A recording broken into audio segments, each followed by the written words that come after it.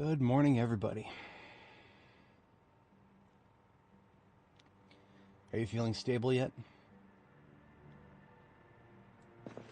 I'm not going to answer that question myself.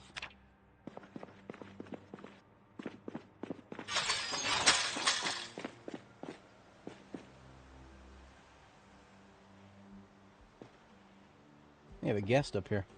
That was, not here last time.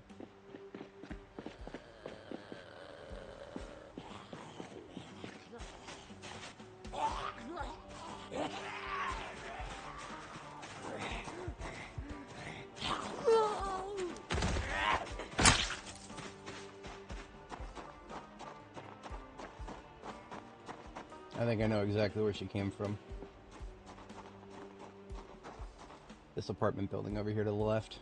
I've been dragging my feet on clearing the upper floor. Oh well. We'll get to it.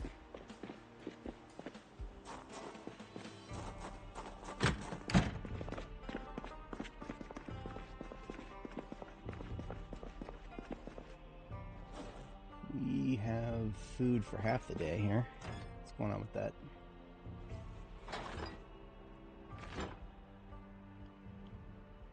Did I already eat this morning? I might have. I'll have another bite to eat anyway, why not?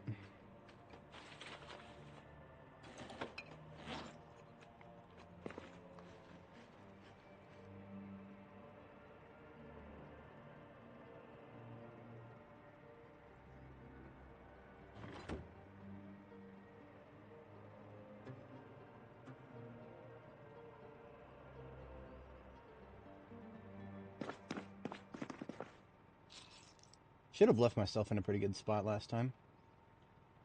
Magazines. 357.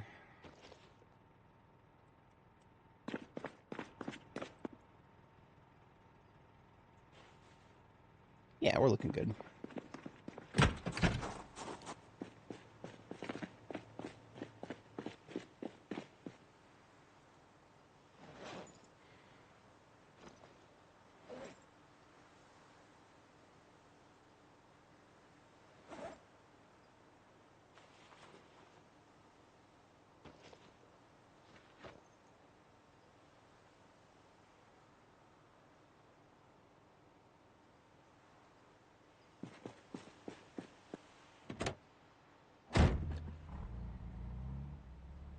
We're in need of a gassing up here.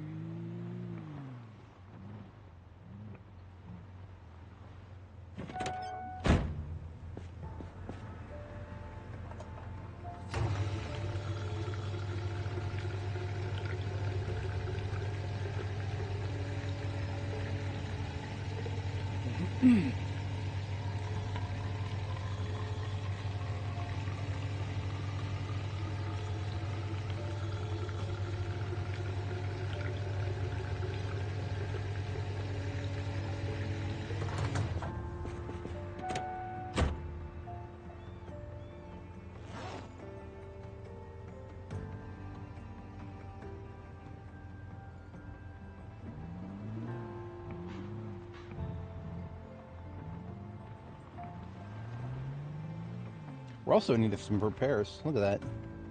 That's no good.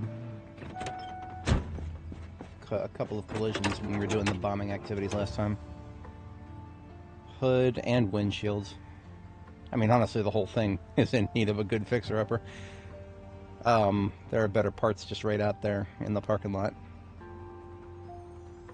We can rebuild them. We have the technology. We're going to do that. The only thing we won't find out in the parking lot of the mall is steel sheets and welding torches. So we got these for.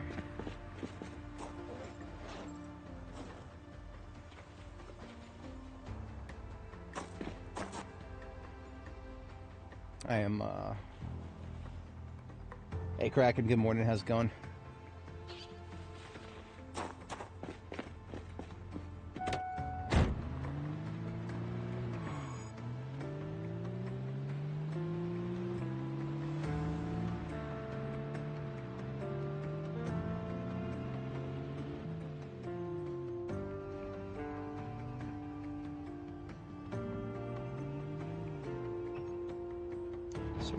need of a couple of... I'll just start on this side. Steal this guy's hood if it works.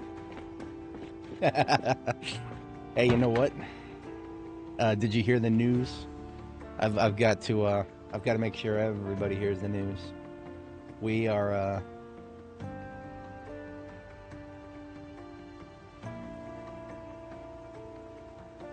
at this point, we have identified 4220 as the build candidates that will move to the stable branch. I have a few things to say about that. I haven't said any of them yet. I don't know if I will. I'm gonna wait. I'm gonna wait until I see it.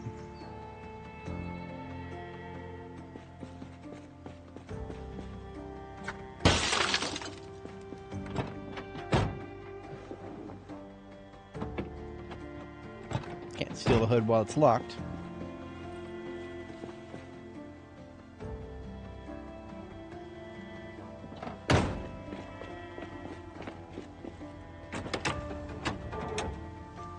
Yeah, that is a very vague statement. I mean, isn't the whole process approaching stability? I'm reminded of that scene from Spaceballs. What are you preparing? You're always preparing. Just go. Just go.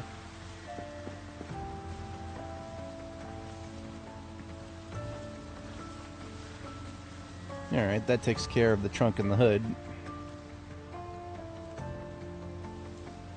I've lost count of how many repairs we've done to the trunk.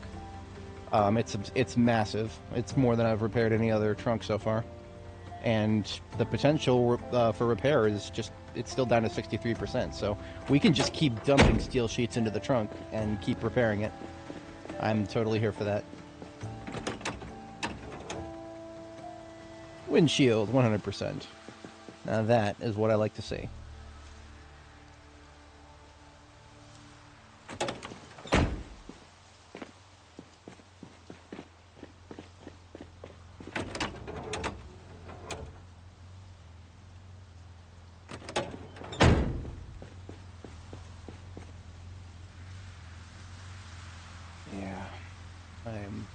I have lots of hopes. Lots and lots of hopes.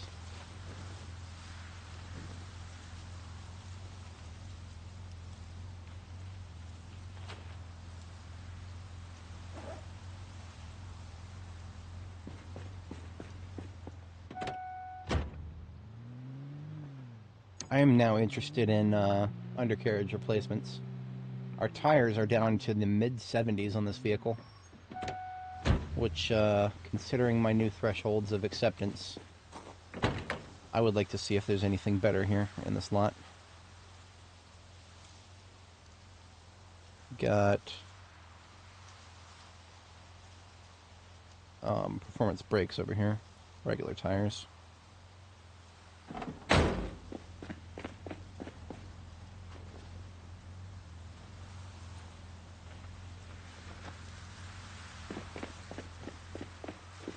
Brakes, suspensions, and tires are wear items, so naturally they get a little bit worn out on my heavy-duty vehicle here.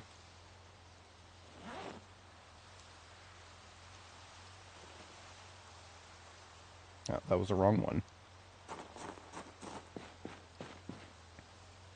Now, I do actually have a full set of perfect performance brakes and suspensions back in one of my carrier vehicles. I prefer locally sourcing where I can.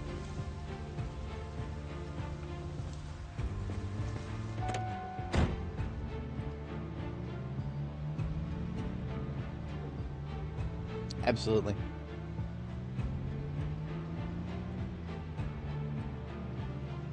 Nothing but the best for the Wii U mobile.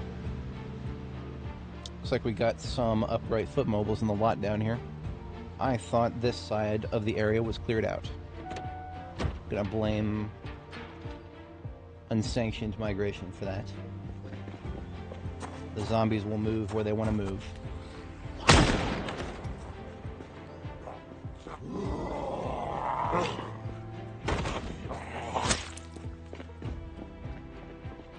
Alright, anybody hear the sirens call? Bottom right, top center.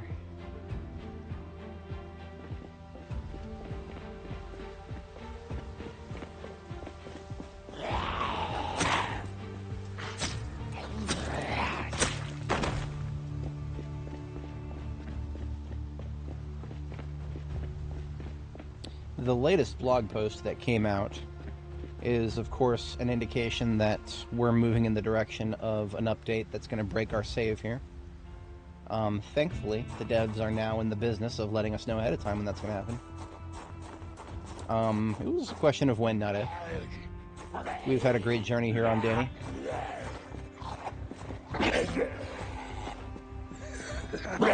I should never try to poke them while they're still lunging. I don't usually do short blade.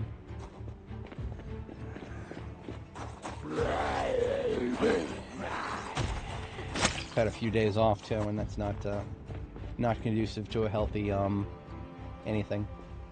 These guys are both traps.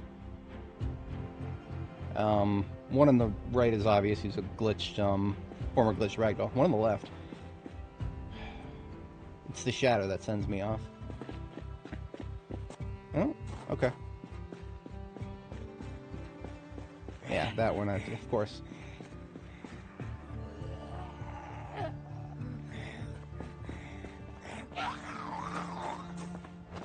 I could probably turn ragdolls back on so that those stop happening. But I would like to clear the rest of the Grand Ohio Mall's interior before we turn ragdolls back on. Otherwise, there's just going to be glitched ragdolls all over the place.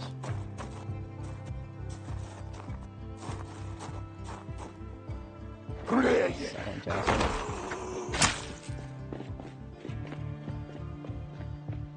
Alright. Nobody else has responded to the sound of a gunshot in this area, so I think we're good for now. For anybody joining, welcome. We're getting warmed up with some vehicle repairs first today.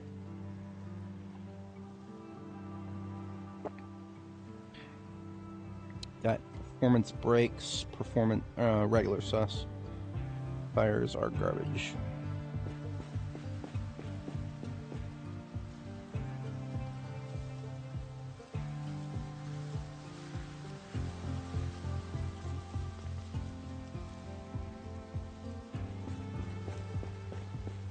Yesterday was a very, very interesting day.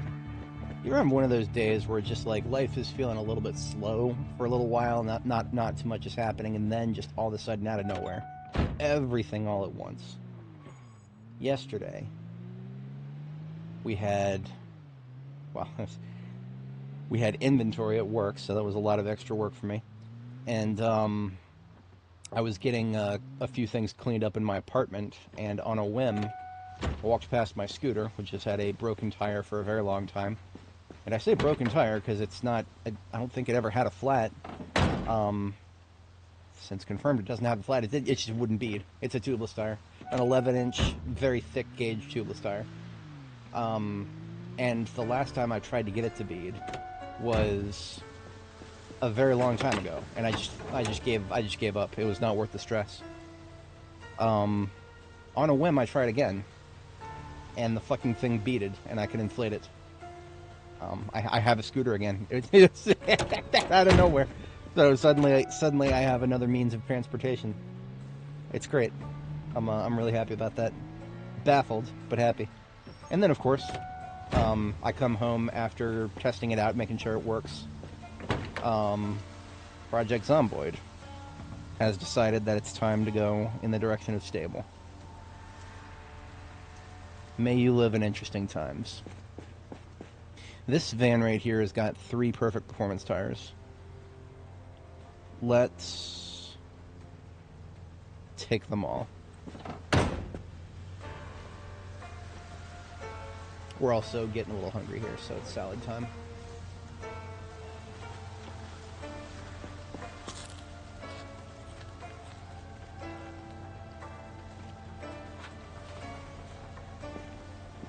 Oh, I'm never gonna miss an opportunity to show it off if I bring it up.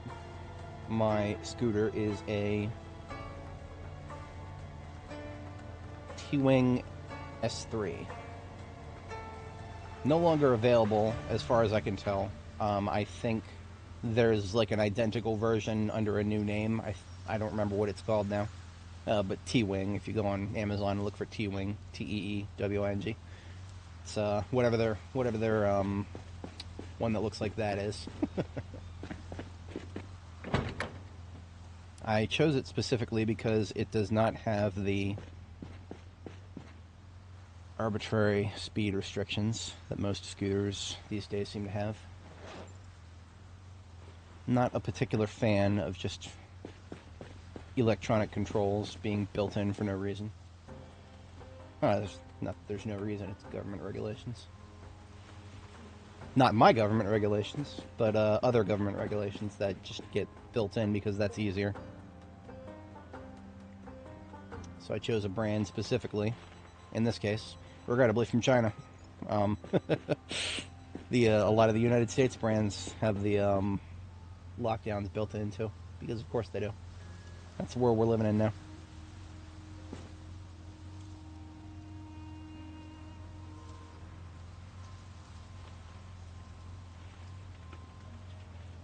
Alright, so we got 3 tires on our backpack there, one in our hand. Now we're getting the brakes. So that's enough for a full set of brake replacements. Then we just need 2 more suspensions. And 1 more tire.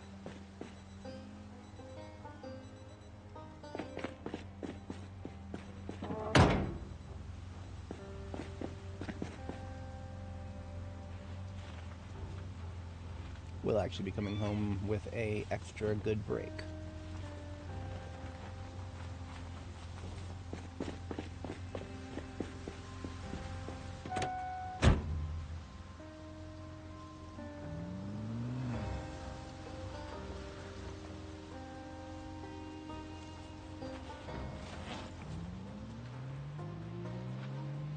Plenty of other vehicles to choose from here. I believe we already took a look at those two.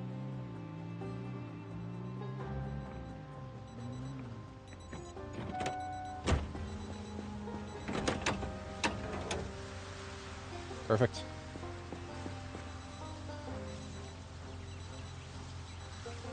Sus is regular.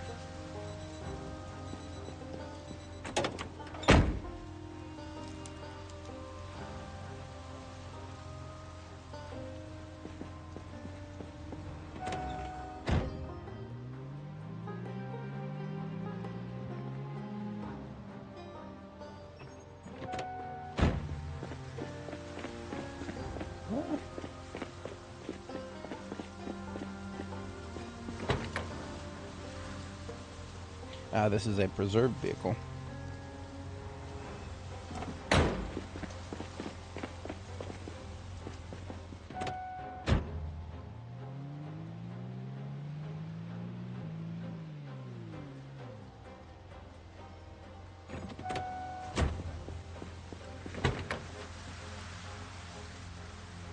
More perfect performance brakes. You know what? We probably could use a new muffler. I'm gonna take that too. Well, it's right in front of me.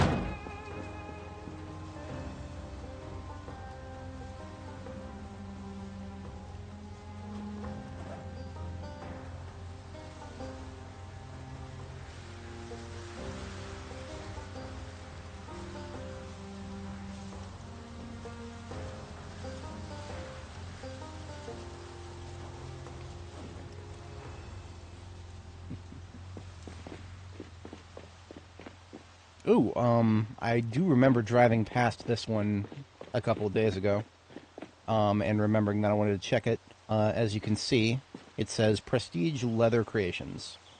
That means, it's basically a loot van. You go in it, you check the trunk, well, you unlock it.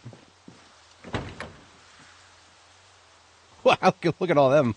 Look at all that. That's some good parts. Look at all those beautiful, big, bright green numbers. I'm just going to take this whole thing back with me. Hell yeah. That's some pretty green numbers right there.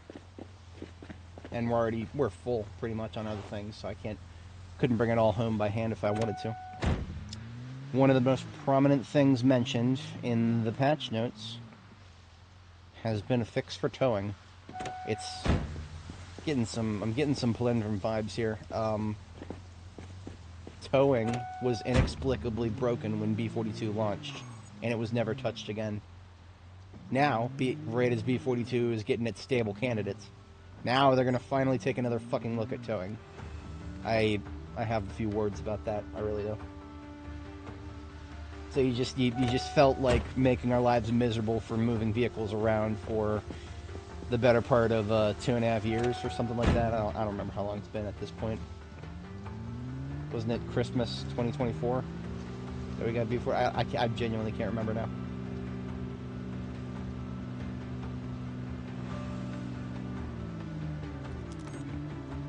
It's been so long. It's been 84 years. Come on now. See this is not tedious enough right here. This is not tedious enough. It needs to be more tedious.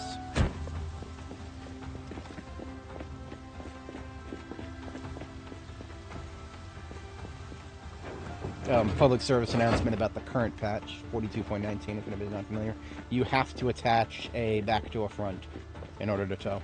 There's no front to front. There's no back to back. Why? Fuck you, that's why. I don't know. There's no reason for it. It just happened. It just happened. Well, it didn't make the patch notes, but it happened.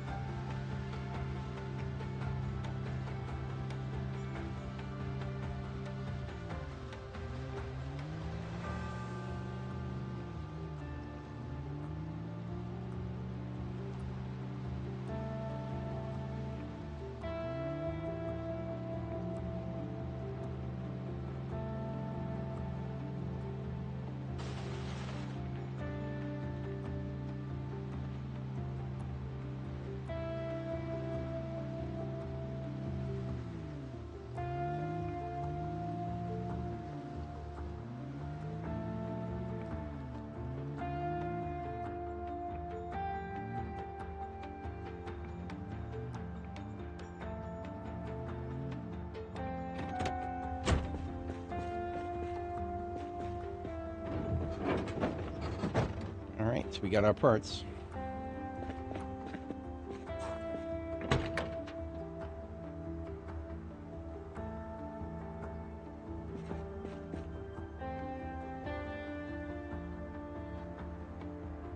This is the only tire on the thing that is less than perfect, so we'll leave it there.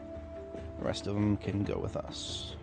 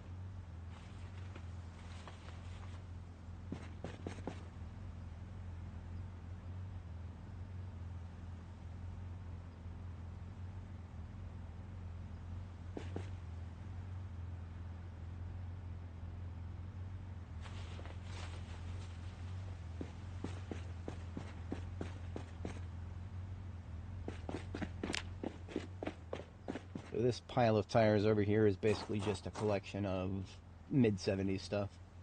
Acceptable for a storage vehicle, but I would never put it on something that I want to drive primarily. And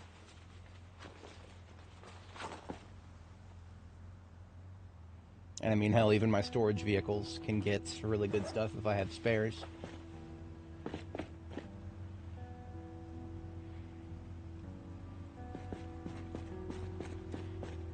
Now, everything that you're looking at here, that's, you know, percentage integrities in the mid-80s as opposed to 100. It was all 100 when we put it on here. And this is going to be the second time we've fully replaced the undercarriage. And by undercarriage, I mean, you know, anything that touches the ground. If you were to, like, go off-roading, for example. So your tires, your muffler, technically your gas tank, although that seems to get hit less often. Because, like, the gas tank, as you can see, it's 92%. Everything else, tires were in the mid-70s, brakes were in the mid-80s, suspensions, mid-80s. With one notable exception, one of the suspensions down to 75. I don't know how that happened. I would be very curious to see exactly what caused that. Because it makes sense for everything to be somewhat statistically even. One of them to be completely off like that, though. That's odd.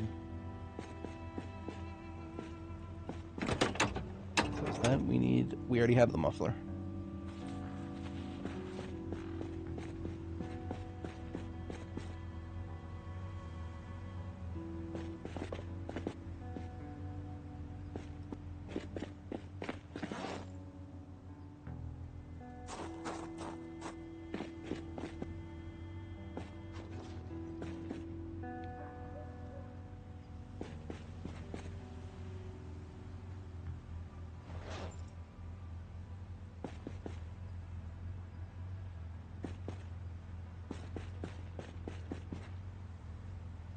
I have 3,500, almost 3,600 hours in this game, and there are still things about it that I didn't know until just recently.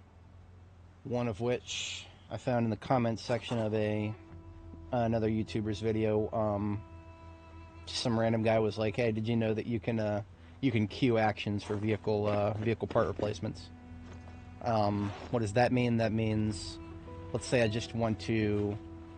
And I mean, this is fighting muscle memory at this point because I've been doing it the same way for God knows how long. I'm just going to click the button to add all of these at once.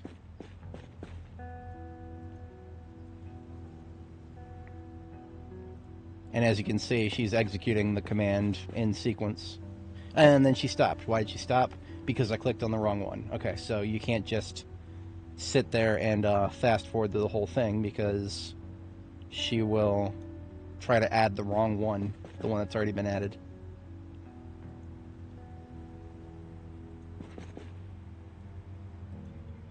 Whatever. That is something that's good to know.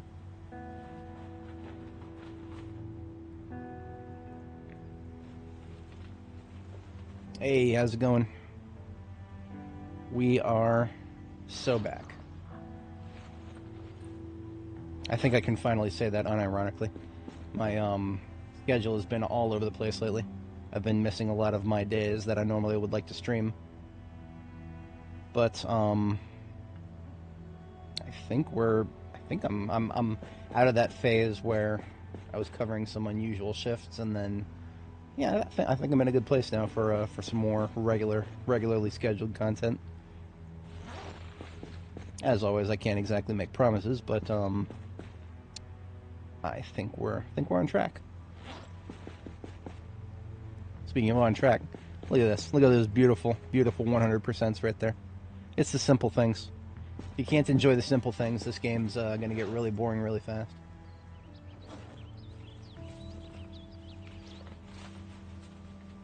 Alright, so...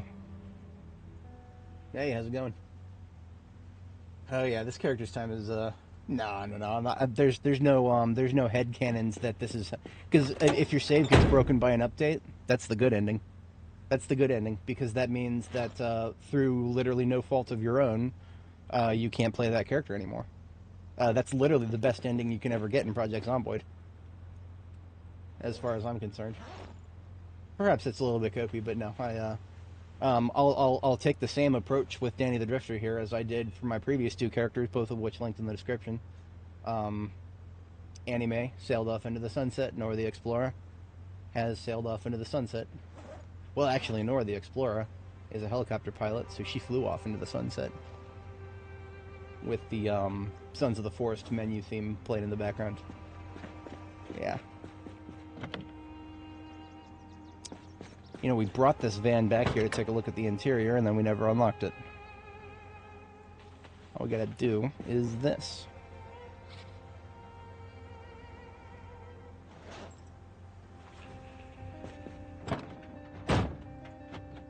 Alright, so this van has... we can't access the trunk. That's a new one. I thought the mail van was the only one with that problem. Yeah, look at that. Look at that. 5 small leather, 3 large leather. That is the most I've ever seen in one loot source. Neat. And even a sewing kit to go with it.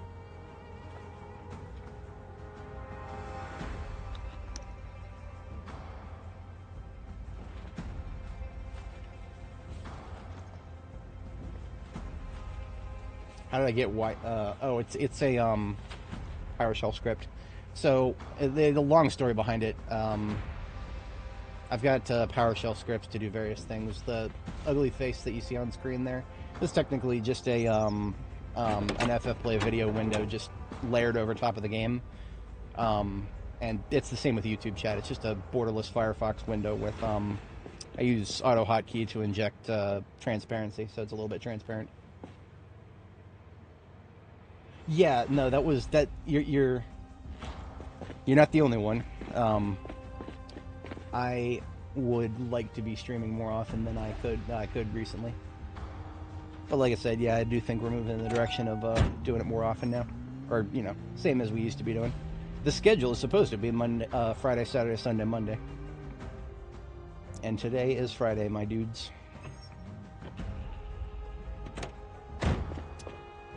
Hey, Kitty, how's it going? Yep. I am glad to be back. And I said this. I said last time that I was back for 100%, so I don't want to make any hard promises. But yeah, I think we're back to our regular schedule here. All right. I'm just gonna put all the leather into our materials box here, because that's orients my interests. I don't even know if I need it. I mean, I'm just happy to have it. With large leather, I can build another forge whenever I want, wherever I want. Large leather is always the biggest hurdle. For anybody joining, if you are not familiar, Project Zomboid has put out a blog post saying that 42 stable is coming. Are you guys feeling stable yet? I'm feeling something. I don't know if it's stable, but I'm feeling something.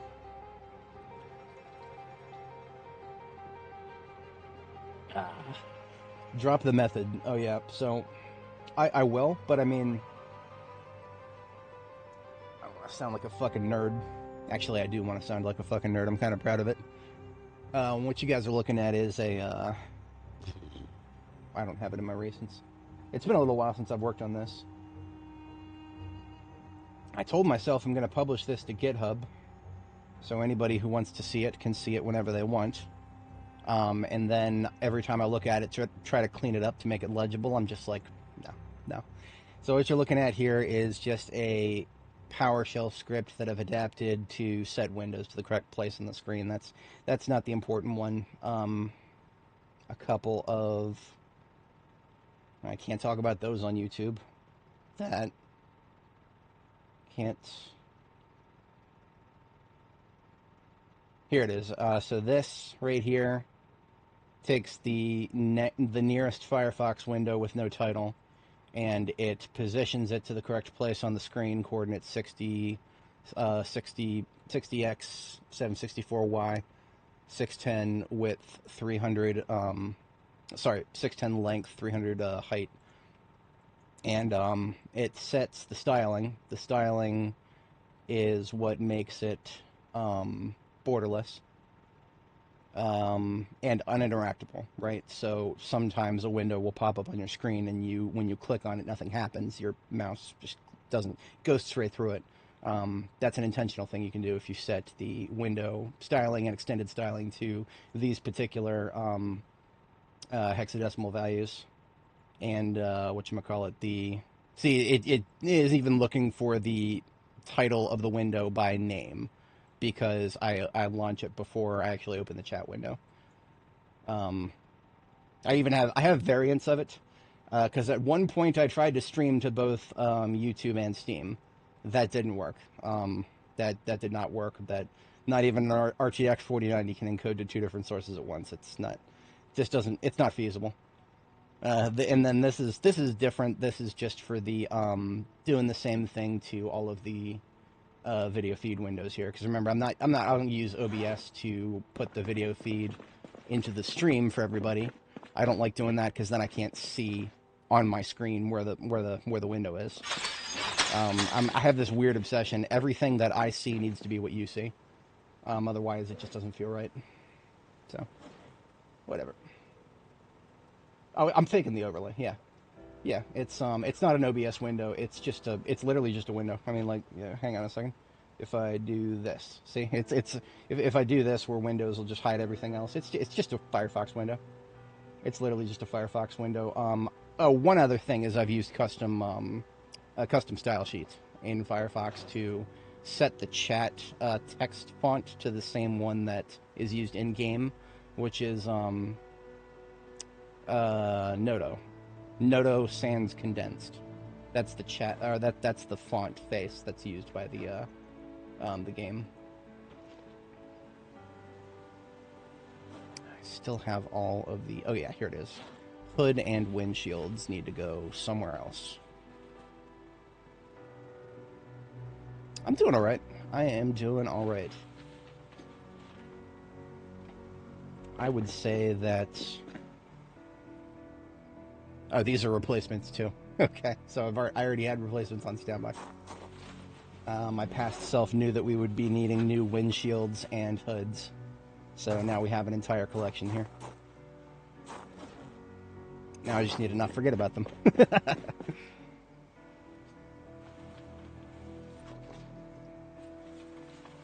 But yeah, if anybody didn't catch it, I'm gonna link it in chat real quick. The little blurb we got. It's a very small one, but it's very, very important. This is the final word that we're going to get. We're going to get B42 stable within probably a month and a half, something like that. That's just a guess for me. Now, the particular verbiage they're using is stable candidate. And what that means is it's the next build, 42.20, is the build that they're going to kind of build, extend into a stable build, right? So what that should translate to, and I know the devs of this game would never outright promise this, what that should translate to is that if you start a save on 42.20, the chances of it getting broken before the game goes stable are far lower.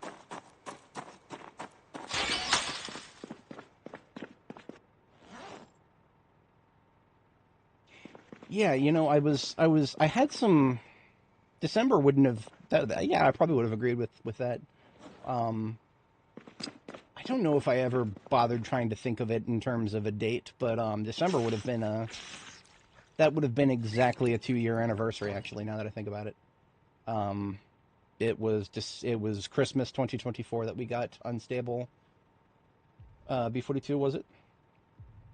Yeah, so exactly 2 years.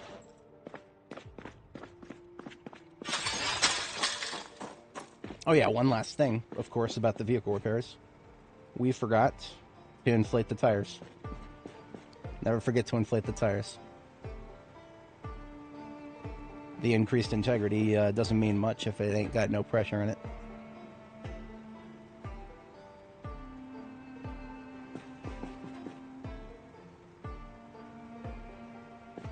Alright, our fire truck for heavy combat is in very, very, very good condition. Now, the windshield is actually just moments away. Like, a couple more collisions and the windshield will be cracked.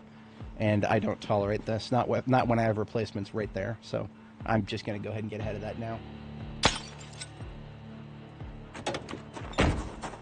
Since we got 3 replacements already on standby. Yeah, honestly, a lot of people assume that an early access game like Zomboid, it's been in early access for 13 years. The devs of this game have this approach where they like to use the phrase active development as opposed to early access, right? Early access is just what Steam calls it. That's what, everything on Steam has to be if it's not complete yet. But I mean, like, active development is a much better way of phrasing it, because it's a game that's perfectly playable. If you pick up the stable version, you'll play it, you'll have a great time. Some things will feel a little bit unfinished, but it will be relatively good experience, not like what you'll be coming into if you go into other early access games.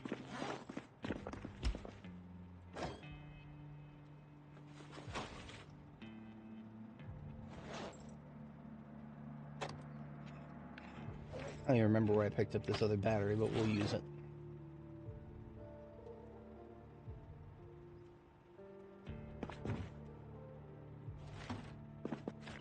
And we are already set on meal prep for tomorrow, so I don't need to do any meal prep tonight. But, maybe I will do meal prep tonight, because, I mean, these are my last 2 salads. These 2 salads will get me through tomorrow, and then some. But then we'll need to do meal prep. Yeah, we'll probably do it tomorrow, tonight.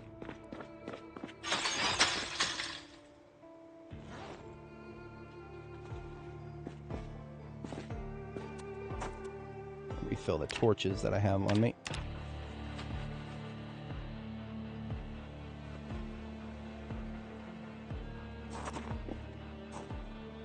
Yeah, wrong truck. They look exactly the same now. They're both perfect condition trucks.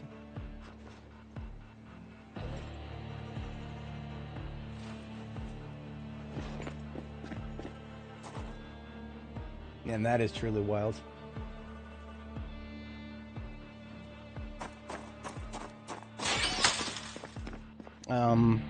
One last thing before we go to bed. We're still a little early for bed. Let's check our blade count. It should be in Expedition Ambulance, farthest to the left. Blade bag. 3 swords, 3 machetes. Current sword is pretty good. Current knife is on deck to be replaced. Let's just take a replacement knife. Hold on to it.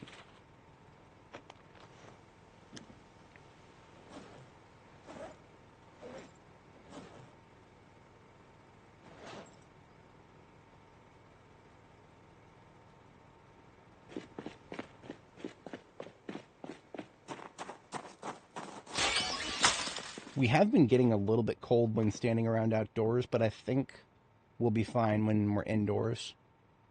You would think that a building with wire fence gates for entrance would have a little trouble with insulation, but no, it's we step inside and the temperature goes up by 20 degrees, no questions asked. That's the game we're playing right now. I'm okay with it. I would like it to be a little bit more fleshed out. If they're going to add things like drying racks that depend on temperature. But, alright. Let's just put the hunger off a little bit with a bite of kale, and then we'll hit the sack. We have a slab of rabbit meat in the fridge. Let's make 8 salads. It's always a nice round number. Pull 1 piece of kale per salad. 2, 4, 6, 8. Out of the freezer into the fridge. By the time we finish our first sleep, it'll be thawed, hopefully.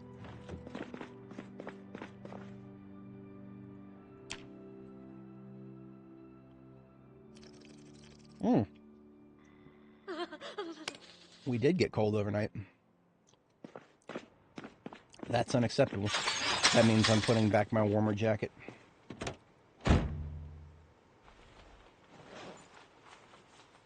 Early spring in Zomboid is very back and forth in terms of whether it's going to get cold enough to want something really thick. This is my winter coat. I made it out of a Holstein hide.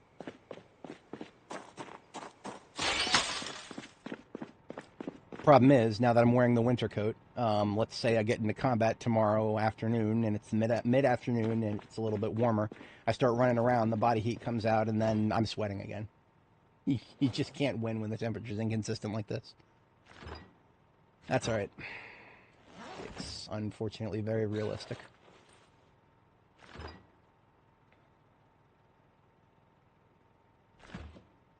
Yeah, we're gonna need another slab of rabbit meat. Okay, let's just fire it up.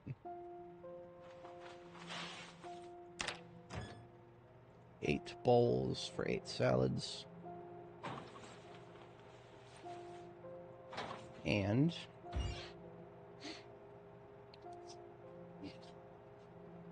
time to cook the kale.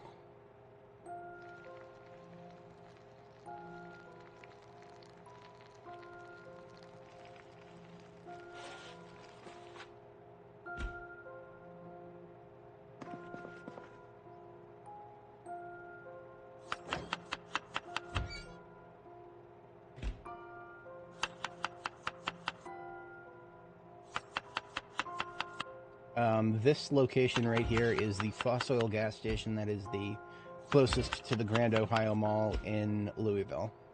So the Grand Ohio Mall, that's where we were in the parking lot just the other day. Farthest northeast corner of the map. Go to the large mall there and then just right around the corner from it. I like to base at gas stations so that I can refill my vehicles just by walking outside.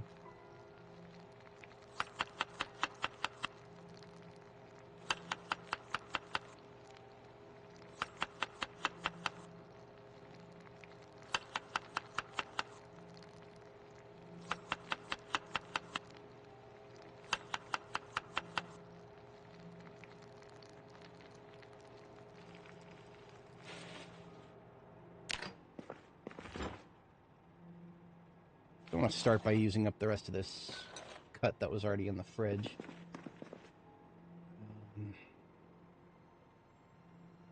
We want 3 helpings of kale in each salad. Then we'll have leftovers, but leftovers are fine.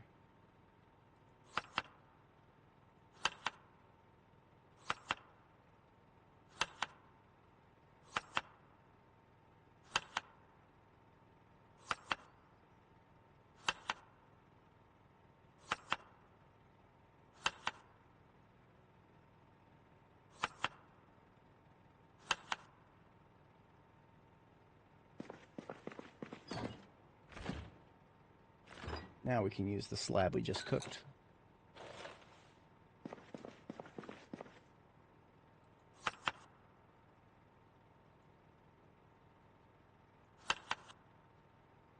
And then we'll fill the rest up with egg. That'll feel like a pretty good salad. Yeah. Diversity of ingredients. And enough hunger to make sure that 2 of them will be more than enough for a full day.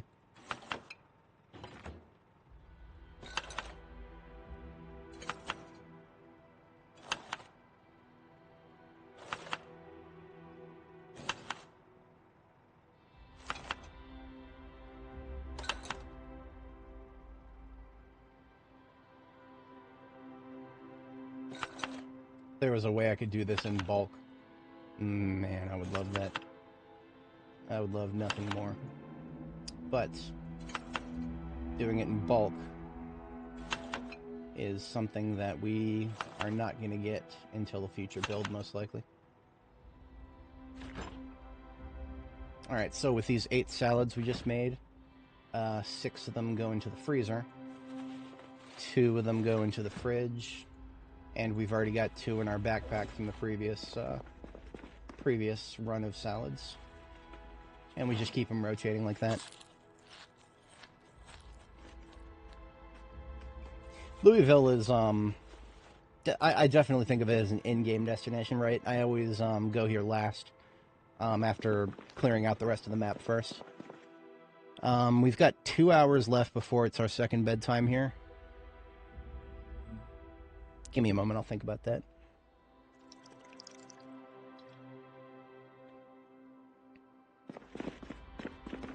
We could spend some time with magazine topping. We've got 26 M16 magazines.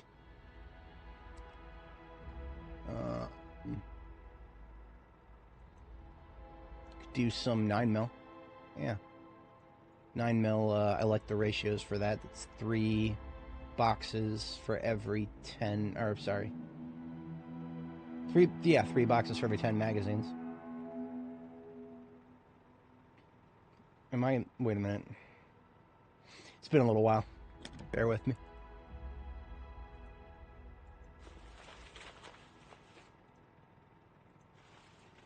Alright, I got 20 magazines. So if my calculations are correct, 6 boxes of 9mm.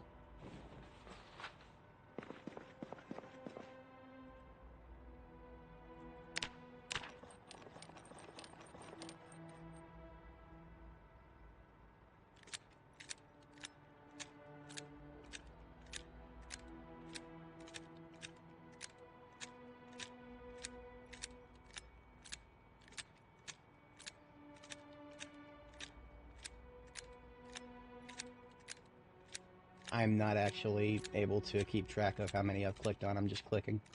We're just doing the clickety-click here. Once we click on several of them, we can actually fast forward and then find out what we missed. There we go.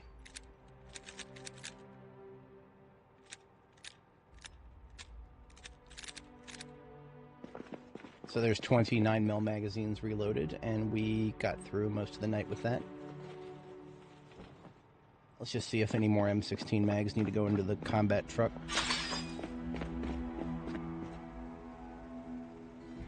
Actually, I'm 9 magazines more than that. Let's just take half of what we just loaded up.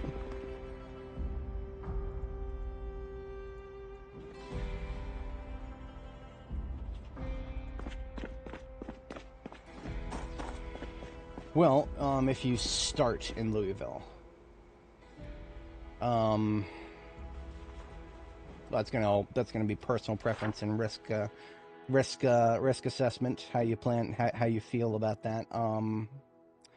Personally, I very much like.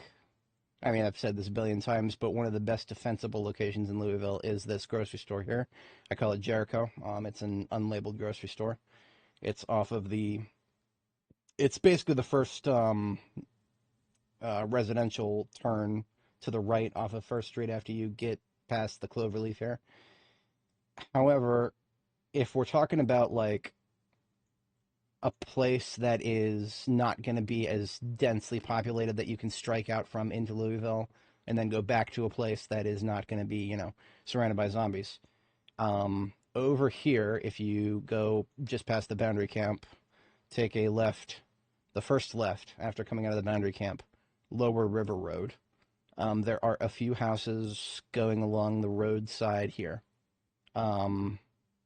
That's actually some of the first places I based up in because I assumed that they would be far enough away from the overwhelming hordes that I could return to them and not have anybody waiting for me at the end of the day. And I was largely correct about that. The only thing that if you're going to go that route, if you're going to kind of pick a place that is a little bit out of the way but still able to reach Louisville, St. Peregrine Hospital is right here. Just make sure to give it a wide berth until you're ready to handle it, because anywhere between 800 to maybe 1500 in this in the ground floor here. They'll all appear as soon as you get close enough to the building. The house with 3 garages is visually appealing. Functionally I don't like the idea of it very much. Functionally, it's that road that it's on is very, very crowded with zombies. The further up Lower River Road you go, lots more zombies up there. I mean, like, you know, late game, that's not a problem. Early game, that's... I would not want to go with that early game.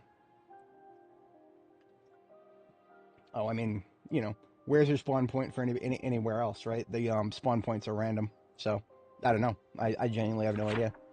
I think if you turn on the sandbox settings to enable Louisville spawning, I think southwest, sorry. West is to the left here. Southwest. That would be what I would pick.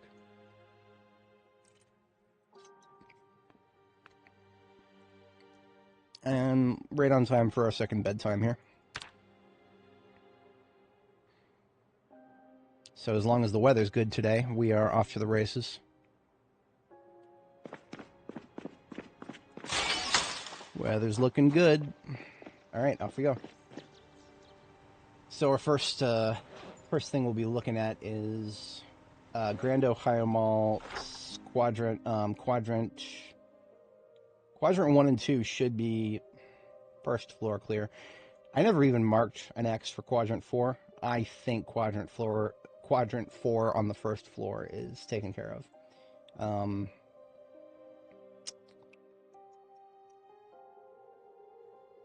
I don't know if I've actually been to the second floor since I've finished spawning it in. Quadrant 4 might actually have some active foot mobiles right now. Mostly on the second. We're just going to drive in and find out. Because honestly, at this point, they could be, if they spawned in back a little ways back, they could have migrated throughout the building. So we're just going to have to play it by ear. I'm going to put do something I didn't do the last couple times I went in there. Wasn't my best plan. I'm going to put on the heavy armor. So you'll see my protection levels go up to a minimum of 50% or higher for the entire body. Trade-off being I'm going to get uncomfortable. Uncomfortable means my stamina regeneration is impacted. I don't stay in sustained combat for a very long period of time. It's not going to be a problem. Also, since we're going indoors, putting my lighter jacket on, because sneaking around indoors, that's a lot of body heat. Alright, we're looking good.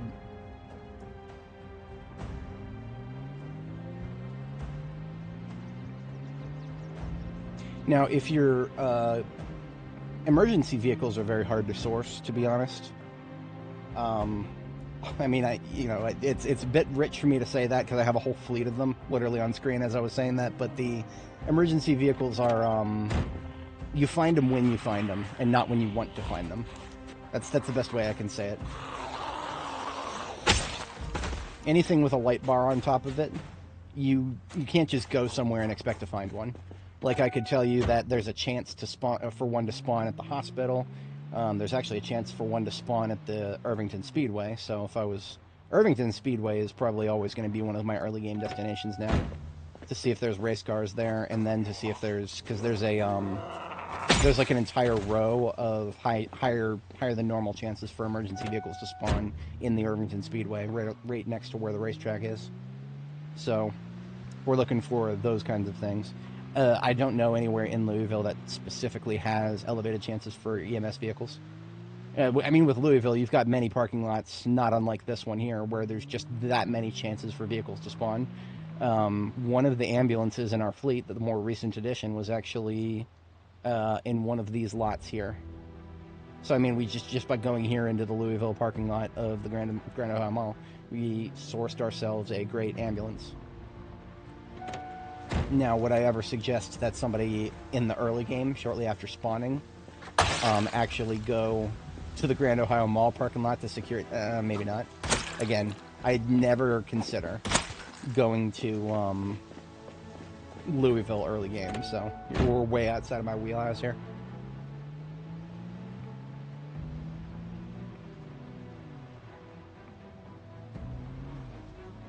I drove past this guy a couple of times. Sup balls. Oh, sunballs. I thought it said sup balls. This is a... Oh, it's got pretty good parts on it. Pretty good parts. Engine is 64 quality, so above average for a step van. I might take it back later. Nothing urgent for now. If I find another place inside of the mall that I want to loot, I'll probably go and pick up that van and put the loot into it and then tow it back. So anyway, this is the third quadrant entrance, or third? No, this is fourth. This is fourth. Yeah, fourth, because I do I posted in a comment that I did clockwise, starting in the southwest. Any reason why I'm stacking ambulances? Not really. Ambulances are the best all-rounder vehicle, but I have already gotten more than I'll ever need in terms of, all-rounders. So it's really just having vehicles that are good at a lot of things and stocked with materials. To me, whenever I look at a vehicle, I just look at a large moving inventory. And that enables me to have bases everywhere I go that are well stocked, that I don't have to worry about spending all the time of unloading and reloading materials and stuff like that. I just keep all my stuff in my vehicles and then go back and forth a few trips to bring my vehicles where they need to go. So like I could look at those ambulances and be like, yeah, that one right there is my expedition ambulance, this one is my welding materials ambulance, that one is my why did that zombie just go into that hallway? That's a little sus. Okay, I need to tone down the yap for a second while we get our bearings. We're entering extremely hostile territory here. Hello. I don't even know where he came from. We won't abide that.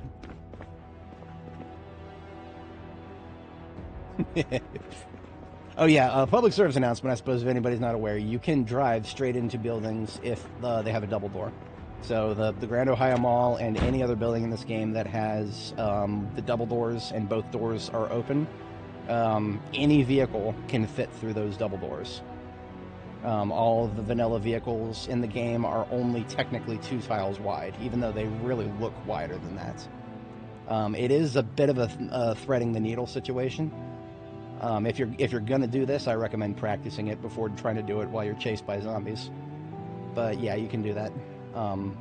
It might not look like it, but that used to be a double door right there. How do I tell them apart? Placement. The leftmost one is the and now there is a slight difference between them, because when you find a damaged ambulance or some other vehicles, they'll have like dirt underneath them, like on the undercarriage. That is permanent. You can't get rid of it. And so you can kind of tell them apart that way, but otherwise it's just placement. I gotta go by placement.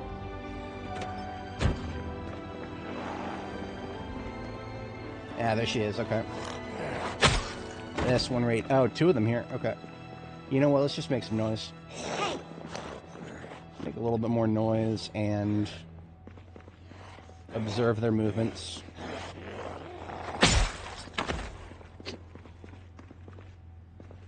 That's a really low attention span for those 2. No wonder they never made it outside.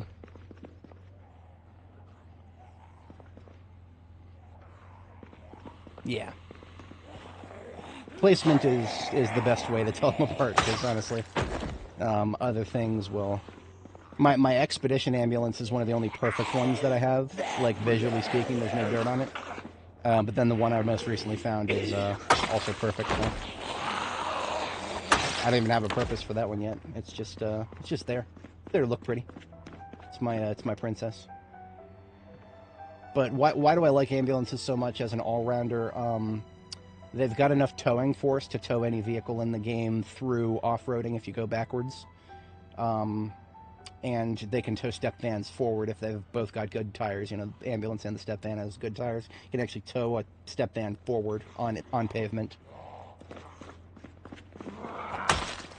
Light bar, of course, an extremely valuable asset. You turn on a light... Here, let me show you guys a really underrated thing about light bars. If you've brought the vehicle indoors with you, it's a source of light, AOE light, around your vehicle. So just by turning that on, I can see around me, around the vehicle easily without even having to have a flashlight. Not that you'd ever catch me dead in here without a flashlight, but it's the point. Bro, please find it. No, thank you.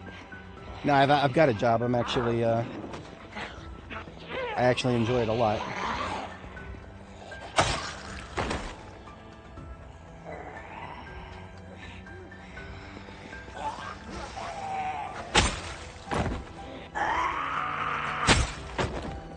Now, currently we have the ragdolls turned off. So B42 added ragdoll physics and whatnot. We turned them off. In B42, when you turn ragdolls off, zombies that would have fallen from very high up and then landed on the ground and turned into ragdolls. Instead, they turn into naked zombies. So this entire set of naked zombies up here, they are zombies who fell up from the higher floor and landed on the floor and then just never got up. They're all traps. If we walk over them, they will get up. I actually killed a few of these earlier without even mentioning it. Now, the reason I turned off ragdolls is because there is an ongoing problem where if there's tons and tons of zombies on screen and one of them falls from a very high location, they have a possibility of getting glitched and just flying all over the screen. It's funny the first few times, but then it stops being funny when you realize the game will crash if you run into one with a vehicle. So, yeah. Yes, I work in IT. Frontline tech support. I'm an advisor for a team of folks who just take phone calls from a limited clientele. You'll never catch me. You know what? Okay, you see this foot right here? That's another one right there. Watch this. Frickin' isometric bullshit right there. Really, really, really subtle shit you gotta look out for in a place like this. We got aggro noises coming from the center speaker, so that's somebody coming down the stairs, most like. Yeah.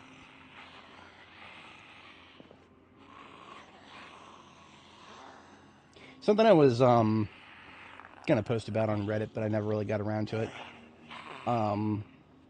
Technically speaking, I'm streaming in surround sound right now, but regrettably 90% of my audience won't get to enjoy that because YouTube does not, like, even if you have a surround sound system plugged into your computer while you're watching on YouTube, YouTube won't give you the 5.1 surround sound version unless you're using the TV app.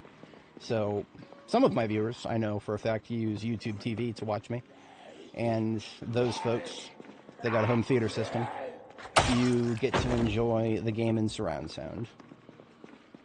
It's a very niche thing, but I am a huge blazer of surround sound. It is about 15% of the reason that I haven't had a character die in over a year.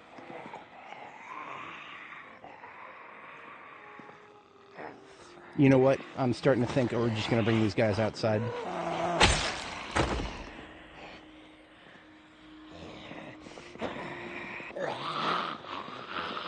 Yeah, we're just going to bring these guys outside. I don't know if we have enough for a pipe bombing, but I don't feel like fighting them in here. If I can choose to engage zombies outside where I have the advantage and I can see everything around me, and yeah, I'm going to do that. Let's bring them out to this hallway here.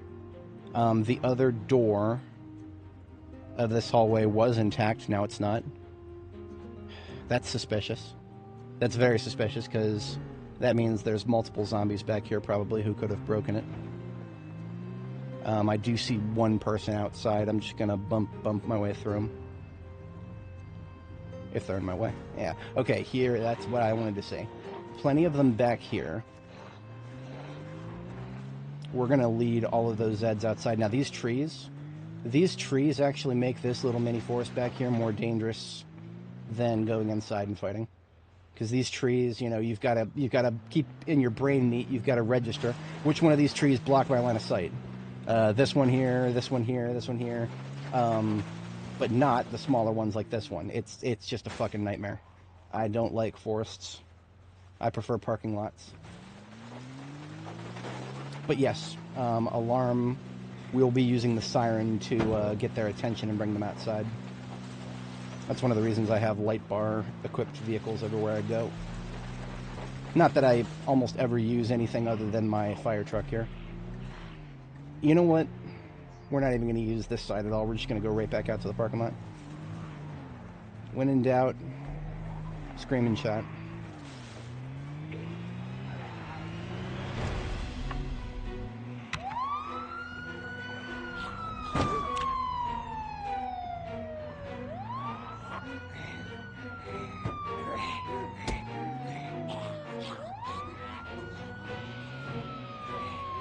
So that's going to bring in everybody from out back. And now we're going to do a little loop around in the front here. Have a bite of salad while we do it, because we're hungry.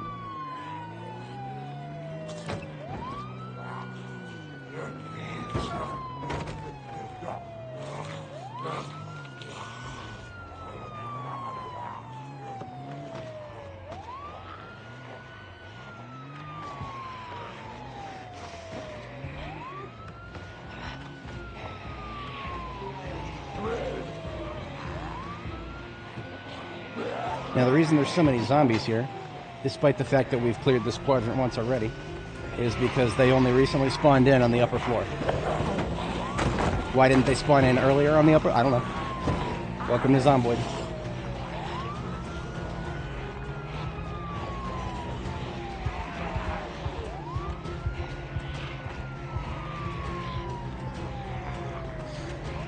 I don't know how many pipe bombs we have prepped. If we need to stop what we're doing and go make more, we can do that. We have the technology, but I'm hoping we don't have to. I'll just wake these guys up, it's fine.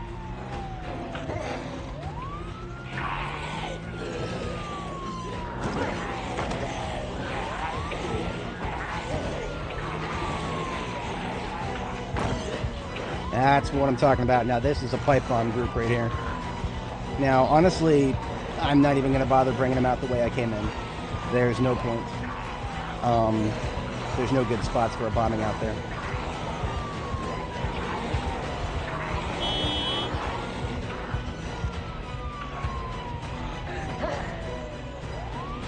But I don't know. I don't use... the only mods I use are ones that I've made. Everything else you're looking at here is unmodded. Now, if we go too fast, we'll lose the attention of the slow shamblers. I don't want that.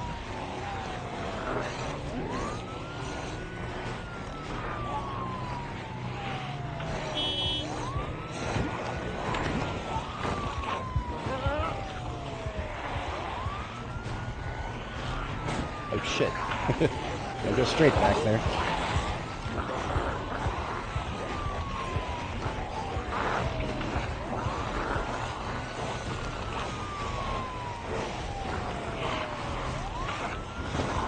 Zacto, how's it going? You joined us at the right moment. I'm doing pretty good myself. Feeling a little. I don't know how stable I'm feeling right now. B42 stable has been hinted at.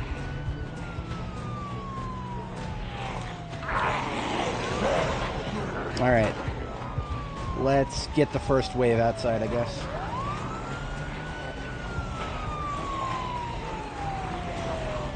I haven't published any of them. All they are is, it's all recolors. The helmets, my character's helmet, and the backpack. The helmet, I just changed a glyph to her insignia, and then the backpack, I just changed to tactical black. Because I'm so sick of olive drab military gear being one of the only options. There's desert camo and forest camo for backpacks, but still, the options are just so ridiculously limited. As you can see from the other corpse piles, we have a plan for these guys. Let me just also make sure that we've got our, we've actually got another pipe bomb on standby here. Oh, we don't? Okay, well, we have other options. We don't have to use pipe bombs. Pipe bombs are the most efficient way to kill large groups of zombies with no collateral damage. But we have enough shotgun shells in the trunk right now. We could probably wipe this group out. Problem is, I want to loop back and make sure we've gotten the attention of everybody else first.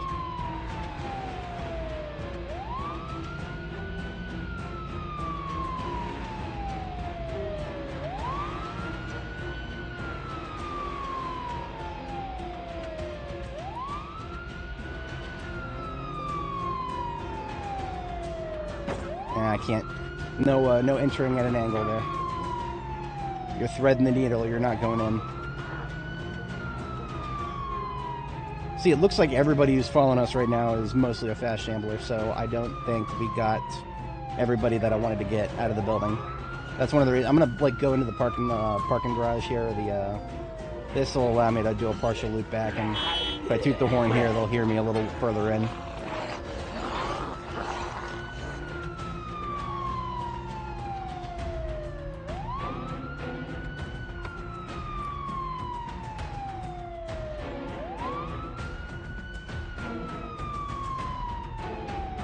Yeah, see, this group, It's daunting, but we've got a shotgun and we're aiming level 10. We can wipe these guys out very easily if we choke them up. Yeah, this is the mall. This is Grand Ohio.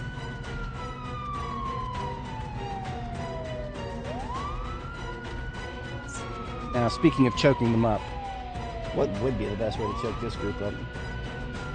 I could theorize a few ways, but the trick is not to get flanked in the process. And I'm not seeing anywhere where I could post up and not get potentially flanked. Corners. If you're gonna do shotguns against a large group of zombies, corners are your best friend. You go around a corner, make a lot of noise. They all try to go around the corner as close to the corner as they can, and they're all grouped up. Shotgun gets you your multi-hits. Let's go ahead and equip the shotgun while we're kind of corralling them here. Shotgun onto the back. 85 shells into the backpack.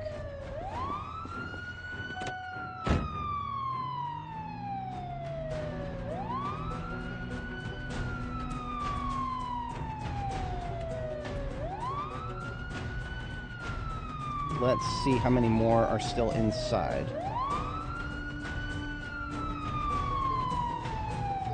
None. Okay, perfect.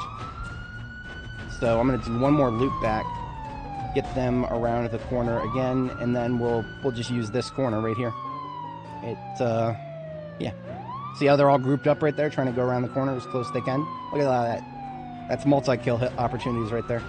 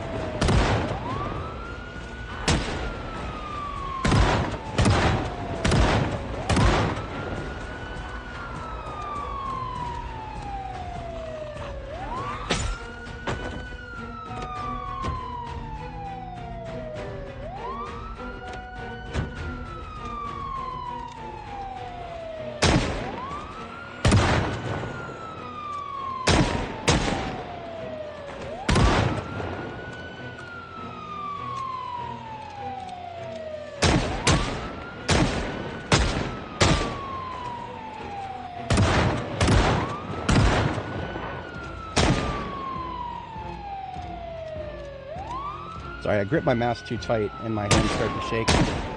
Loose feeling.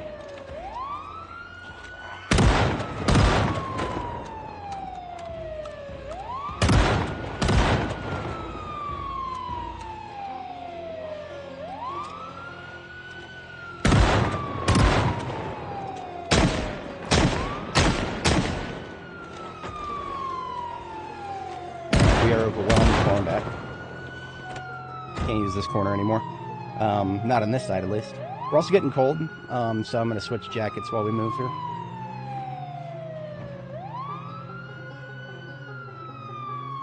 So we're using the same corner. We're just backtracking over here.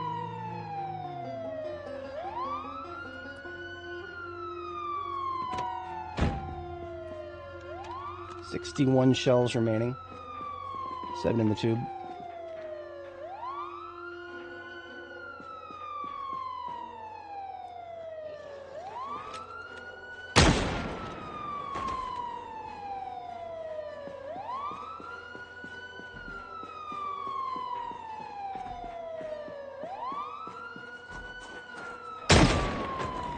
Going that way.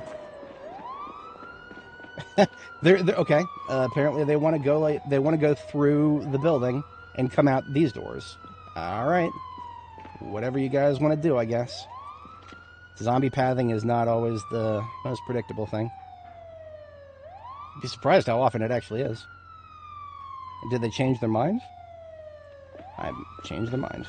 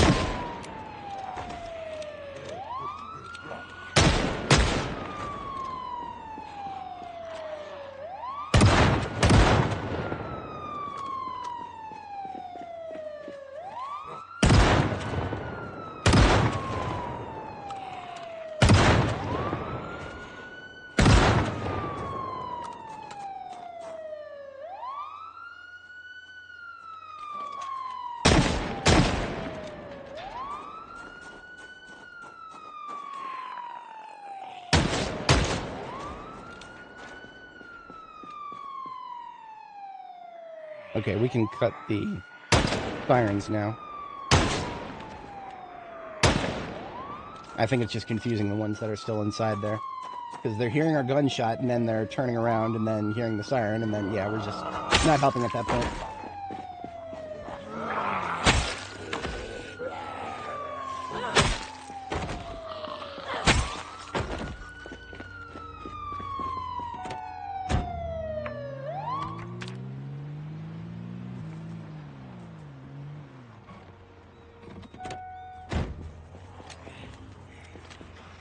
Slow shambies in a nice line for me. Give me one of them pentakills. Come on. Ah, too late.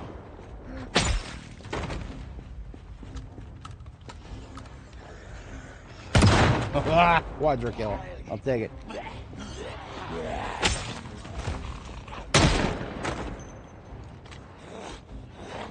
Triple kill.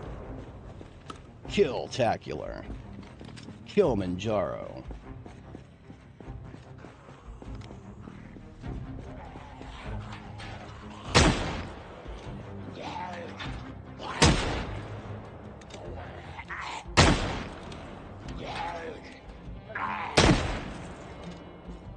Okay. I'm feeling really good about that group. Didn't need no pipe bombs. Used a lot more bullets than we would have otherwise, but sometimes just getting your hands dirty is the best way of doing it. Hey, Gloria, how's it going? We are doing pretty well today. I can't do the Halo announcer voice, but that doesn't mean I'm not going to try every once in a while. I should be so lucky to be blessed with that kind of a voice.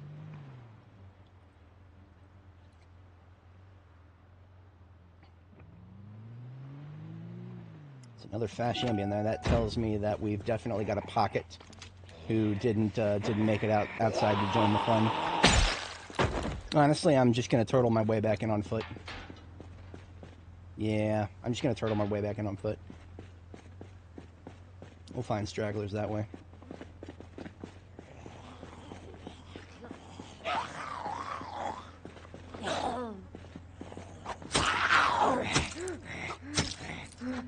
Still working on the knife. That's the only weapon that we've got on our belt right now that's actually not maxed out.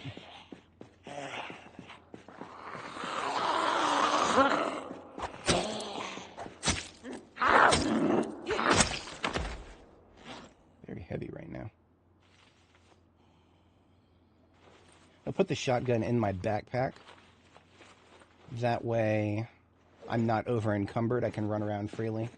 But if I need it, it's right in there. We'll just pull it out.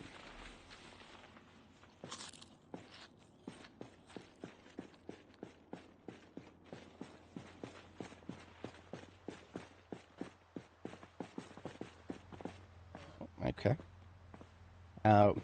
We've got a French solution for this. Ah, she spotted us. This is getting awkward. Whenever I do backstab kills in this game, all I can think of is the spy from Team Fortress. The spy is not on our side. The spy is a double agent. Alright, so yeah, like I said, we're just going to turtle down the main mall way from the second quadrant here.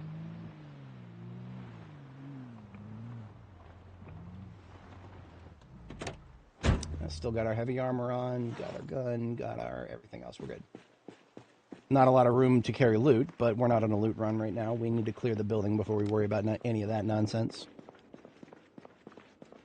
Yeah, see here we got another individual who fell from a high place.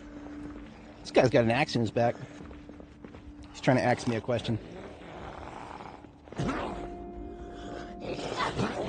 gonna throw him a response.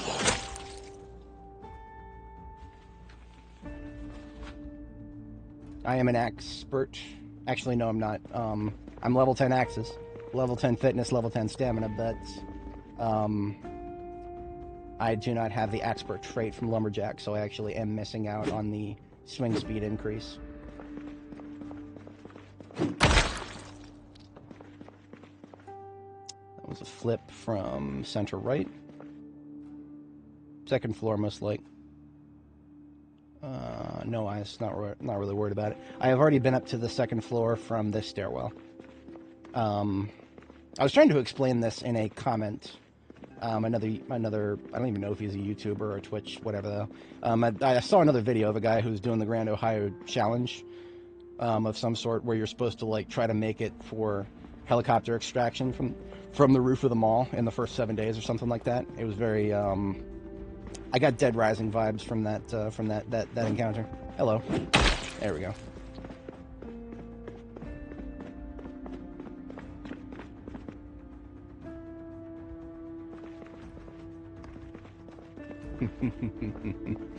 Yeah, no, an announcer with good voice. That will make or break a game. And in the case of Halo, it made it. Oh boy, did it make it. But yeah, I was trying to explain in a comment on that guy's video about how I try to segment this place into 4 different quadrants. This place is so big that I believe it encompasses more than one chunk at a time. So I just like to split it into 4 separate quadrants here. 1 and 2 are the easiest access from the parking lot.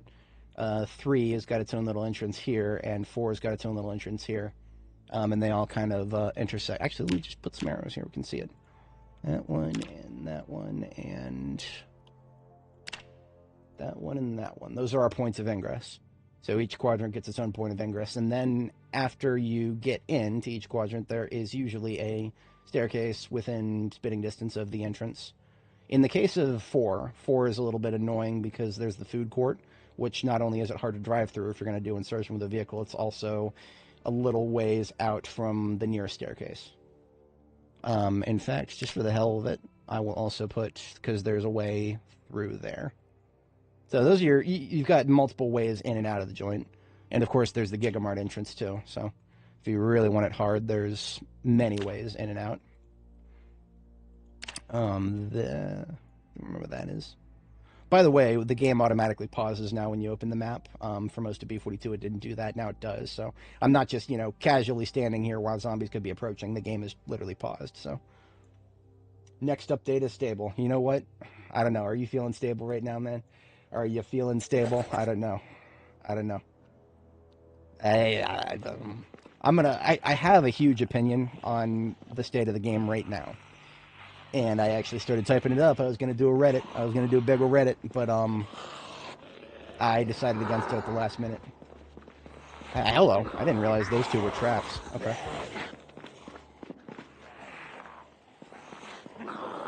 I was going to do a Reddit, but I decided I'm gonna wait. I'm gonna wait and see what 42.20 brings us, and then I'm going to give my hot take on whether the game actually feels stable, anything close to stable. Let me phrase it that way. Because right now, there are so many things that got started in B42 that have been left languishing without being touched for God knows how long now. This does not feel anywhere close to being stable. So, but like I said, I'm gonna wait and see what 42.20 brings. The only reason I knew that was probably a trap is because my character got panicked when I looked in that direction. It's what's the cowardly is actually a superpower when it comes to detecting traps. See, she got panicked in looking in which direction was it? Okay, this direction. So it must be this one. Yep. Hello. Get up so I can kill you again. By the way, these quote-unquote traps that I call, they only happen if you turn ragdolls off. If ragdolls are not turned off, then you'll never see these in B42.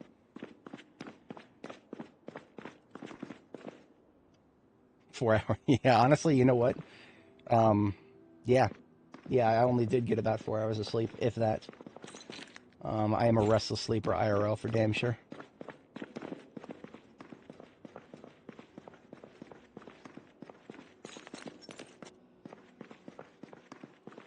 Alright, time for some spy shit.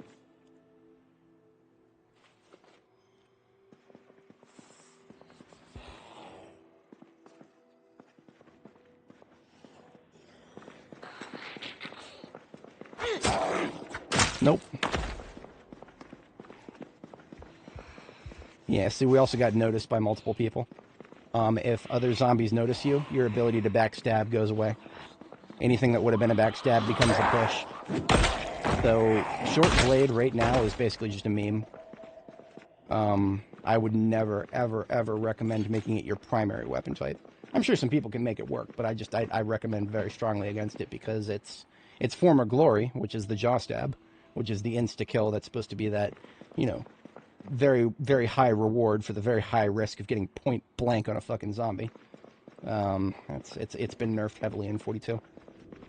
This one right here, I can tell is a trap just by the shading on it.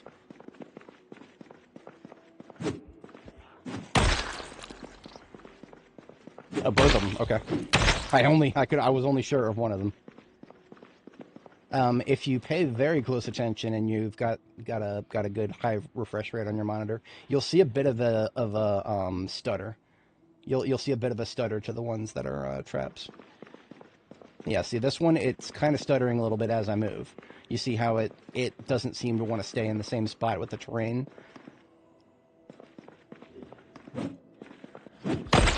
Got him.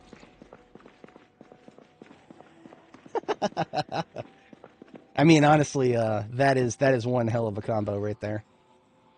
Short blade, mainlining, and fear of blood. I cannot imagine how much water you've gone through just to keep your character unstressed. Some people just deal with the stress. Or not even, like, deal with it, they just ignore it. Public service announcement. It is not just window dressing if your character gets depressed. Your weapon switch speed and transfer speed, item transfer speed, those get cut into half and then into quarter if you get depressed.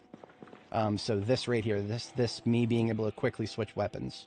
If I was depressed right now, this would be like 2 or 4 times longer to do this, which is an unbelievably critical thing. I would never, ever, ever recommend ignoring those moodles, because it'll creep up on you when you least expect it. Yeah, timed actions. That's crafting too, isn't it? I never even really thought about it, but yeah. So, you wouldn't think that we've cleared this area already, but we actually have. There is a gun shop just right up here.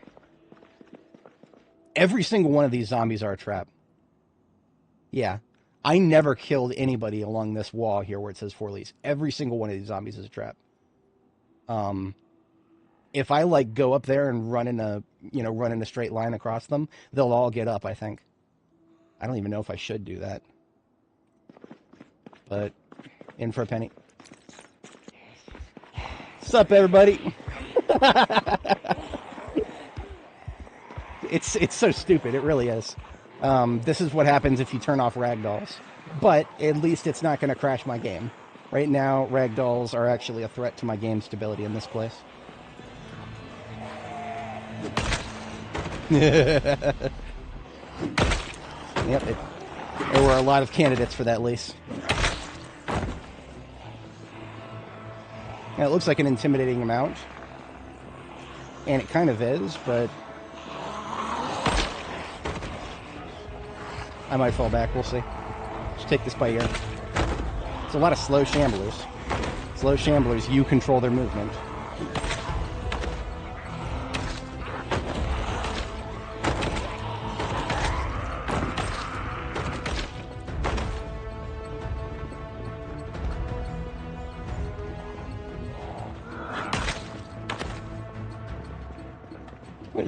Don't run away. The human's right here, lady.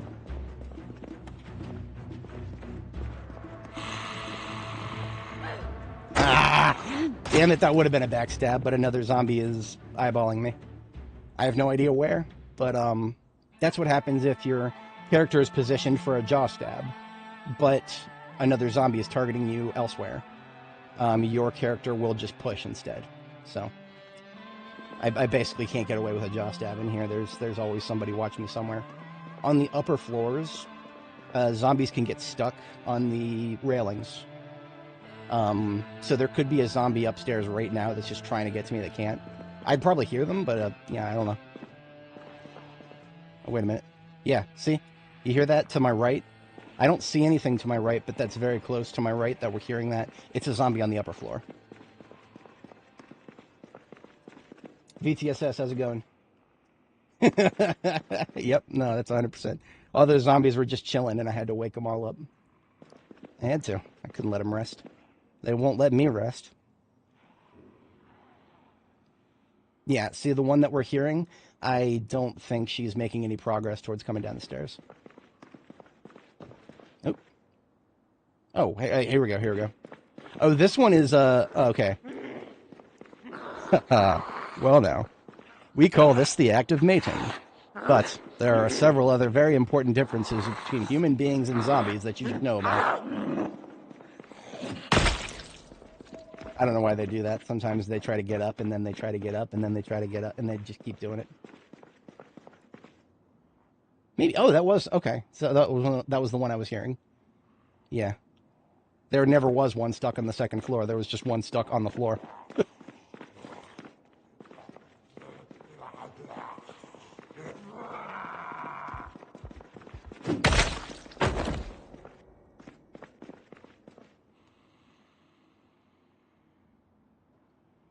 I don't hear anything. Not a single mouth breather. Let's go upstairs. We've already been up these stairs once, and there was nothing up there. Not even any broken windows or anything. That's how we knew there was a problem with the second floor spawns. Or rather, I call it the upper floor, because this place has actually got...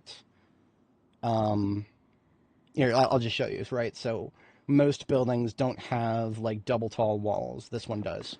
So when I go up this staircase here, I now stand on a landing. This is the second floor right here. This is all there is for the quote-unquote the actual second floor of the mall. It's just a couple of landings. The second floor of the mall, the upper floor of the mall, is actually the third floor.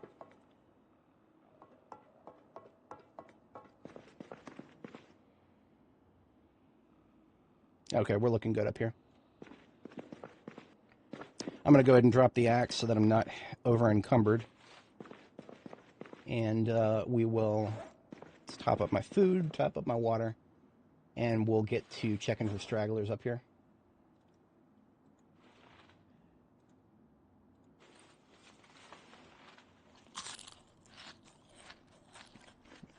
Kraken, kind of. I have, the first time I ever came to the mall, a very long time ago, well over a year, well, not quite a year ago.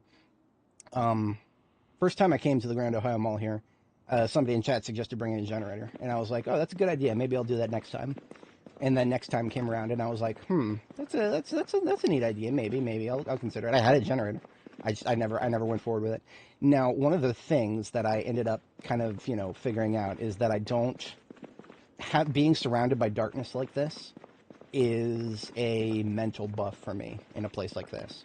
It reminds me that I am not outdoors, that my view cone is minuscule, and I need to be checking over my shoulder as often as humanly possible. So I actually kind of, I feel like I'm doing better because it is, there's no light. I feel like that's putting me on edge, and that's, it's given me a bit of a buff. It's purely psychological though. Objectively speaking, if I had electricity, I would be able to see more around me. It's just that when I have when I have everything around me well illuminated, I start to feel a little complacent, because that usually is something I associate with I don't know, just an area that is not as dangerous as this place. It's the best way to phrase that. This is just like a I don't even know what this is, like a memento shop of some sort. It's got a mix of toys, but then like other things like pipes and masks and whatnot. I am now hearing zombie though. Let's go around the corner here. Yes, Crypt Ghoulish, that is, I have done that. We had a lot of fun with that. In fact, allow me to demonstrate how much fun we had. I'm always happy to show off some of my fun screenshots here. My screenshots folder is rather expansive, but this one will be very easy to find because the Gentleman's Club has very unique lighting. This is my previous character that I did this on, so we're going back in time to before my current character.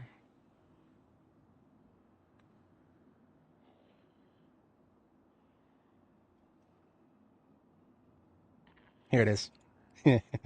I brought a generator to the Gentleman's Club, and we had a lot of fun with the floor lights. I discovered that if you go around and shut off, or if you like turn on all of the lights in the building, it's like something like 436 lights that your generator is being billed for the power of. So it's an absolute meme of a location if you're trying to base there, but it is fun. It's not going to help you much, lady.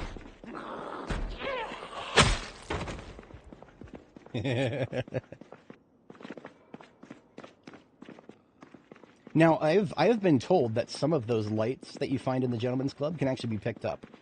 I'm almost 100% sure that that does not apply to the floor tile lights that we were having fun with there. This is a pharmacy, so we've got a couple of random things that are useful. Pharmacies in this universe are kind of just like all CVS's. So you've got your it's a pharmacy, but it's also a convenience store. There needs to be different variants of painkillers in this game. Okay, so one of the things they said in the patch notes, they actually directly name dropped RimWorld. There's a RimWorld bundle for anybody who doesn't own the game. You can buy RimWorld and Zomboid together now. But they also mentioned I can't remember where. I could have also I was spending a lot of time reading previous dev blogs the other night, so I could be conflating from a previous dev blog. Like they name dropped RimWorld as something that they're going to be adding some more systems from. I don't really need small increments of first aid supplies right now.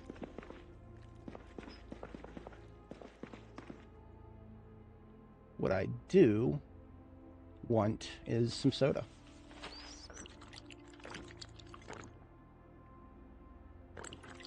Well, yeah, okay, so erasing your fatigue 100%. Yeah, I had some fun with it. It was, and that's why they nerfed it, because we were having fun with it. Remember, never have too much fun in this game. The devs will take it personally, and you'll never have fun with whatever you were having fun with again.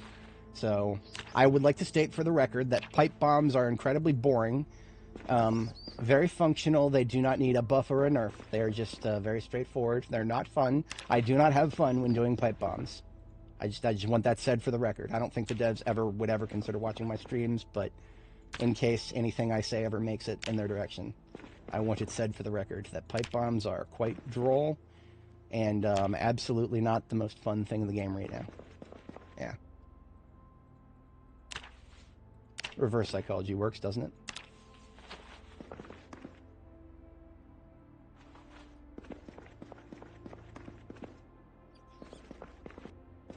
So right now, we are now firmly in the third quadrant as far as I marked out, I believe.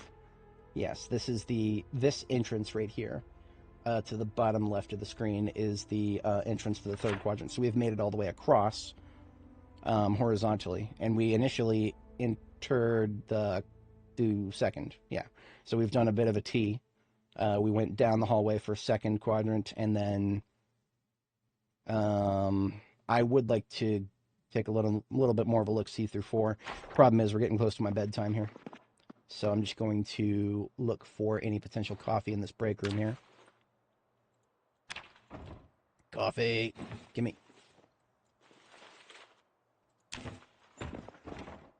Sponges are something to collect if you're going long now, because you can use those to recharge the filters of your half-mask respirators. Half-mask respirators are how you deal with corpse stench from massive piles of zombies. Be advised that corpse stench has gotten a lot more dangerous and apparently can kill you now. I've never had that happen. I always bail out as soon as I get queasy, but if you don't bail out as soon as you get queasy, you're putting yourself at risk. I might have the key to this. Yeah, okay. That's kind of fun. I got a key to... it showed up as a... I don't even remember. It was like key tool store or something like that. It did not seem like it belonged to the Grand Ohio Mall, but that's what it ended up being. Now, let's say I was playing Extinction mode. I don't know if I would ever do that. I've kind of said in the past that I would never touch it. I'm a little less hardline on that, but let's just say I was playing Extinction mode right now. Zombies can open doors in Extinction mode, so suddenly doors that are capable of being locked are extremely important. I personally would find that to be very interesting way of gameplay. I would probably use some cheesy things to deal with it. I would probably just use vehicles as doors a lot, but I mean, you know, I'm thinking different ways I would cheese it. But if you were playing Extinction mode and zombies could open doors, the only door in the game that automatically locks when you go through it is these. These automatically lock, I believe. Hang on. No, I lied. They used to. They don't anymore. Okay, I lied. Maybe some of them do and some of them don't. I vividly remember very recently some of these security doors would just always be locked, and if you didn't have the key, then they would just, you couldn't unlock them. But, yeah, I don't know. Yeah, see, that one didn't make the unlocking sound. So, this is a quality of life thing, more than anything. If you have the key to a door, you should be able to go to the UI settings and just check a box that says, always lock doors after closing them if the key is present. That needs to be a toggle setting for Extinction mode to not be a tedious slog of nonsense. I can understand the appeal of, oh no, I forgot to lock the door, now there's a zombie. I can understand that appeal. That's going to fade off very fucking quickly for anybody who tries Extinction mode and keeps trying it, right? Because, I mean, you know, it's just... It gets tedious, like way too tedious to be fun. I know calling anything tedious in Project Zomboid is a bit of a it's a bit of a meme, but yeah. All right, so something to my far right there. No idea where. Don't even really care. This is a one-off. Let's just check any of these guys for traps. I think we're good. Okay, yeah, so let me backtrack on that a little bit. It's not just sponges you need a few other, some of them rare materials. Let me show you the crafting menu for it. It's recharge filters. You also need a magazine. The magazine is Cheapskate John's something. Chemical Warfare. Cheapskate John's Chemical Warfare. It's one of those yellow magazines that have some of the best shit in them. So you need that first. And then you need a ceramic mortar and pestle, kind of rare if you don't have pottery to make it yourself. Then you need a filter, ideally a filter that's empty so you can recharge it. A piece of charcoal, very easy once you've got your blacksmithing infrastructure set up. A rag, very easy, clean rag. And then you need glue or wood glue. This is where some really niche knowledge comes in. Use wood glue, not glue. Regular glue, you want to save that for triggers for your remote bombs. Because there's no alternatives for that. If you want to make a remote bomb, you have to use regular glue. There's no substitute, so you can't use epoxy, can't use none of that. So save your wood glue for filter recharges, and then it's just a charge of... You can use adhesive tape. Okay. I don't know if that's new or if I just completely overlooked that. Okay, so let me revise that. Save your wood glue and your adhesive tape for recharging filters. Because duct tape, I mean, you know, duct tape is duct tape. You can use it for a billion things. Something that you can use an alternative to duct tape for. I would recommend doing that first. I didn't realize this is an electronics store. I should have. So this is a place we might actually find a copy of that Cheapskate John magazine I was just talking about. I don't have a lot of inventory space to be looting bulky electronic stuff, so we're just going to kind of parse through everything. Yeah, look at that. Cheapskate John's Chemical Warfare. You speak of the devil and he sometimes appears. It teaches you make smoke bomb, make gas mask filter, improvise gas mask, recharge filters. That's the most important one. And these magazines are situationally rare. You won't consider them rare if you've already found one, but if you're going out looking for one, suddenly they're extremely rare and fucking annoying as hell to find. Trust me on that.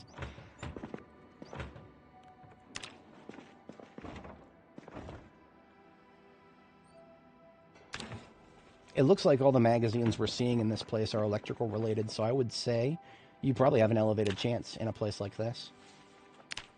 Electronic stores are not very common in any of the starter cities. So we're in Louisville right now. I understand completely why we're seeing a little bit more than we normally would.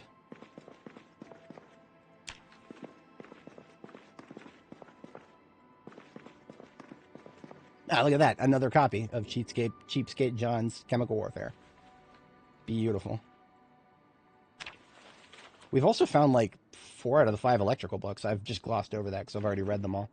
But if you're in the market for electrical books, of course, electronic shops do seem to have them. See, I can't remember the last time I went to Best Buy and found a book on soldering, but in this universe, I guess that's a thing. Oh, you know what? My base doesn't have a toaster. I'm going to take a toaster. And then I think we're done here. Yeah, we're done here. There's no other loot containers, just a bunch of TVs. So we parked outside Quadrant 2, right? I'm just going to use Quadrant 1 to exit, then run around the front so we can get an eyeball of up here and see if there's any other targets left. Yeah, honestly, hours in this game mean nothing if you, Yeah, no. Hours in this game almost mean nothing for learning everything because this game is just, it's so bad at explaining itself, and it's so, there's nothing wrong with the complexity. You'll never hear me complain about the complexity of this game. It's the fact that it's so bad at explaining itself. Like horrifically bad at explaining itself. That's the only reason that people like us who go real long, we put our triple, quadruple digit hours into this game and still learning things all the time. Now that's fun. It is kind of fun to just keep learning new things, but the sheer amount of things that I wish I had known 2,000 hours ago, that's long past the point of absurdity.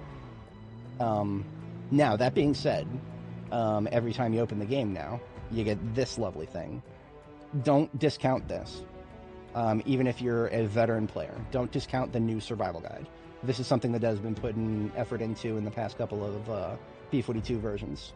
And there is some info here that I didn't even know at some point. I can't remember off the top of my head exactly what it was, but there's a lot of good stuff, and it comes with videos and everything. So if you're on the newer side, definitely make sure that you go through and skim. There's not a lot of text here. It's just, a couple sentences for each category, and then it shows you stuff. Go through all this and just eyeball it, just see what's going on here, because some of this, really simple shit. Green is good, red is bad. If you see the skull, you don't need to worry about anything anymore.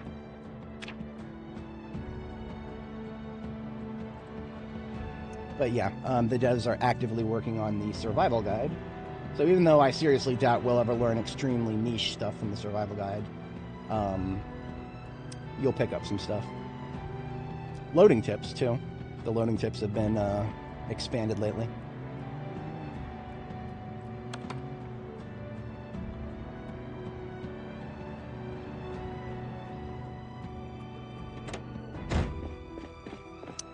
It is going to get pretty cold tonight. So, let's talk about the cold. It's currently below freezing and snowing. The fact that it's snowing tells me that the temperature's probably not done plummeting. Hey! I didn't mean to do that. Accidental keyboarding. I have in my passenger seat a bunch of stuff that I want to be able to grab on a whim. If we look at my temperature tag here on the health screen and go to insulation, redder means you're better insulated, cooler color means you're not, right? So my head, as you can see, it's light blue, not very insulated. I've got this little hat here made of sheepskin. Butchered one of my own sheep to make this, and look at that, turned red. I've also got this little hunting vest here. I just found this. I really want to find a gray one, but yeah. Put that on, and look at that, my chest turns red. I don't have any warm gloves. At this point, I'm good. So I'm going to put my heavy armor back where I found it here. That means my fingerless gloves, coat of plates, and bone choker. If I leave those on when I go to sleep, I will wake up very stressed because that's very discomfortable.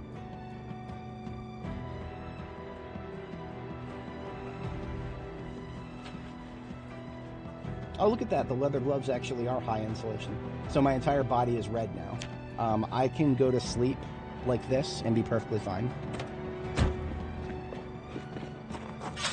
There actually is a level of insulation you can bring upon yourself that will be so warm you can sleep outside while it's windy and freezing in the middle of the night in winter, the dead of winter.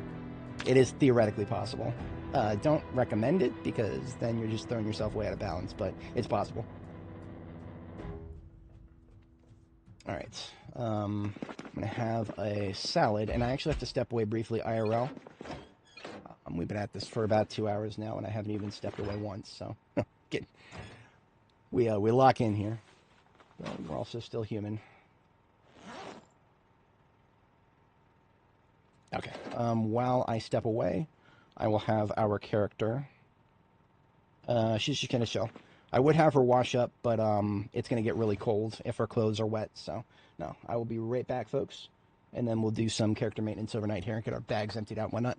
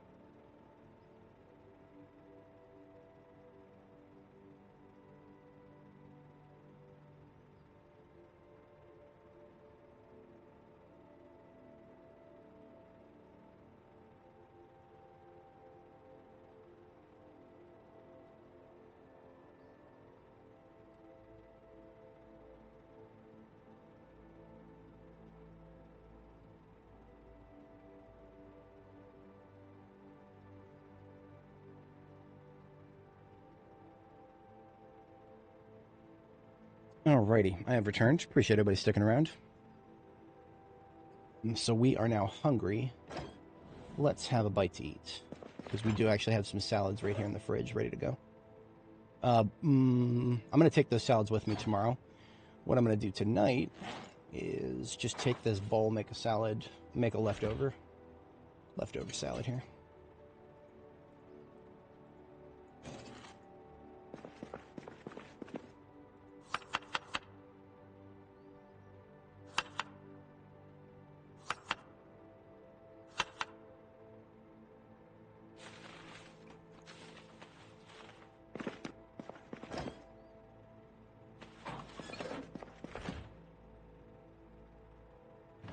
Now, as fate would have it, I actually do have a laundry machine. I almost completely forgot about it. Do a load of laundry. Yeah. The only question is I want to make sure I don't get too cold. I have something I can wear that'll keep me very warm. I've got Jackie J's coveralls right here. And they're not actually Jackie's. They are the exact same item, but I found it in a garbage can of all places. You can find some really crazy stuff in the trash. So what I'm doing is I'm just taking out a couple of spare clothing items that I can put on to stay warm while we toss our main gear into the laundry. So there's a couple of items that I took from my expedition ambulance, and then we've got a couple in here as well. I'm also going to wash the armor.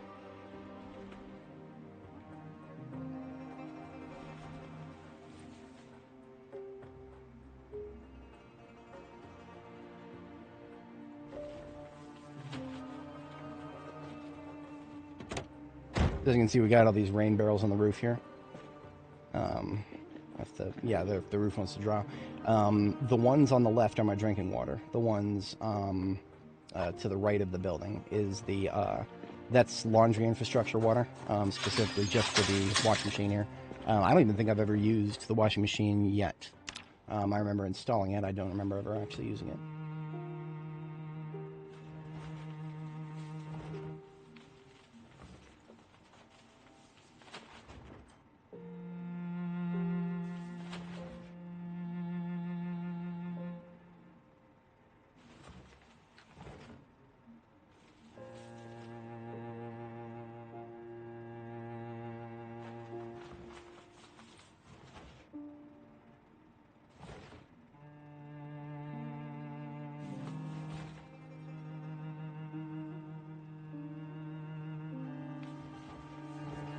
There we go. So that's everything that I normally wear that's dirty, that needs to be washed.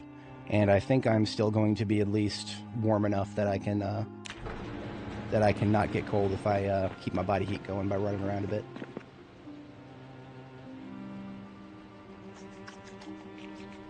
Now, when it comes to washing individual items that don't go in the washer, like my weapons and whatnot, that's what we can use these alternative barrels up here for.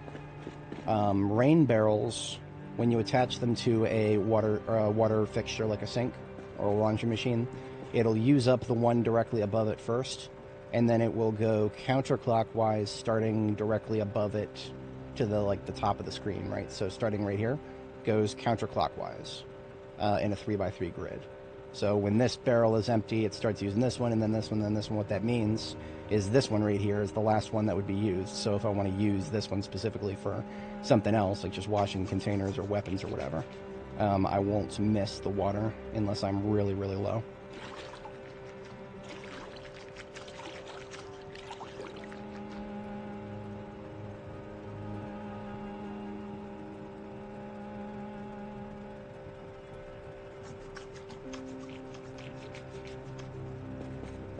Now, of course, also you can put buckets on the ground. They fill up with water from the rain or snow. And the best part about that is they fill up even faster than the rain barrels do. So by putting a bunch of buckets on the floor nearby your barrels, you're double dipping on rainwater.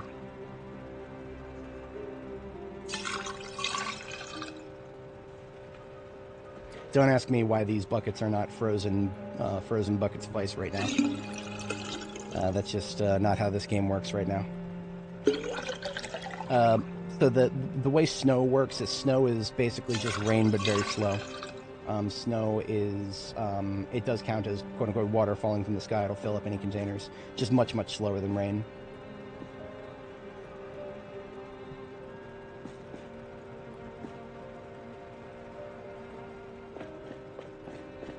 So I was standing around out here, standing still in 13 degrees Fahrenheit, and I didn't get cold. That's mostly thanks to the hat and the vest. The hat, the shemagh, the scarf, and the vest, those are extremely powerful in terms of insulation.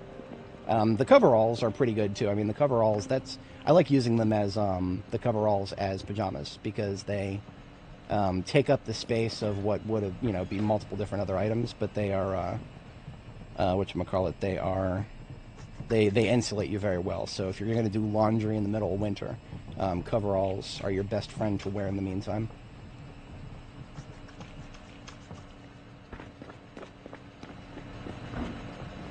Now, all that being said, I do not know if we have any chance whatsoever of sleeping and not getting cold. So what I'm going to do real quick is, I think this is good. Yeah, if we look at the dirtiest things like the elbow pads, they're already clean. You don't have to wait for the washer to stop. Just check the dirtiest thing, and if it's clean, everything else is too. So I'm going to set it to dry, but before I do, I'm going to take out my denim shirt, my gloves, and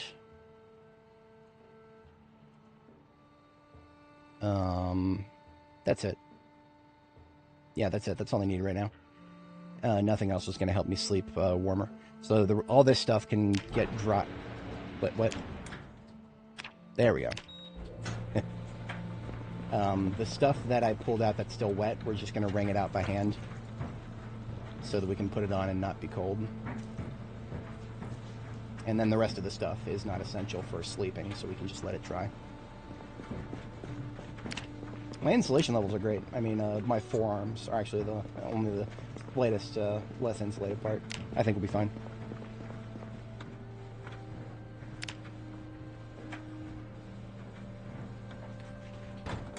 If anybody's not familiar with my character build, it's linked in the description. I've got a character sheet. It's just a restless sleeper with wakeful. So that just means if you have 2 bedtimes every night, you're usually pretty good. That being said, we just had a nightmare, and that can sometimes disrupt you. That being said, it was also a nightmare pretty late in the sleep, so I think we're going to be fine. Yeah, I think we're going to be fine.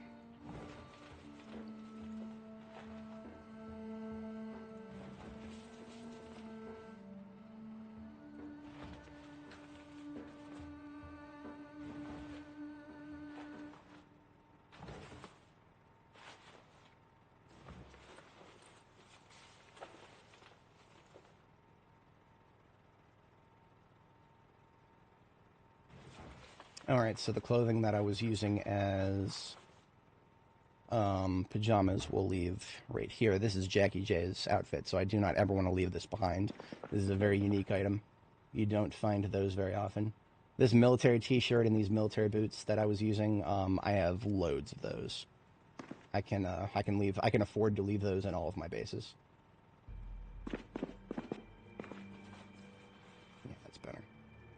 Okay, everything else is armor, and it goes back in the seats.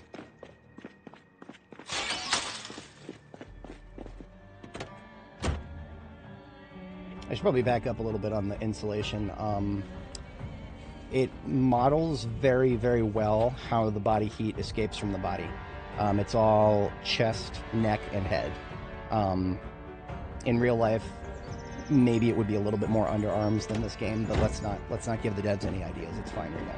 So what that means, though... No, homie in chat who's just asked a really weird question. No thanks. My parents are boomer Catholics, so the chances of that are almost negative.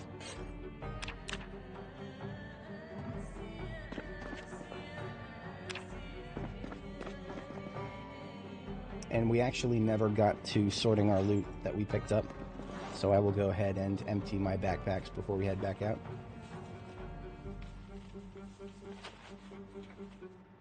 These Cheapskate John magazines that used to be rare enough to be annoying, I now have so many of them that I'm turning them into bed sheets.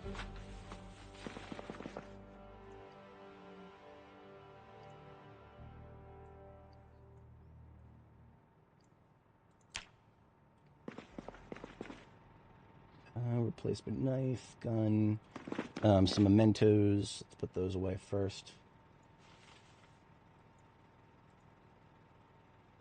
I technically count tobacco as medical supplies when I'm not really organized right now, which I am not.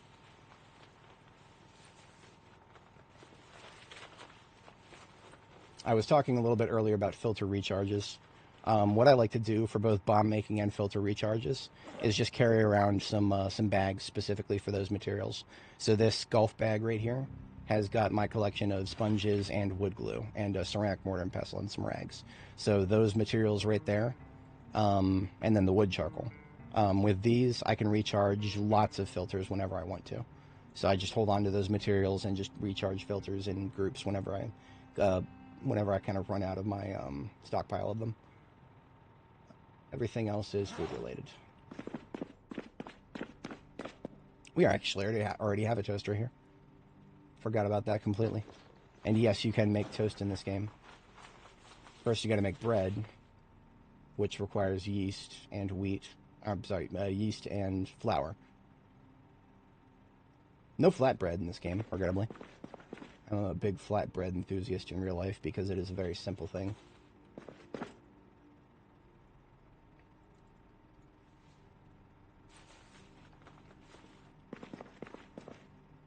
I don't even have a canned food destination yet. So let's just make that the left side here. Perfect. Alright, refilling our water, and we're head back out.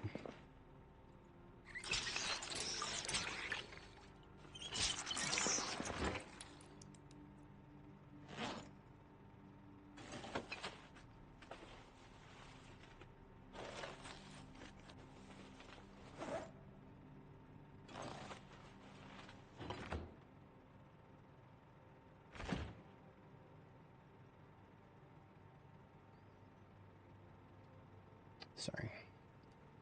Bit distracted at the moment. That's our food for the day. We're good. Yeah, that is our food.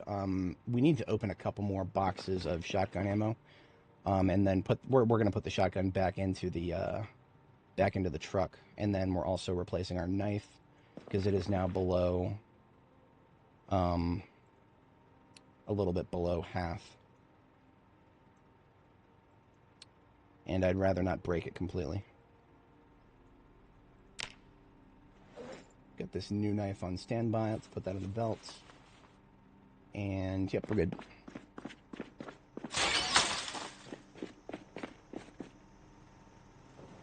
So I like to keep shotgun ammo, like, you know, a good...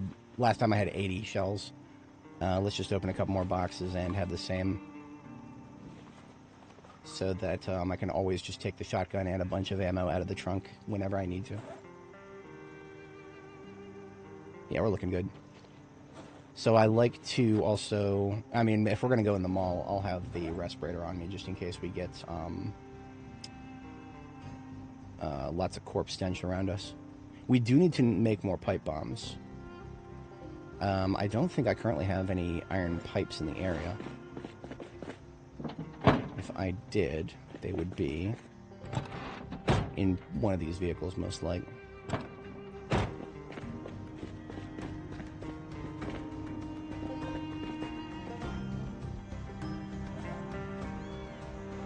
This is supposed to be my welding vehicle,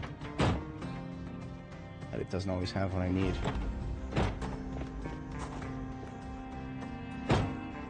Whenever you're looking for iron pipes, if you've got the capability of disassembling with welding, you're looking for water fixtures, sinks, toilets, that kind of thing. But I'm not at that position at the moment. Just a public service announcement. What I would do if I didn't have a huge supply of broken iron pipes and regular iron pipes nearby. Now this one doesn't count. This is pre-allocated for a gate bag. And the rest of the vehicles in this lot are not material carriers.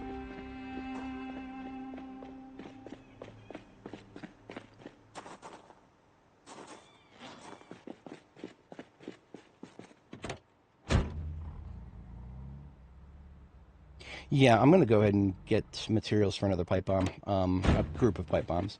For that, I'm going to tow one of my material carriers that I left at my previous base. My previous base is just down the road towards central Louisville, where the corporate park is. We're probably not done with that base forever. If I want to finish doing another one of those skyscrapers, it's a lot of work. I'm going to need a base nearby for that, so That is, we'll go back to the cozy box on a permanent basis if we need to, whatchamacallit, clear another one of those skyscrapers. In the meantime, the road I'm taking right now is a supply line, a critical one, so we do not acquiesce any random zombies. In fact, this group right here is donezo. They have been creeping a little closer recently, and I'm done with it.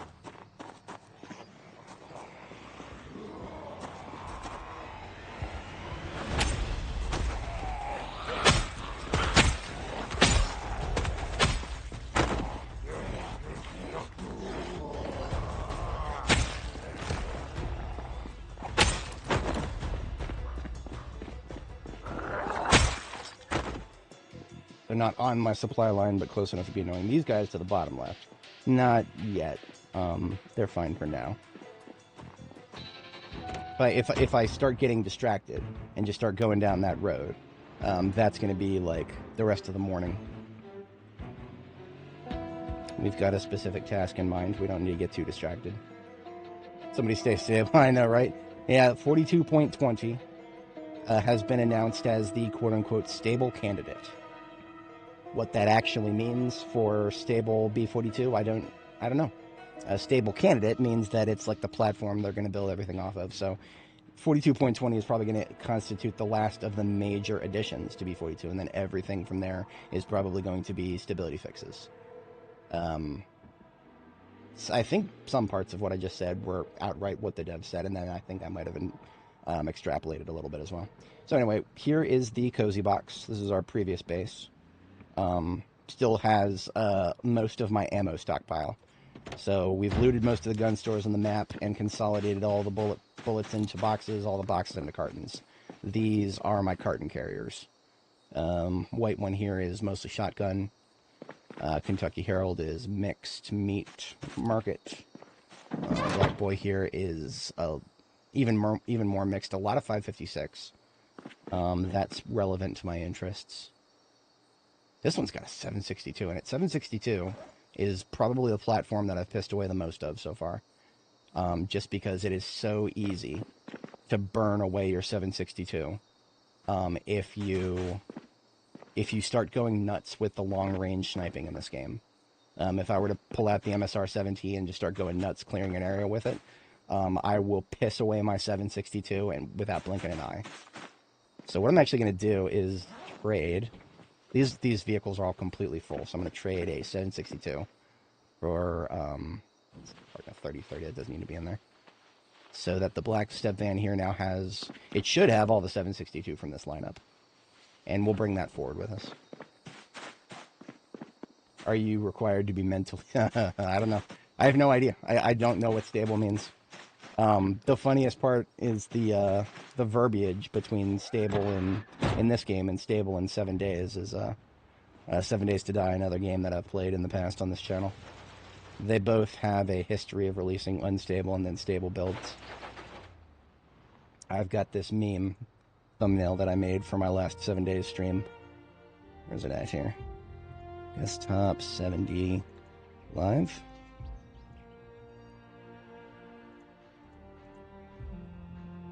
Previous run, I think. Was it 2? Yeah, it was 2. Okay. I have a feeling I'm going to do something very similar for Zomboid when we get closer to them saying stable release. Because it's not going to be actually stable. They're going to call it stable, and it's going to feel a little bit better than it did while it was unstable. It's still going to be a Java game from 2013. So don't get too excited. You know, I only just remembered I probably actually have pipes in the trunk of the car already. I've done this once before. I've taken the race car down here with the intent of putting pipes in it to make more pipe bombs. And then I forgot to take the pipes out of it. Don't let the sheer quantity of storage crates fool you. I'm actually sometimes extremely disorganized. I'm just going to take like a garbage bag, fill it on up with some of these broken iron pipes, and put that in the passenger seat. And then we'll bring that with us.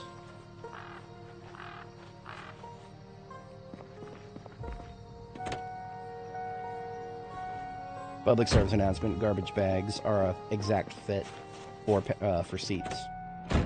So if you ever want to optimally fill up a car seat, fill up a bag first and then just toss it on the seat. Garbage bag specifically.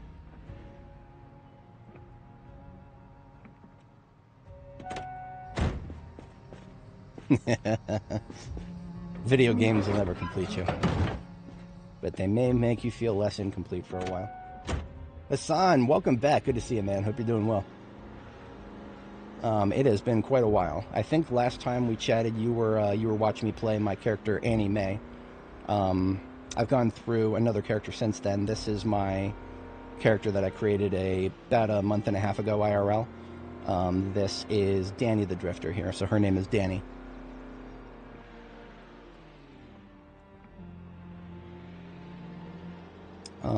And I do think we're not going to run into any interference on this road, so I think I can risk a little bit more speed.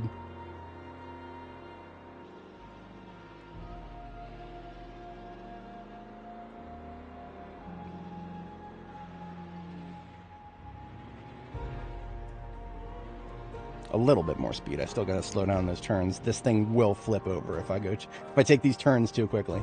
That van will flip over like a chain of cans. Oh, no. Dani is short for Danica. She is a full-blooded Italian babe.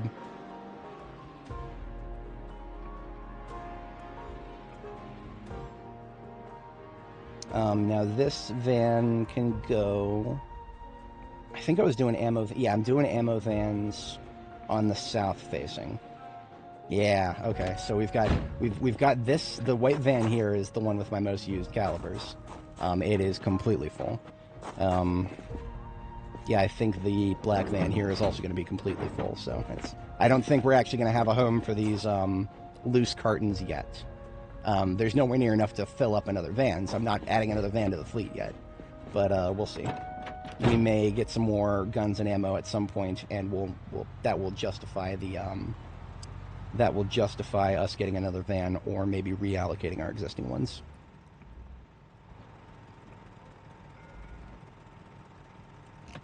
Now, I didn't really need to bring that back right now.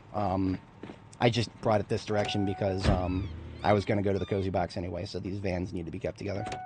Let's take the garbage bag full of broken iron pipes, and we're just going to put it inside on our the table that we're using to craft bombs. After that, the race car is done. We can park it.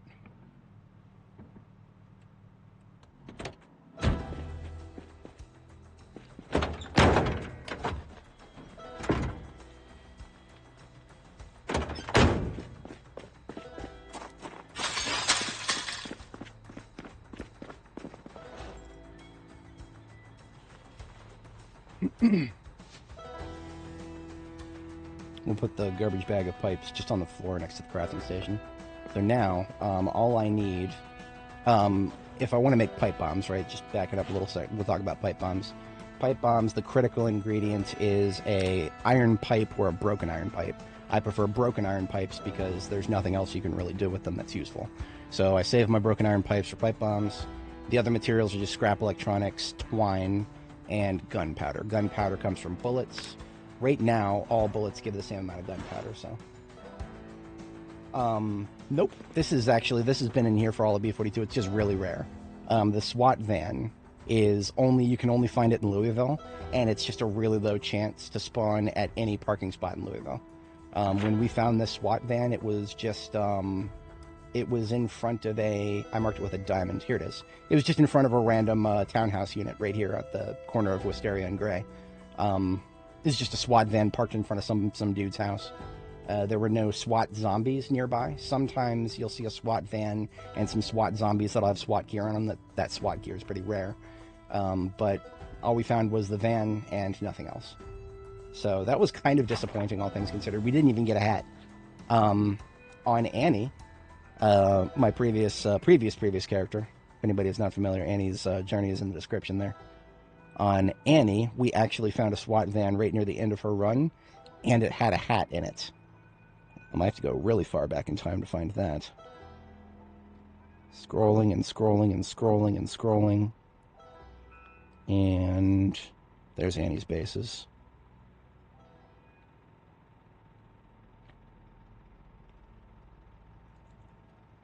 There she is. This is the last screenshot that I took of Annie. So at the end of her run, when 42.13 came out and broke all previous saves, we brought Annie home, and she bid farewell. And she still has the SWAT hat. She also has a spiffo tie. We have not found a spiffo tie on our current character. So the SWAT hat and the spiffo tie, both extremely rare things. We could probably find a SWAT hat if we continued looting, or continued progressing through the police department here in Louisville. We've cleared the first 2 floors, and that's it. The spiffo tie, also, there is a spiffo headquarters here in Louisville. So we could probably find one there. We could probably find an intact spiffo suit, too. But in any case, if we want to do any of that, we're going to need to be able to kill lots of zombies at once. So we're coming back to pipe bombs. That was what I was talking about before. We're making pipe bombs. We need 20 bullets worth of gunpowder for each bomb. And as for what bullet I like to use, right now I'm doing 30-30. This is a new caliber that's been added to the game recently. It doesn't have a very good way to shoot it. There's only one gun, and it's like a really old-fashioned carbine that jams a lot. And you can only fit 6 bullets into it. It's garbage. So if I want to make a bunch of pipe bombs, I will open a bunch of boxes of 30-30 and use those bullets. So we'll make like 20, 40, 60. Let's make 4 pipe bombs. And that means we're opening 4 boxes of 30-30, so we've got 80 bullets. All we got to do is crack open those 80 bullets now. This is going to take a little while.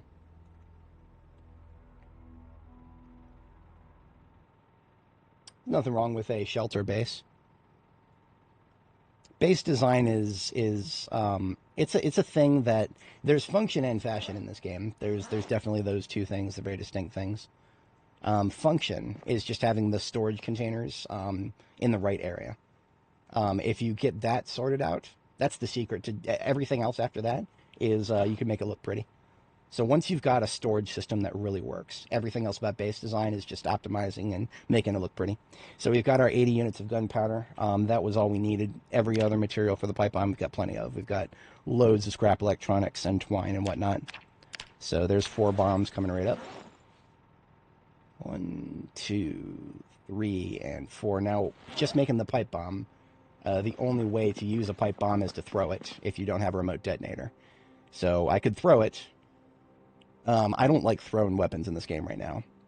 It's very difficult to predict the flight path and the flight time, right? So a thrown weapon in this game right now, it's garbage. I don't like throwing weapons in the current build. I hope they'll be improved in the future where you can predict them better. Like, for example, I've seen a thrown weapon get stuck on a building or a fence or something and just get stuck in midair and just stay there. So, thrown weapon, yeah. What I like to do is turn them into remote weapons. For that, you need to make a remote trigger first. This is the part that uses glue.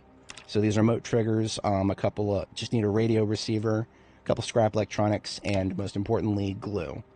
All of the glue we have ever found on the map has been allocated into this duffel bag right here. That's a very important thing because once these 11 tubes of glue are all used up, that's it. We have to go find more, and you will not find glue easily if you don't know where to look. Even if you know where to look, it's not always easy, so we're paying close attention to our glue expenditure.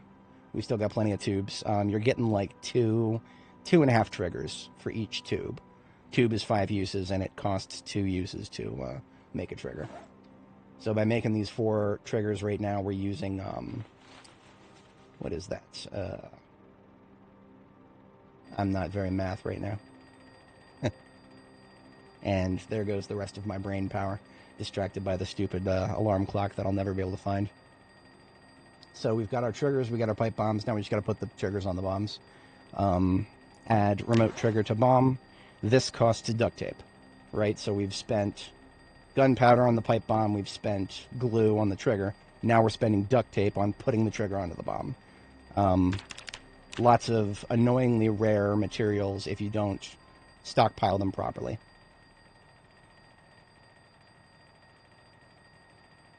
Duct tape is definitely more common than glue in this game. But with that, we've got 4 remote pipe bombs, capable of killing well over 1,000 zombies at once if you know what you're doing. I think that might be nerfed someday. Yes, Gloria's 100% correct. Danny is the absolute luckiest character I have ever had personally. We've found like 6 red sledgehammers.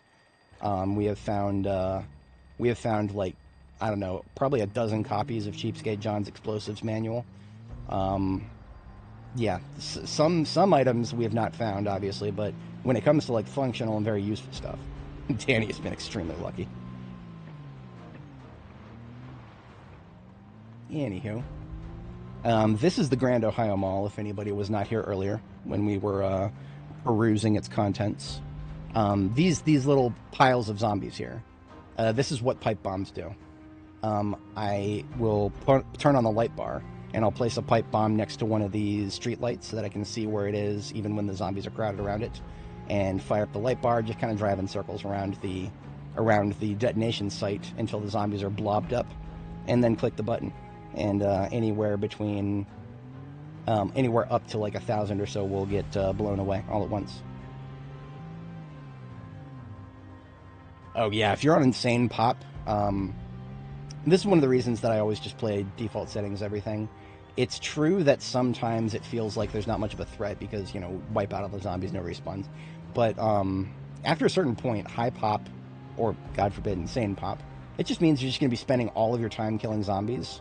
And the moment you try to do something else, you're going to be killing zombies. And then you'll finally earn yourself a moment, then you're going to be killing more zombies. Then you're going to, you see, basically right now, the default settings of the game are, I don't want to call them 100% balanced, but they do feel like I can choose when to be fighting zombies and when not to be. I would feel like you could make the default settings a lot more interesting if there were more random events that could bring zombies to your bases. 7 Days to Die is, for better or worse, very good at that. You get lots of, well, maybe sometimes too many. You get screamers show up and they'll bring zombies straight to your base.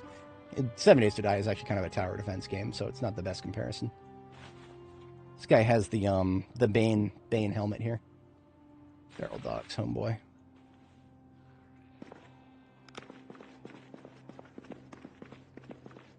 This is a furniture shop, so I mostly just took a look at it because this is the general direction we were progressing in as we went south of the mall. I do still want to take a look inside the mall, but I think we're actually pretty clear. There's going to be one right on the other side of this door, most like. No idea which side. I don't really care. I'm going to back up after I open it.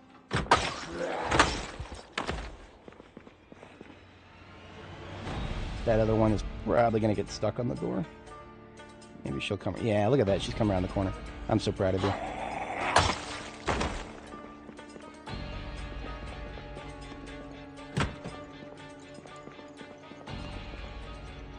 I'm never gonna willingly engage in close quarters if I don't have to.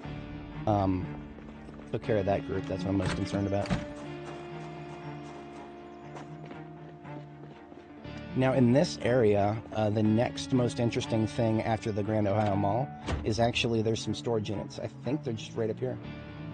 Don't know if it was the next building or the one after that. But I would like to scout that out now that we have some more bombs. Yeah, here's the U-Store.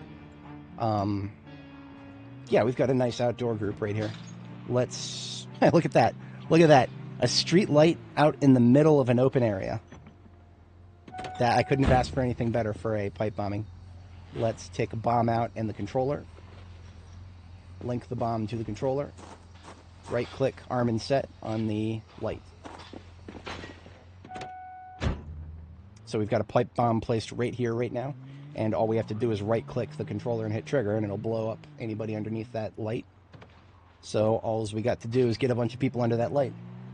Now, the fence here is going to be a little tricky. We don't want a bunch of them to get stuck on the fence. Oh, this guy right here. He's got a tactical shotgun on him.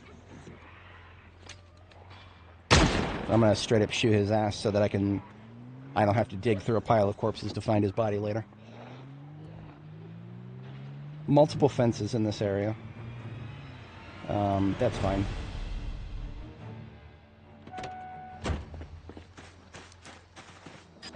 Just open that. Anybody in there will be able to path around if they don't try to break through. Okay. I'm going to go up... Oh, ooh, Finnegan Research Group. That's a POI I've never done before. Let's spawn in the interior by getting really close to it and then bring everybody outdoors and lure them up to join our bombing group. Alright, we've observed the interior. Zombies are spawned in. Now we've got the beginnings of our group. So you gotta live in the bush. Yeah, that's a lot of work. It's a lot of back and forth.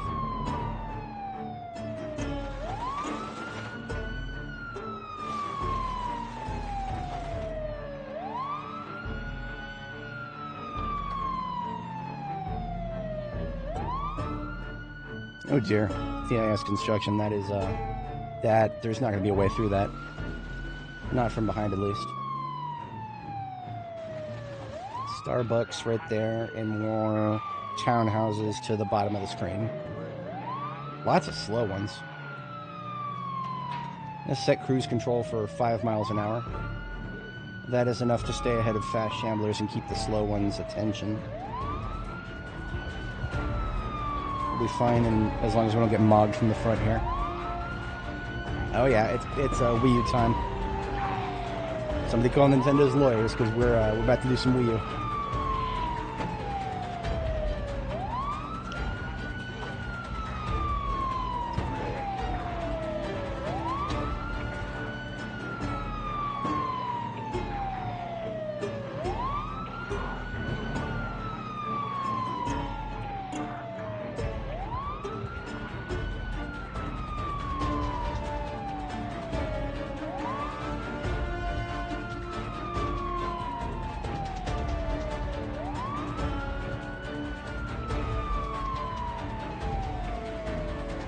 What I'm going to do is, now that we've got a little bit more maneuver space, I'm actually going to loop back slightly, and this will keep the attention of the slow shamblers, because there were a lot down that road. So we're looping back slightly so the sound radius keeps the attention of everybody up here in the top left.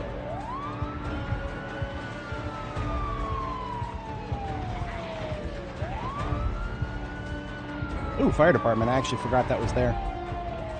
It's a small one, but it's a fire department. Get those pretty red axes. I don't think we've spawned in the interior of whatever this building is, so we'll get close to it. There we go. Once you see zombies inside of a building, that usually means... Ooh, that might be a survivor zombie right there. That one with the duffel. I only say that because that's a very tightly condensed group. Usually when they're that tightly condensed, that tells me survivor zombie. Not that I don't need anything from a survivor zombie, but it's good to be able to identify them. Yeah, I know, right? Wouldn't it be amazing if helicopters were a thing?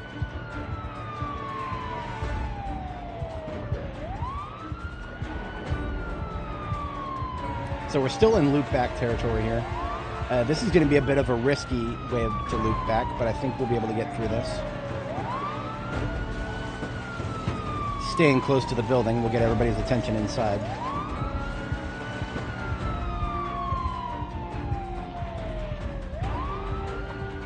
In fact, if we just loop around the building on this side, then we'll still be able to get the attention of the slow ones who may be stuck on the road to the other side. But not too much farther, because once we get to the wall up there, it's pointless. Now, every time a zombie bumps into my trunk and gets knocked back, that's a potential for damage to my trunk. I'm not gonna act like this is not causing damage. In fact, it's causing a lot. But that's okay. This is the vehicle that's designated to take the hits.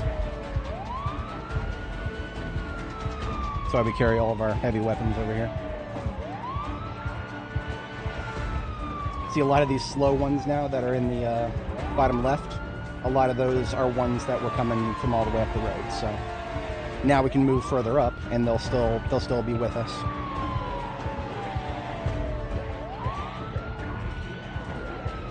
I don't want to take too many hits here. I'm just going to boost it to 10. 10 miles an hour is enough to stay ahead of anybody not directly in front of you.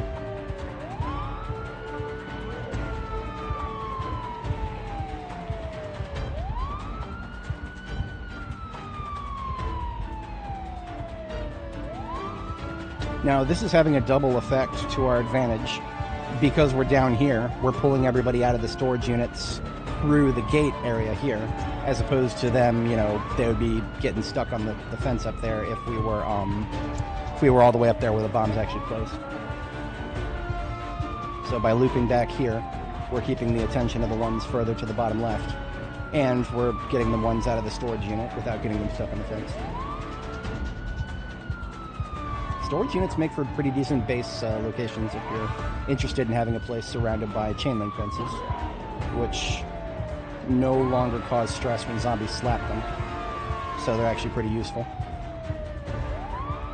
I used to have this really large hatred for fences ever since stress was caused by zombies slapping them. The devs have become a little bit more reasonable about that now. It does still cause stress at some point. I don't know exactly what the parameters of that are, but I have seen, sometimes I've seen zombies slapping fences cause stress. I'm pretty sure the wooden fences, the tall wooden fences, I think those still cause stress as if they're just a wall.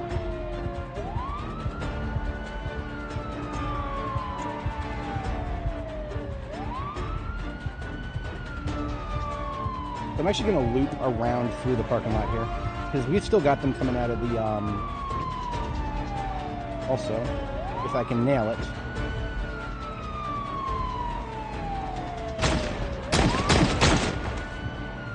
Roll them up. We nailed the guy with that duffel bag. I think that was the survivor zombie. So we don't have to dig through the corpse pile to find him if he is. If he is just a random dude with a duffel bag, then I don't care. I'm always down for another duffel bag. Alright, looping back through the parking lot at 10 miles an hour, so we don't get too mogged. And it looks like the building is done spilling. Yeah, the largest pockets are out of the building. So we've got our group. We have got our group. I don't see any shadow zombies, so this is a lot, but it's less than 500. The quickest way to tell how many you have is just to ask yourself, is it over or under 500? And the answer is, do you see any zombies showing up with no texture as just sort of a little skeleton shape? Those are shadow zombies. They show up if there's more than 500 on screen.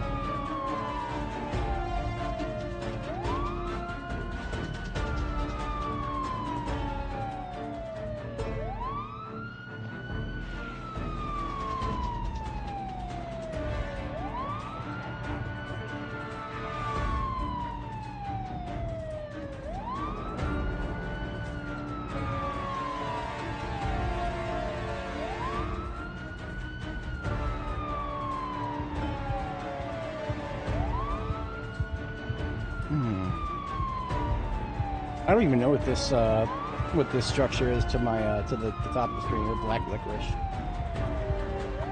Maybe a club of some sort, restaurant. I don't know. Sports bar. Sounds like a candy shop, but I see TVs and whatnot, so who knows? See, all these guys who are still in the U store, they just got stuck on fences somewhere, and it's fine. We can't stop all of them. Some of them will get stuck on fences, and that's fine. Just want the big groups out of there.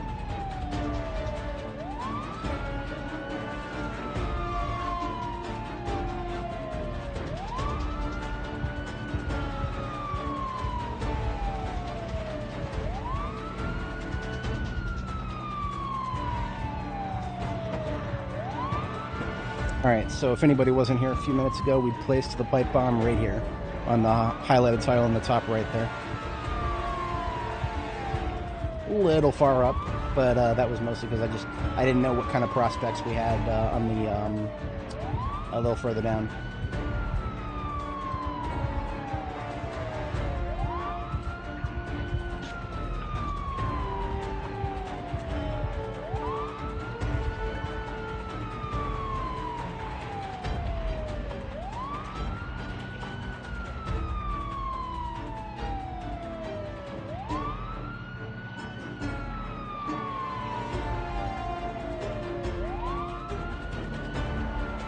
This parking lot to the other side here, to the top left, is actually going to be pretty helpful to slow down the fast ones for when we want to loop back. because of that hedgerow right there will slow them down a bit. So if we go this way, parallel to the hedgerow, a fair few of them will get stuck on it and get slowed down.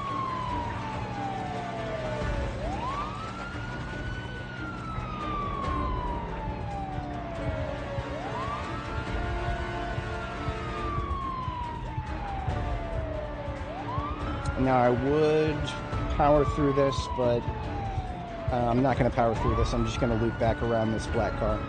Because I think by the time we get to the black car, we're making enough noise to keep the attention of everybody who's further down the road here, who is actually going to join the party. Boosting it to 10 for this loop back.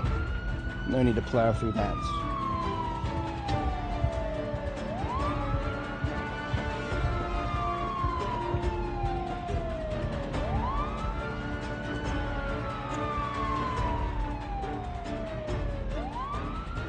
Same case with the hedgerow here.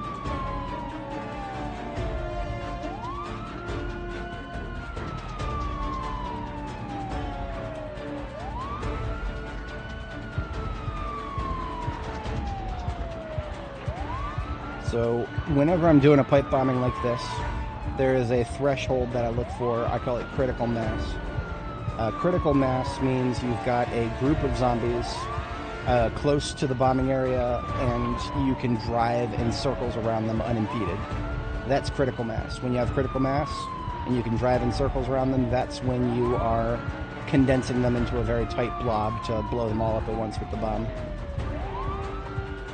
We're pretty close. I mean, the slow ones off to the center left is what we're waiting for now.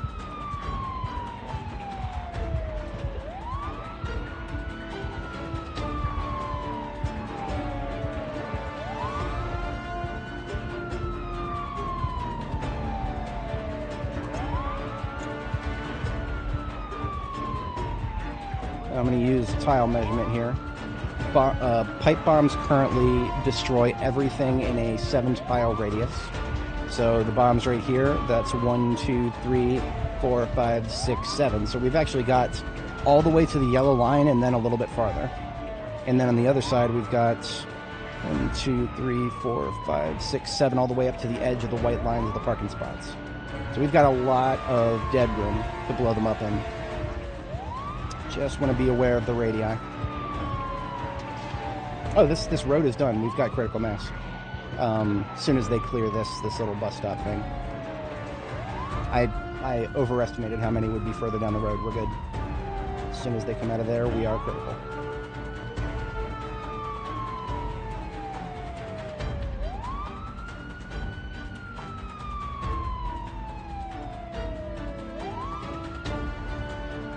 Our girl is hungry. She's also a little tired.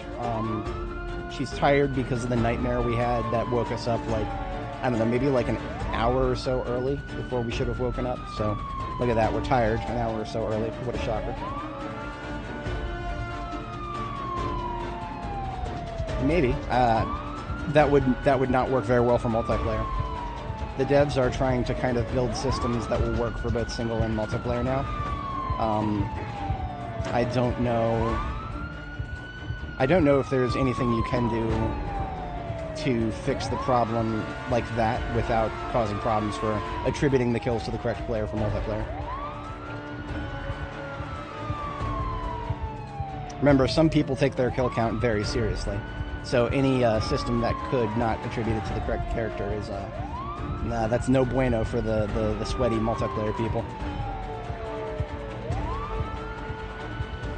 Roasted chicken thighs just in time. Hell yeah. Hell yeah. I had some chicken last night. I visited Chick-fil-A while I was testing my e-scooter. Alright, so bomb is right here. And where our dead zone to blow everybody up is between the white line all the way to 2 tiles beyond the yellow line. I'm going to boost it to 10 miles an hour to loop around these guys. And then back down to 5 once I'm past them.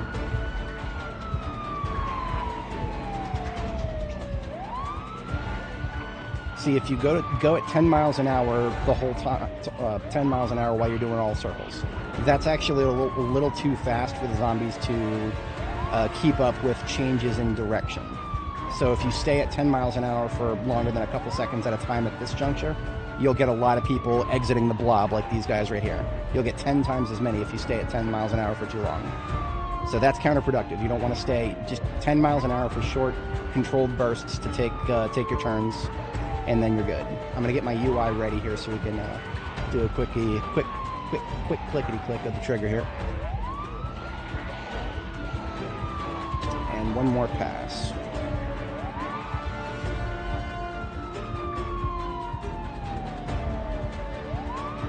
I'm going to have to do this blind, but I think we're going to do it right.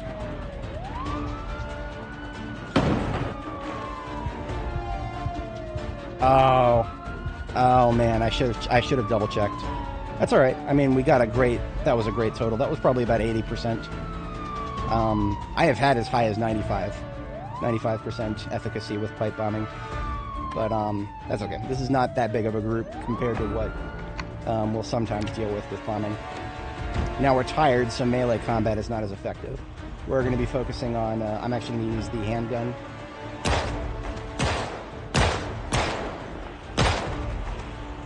Oh, we've got the shotgun. What am I doing?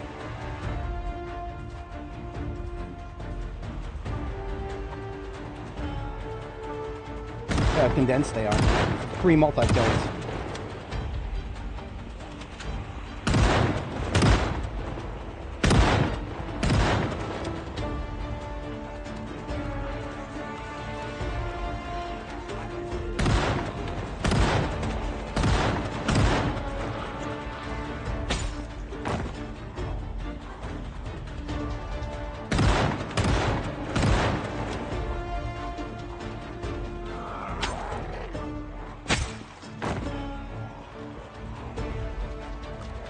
I don't want to accidentally shoot in the direction of my truck.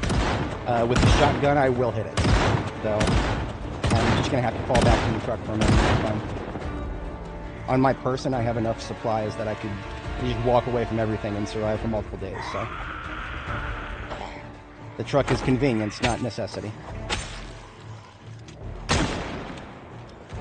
I quite literally did have to walk away from the truck at one point in the slightly recent annals. That was when we first started going down Main Street here in Louisville. I think we're good on guns here.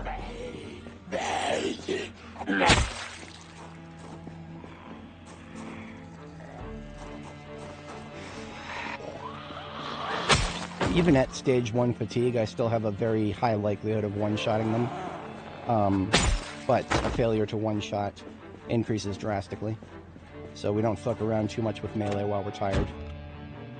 Only as a little bit of mop-up at most. Now let's damage assessment the trunk. There were a lot of hits.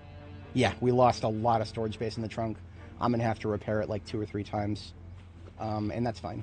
But we have to do that a lot now. So I'll just put the stuff that I was carrying around into my backpack. And we're out of here. I was very successful. Let me get a timestamp for that, because I do like to give timestamps for my viewers who catch my streams after they're live. Shout out to you guys. Appreciate you just as much as the live boys. I also like to put, if you guys watch my previous streams and I do a lot of pipe bombings, I'll try to get a pinned comment with timestamps of when the bombings occur. And it's easier. The easiest thing to do, of course, is to note the timestamps when they happen. That was about 2 hours, 50 minutes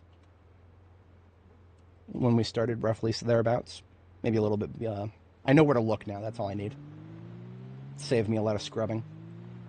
Now we'll just, we're about an hour and a half away from bed, so we'll just go back down the road a little bit and catch stragglers with the drive-by shooting. There were 2 zombies we nailed by rolling down the window, because we wanted to take a look at what they had on them. Oh, I completely ran out of 357. It was by sheer accident that I, hold on, what's going on? Maybe I should actually open the frickin' window. Here we go. I switched to using the 9mm, but I didn't even, Didn't even really realize that I was actually out of 357. I'm doing the Rick O'Connell build, if anybody's familiar with the Mummy. Classic 90s movie, Brendan Fraser. I adored that movie growing up, and I still to this day. The gunslinger loadout of the he didn't have 9mm. He had 1911s. He had 1911s in his on his hip holsters, double holster on his hip, and then he had a double shoulder holster, in double shoulder holster for his revolvers. So he had 2 revolvers and 2 pistols. And when one gun ran out, he just went to the next. Fucking action hero. Practical action hero. This is way too many stragglers here. I'm not going to bother with those. We'll come back for those guys when we have not tiredness. So lots of cleanup left in the Finnegan area. But I do believe that the storage facility is going to be, let's call it 90% clear. There could have easily been some dudes stuck in the fence corners.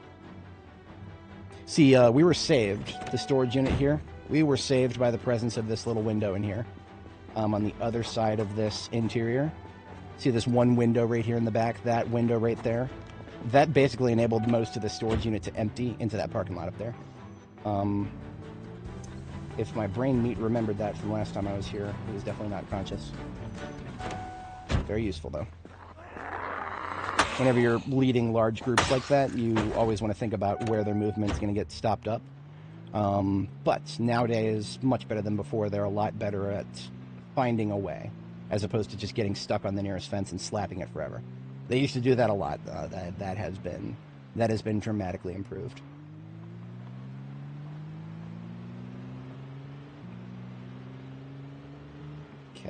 Kaczynski, Ted. We'll take him out Grandpa Ted style, or perhaps Granddaddy McVeigh style.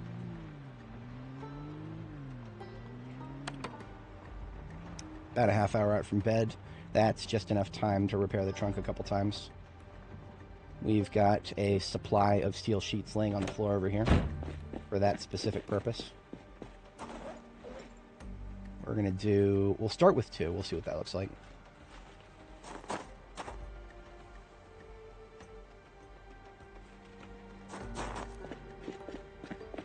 Now, public service announcement on repairing trunks.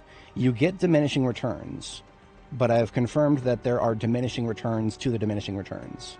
See, right now it says it started at potentially repairs 100%. It used to be that a steel sheet would bring it straight to 100%, no questions asked. Then it started going down and down and down and down, but then it stopped going down. So now with 2 steel sheets, we brought it up from 47% to 92%. So not perfect, but pretty good. The repair potential did go down by 1% just now. That was after doing several repairs prior to this one. So it was stuck at 63% potential for each repair for like 5 before it went down to 62. So that's the diminishing return on the diminishing return right there. It's like, I think it's logarithmic, an inverse log fall off, or kind of like that. But we ain't here for statistics. We're here for killing zombies, aren't we? I was gonna loot the corpses of those dudes that I had killed separately. Couldn't find them. It's fine. We'll catch a sleep here. So our first sleep is out of the way. I'll top up my guns and ammo, and then we'll go ahead and find those guys that I was just talking about. That's a good overnight task.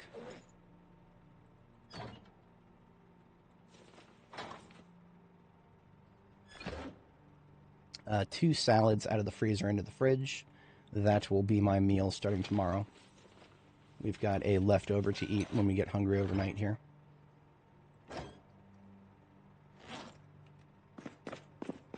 That's run out of water. Let's fix that.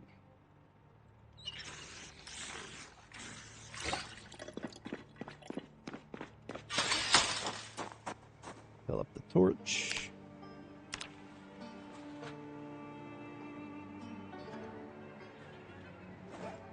And now that the trunk is fixed, we can put the shotgun, ammo, and detonator back into the trunk. Ready for the next pipe bombing activity.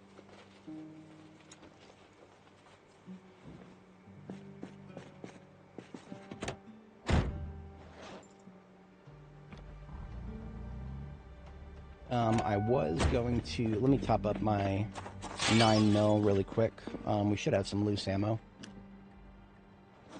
We do. We have enough loose ammo. I can top up the magazine that we expended.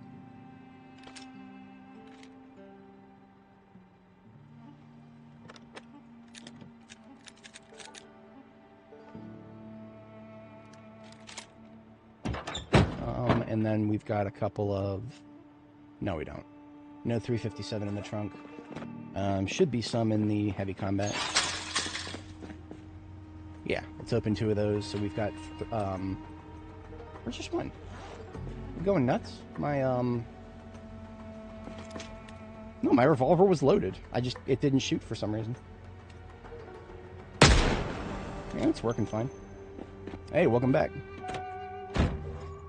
You, caught us right after we did a pipe bombing activity. If you're interested in seeing that, you could go back in time approximately 5 minutes or so. But, otherwise, we are in the cleanup phase of that. So there's a couple zombies we nailed. I believe one of them's a survivor zombie with a duffel bag of loot. And, the other one was a cop with a JS3T tactical shotgun on his back. So we're just gonna nail those really quick. It's playing the finals. Neat. Neato burrito. This is not the direction I wanted to go. This is goat race, and then, okay, so if we go down this way. Just taking a general this way direction here. Oh shit, I didn't... That's a mega apartment building. I haven't spawned it in yet. That's... Ooh, boy, okay.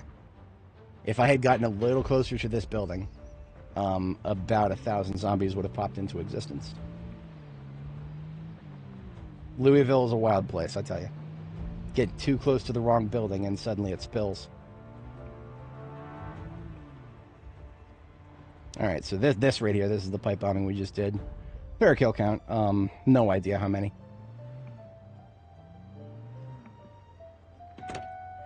I need a drivable path around this corpse pile, so we pull her out of the way. I used to be very obsessive about no corpses in the road whatsoever. Now I'm just thinking, whatever, just a drivable path. If it's asphalt and I can get through it, then we're good. Here's the cop that I nailed. JS3T Tactical, that's the shotgun that I'm using.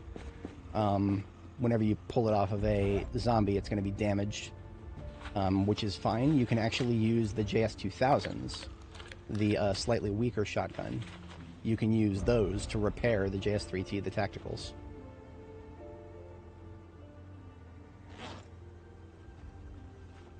Rack the round out of it. And we'll add this one to the collection later. And I hear another one over here. Let's be French with this guy.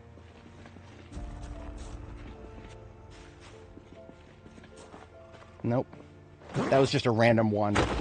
Random wander, and he turned around far enough to see us. If he had seen us, and that's why he turned around, he would have lunged. Am I gonna do? I have no choice, Giga Chad. The devs have already come out to say that previous save games will not be compatible when 42.20 drops. So yeah, I'm actually kind of looking forward to it, depending on what the changes are. When I started this character, it was after a lot of the balance changes to all the default game settings, which is what we play here. We play default everything. So I was actually very excited to start this character, depending on what the changes are for the for 42.20. That'll determine my excitement level, right? I'm guaranteed to create a new save at some point. If it feels like the early game is entirely unchanged, I might start the new save, do a few parts, but after a certain point, if there's really not that much new, I might deviate to other games for a little while. It all depends.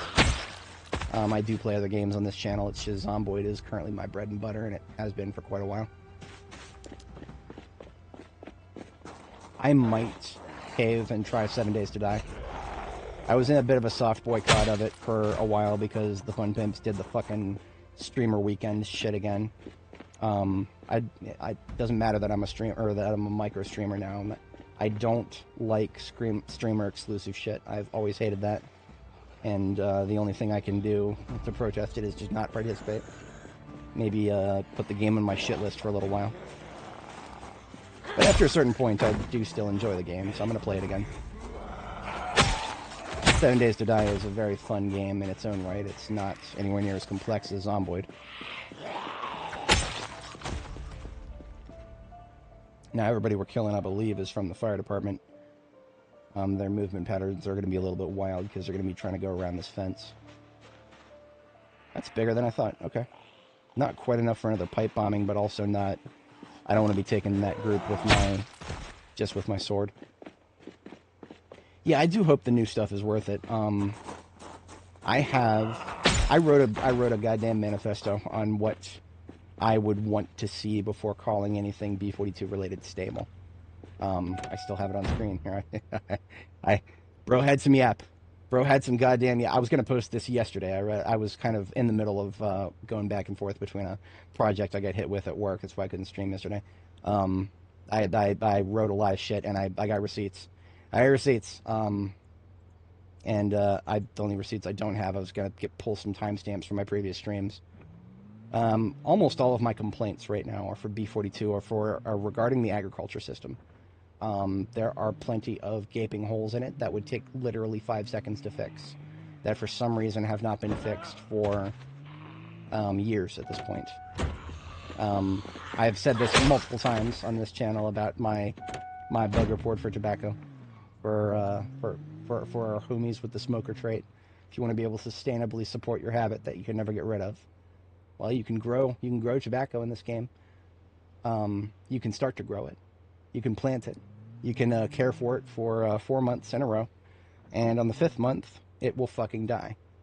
At the end of the 5th month, rather. It has a 6-month growth time, but it only has 5 valid months for the crop to exist. And I've already tried. And I know some people are like, but you can compost it you cannot remove an entire month of growth time through composting and fertilizing. We tried. We composted it to the point of killing some of the crops at one point, multiple times per growth phase, which is the only optimal way to do it because the composting count resets per growth phase, but it still deletes the time from it. So we composted some crops to the point of killing them, and we still could not subtract an entire month from the growth time because you shouldn't need to. No other crop does that. It's just tobacco has that one gaping, glaring hole in it. I reported that on May 5th, 2025. And to this day, I patiently await their reply. Can you use the JS-14 or the M1A rifle to fix the M16? Negative. The M16 has no other repair alternatives. I really want the devs of this game... I don't actually mind the notion of having to sacrifice one type of gun to repair another. I don't mind that. What I want them to do is allow us to scrap guns into gun part kits. So we find a shotgun, we scrap it for shotgun with tube loader. So that's your JS2000s and your Sonok those kinds of things. Kits is what I'm looking for. We should have gun repair kits. We should also be able to clean our guns, but that's a completely separate thing.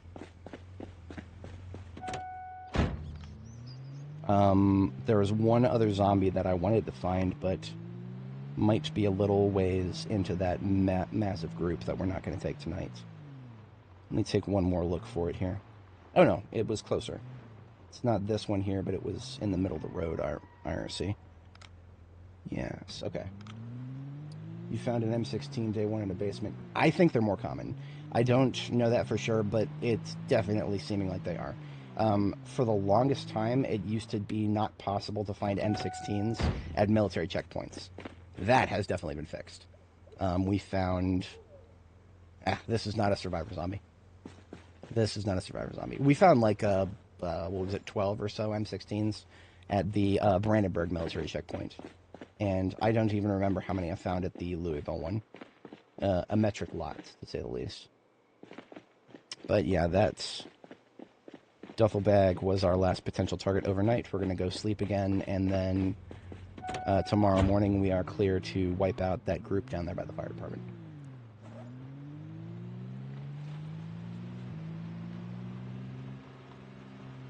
The fact that you need aiming to be able to fix a fire. Yeah, I don't know what I mean... I could understand that if from the perspective of the aiming being a misnomer for the skill, right? It's just gun skill overall. But no, that definitely needs to go to a different crafting category. But they need more crafting skills to cover it. Gunsmithing in real life is its own entire set of skills, completely separate from everything else. So I don't know if we're ever going to see a gunsmithing skill in this game. I feel like it belongs in the game somewhere. I don't know. This is the crafting update, B42. And coming to the stable end of it, and we don't have any gunsmithing skills, so I don't know how I feel about any of that. I have a few things to say about the crafting in this game, but whatever. Let us catch our second sleep, shall we?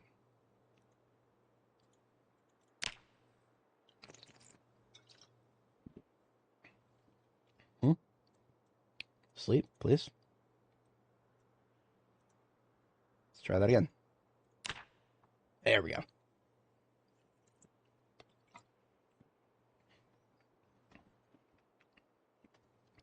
Now, the music has died. That happens a lot once you play the game for a couple of hours. Second. Logging out of Microsoft Teams. I'm no longer obligated to be logged in after 11. Quiet morning now that the project from earlier this week is taken care of. Find yourself a job that does not require you to be proactive. It requires you to be reactive.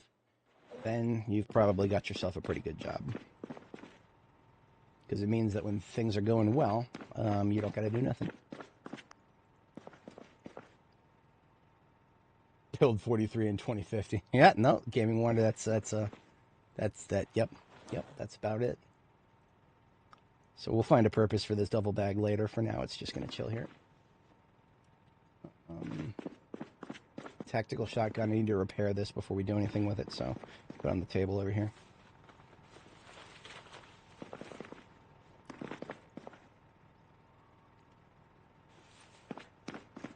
Tactical walkie-talkie, disassemble later.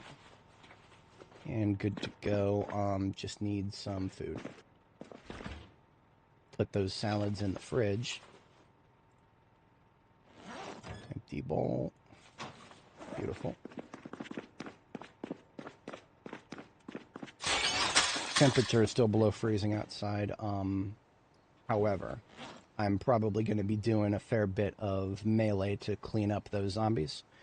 You know what? I might do some sniping too. This is an appropriate moment for it. I think the MSR-70 tactical rifle is currently one of the only other weapons in the game that you can put ammo straps on and still get the extremely fast reload speed from it. I don't know what's going on with ammo straps. They were a thing for the longest time in B42, and then as of sometime after 42.16, they stopped spawning. Except for the only place we have seen ammo straps spawn has been in a police duffel bag with some weapons that had them already. I don't know why that happened, but it's resulted in us having, you know, hundreds of other types of weapon attachments of every category, but only 2 ammo straps. So the 2 ammo straps we have, we've put them on the shotgun and the MSR-70. But I don't think they do anything to the shotgun. I've tried it with and without. It does not actually seem to do anything. MSR-70, though. This thing reloads really fast. It's half of the reason I've pissed away so much of my 7.62. One of the reasons I kind of want to do some sniping here is that that was a meta event to the top right. Or just straight up right. Yeah, to the right. These zombies are not moving in that direction. They will not be moving in that direction for very long once I start shooting them. Look at me. I am the meta event now.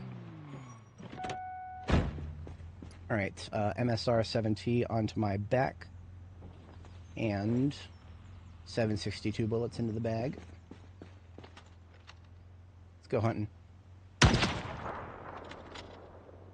Now I have no idea how many of them are going to come through that forest. There's at least one.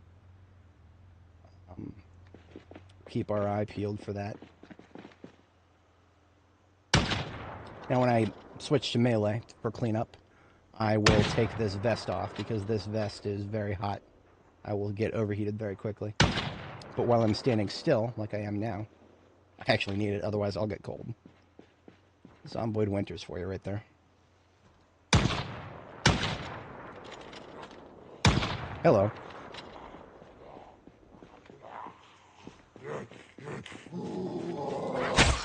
All the directions, I was not predicting right.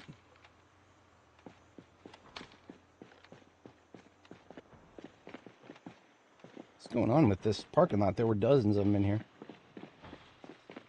Oh, they're all stuck on the fucking fences. Typical. Now, if they get them stuck in the right spot, then they're target practice.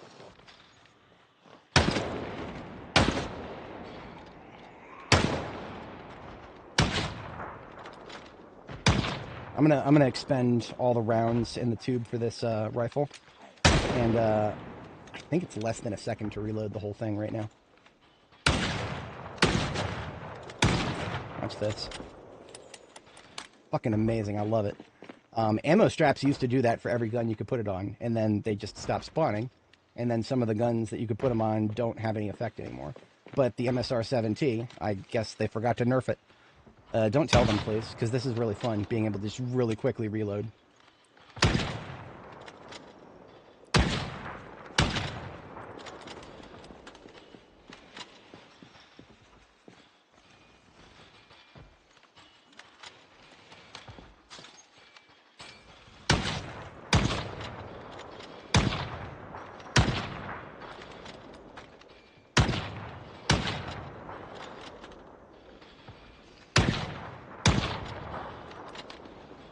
This is where chain link fences are actually a very large benefit.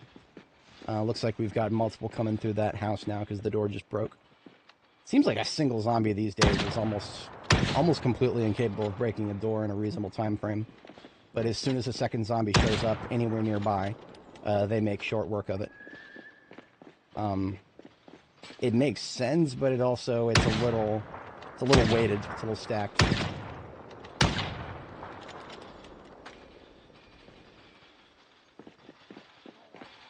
The funniest thing is, the other zombies nearby don't even need to know you're there. If one zombie is pounding a door and another zombie is just standing nearby, that's enough. The zombie that's pounding the door will make short work of it. There are silly things that happen sometimes.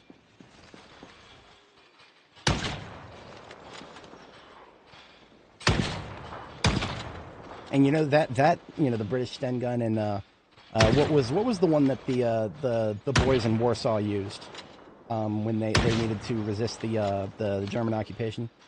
They made themselves it was like a really weak grease gun, but they made it entirely out of pipes. It was like it was almost like a Fallout pipe machine gun of some sort. I don't remember the parameters of it. Probably was a nightmare to use reliably, but I'm willing to bet that it made short work of some mindset scrupping. Doing the Lord's work on that.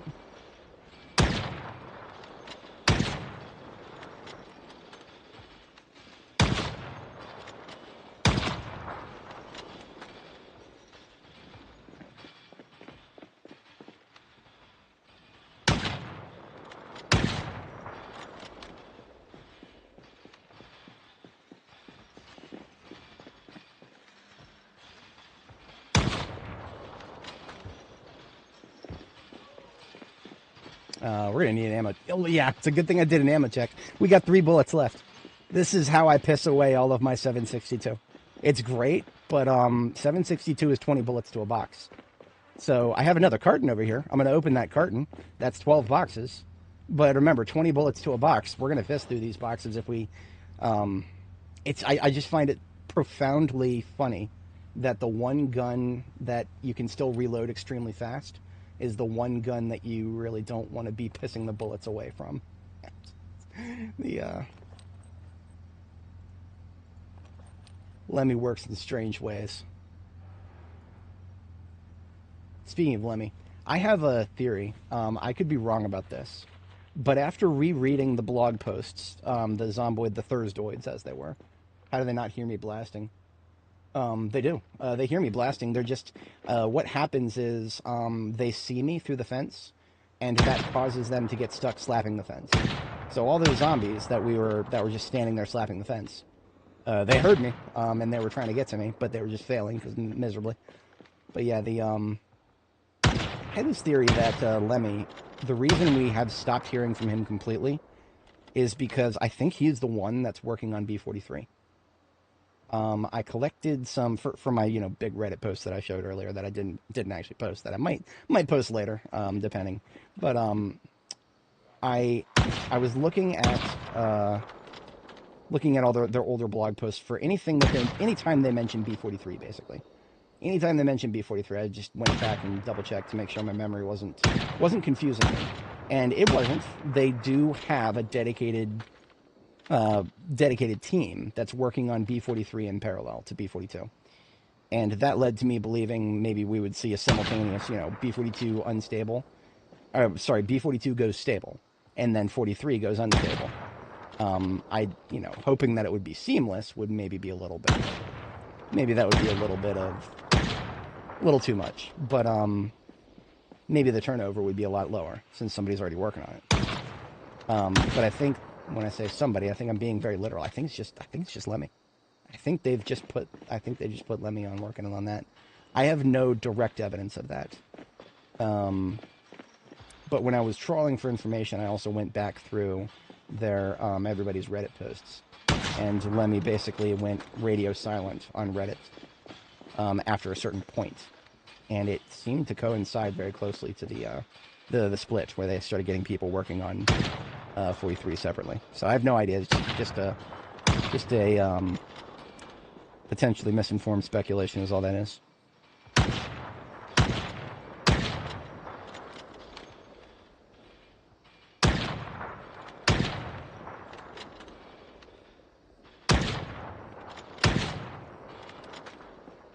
All right, I think we can start cleaning up some of these guys with melee.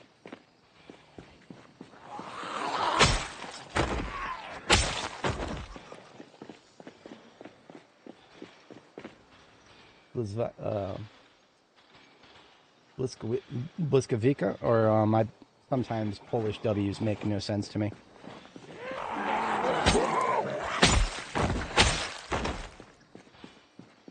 Bliskovica. I can't remember how much of a V there was. I learned a little bit of obscure pronunciation of there was somebody I knew at summer camp had a last name ended with Wicks. And that taught me a little bit of Polish pronunciation.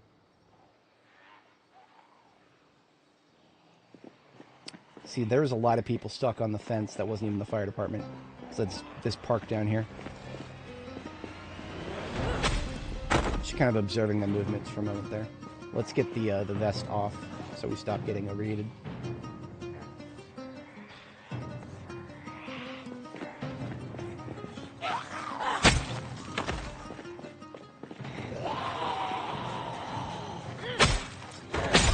I don't like fighting from the south. Just a personal preference. It's harder to see zombies from the south sometimes. Can I show you the seed of my world? Hang on just a moment. I can possibly show you that in a moment. Let me clear out this group.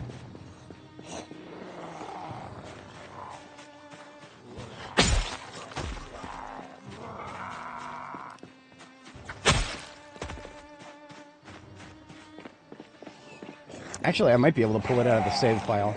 That would be easier, because otherwise the only place I know to look is the first stream in this character's series. I'd have to go there, and then I'd have to pause it at the right moment, because I was not on the map seed page for very long. But the playlist is in the description.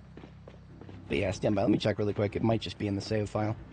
I mean, it is in the save file. It's just a question of where.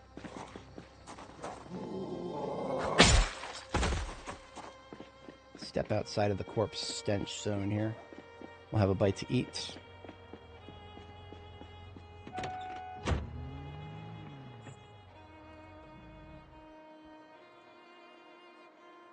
And yeah, let's see. This was a rather lucky spawn map here.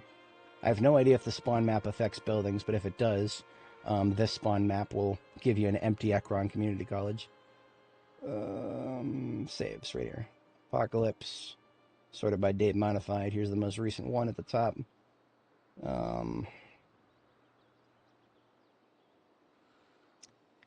T version visited. Erosion, entity data, map. No, that's chunks. Chunk data. No, that's just the binary chunks for it. Statistics. Nah. Metadata, maybe. Let's just start checking some of these. No. See, these are all binaries, so I probably won't be able to make too much out of this. Sometimes I'll have plain text meshed in like this, but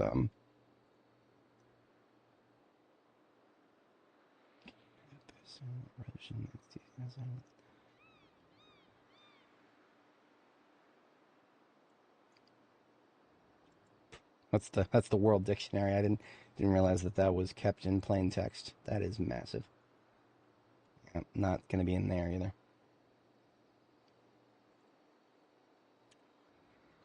Yeah, can't find it in here, so the fastest way to find it at that point would just be to check the first video in the playlist of my character's journey here. Linked in the description. Copy the link from my description up here. Let's take care of the incoming. Oh dear. I love it when Zomboid just takes over my windows on screen. See if it's going to do that permanently.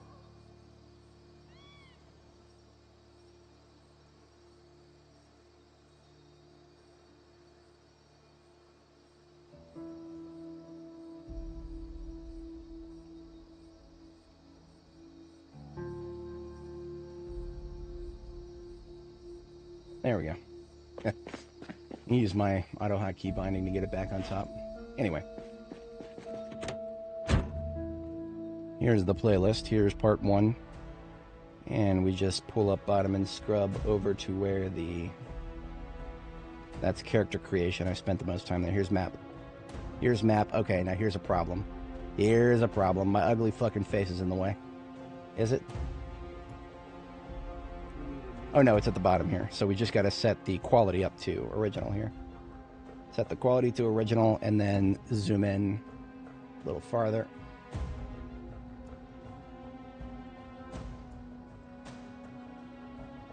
I will post that in chat for you.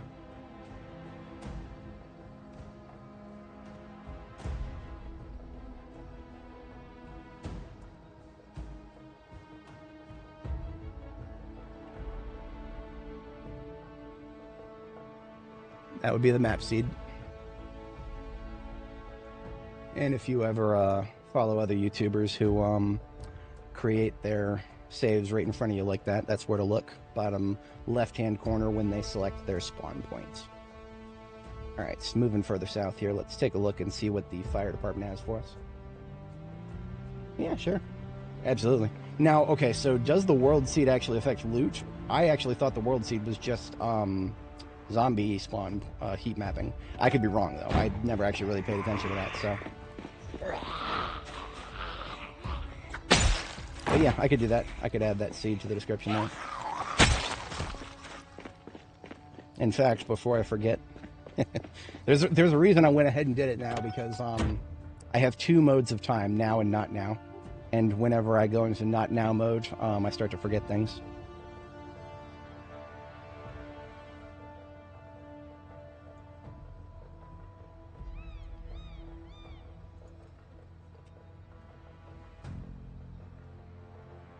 Map seed. I'll put that right underneath game settings, where I talk about why we play default apocalypse and whatnot. Control C, Control V. So that'll be going forward from this stream onwards. At some point, I'll do a bulk update. I actually have a couple of other things slated for bulk updates to my descriptions. I'll get it in there when I get to that. I think we've cleared out anybody who's down here in the park. I think.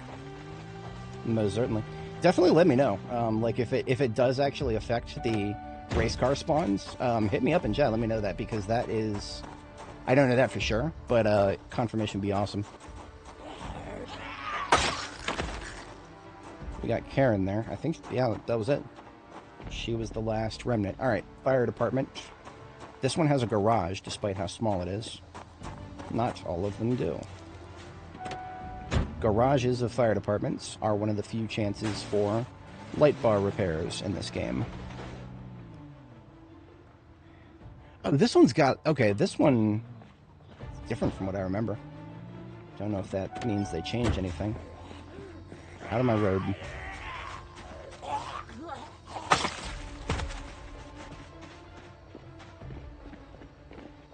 I still got the sniper rifle. Dude, this right here, this niche, just being able to plink a zombie that's in a very inconvenient location. I wish I had the storage space to always have this rifle on my back. I generally don't. And even if I did, that would be another reason my ammo would be almost completely gone. I'll never forgive the devs for making 556 and 762 only 20 bullets to a box. That was a very mean thing. I'm less bothered by it for 556 because there is, they added another place to get lots of 556. It spawns in ammo cans now. So whenever you loot a gun store and you check all the ammo cans, you'll come out with a lot more 556 than you used to. Garage is looted and trashed, which means the containers are going to have a lot less loot, and the floor will have some.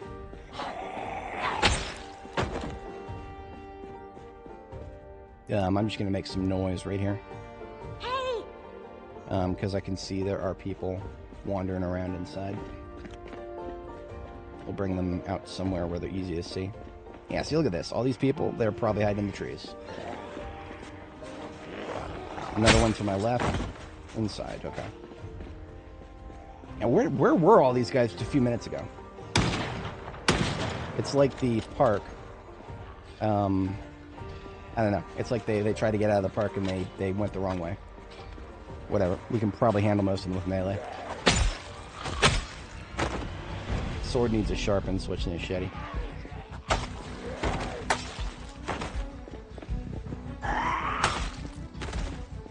Don't you hide behind my truck.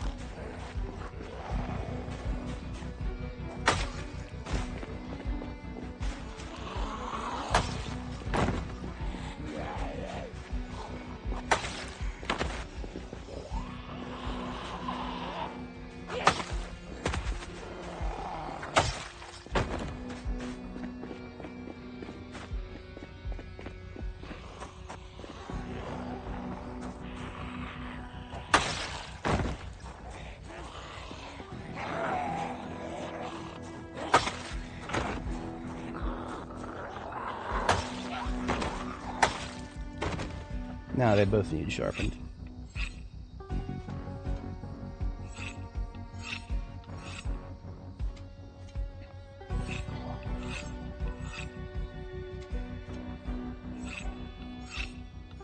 Sometimes I like to carry around a grindstone in the trunk of my truck. That's only for excessive melee. Hey, I'm down here, boy. Keep going. Why are you running?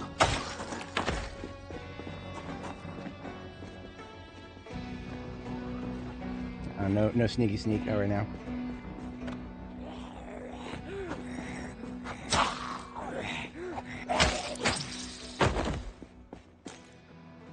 Maybe sneaky sneak. Have a TF2 spy moment. I took a look at your X-ray, and I'm afraid you suck. Victory for France.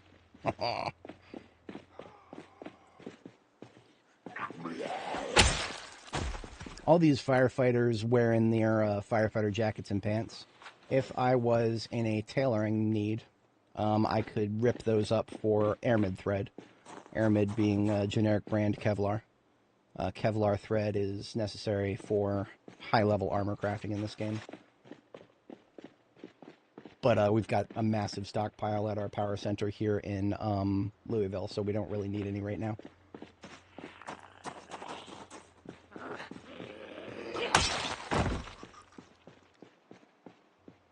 The only thing I need at the moment is to sharpen my sword. Right behind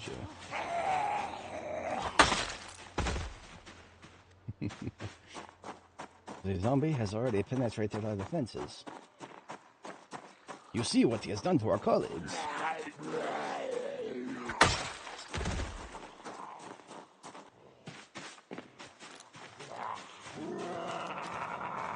Valve never did release the SFM source file for Meet the Spy, I don't think. But if they did, I would love to replace them all with their zombified versions. Just have it be a zombies having a conversation with each other about the human coming through and killing them all. That'd be pretty funny. That'd be pretty funny. I started learning SFM back shortly after it came out, and a couple things about it disappointed me, and I stopped. Don't know if I regret that or not. That was back when I was still going to university for film and video studies at the time. But I kind of made an executive decision about which tools I wanted to learn, and the SFM didn't make the cut. But people have made some really amazing shit with SFM.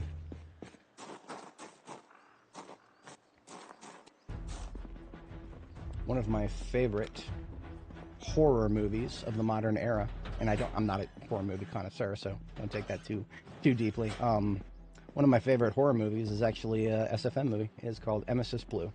It's fan-fucking-tastic.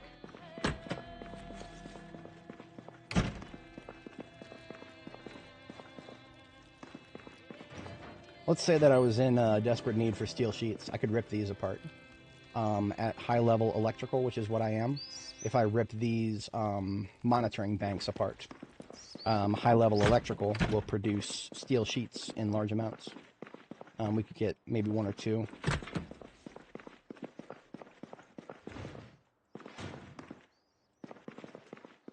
I don't have high prospects for this building. This is sort of like a fire marshal's headquarters or some shit.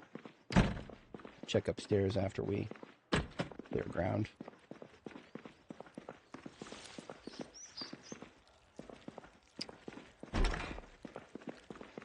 Alright, clear ground. Upstairs next.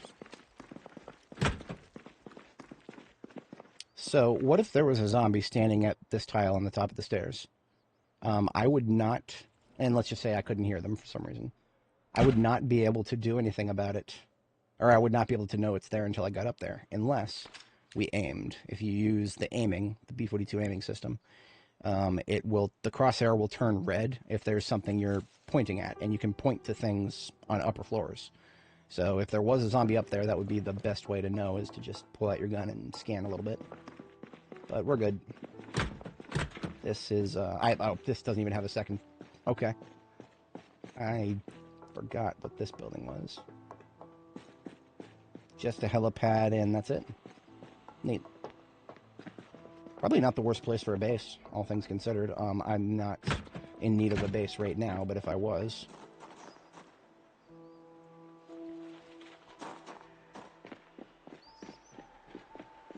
Ooh, there is a Zed on the other side of that tree line. I can nail him through the trees. I love this rifle. It really does feel like I'm just hunting humanoid elk. And now he's here to fuck us.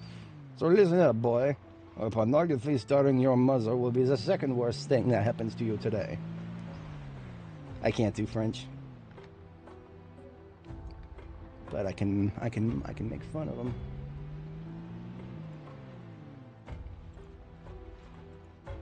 Alright, so there is next a, I think this is like a fairground of some sort.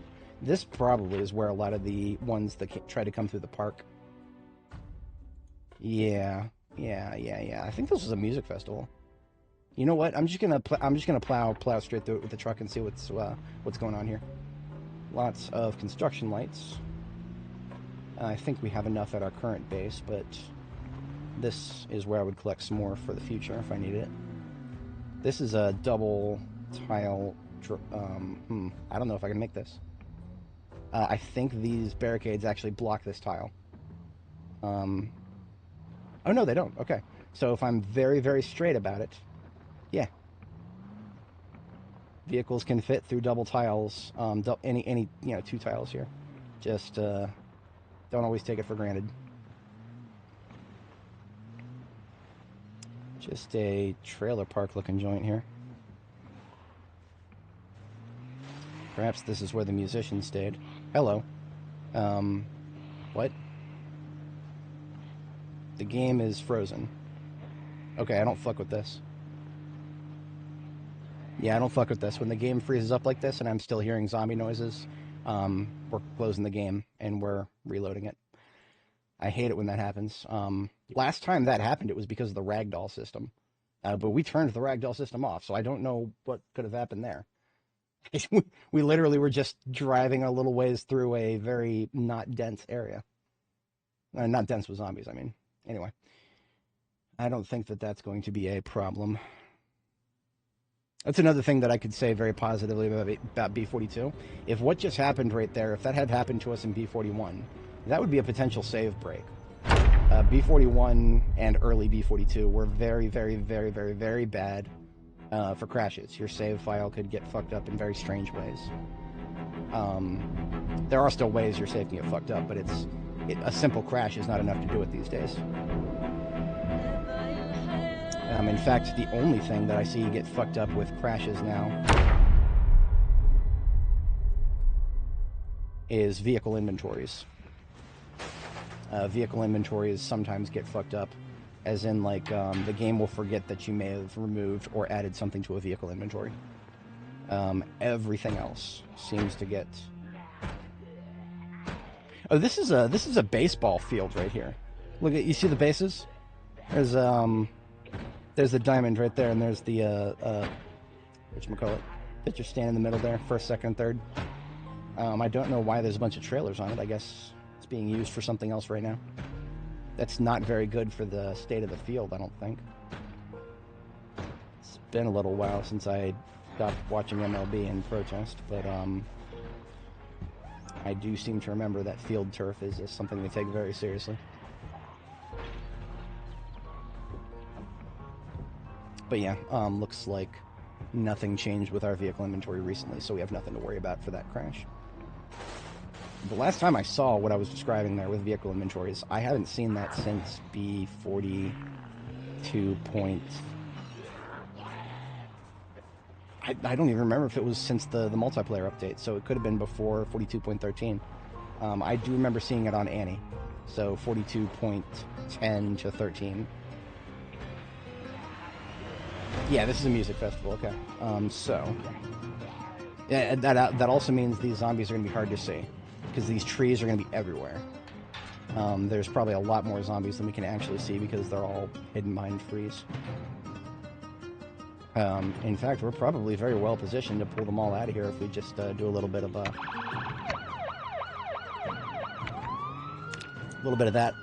because we're right in the dead center right now. Now, that may not have been the best advised thing to do, because now there are lots of zombies closing in around us, and we've only got a very, very narrow spot that's guaranteed to be safe to drive on. Yeah, this is what I was worried about here. No clear way through for a vehicle through the front.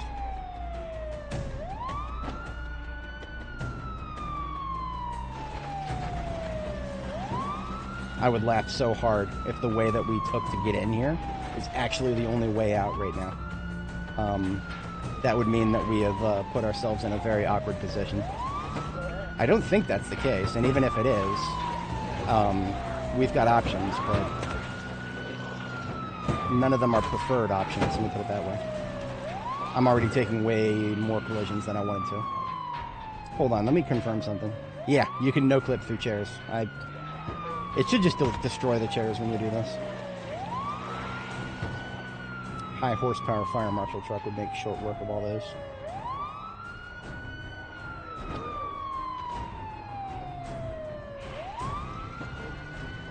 I'm pretty sure that 0% of these trees would be here if you showed up in Louisville in the early game within the first month or so.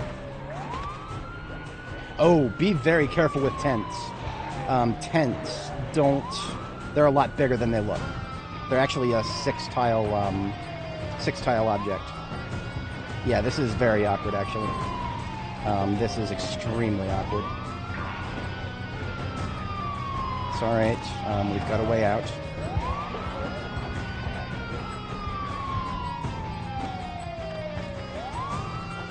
There's another guy with one of those JS3Ts. I don't have the action economy to shoot him right now. It's not important. Okay, here's what I'm going to do. I don't know if I'll be able to get away with this. But, I have a very stupid idea. And it won't be stupid if it works. Passenger seat. Every vehicle of mine has a sledgehammer on the passenger seat. And, sledgehammers can make short work of these gates that are blocking us in. Just gotta ID the right spot to use it, and I'm seeing one right here. I just need to...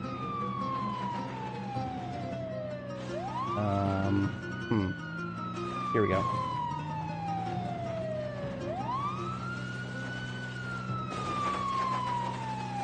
This is, right now what this is, the name of the game is identifying which type of foliage you can actually power through, and which one is going to bring you to a dead halt. I think we've got a pretty good track record on that. It hasn't been any trees we've hit, it's just been, what's it called? It's just been, that unexpected tent. Still on us, but we can't see them, but, we're good. That's our way out. And we'll just take them up this road somewhere and bomb them up there. This is why sledgehammers are really hard to find, by the way. They enable you to do things that normally would be very, very, very hard. That would take us a long time to disassemble that with welding.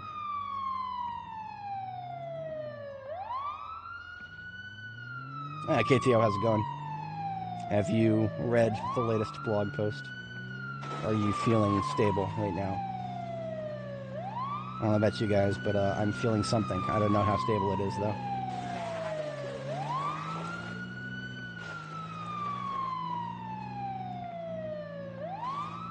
And that is a lot of zombies right there.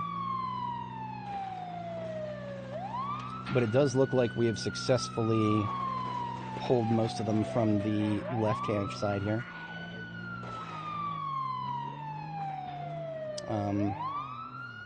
Going a little farther to get through these trees, line of sight. Yeah, looking good. Okay. So I don't even need to use that hole that I made. We can just go right back out the way we came. And now we should be able to go back and forth from the road and have the attention of just about everybody in this area. Oh, this is awkward.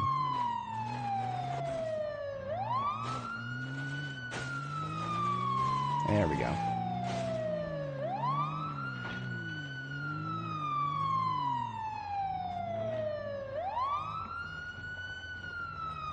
Feel 1 second hangs that made you... yeah.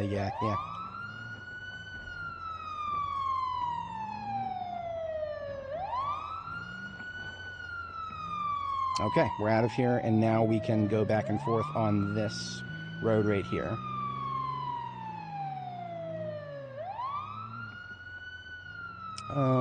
I already see a good spot for a bomb. I already see a pretty good spot.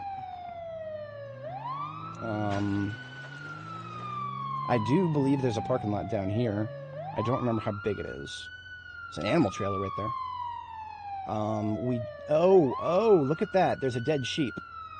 That actually could mean there's a live sheep inside the trailer. So we just spawned this area in. This is our first time exploring this area right now in this character. Whenever that happens, that means that any animal trailers that spawn in as wrecks, chances of a live animal being inside of it. They will probably be stressed to oblivion at the moment. Yeah, y'all just heard it. We got sheep in the area, boys. Let's not bring zombies closer to them. That's going to be counterproductive. Let's bring the zombies in the general this way direction, shall we? That was the plan all along. The spot that I had eyeballed moments ago was a street light that had a grassy terrain around it up here with no obstructions. Here we are. Now, no obstructions is a little bit of a push, but we can make this work.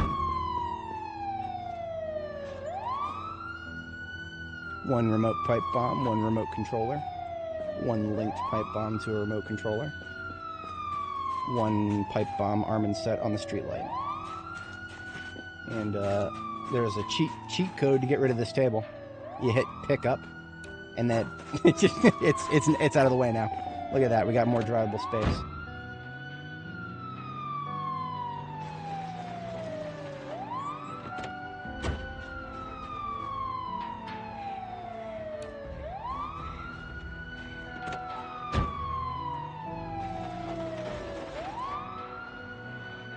Alright, so bomb is right there.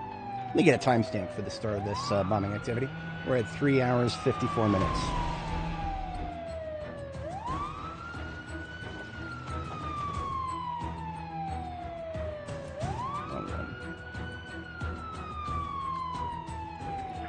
Damn it.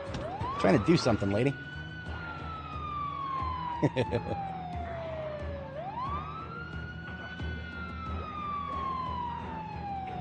That's for my homies watching the replay if they want their fast forwarding timestamps in the description. Oh shit, there's a tree there. Hiding behind a bigger tree. My worst enemy. Have I ever tried the week 1 NPC mod? You're asking a Half-Life player if they've ever played Gary's mod. No, that's alright. It's a completely different video game. I don't have any strong like or dislike for it, but it's not really what I'm about here.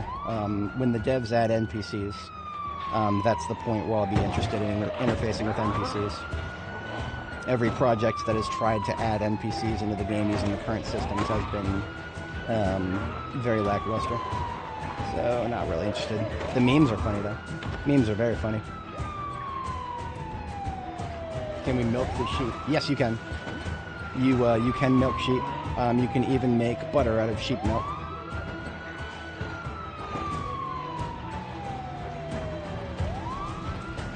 So now we're finally starting to get a better understanding of how many zombies were at the music festival. A general this many. Whatever that is. Less than 500 still. Oh, I just got tired. Something must have gone horrifically wrong with my sleep schedule. I don't know what's going on. I'm just going to drink a coffee.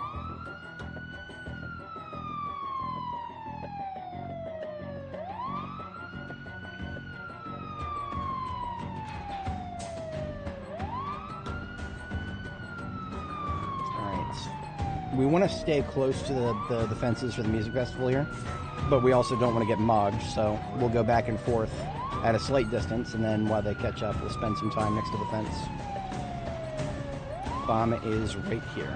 It's a little bit hard to remember that because there are lots of streetlights in this area.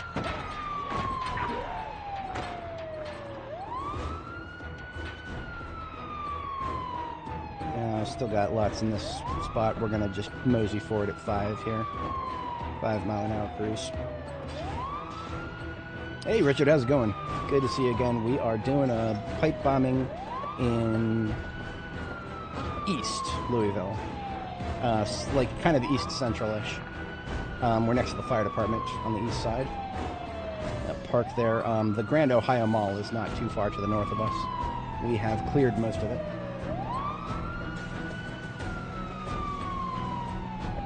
Yeah, we're wilding. We also got a blog post today saying that B42 stable is on the horizon. Apparently 42.20 is going to be the stable candidate. where they're going to, like, basically they'll release 4220 and then they'll start making it more and more stable from there, as opposed to adding new things that will make it less stable. That is my understanding of the situation.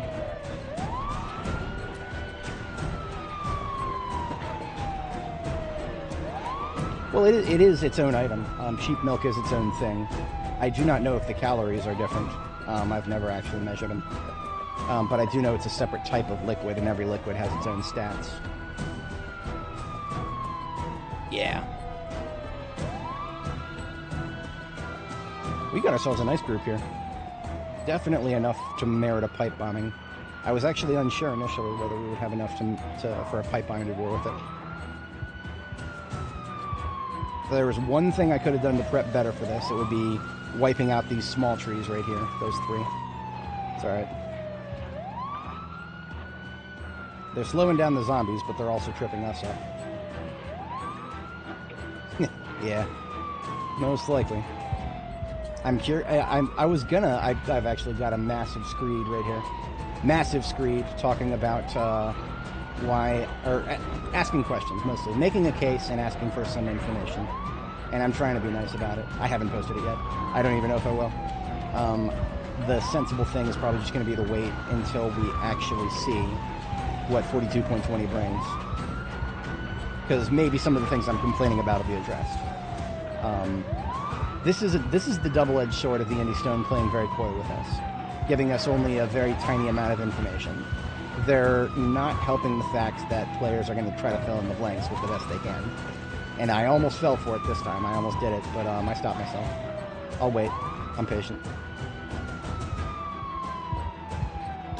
Yeah. And that was the first thing I speculated on. They've got somebody working on it. In fact, I do actually have the pages open still. 2022 and beyond. I'll link this. It took a little difficulty to find it, but this was a blog post before 42 even came out, where they talked about the fact that they've got somebody, some people, I don't know who. My current theory is Lemmy. They've got somebody working on 43, dedicated, working on 43, just doing nothing but messing around with building up the NPC system and whatnot, and trying to make it so that it can be slotted in sequentially into B42 and the 43 stable or unstable process. That is the gist of what I've got. But it was actually really hard to find that blog post because it was so long ago. And the search on the Andy Stone's webpage, it doesn't work right. If you search for the word 43, that blog post up there doesn't show up, despite the fact that they talk about build 43 a little bit in there. Don't know what's going on with that. I had to search it from the outside in.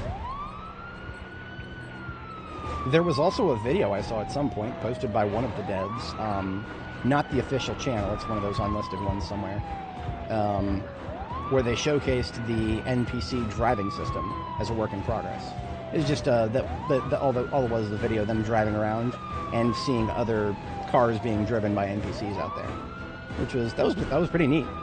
It shows the fruits of the labors of whoever it is that's working on B43 right now. Oh, hell yeah.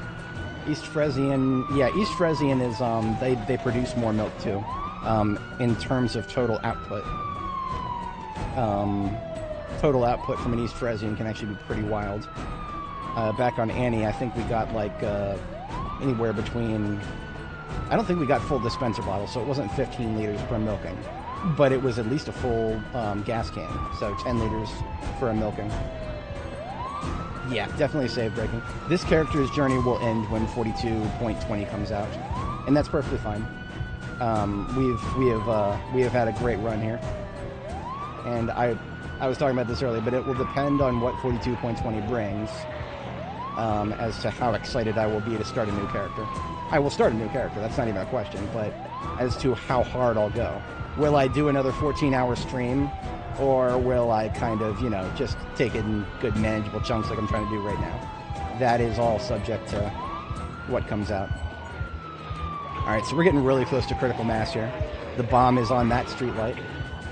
And something I've been focusing a lot more on recently is the bomb explosive radius is 7 tiles away.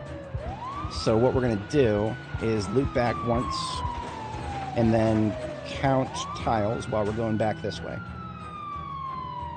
Alright, so 1, 2, 3, 4, 5, 6, 7. That's basically the road. That's basically the road. We want them on this side of the blast. We want them in the road. That's actually, that's pretty good. We can do that. Okay. We got our blast radius. Let's get our UI set up here. Right-click, fingers on the trigger. I don't know if we're at anywhere near critical mass, actually, because of the trees. The trees are making it really hard to tell. So I am not going to be very effective with this pipe bomb. My effectiveness will probably be below 80%. I predict at least a quarter of the zombies might still be up and running after we detonate, because I just can't see where everybody is thanks to the trees. And I'm not going to bother trying. But we'll see what we can do here.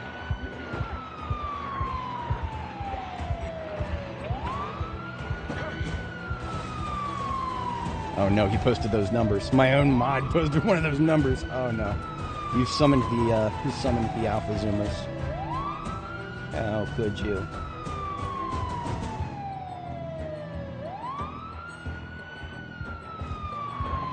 Everybody thought that 666 was the mark of the beast. They were off by a little bit.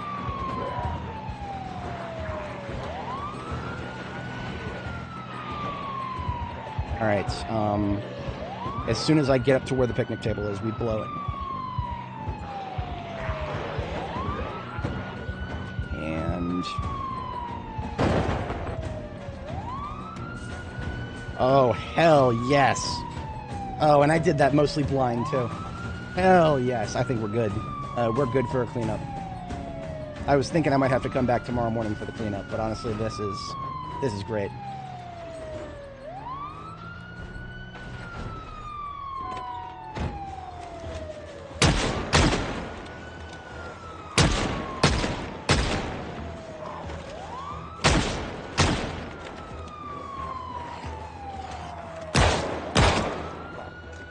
Head on a swivel, because we have no idea how many are on the other side of those trees behind us.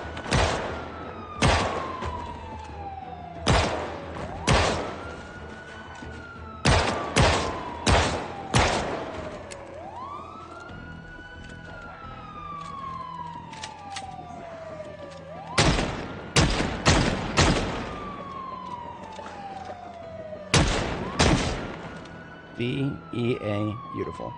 Still got enough daylight I can do this too.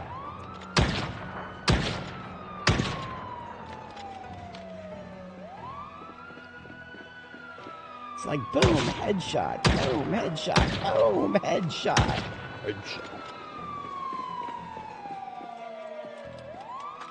My hands are shaking. My hands are shaking, but I'm still shooting them. And I'm still getting headshots. It's like boom, headshot. Ah, hello. Yes, yes, hide behind the truck.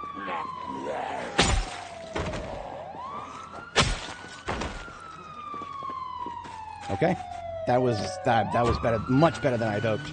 I would say that was above 80. That was probably 85, if not 90. I mean, no, that was, we were in the 90s with that. Yeah, we took at least 90% of that group with the bomb. I kind of lost track of the cleanup process there. We expended an entire magazine of 9mm. There were at least like 20 or so zombies in this area, and then the ones over there to the left. If anybody is not familiar with pipe bombs, regrettably, the kill counter over here does not count your pipe bombs. So we're in the 30,000s. We would probably be closer to the 50,000s if pipe bombs actually counted, but alas. Now that we have lost daylight. Hey, Kitten, welcome back. Just did a very lovely pipe bombing. Efficacy was much higher than I expected, and we wiped out the crowd that was at the music festival in East Louisville. Minus whoever's over there slapping the fence. We'll deal with them next on our way back. Empty M9 magazine is put away. Empty mug. Let's check a damage assessment on the trunk here. We didn't lose much. Took some damage, but not too much. Can at least put our weapons away. And we're leaving the area before that becomes a problem. Beep, beep, beep, beep, beep, beep. Damn, I good. Thank you. This is a tactic long in progress here. Our first couple of pipe bombs were very messy by comparison, but we've got it down to an art form. The arch of the sheepdogging, going back and forth in front of the group like a border collie. That's my secret, Captain. I'm always light barring. I know, right?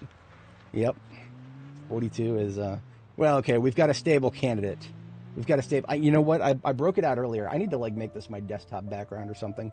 I broke it out earlier, but it's not going to be not relevant for a long time. 2.0 EXP most recent thumbnail. I'm going to make this was for 7 Days to Die. Because they had a stable release where the fucking storms, man, an early 2.0. Oh, God, those are obnoxious. But yeah, I have a few questions about whether we're going to actually have a stable release. And we're going to have Homeboy here with the glasses be our avatar for those questions. I don't even know what anime that's from. I just know that it has entered the public consciousness, and it's very appropriate.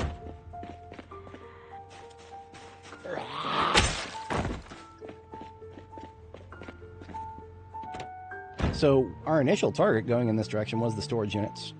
I do believe we've long since gotten rid of any stragglers except for ones like that one there. So we'll catch our first sleep. And then we will take a peek in some of those units. I might eat my words, because, I mean, if we had cleared this area, these guys wouldn't be here. I would knife them, but I don't want their corpses in my one drivable spot. So...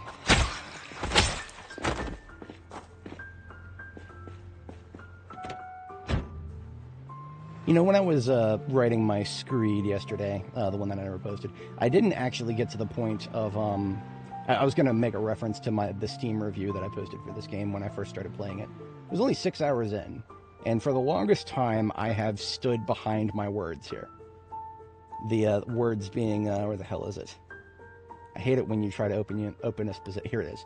Why do all of the games with the best mechanics have to be top-down with terrible controls? It was bad enough that I have to live in a world where I'll never see a three-dimensional rim world with great controls and great graphics. But now, I have to live in a world where I'll never see a three-dimensional Project Zomboid with great controls and great graphics. Game's alright, by the way. Depth and mechanics are fantastic, but the combat and visuals feel like hot garbage. If someone could merge this game's mechanics with the combat and visuals of 7 Days to Die, you'd have a contender of best of all time. But we can't have nice things. Now, the one thing about this that I'm questioning now is the terrible controls. I will stand by that this is a terrible control system for somebody to learn. Learning the control system of this game to the point of being so fluid with it that it feels like muscle memory. It's one of the things of all time. It's not a very fun process. It takes a lot of nuance and learning and whatnot. But it's not terrible once you've learned it. So the only thing I would amend about that review that I wrote 6 hours into this game, I saw exactly where I was going at that point. I was like, yep, I'm going to like this game a lot, and I'm going to hate it because it could be so much more, but it's never going to be. Oh well. Almost back to base here.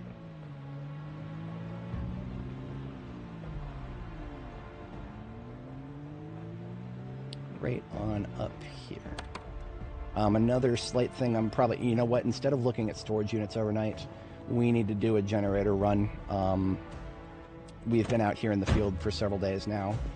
We need to make sure our generator here is good, and then we're going to go check our main base, make sure that one's good too. So I'll just have a quick drink of water because we're thirsty, and then into bed.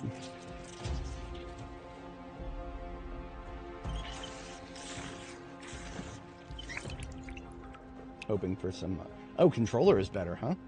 Nice, very nice. I don't know how cold it's going to get tonight, so I'll put the vest back on.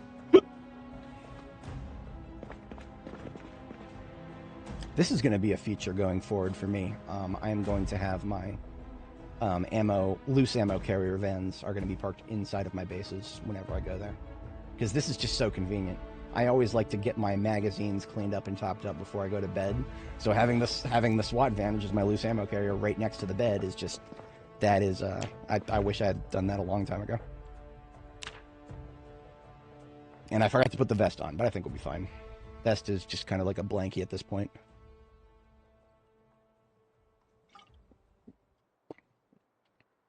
All right, generator top-up time. If I had more of these jerry cans, I would start using them for generators. Very recently, like most recent patch, made it so these jerry cans have double the capacity. So they're still the heaviest thing in the game for water carrying, but they also can fit 20 liters now. But back at base, I have 4 generators. So 2 jerry cans is just going to result in my generators having mismatched refills. So no, not yet, but we're getting close. I will start stockpiling my jerry cans back at base. I can't remember if we were in need of more gas up top here, so I'm just going to fill this up anyway. Yes. I've actually tried controller once so far, and I did come to the conclusion that the driving axis wasn't exactly what I wanted it to be. And it wasn't just the driving axis, right? You know, using the control stick to turn the wheel. That's one aspect of it, but I also wanted the trigger. I wanted you to be able to use the trigger to ease up on the gas pedal or the brakes. That would be an absolute game changer. That would make me want to have a controller plugged in so that I can switch to it when I'm mouse and keyboard forever when I'm fighting, but when I'm driving, having that fine-grained of a control over my movement would be, you cannot replicate it with binary buttons like a keyboard and mouse. But I digest.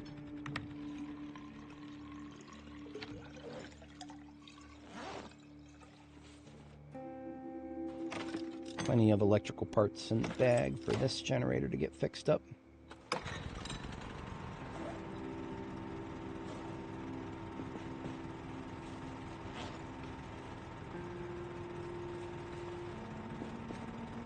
All right, this generator's good, so we're now going back to Jericho, and we're going to get that topped up. One of my red bulbs burned out, but I got a billion of them here. Oh God, no! They're going. I don't even want to think about it right now. The devs said they're going to fix towing, but they very, very conveniently failed to specify what they're going to do, and that tells me way more than the patch notes ever could. In my humble opinion, I don't think it's going to be something to our benefit. We might even see the update that I have been talking about for a long time now, the one that I know is coming someday. The update that means you're going to have to carry around a 12 encumbrance heavy chain with hook in order to do towing. It's coming. It's coming. And don't anybody ever think that it won't, because those are already spawning in garages everywhere. So there's a reason for that. But we'll see. Trunk repairs handled. I don't think I need to worry about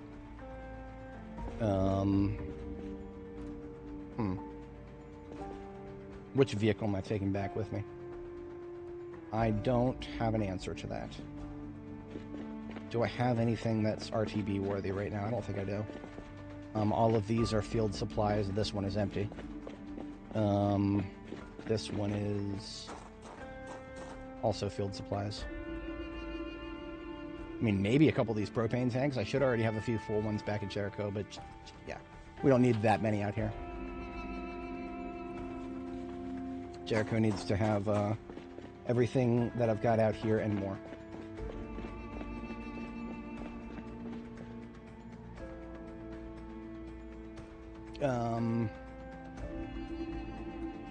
These fire and rescue vehicles don't need to be up here. Yeah, we can take these back. I actually literally brought them up here for the sole purpose of celebrating 4th of July, so that I could have red lights, white lights, and blue lights. So that purpose has been fulfilled. We can take these back to Jericho.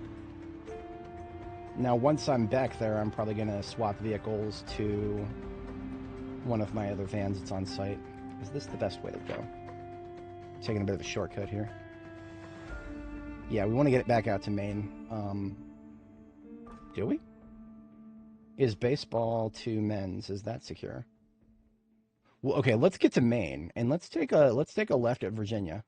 That Virginia Avenue is right past Fossil Field. We can get there. Then these green arrows are around the Louisville General Hospital, which we've completely cleared. So in theory, we should have no problem going past the stadium, just taking a left.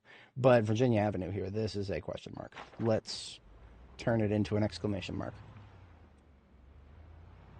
You don't think it's coming? Okay, well, fair enough. I will be perfectly okay if it doesn't. But my fears are kicking in a little bit. Wait, we turned one too early, didn't we? Yes, this is Rudy Grady. And Rudy Grady has zombies on it that I'm not interested in fighting right now because I don't have to. This is not our primary supply line.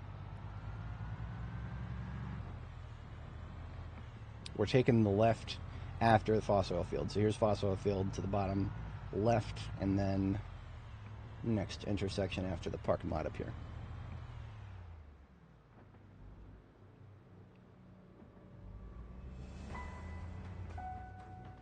You know, I actually probably could use some logs back at Jericho.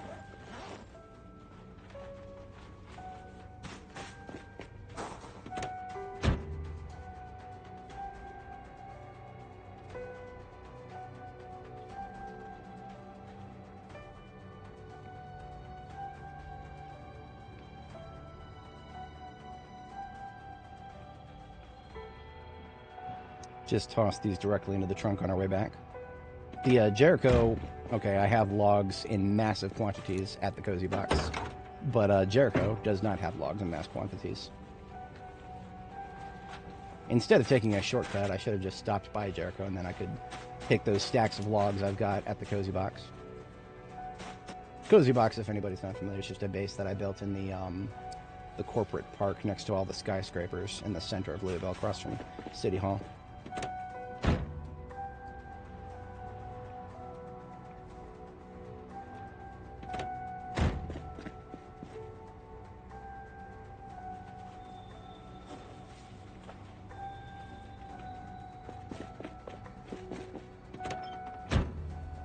Most of those logs are just on the floor because I had to clear some trees to make for a better pipe bombing experience.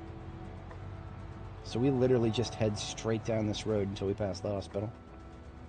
It's not confirmed to be a supply line yet, so I can bypass Zed's. Just kind of scouting out the viability of it. Yeah, this is not the hospital. Is it? No, this is another adjacent building. I thought that we had, wow. Okay then. This building in this general area had not been cleared at all.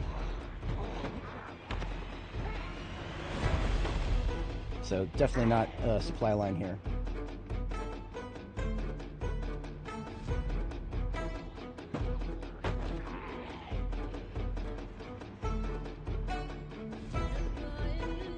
Here's the coming up on the hospital.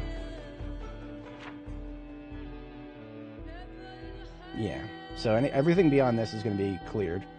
But it looks like the bottom half of Virginia Avenue, these two buildings here, these are still stock full of zombies. And we have pretty much no incentive to fight them right now. I mean, I'm pretty sure these are just all massed residential buildings. So we're not bothering with that right now. I have enough residential loot for the next 6 years of this character's life. Probably more if I am sensible about it.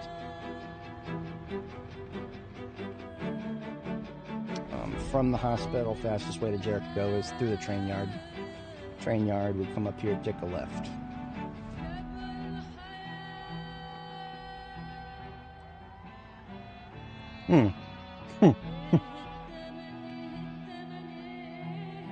Your light bar will make a fine addition to my collection.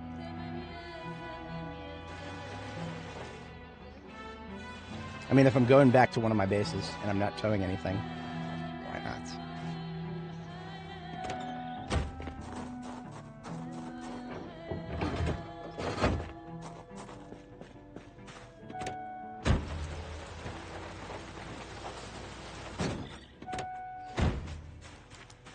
Like I said, I'm not sure if I will use these roads for anything substantive, but having them clear is only possibly going to be a good thing.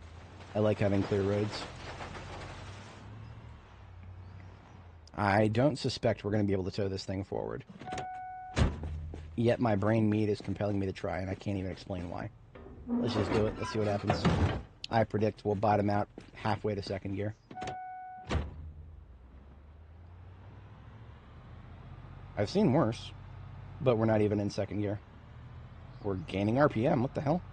Okay, look at that. Look at that. The needle stopped exactly at 3,000 RPM. Exactly at 3,000. And we're losing speed. Okay. So we didn't bottom out, but yeah, that's not going anywhere. That's what I'm yapping about right there. We're talking about a specific threshold you got to clear if you want to tow forward.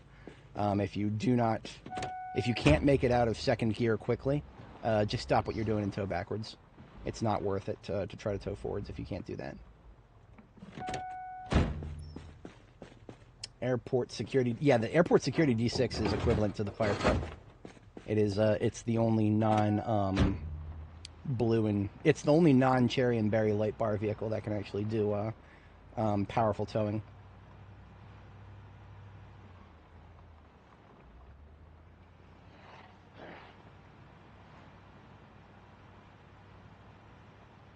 The words roundabout come to mind. Why are those people there? What kind of a migration would have put them in this parking lot here that I... Can car alarms go off multiple times? Because that would explain it. Like, they were already in a big group around that car, and one of them set the car alarm off, and now they're in a big group around that car again. Whatever. Car alarms are a thing now, by the way. That is a change as of the difficulty balancing. 42.15 was it? So now we're in the train yard. That was a hole in the fence that I made myself so that we can very easily go straight across it on our way back to our primary power center in the area.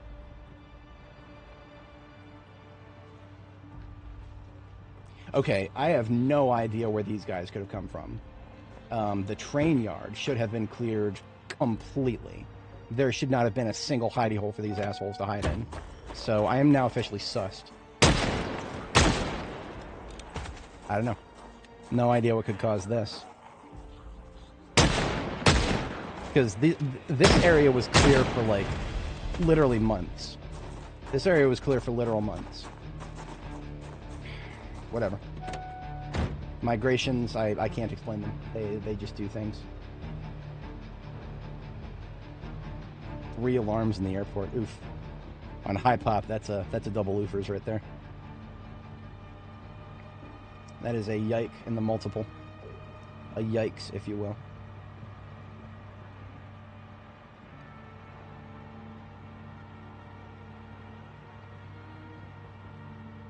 .5:30 and I'm seeing a little bit of white at the edge of the screen.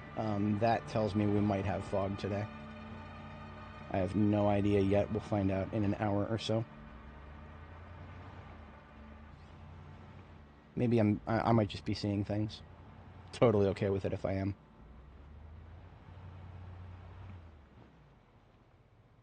You know what? I've got a safe house right there. I'm just going to sleep here. Because I know the moment I get back to Jericho, I'm going to get distracted by something. This is, it was a survivor house. I turned it into a safe house. Bed is this one.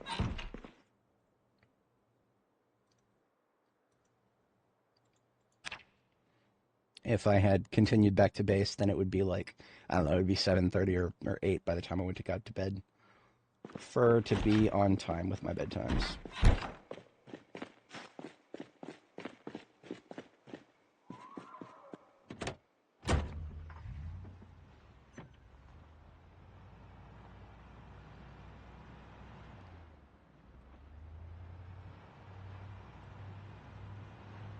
Ooh. Frame drops are causing me to turn harder than I would prefer. If you get a frame drop while you're in mid-turn, the game doesn't stop turning. Treats it as if the whole shebang was a key press.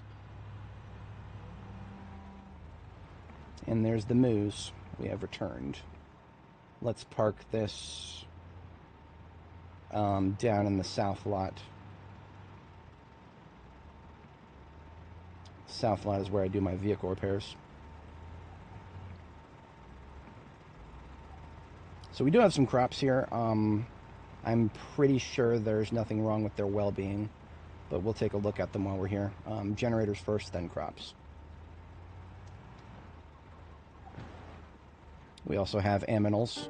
I do believe all of my animals were broken by an update at one point. I have not seen any of them reproduce for a very long time at this point, so I think the animals got broken by an update. It's fine. I literally do not need them to reproduce to have more than I'll ever need.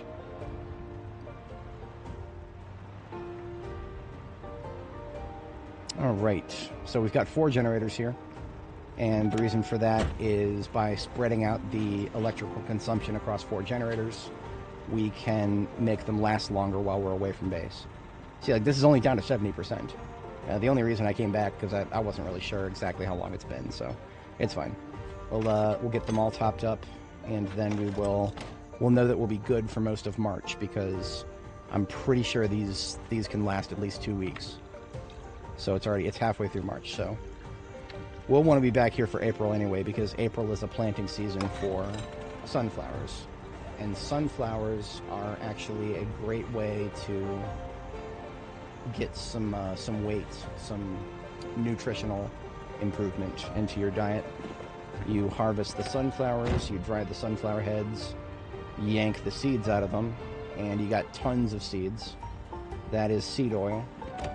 To make vegetable oil to get tons of calories for your food. Kind of a roundabout long process, but it's just as good as butter.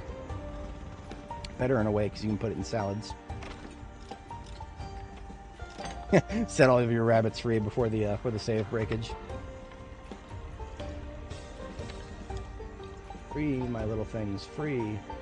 To go die in the wilderness because the moment they become tame, they're incapable of feeding themselves. You can literally leave a cow in front of the river and it won't drink from it because it's not in a zone.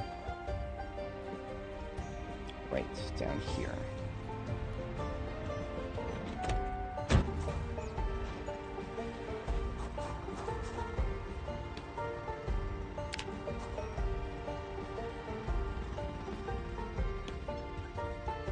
Yeah, that's all the vehicles in this parking lot are either currently unused or not very actively used. My secondary fleet is currently at the Cozy Box, which we'll stop by the Cozy Box on our way back up. Now, here's why I like this particular grocery store so much as a base. There are 2 very, very long unattackable walls.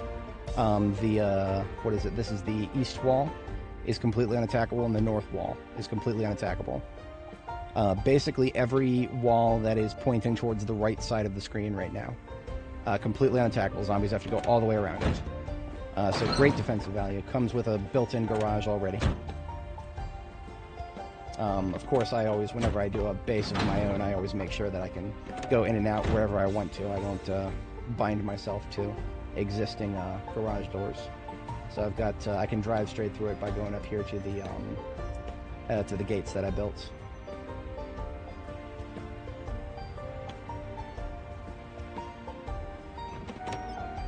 My staircase right here, we've got the generator on the roof of the main building.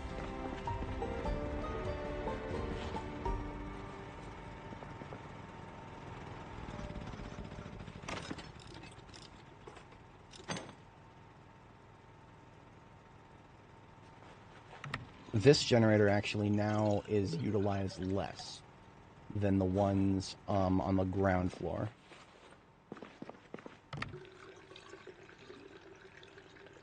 $3,000 Zeds around it. Yeah, that sounds about right. Unfortunately. I would be let me know how many you see inside, because I don't think I've ever seen more than like 1 or 2 Zeds inside. You might actually see like only 1 or 2 Zeds, especially if high pop doesn't affect the interior numbers of Zeds.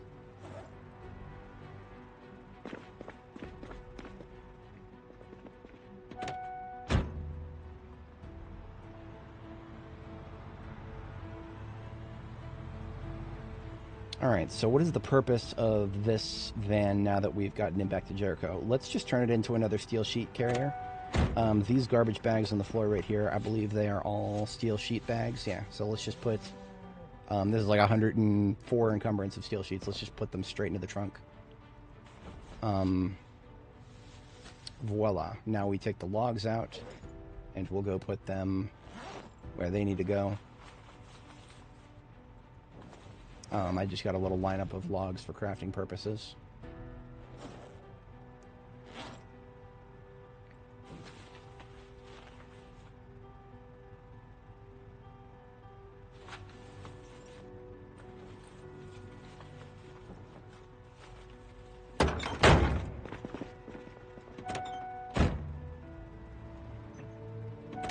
Oh, it's right here.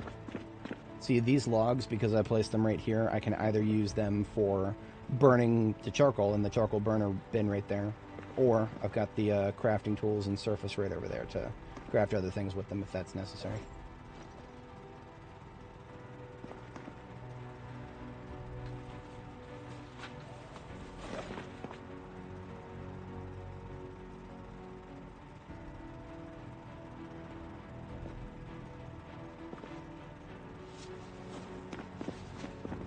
Propane tanks, we've been kind of drip feeding a few extras back here.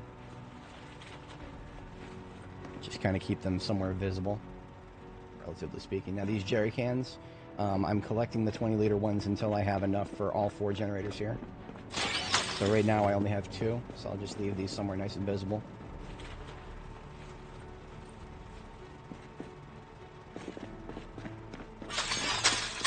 Because it's going to bother me if I have, you know, whatchamacallit, 20-liter cans for some generators, but only 10 liters for... No, I'm not doing that. It's all or nothing for me, is how my brain works. Sometimes I am not dictated by efficiency, but by heuristics. Mental heuristics, what works best for my brain.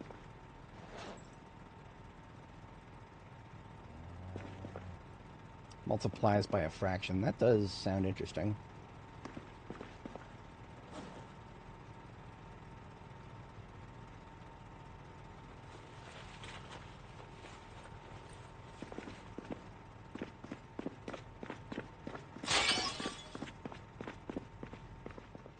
I remember seeing one of the most upvoted comments about NPCs once.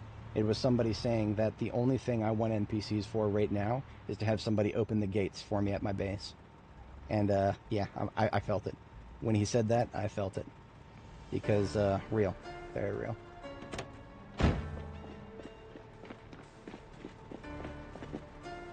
I actually have to step away briefly, IRL. Won't be gone long. Before I do that, I'm just going to take a quick look at the crops.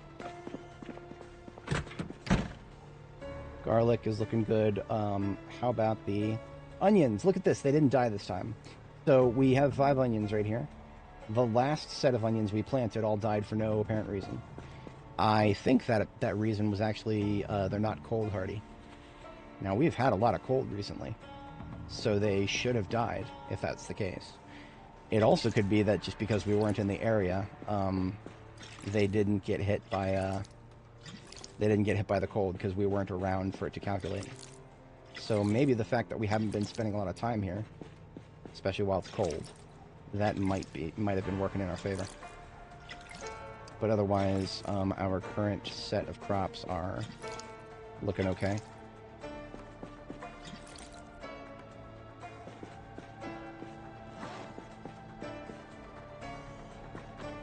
Yeah, I don't know what's going on with these buckets. They should have been filled up.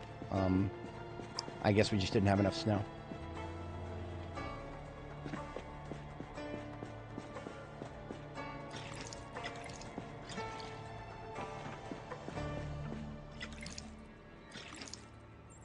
So when this garlic is done, There's a very funny situation with garlic right now. We can dry the wild garlic. We cannot dry the other garlic. So this is regular garlic and this is wild garlic. Why is it like that? I don't know. I don't know.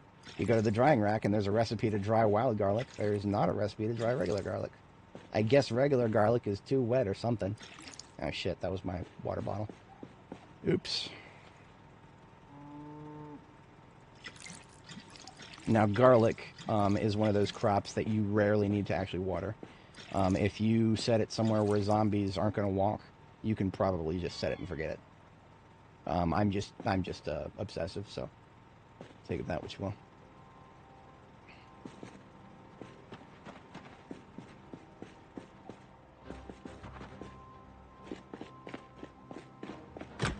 Alright, I will have our girl take a chill pill for a moment, and I will be right back, folks.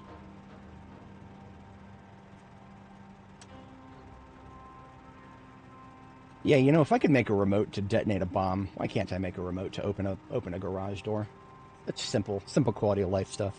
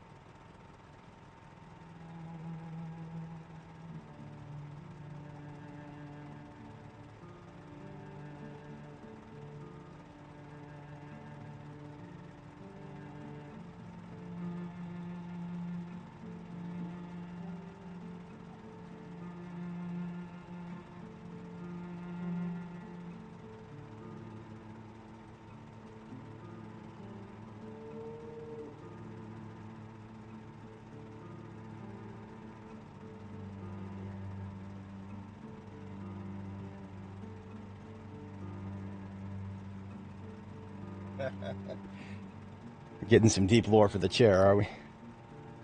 I'm sure the chair appreciates it. Alrighty, folks, I am back.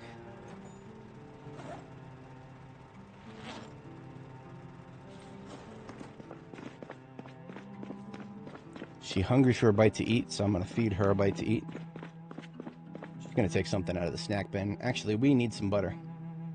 You know what? Let's, we need to put on some weight.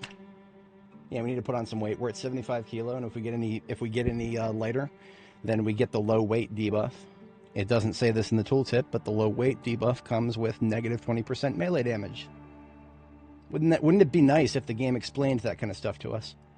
So to start the process of gaining weight again, I'm going to eat an entire box of cereal real quick.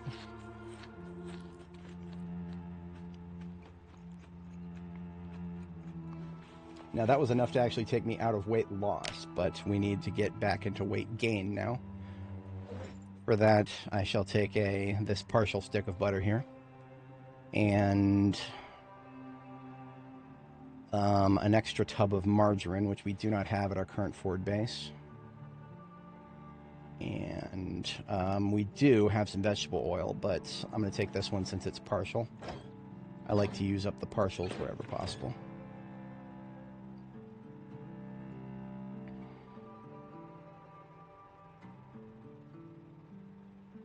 Yeah, you know, I actually thought about getting some upholster painting done. I never pulled the trigger on it, but that would be a fun thing to do. Overlay would be easy digitally, but I'm gonna show off something on a chair. I feel like it would be nice to do it physically. But in any case, I think we've concluded anything we needed to do here at base. I'm just gonna take one check at the animals. They should be good, but let's just double check their water supplies.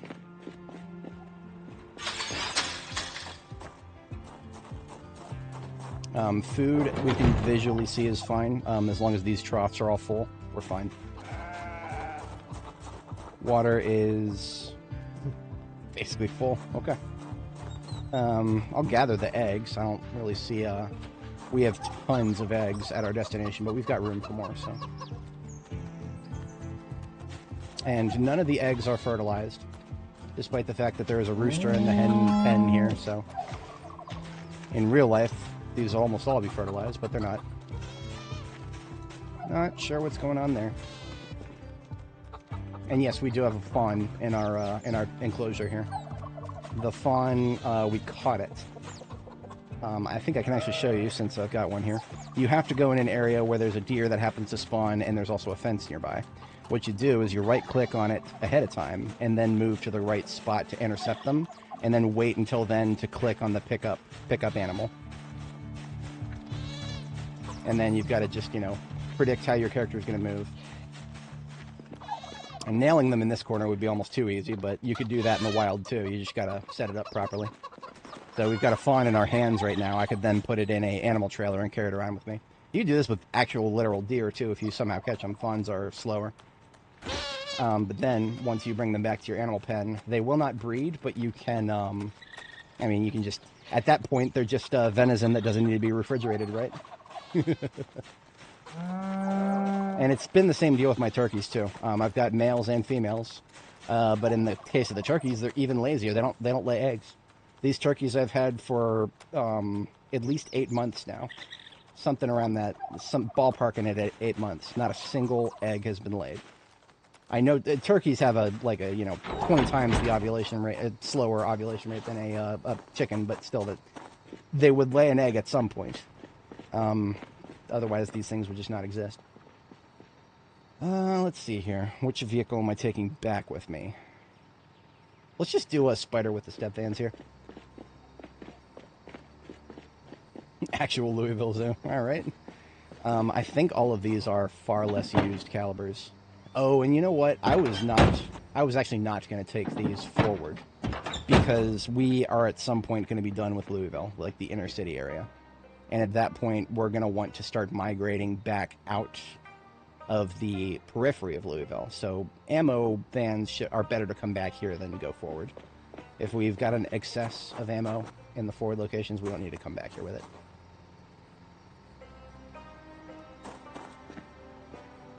because this van is mostly empty, it just has some token stuff that I never pulled out of it. We'll take this van up to the Cozy Box, because the Cozy Box has got like literal tons of supplies at it, plenty of which I will want to extract from it. So we'll take this mostly empty van there, and it's perfectly fine to leave that behind. And there's also a collection of emergency services vehicles at the Cozy Box. So I'm just thinking about what vehicle to use to do which leg of the journey to get back to our forward position. 3 turkey hens put out 20 eggs, only 2 were fertilized. So that lines up with what my previous experience was last time I got to raise turkeys. I think that was on Annie. Her playlist is the second one in the description down below. But I don't know if... We did get some poults. We did actually get some baby turkeys hatch. I vividly remember the little cheeps they made. Those little cute cheeps that the baby turkeys make. A lot less annoying than the gobbles of the adults.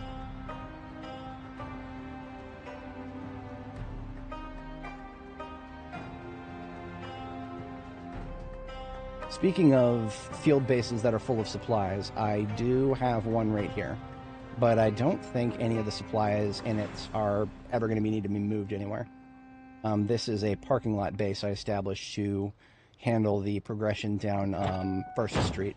And it's still got plenty of fun stuff in it, but none of it should be unique. Literally everything in here should be stuff that I have plenty of elsewhere. But I'm just going to do a little scroll through and make sure about that.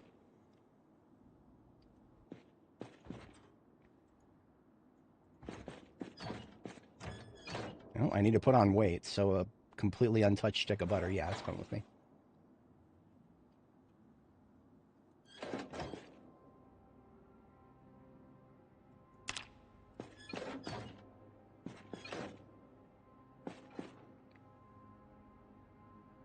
Sunflower seed packet. That should not have been left here. Let's take all those with me. Okay, I'm glad I came here. I even have some spare furniture. Let's take that Coffee Express. I don't know if I'm going to bother with jarring anything ever, but, oh, no, I did. Okay, so let's talk about jarring real quick in this game.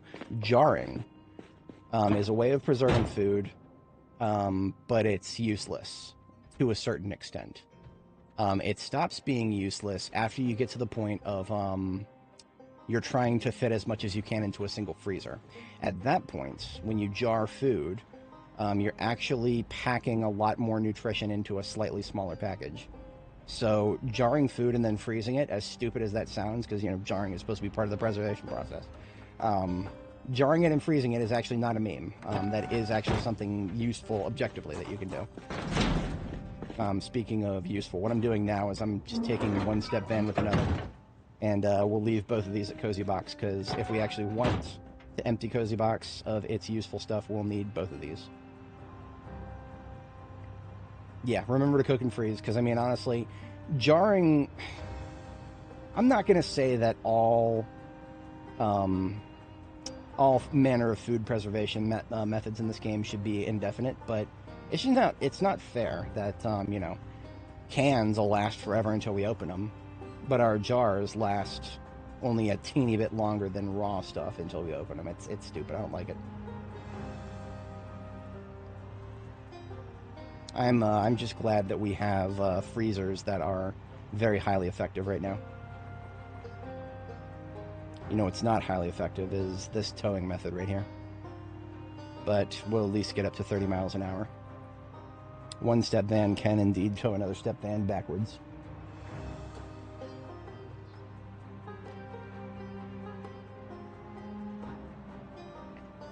Next update, by the way, is going to be improvements to towing. Now look at this. This proves my theory, or this. See how I'm just going backwards right now, and yet look at this. I keep veering to the left. How is it possible? Whoa! I didn't want to do that. How is it possible that I keep veering to the left? I'm definitively facing towards the right now, and yet look at this. I'm curving. It's got to be something to do with alignment on the tires. And the alignment is probably affected by one of the tires, or the tires on one side being more than another. I'm gonna look at this thing when we get to our destination. You know what, KTO, I did that myself. It didn't work. Some of the cheese didn't get frozen, and it went rotten. That was a game update that broke the cheese.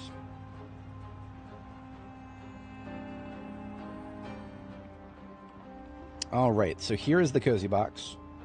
I do believe that the other Jorgensen and Sons van is completely empty right now.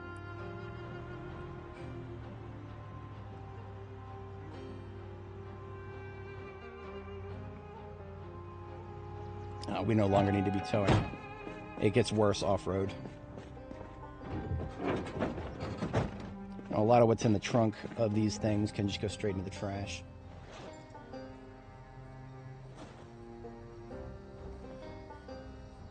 And some of it I'll just put into a bag to go upstairs. Tongs were such a difficult thing to find at one point that you'll never catch me throwing them out whole cloth, but yeah.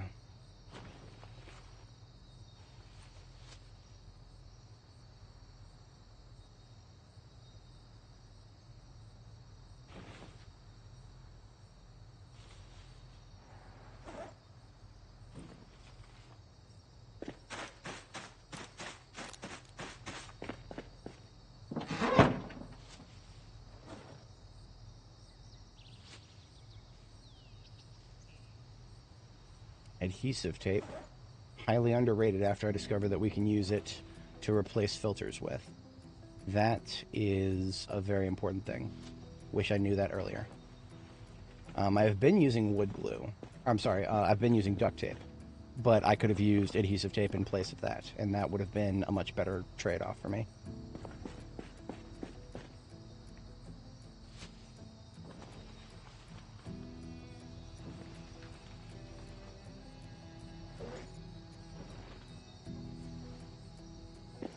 Alright, everything else in the trunks goes into the trash.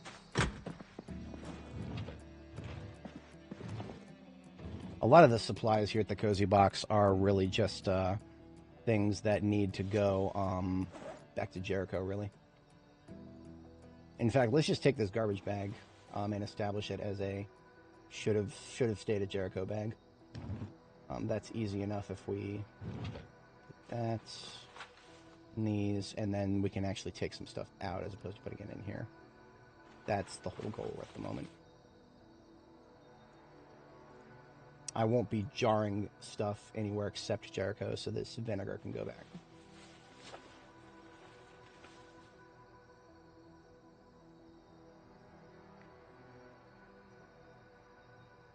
Whole ass carton of nails.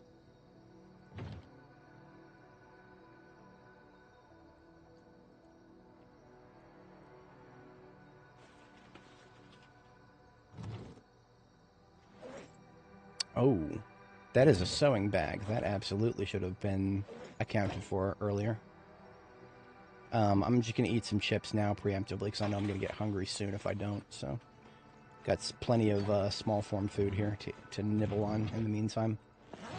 More vinegar. Very small amount, but vinegar nonetheless. Lard. That is something you can add to... This is a glitched lard. I'm going to have to disregard that. Glitched lard will never move, even if you try to move it.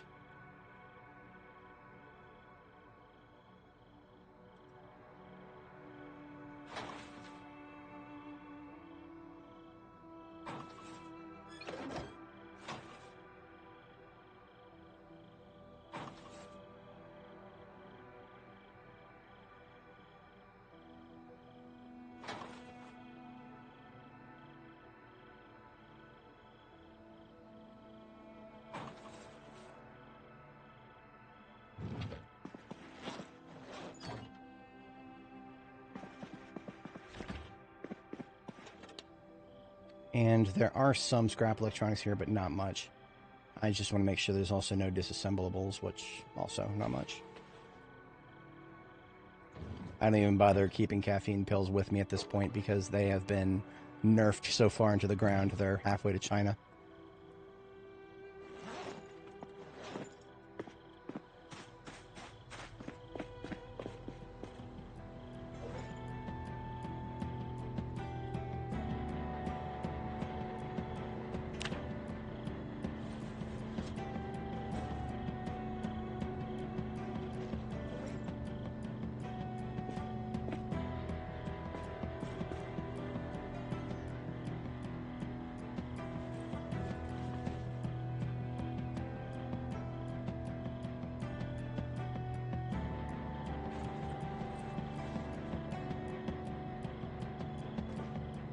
You'll have to forgive me. My brain's got to go at 200 miles an hour, 400 miles per hour. If I want to actually get this done in a reasonable amount of time. Otherwise, I will just go down a rabbit hole of talking to myself and changing my mind, and then talking to myself and changing my mind. Here we go. We got that bag. There's another duffel bag over here. This is stuff from one of the army surplus or pawn shops. I think there's actually a cache of loot on the floor out there somewhere that we haven't even picked up. Don't worry about amplifiers, that's fine. And these other rifles also can stay for now. I know where to find them if I need them. That's the most important thing. If this base just looks like a tiny box that's raised up on stilts, that's basically what it is. Reduces the attack surface significantly.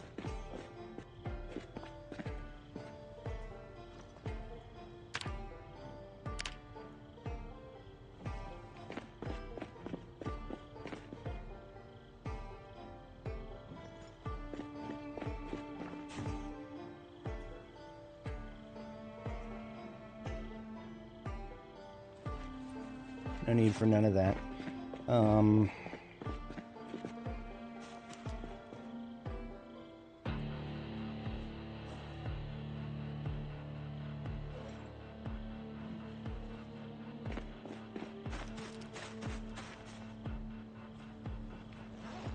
Okay. Looking good on that. Broken glass is also returned to base. We melt that down for glass making. That's how we do more jarring. We'll get the glass for it from that.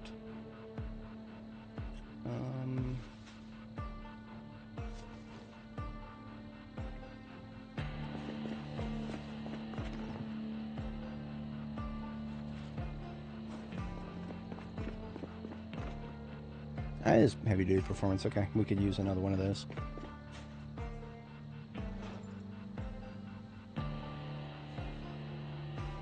And I'm going to take like half of the steel sheets on the floor here.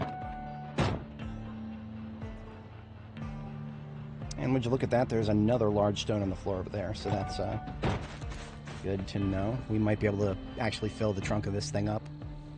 We'll still leave it here once it's filled up, but that just means that we're one step closer to getting this place mostly emptied out.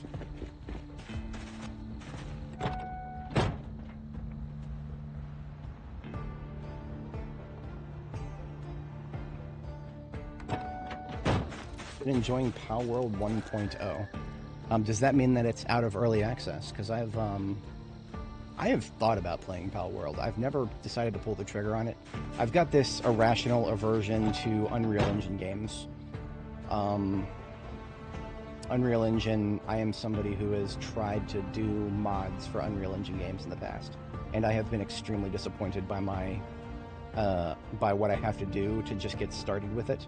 And then to actually, the blueprints just fuck everything about it. I hate it so much. And even if I never intend on, you know, like modding the game myself, just the simple fact that it's made with Unreal Engine means that nobody else is going to have a much better time at it. Sure, people will still make mods. It's just that you're going to hit a ceiling. You know why Ark Survival Evolved has been out for nearly a decade now, and you never got a good NPC mod? It's because Unreal Engine games have an upper limit to how much you can do with them from a modding perspective. If it was an actual good engine that was designed from the ground up to be moddable, as opposed to the Fortnite engine, designed and built for Fortnite and literally nothing else until Tim Sweeney decided he wanted more money, so he started selling it to people. And then it became one of the most effective grassroots marketing campaigns of all time. And now you have people unironically going out there and telling everybody, yeah, let's just get this game converted to Unreal Engine for no fucking reason. Let's do it. Let's go. Let's do it. No, it's not that good. It's the fucking Fortnite engine is all it is. But it has fallen to such an absurd amount of hype that people vastly overestimate its potential. Oh, shit. Yeah, watch those fences. They can do weird things. But yeah, it's not that I, particularly hate it. In fact, I picked up, just the other day on a whim, because it was on sale and I've been wanting to play it at some point, I picked up Soul Calibur 6. And because it was, the game was designed by the developers to be moddable, you can actually install mods for it outside of the Unreal Engine kit, that's how you do it. If you want to make an Unreal Engine game, you're a developer, you want to make an Unreal Engine game, you have to put the legwork in to make it moddable. It is not like Unity. Unity games, even if it's the opposite with Unity games. Unity games, the developer doesn't get much of a choice. You can go out of your way to make your games harder to mod, and people will find a way because Unity is just that good at modding. It's got its other problems. Unity is you're not going to hear me glazing it here, but Unity is, Harmony will find a way. The Harmony will find a way, and as soon as Harmony does, your modding community takes off. I play this other game that's a little bit in the vein of RimWorld, but it's kind of more of a cozy life sim game called Clanfolk. The dev of that game has literally gone quite far out of his way to restrict the modding and save editing capabilities of it, up to and to the point of encrypting the saves. Like when the game saves, he fucking encrypts it with ZF2. It's a fixed password, so once you know the password, it's fine. But I mean, the point is, he doesn't want people modding the game because he's a solo dev. And players of video games, I hate to say this about you guys, some of you guys are fucking stupid. Some of you guys are fucking stupid, and you install mods, and then you get bug reports and you send them to the devs of the game. Don't do that, please. If anybody listening right now has ever done that, don't do that ever again, please. If you install mods, you need to be prepared for error messages, and you need to be prepared to give them to the person who made the mod, not the developers of the game. But okay, a lot of us would think, oh yeah, that's common sense. No, there's nothing common about it. There is no. I talked to this dev, like he actually, Blorf, is the name of the guy. He actually just reached out to me directly. He's like, yeah, this is how many bug reports I got from players who installed mods or edited their saves. I'm like, are you fucking serious?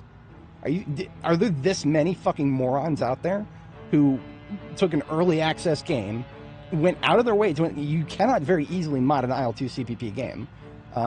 Intermediate language to C++. It uses...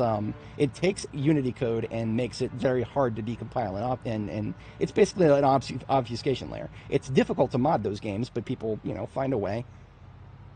So people are going out of their way to mod them, and then they're submitting bug reports to the devs. That was one of those wake-up calls to me about how, I believe that people who build their own PCs and play PC gaming and stuff, maybe they're a cut above the... No. You're not a cut above the rest. You have the capacity to be as much of a dumbass as anybody else. And sometimes you really show that. The PC master race it's got its dumbasses too. Very much so. Nothing wrong with that. Happens to every group of people. So this, but I didn't really even articulate what we were doing here. That ambulance was there, and it was probably got some supplies in it. So is the Plonky's truck here is one of our ammo carriers. So these 3-step vans in this lineup now are all of our ammo carriers. So we now have more of our ammo consolidated in the place where I'll be using it. And this was my step van with the parts in it, vehicle spare parts. So that's excellent. I said step van, this is ambulance. Now, that means I'm going to change my lineup here just a little bit. In order to tell which one is which, I have to go by left to right. So leftmost one is the Expedition Ambulance. It's the clean one. The 3 dirty ones, you can't remove the dirt, by the way. The 3 dirty ones, I'm going to put them in the middle. They're my just material carriers. One of them is welding, one of them is base building, and this one is vehicle parts. This one is TBA. The engine quality is actually kind of shit. It's 60-something engine quality. So that means like 30% of the time it'll fail to start. So these other vans, all 4 of these ambulances right here are perfect. 99 or 100 engine quality. They will literally start every time I turn the key. Very rare thing in Project Zomboid. I don't know if y'all noticed. It's a little bit... Zomboid can get a little wacky with the, oh no, my car won't start and zombies are coming. I hope they don't impotently slap their face on the window for 10 minutes straight. Y'all would be surprised how long windows will last if they're not about to break. Alright, so we're back at our forward base, and we've gotten all maintenance activities taken care of for quite a while. We do not have to worry about doing all that again until near the end of the month here. The only other thing we have to worry about now is getting fat. Our girl is getting a little too skinny, and that's no good, because that means melee damage goes down. So we need to cook her up something real nice that's going to pack on some pounds. Bring on the brownies. Wheel out the Whoppers. Nothing against skinny girls, but they don't hit very hard. And our job is to hit hard. So, gotta be able to do our job, right?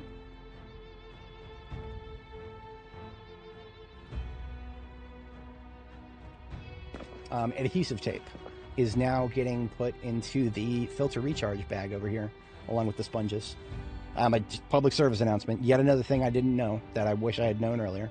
When you want to recharge respirator filters so that you're not getting sick when there's a bunch of zombies around you, there are different materials you can choose from. You need a tape of some sort. You can use duct tape or use adhesive tape. Trust me. Wherever possible to use adhesive tape instead of duct tape, do it.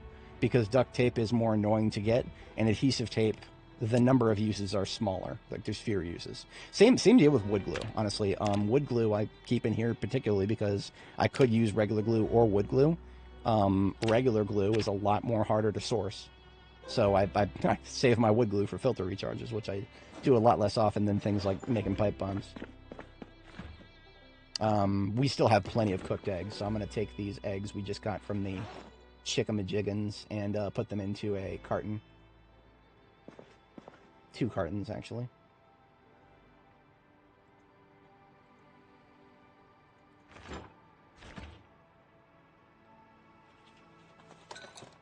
Three trucks. Oh, 3 trucks. Our ammo fleet is actually up to... I want to say we're at 8 currently. It's just that they're scattered all over the place. We have 3 of them here. We still have 2 at the Cozy Box. And I think there's another 3 at Jericho. I think the total is 8, and then we've got the loose ammo in the SWAT van here, right? So all the other vans are cartons. All the loose boxes go into this van until we get 12 loose boxes, then we pack them into a carton, and they go back out into another van, right? So this van, the SWAT van, has the highest traffic of bullets going in and out of it as we pack it up into cartons whenever we get more. I do recommend, regardless of how you guys choose to do your storage systems, I feel like anybody's storage system could benefit from a system like that, where you just have boxes of bullets kept in a specific central location so that you can pack them into cartons as soon as you get enough boxes to do so. And, keeping them in a central location is the best way to do that. We did get ourselves a coffee machine, a espresso machine. It's not coffee, Goku. It's cappuccino.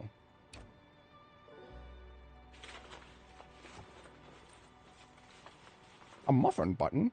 That's absurd. I never would have considered such a thing. Just move the let's move the hot dog machine down here somewhere. Wow, look at that. The hot dog machine has a new facing. You never used to be able to put it facing this way. I hope someday we'll be able to make actual hot dogs. Otherwise, we're putting away this CD and then we are ready for bed. As an overnight task, I'm probably going to do another couple of shipments of... yeah, we're going to do another couple shipments of ammo trucks. I want them to be centralized. They no longer need to be at the Cozy Box. We may go back to the Cozy Box for more office building activities, but that is not going to require us to have ammo trucks waiting for us there.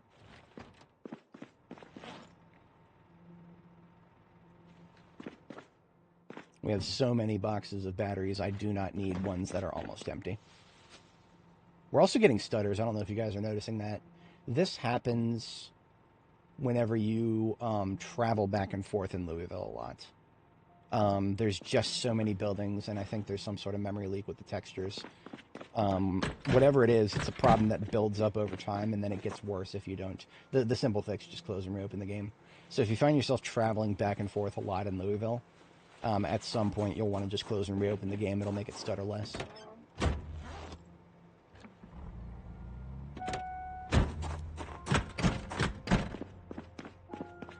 We should have some more salads here, but These salads, I'm just going to keep them frozen. We need food that's going to make us put on weight. I am not yet in weight gain. I'm still weight neutral. So I'm going to have another box of cereal. This is going to put me in rapid weight gain. Eating an entire box of cereal gets you 500 carbs.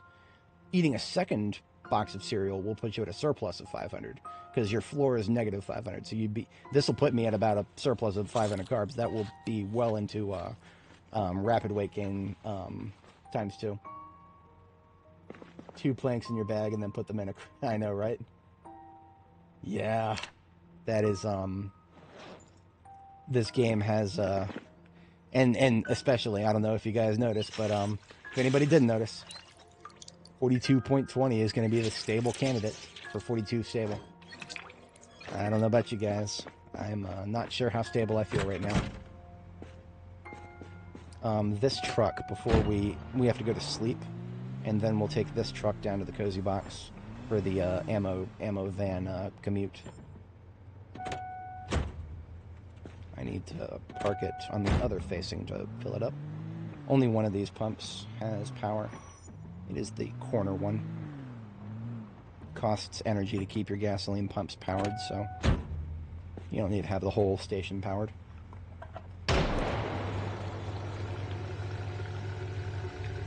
Meta event to the top right, which if there was any zombies left in the bottom left, we would have to expect somebody to show up after hearing that.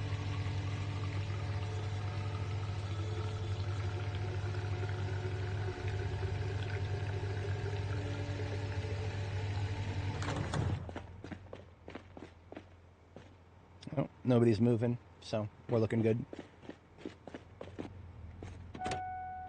Batteries and good in this thing too, so I don't need to leave it running overnight or anything. Sometimes if I pick up a vehicle that I haven't touched in a long time, or I found it and it hasn't been powered in a long time, its battery will be a little sus. If that ever happens, I usually just leave it running overnight. It's faster than pulling it out and charging it. Oh, look at that! Not safe to sleep here. Interesting. There was a zombie that must have noticed us. I didn't see it. Let's go up on the roof.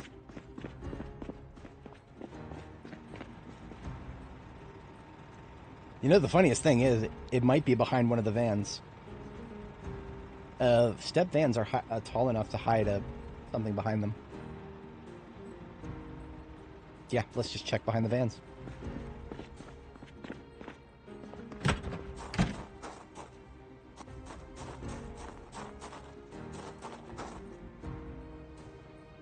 I don't hear anything, and there's no movement. Let's get the back side of this building to call, and nothing. So, not safe to sleep here, huh? Why is that, Andy Stone? What's going on here? If somebody's noticed me, show yourself! Show yourself, you cur! Have at thee! I see no Zeds. Maybe up here somewhere? From where the bed's located, if there was a zombie out here, they would actually have direct line of sight on me. If I was playing extinction mode, that would be a very bad idea. I don't see anything. I'm going to try to sleep again, and if it tells me that again, I'm going to be sussed. On the front window. No. All of our windows, we can see right through them. We also don't hear anything. Like, if there was a zombie in the area, we would have heard it by now. Yeah, see, now we can sleep. I don't know what was up before. And that was a nightmare. Something by the fire truck. We do have these and this, but no, nothing back here. Again, if there was something in anywhere up here, they would have absolutely noticed us by now. I don't think there's a single zombie that wouldn't have noticed us running around after that. So that was a nightmare after 2 and 10 minutes. That was pretty weak. That was pretty weak. I'm not going to let that bother me too much. I've been having several nightmares lately. We'll read a skill book or something like that. Something to take the edge off.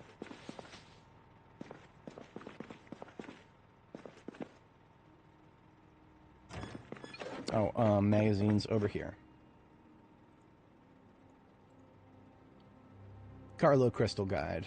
I've already read it once, but it's been over a year, so reading it again will actually get rid of some stress. Look at that. No longer stressed. Stage 1 stress is almost no impact whatsoever. I still don't like it. I don't like it.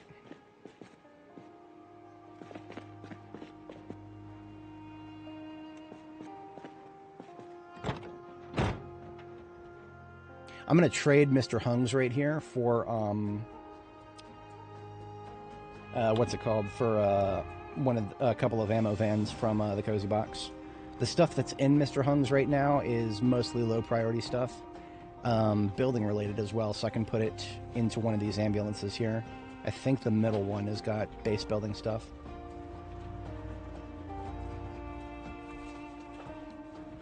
It's emptying the glove compartment. Stone blocks in there. Yeah, this is base building and it's relatively empty.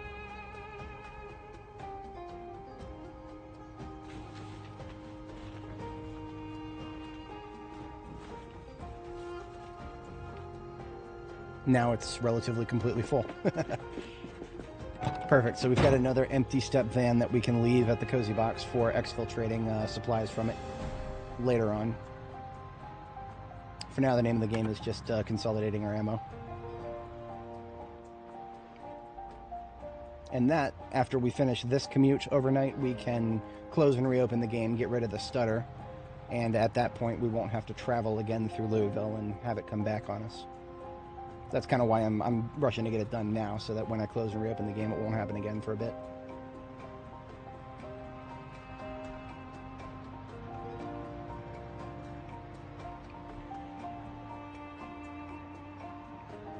Honestly, the Cozy Box was a lot of fun to make. It was an experiment in tiny living, if that makes sense. If you ever played The Sims, you know what I'm talking about. See exactly how little space I actually need to have what I truly need to function in the field, right? It's not a base that I'm building to be lavish or expansive. That's what Jericho's for.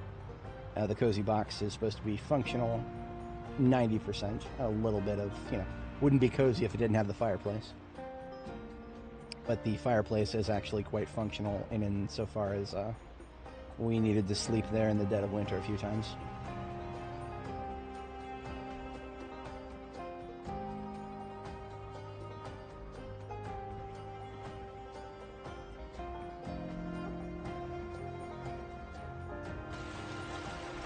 Alright, so Timeless Glass is still not filled back up. Jorgensen, right there, the first Jorgensen, that's parallel to the building, that needs to get filled up. And then we'll have a lineup of empty ones here. That's kind of, parking is kind of how I tell what van is what, right? Oops, don't leave the lights on. Oh, Mr. Hung, yeah, it's... I don't think you're supposed to say Huang. I think the A is like really... I think the A is really subtle when you anglicize it that way.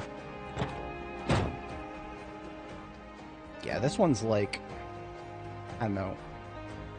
50 encumbrance left in it. Why did I park the other Jorgensen up here, though? Was this... No, this one's completely empty. I do need to fix it, though. This one's got a damaged trunk. And would you look at that? We got a steel sheet on the floor right here.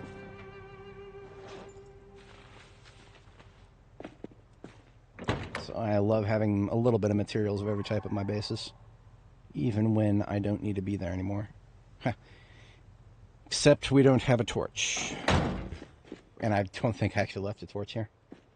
These propane tanks are empty. That's whatever. I will leave the steel sheet to be used for repairs on the trunk. I don't even know if I'll take this one. We might not need it. But if we do, it will be parked in this direction here. I can't remember if I left anything in the Ranger. This is disassembled vehicle. Yeah. Basically, the Ranger truck is... whenever I disassemble the car, I took all the stuff off the ground and put it in the trunk. And that is literally it. cage traps, but I can make those. These are the last 2 ammo vans in this location, so I will tow one with the other, and then we will no longer have ammo vans here at all. These LEO vehicles, I could tow the step vans with them, but that's fine. Is it? Nah, you know what? I think that is a decent pipeline. We will use the LEO vehicles to tow the step vans. That's how I got them here, some of them. Best practice is to start the tow on asphalt.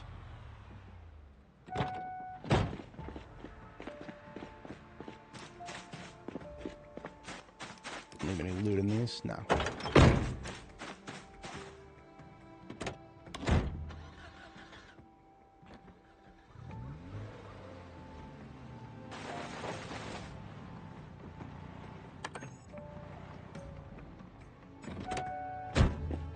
This should be able to tow it forward. The Chevalier Niala version of the, police Chevalier Niala does have elevated horsepower.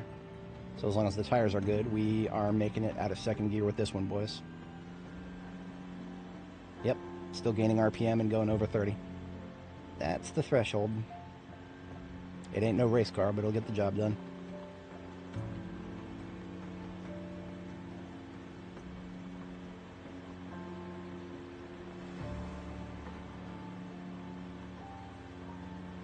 After a certain point, sometimes I'll just take throwaway cars to get back and forth. We do have a lot of cars that we could just put a 2-liter of gas into and then charge the battery and then go back and forth with. Something I want to tell you guys, when we're talking about vehicles and logistics and going back and forth with cars 2 years into the game, don't get too used to that. We didn't hear anything about this in the patch notes coming up, or hopefully won't hear about it again for a long time, but there was the game design director gave an interview with Mr. Atomic Duck, and he said two words that have been keeping me up at night lately.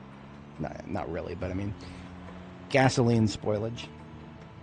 Those 2 words were uttered by our new game design director, who has come in and made some changes to things, some for the better. I have a feeling that one is not going to be very well received. Gasoline spoilage. What does that entail? That entails within a few months of the apocalypse, we're going to start seeing gas go bad in vehicles. And I'm sure that eventually it'll start going bad in gas stations too. That's the kind of realism that we're in for this game. I'm sure that what they're working on behind the scenes is improvement code to the liquid system, the B42 liquid system. Right now, there does not appear to be a way to track any sort of freshness stat for the for any sort of liquid in question, right? That's why milk doesn't spoil right now. In real life, of course, milk would spoil very quickly once you pull it out of the cow, unless you pasteurize it or something. But once we get milk spoilage, that means that the code base is there. We'll have gasoline spoilage, so... Not that I want it, but it's coming. Alright, I'm still being lazy with the weight gain here. We're just going to have this bag of chips. The not lazy thing to do would be to actually cook for myself, but I already did meal prep at the beginning of this stream, and it was not weight gain meal prep, so mea culpa.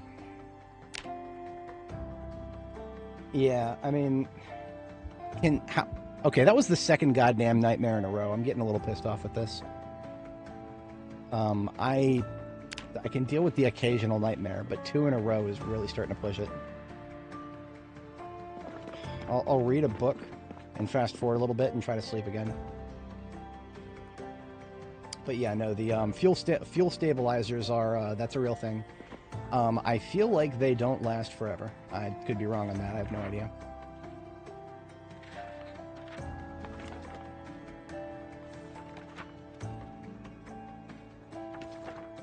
Alright, now I'm going to try to sleep one more time. If you can right-click on a bed and it allows you to sleep, or if it says can't get back to sleep, try again later, and the time is like 6 a.m. or something like that, just do whatever you need to do to get back to sleep. Don't try to go back out there and get a day started, because then you're probably going to forget that you didn't get a very good night's sleep, and you're going to Pikachu face when the tired Moodle shows up out of nowhere.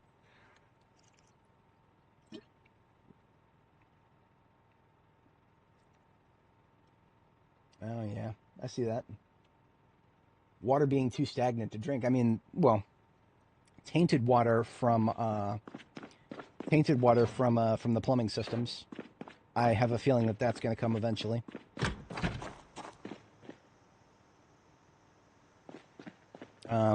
We are now done with the logistics going back and forth with vehicles, so I'm going to close and reopen the game.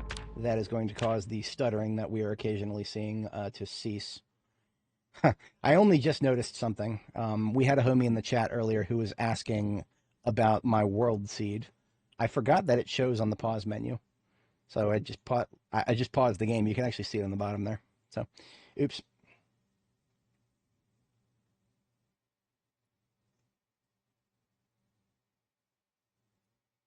Can sow garlic from seeds, but it takes 2 years to harvest again that way. Well, don't tell the devs of this game about that. They'll take your word for it and they'll do it. Or they'll make it take a realistic amount of time and then randomly cut it in half for no reason. Yeah, maybe they'll do that. The devs of this game make some strange decisions sometimes.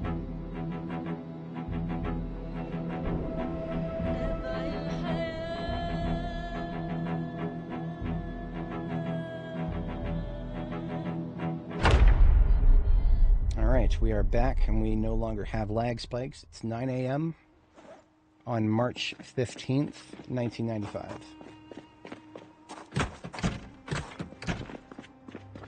Before we go out, I need another 9mm mag.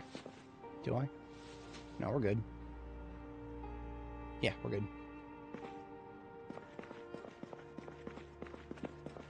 Save head and so yeah, I mean, I think right now you actually can just straight up plant rotten potatoes. Like you can just right click on a crop plot, and if you have a rotten potato in your inventory, you can use. I think.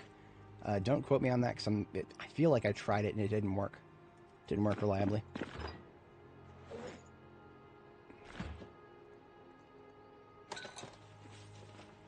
Speaking of not working, I'm going to take these salads with me. They are frozen, so I can't do anything with them right now. I'm going to take this vegetable oil with me. And when they are done thawing and I'm ready to eat them, I'm going to slap some vegetable oil on them. That will get me some decent calories and fats to continue to promote my weight gain here. Otherwise, I think we've got another lovely day ahead of us here. The weather is beautiful.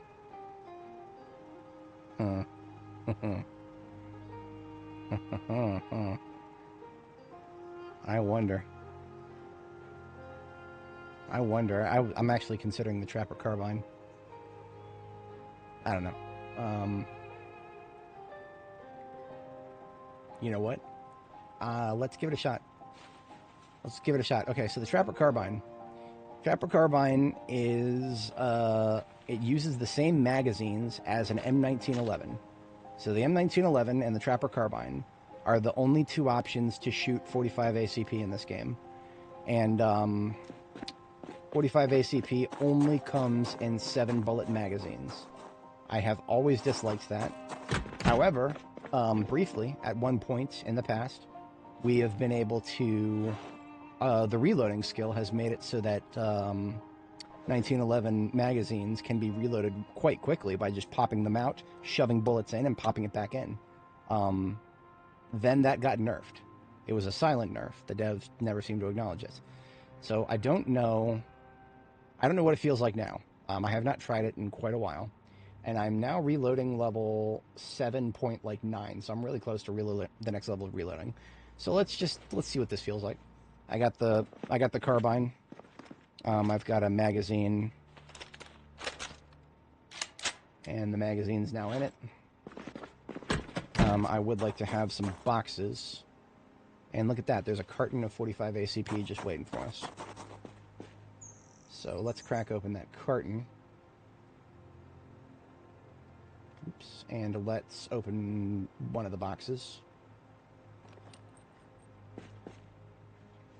And then put the others away, and we'll try that later.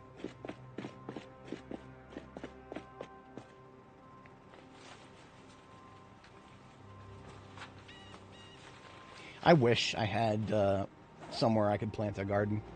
I live in an apartment building with I have a porch, but it faces the porch is facing due east, and it's covered.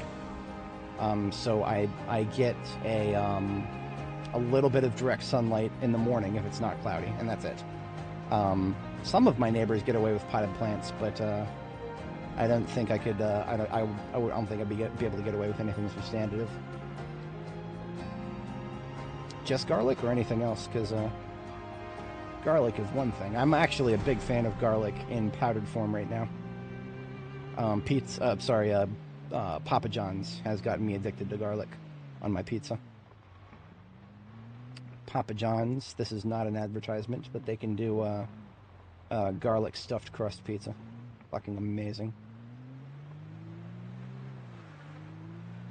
So this right here is the U store it. Should be a completely clear now. Let's just do a little orbit around it. Double check. Oh, on the other side of the storage unit is the back entrance to the construction site. Good to know. Didn't even really pay attention to that before.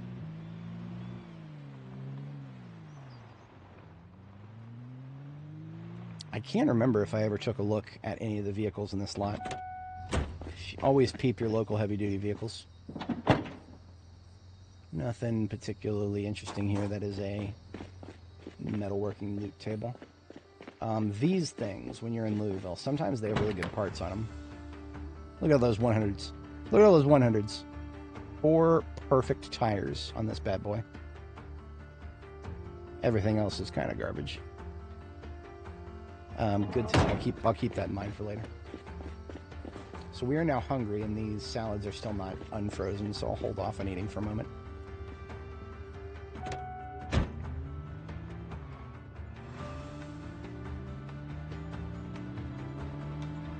Oh, I actually completely forgot about it. We got sheep. We got sheep, live sheep, in an animal trailer that spawned in at the music festival. And we've wiped out most of the zombies in the area. We should be able to recover them now. We don't want the sheep to be stressed to death, otherwise they'll never unstress. So if I can swing it, I'll get in there, I'll grab the trailer, and just exfiltrate them. Maybe just bring them straight to Jericho. We're not that far away. Don't do that. Don't run into trees. It's not good. If anybody wasn't here earlier, we did some lovely things with pipe bombs. That's how we got that corpse pile.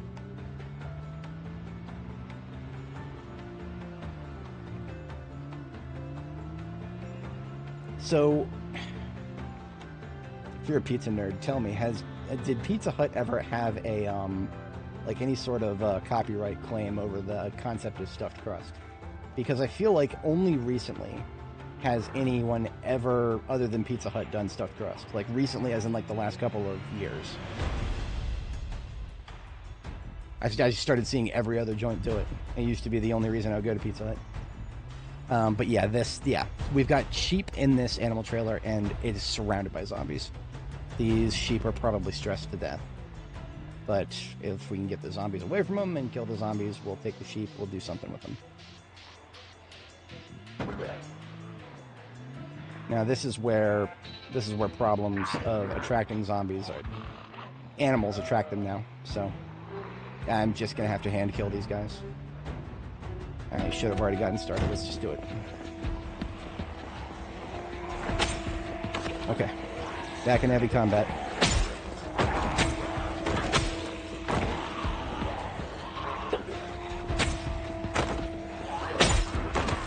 Shouldn't be missing those swings.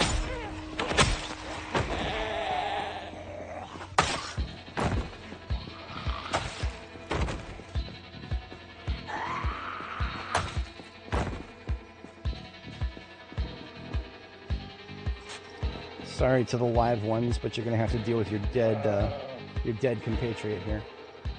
So we've got a live Ram and a U. They're actually only unnerved. That's only stage 2 stress. That is surprising. I expected them to be to the breaking point. I mean, all these zombies.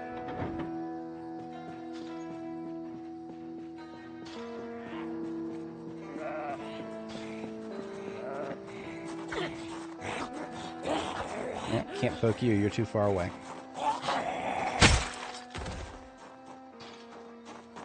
Can poke you because you're in front of the fence. Can I jaw stack? I can. Watch this.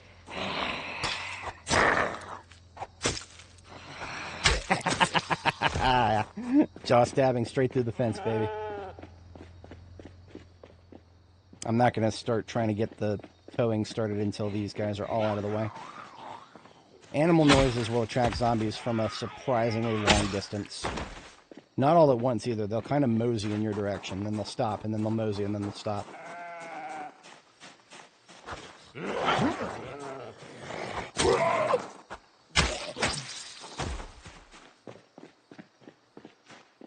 It's a slut. I wish I could explain why so many. It seems like it took decades for other pizza joints to get the memo that turning your crust into cheese breadsticks is a great idea. Because there are so many people that I know who just like automatically they're like, oh, pizza crust. I'll just get rid of the crust and leave it behind. No, don't do that. Don't do that. It's good for you. This is awkward. You can't really hook up at a T angle these days. You know, I hope this doesn't bother the animals. This is actually the most effective thing to do right now. As stupid as it looks.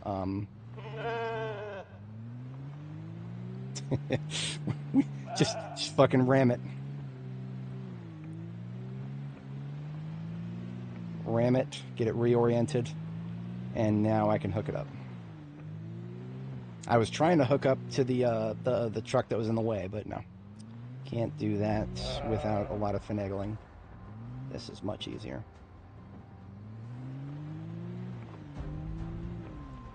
Allegedly, with this current version, the devs have removed strange physics interactions from hooking up trailers. I don't know if that's 100% certain, but it seems stable at the moment. Time to start a gas-making business with corn. Yeah, that is... Alternative fuels need to be in this game before gasoline spoilage is added. That is my hot take, and I don't think it's an unreasonable take. But the problem is, the devs of this game have a precedent for adding negative systems long before adding any sort of countermeasure to it.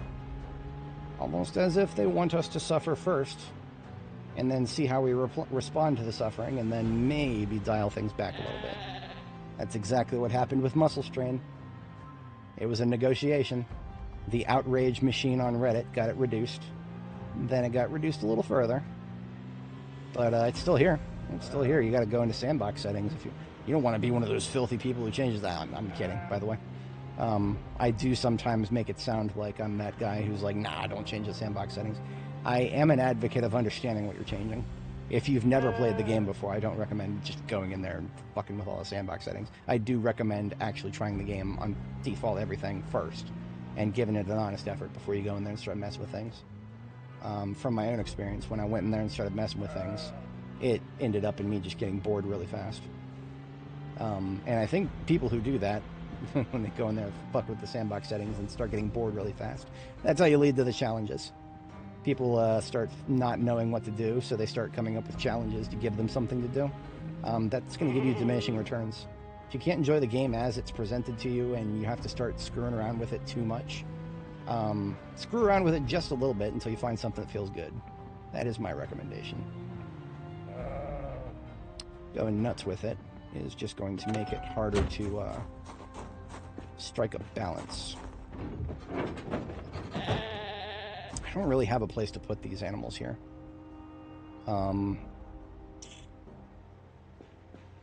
Leaving them in the animal trailer will stress them out.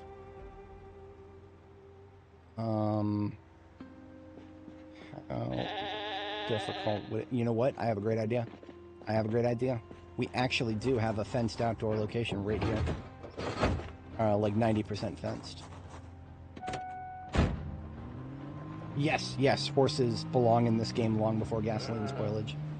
I would still probably, I would sorely miss my vehicles. But that would, you know, saving my vehicles for a special occasion, that would actually feel like a pretty decent thing. I don't think I would hate that. I would definitely have to see how it feels, but I don't think the idea does not sound bad to me. So, I'm going to use this little garbage area here of the IHOP to just store these animals real quick. Okay, get the crap out of these,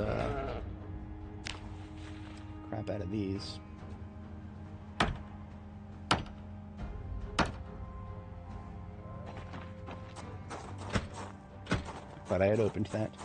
So we've got 1, 2, 3 open tiles here. Should be no thing. In fact, I can use that dumpster to box them in here. Just gotta be a little strategic about it here.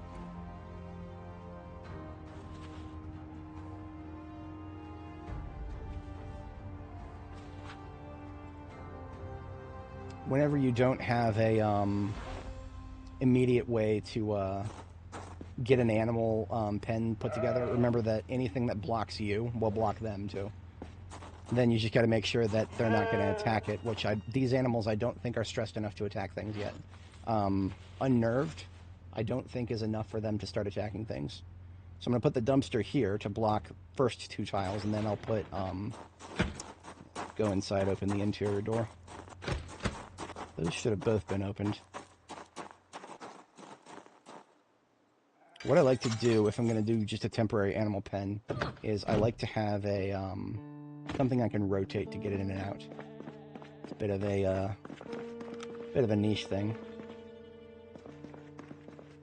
But if we place it right, we can do it with this table.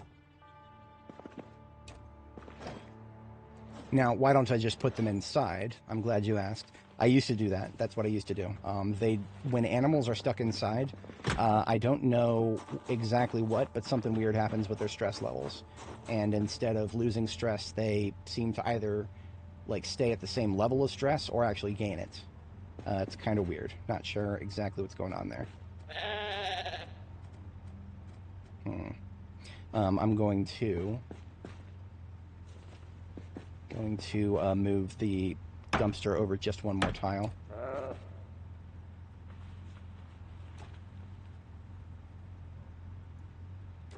And then when I place the table right here, I've got a entrance that I can access by rotating the table. And so we've got ourselves a small animal pen here, very small, but enough to keep them alive for now.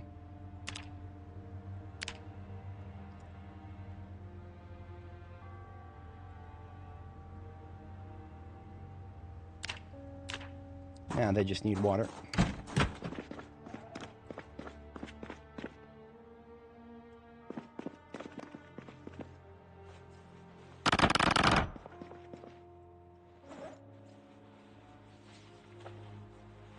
And food. I said food. Can't do anything with one plank.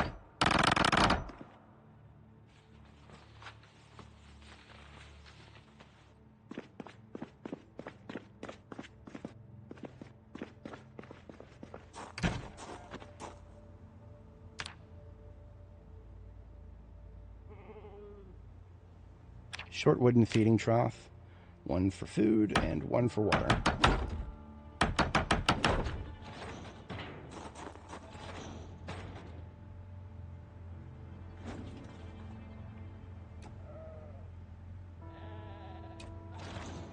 They may be animals, but I won't be having them live in trash.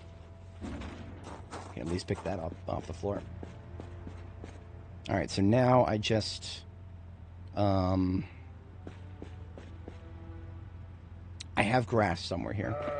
I always, whenever I harvest grass or get grass out of the way for base building, I always shove it somewhere. And I think in this case I left it in a.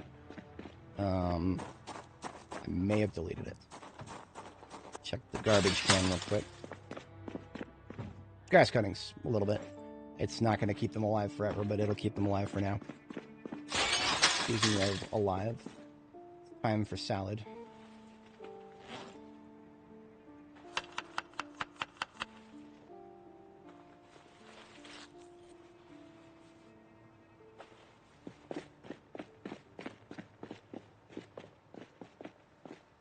I probably have a scythe somewhere. Scythe is the easy mode for getting more animal food. If you've got a scythe, go to the nearest chunk of grass and just delete it all, and you'll have animals will have food for a long time if you do that. There's also probably food in the trailer. Very often, if you find an animal trailer like this, you will there will be food right in it. Some grass cuttings. Okay, it's whatevs. Better than nothing.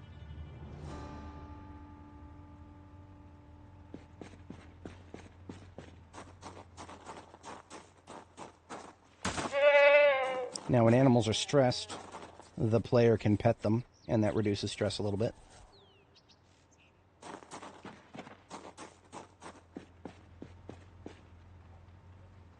It is a imperfect thing. Now, they will automatically kind of just walk out of zones if there's no water, and they need water. So I actually probably should have put water in there before putting them down. It's whatever. Okay, you need to not be going all the way around here.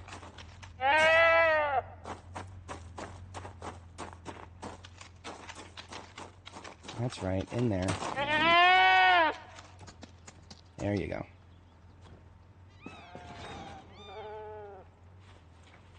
Like I said, if they get stressed, they can actually attack any player-built structure. So by moving these objects, they're now player-built, so they could attack them. So if they got super stressed, then that's what they would do. But when I saw that they're unnerved, that's why I did this, because when they're unnerved, that is not high enough stress for them to start attacking shit. To be honest, if they were stressed to the breaking point, I'd probably just administer coup de grace. We would pull them from their misery. I don't even remember exactly why I left this gas can on my person, but I know exactly what we're doing with it now.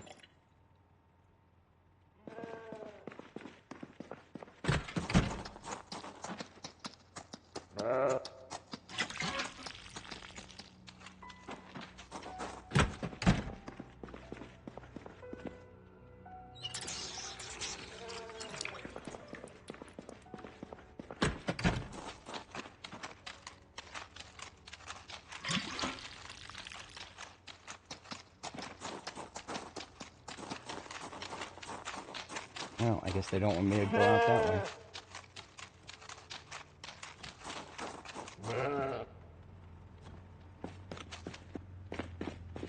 Alright, I'm just going to leave the animal trailer here for now. Because maybe I'll want to bring them with me. Maybe I'll just leave them here. These are Suffolks, so they're not going to produce very much milk. Suffolks are sort of like the Angus of sheep. They will produce lots of meat, but they're not much in the wool or the milk department. If you want milk, I believe that is East Frisian. Rambly, I believe, is your those are your wool producers.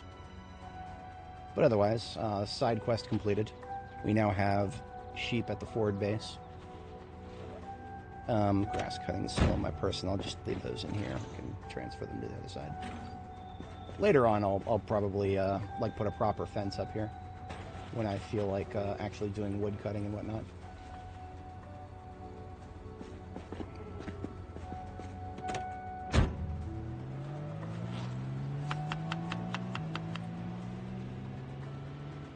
Okay, we don't have a full day ahead of us anymore. I was hoping to do a little bit of trapper carbine work. We could probably still do some. I'm sure there's still targets to shoot in the mall. What is the airspeed velocity of an unladen swallow? 47 kilometers per hour. No. Yeah, look at that. We got our first victim. So, this trapper carbine, I believe, is one of the impossible ones. Currently, there's something real weird going on with weapon attachments. And certain guns just can't have certain attachments put on them that they used to be able to. Trapper Carbine's one of them. Can't put any scopes on it, but they can spawn with scopes on them. So this one spawned with a scope on it. So I call it the Impossible Carbine at the moment.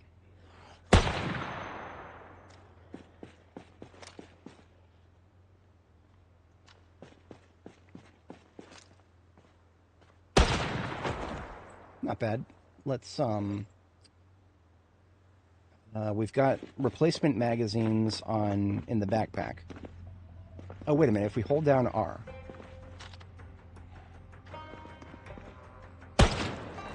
We hold down R. Where's the load bullets into magazine option? It's not there. Do I have to put all empty magazines away?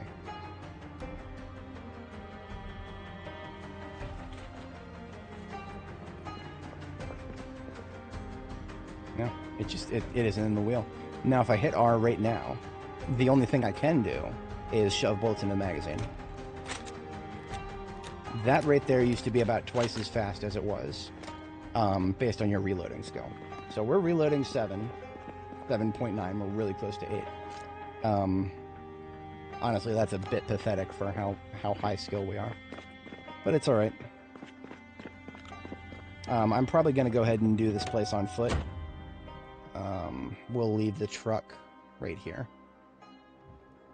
Let's take the jacket off, the heavy jacket, and put our armor on. Because otherwise we will get overheated from the jacket. Being as we're going to be indoors and sneaking around a bit. There we go.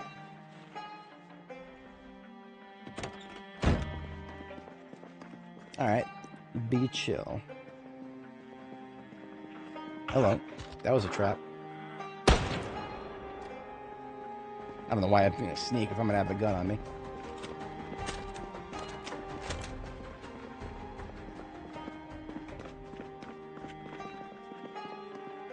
I have no idea how many of these guys might be traps. Let's just walk over them. Oh, here we go. This whole row right here. Just like in front of the For Lease sign earlier. None of these guys were here when I was looting the gun shop, which I've already done. Which means all these guys fell from upper levels and will wake up as soon as I walk over them. Observe. Probably not functioning as intended, but I don't think the devs have put much effort into the zombies falling from high places system, except for the ragdolls.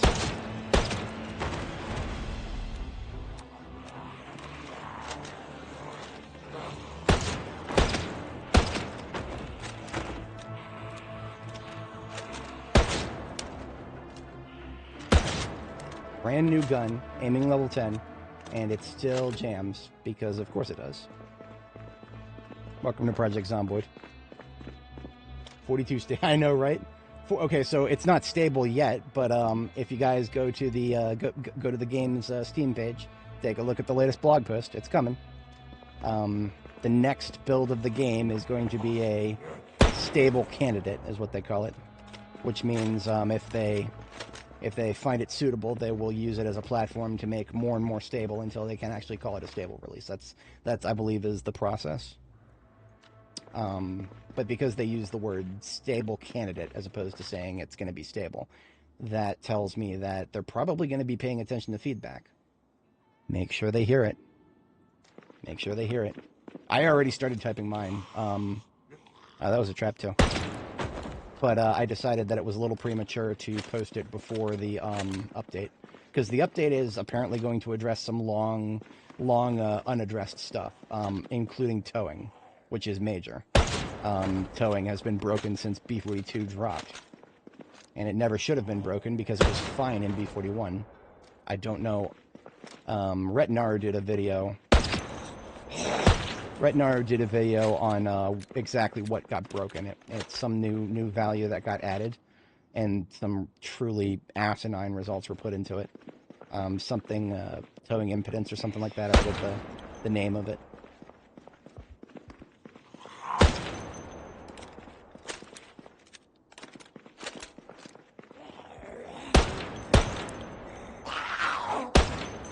Weird.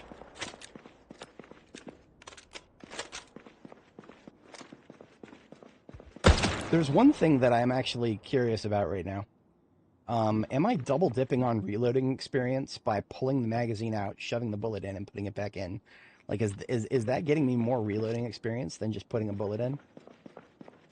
If so, I should have been doing this a while ago.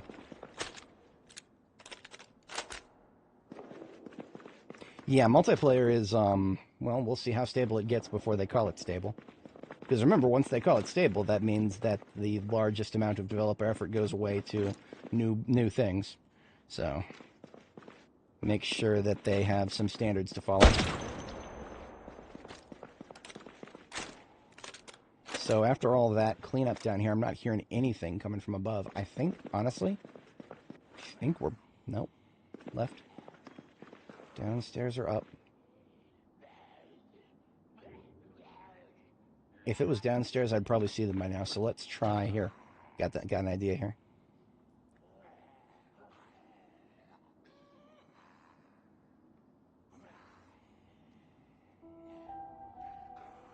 So if there was somebody on the upper floor, right next to the railing, theoretically it would be possible for me to shoot him from here. But I'm not getting any red crosshairs. I can't see them. I would have to like take a blind shot when I see the red crosshair. Nothing though. So I'm just gonna go upstairs. I only hear the one.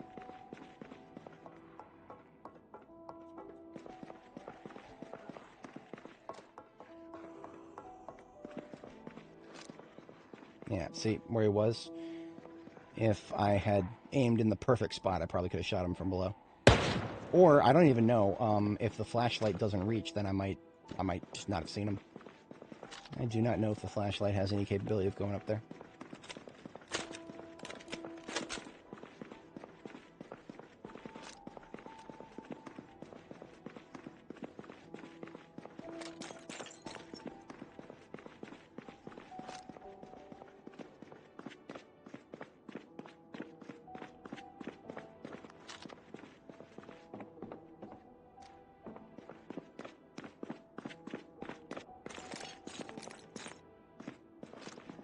And that's it for this side. The second floor, or the upper floor of the mall, is not an overly impressive amount of stuff. If you've cleared the first floor, you've got most of the valuable stuff out of it. In fact, I struggle to think exactly what... you know, these offices actually might be. Let's clear the offices because every desk is a shot at a stick of glue. Every glue is a couple of remote pipe bombs.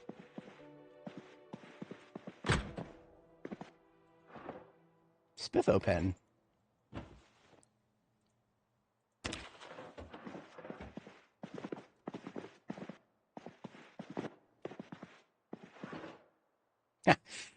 Classic. Whiskey in the desk at work. Let me. This is actually not a bad screenshot moment right here. Get the give me the logo, give me the flashlight, and the corpse pile. Nice. I don't know if I'll use that as a thumbnail or anything, but I've had a lot of them out front. I've not had a lot inside.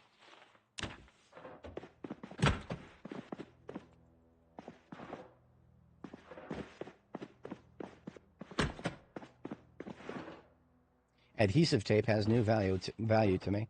Something I only learned just this stream is if you're going to recharge your filters, the recipe by default calls for duct tape. However, you can use adhesive tape instead.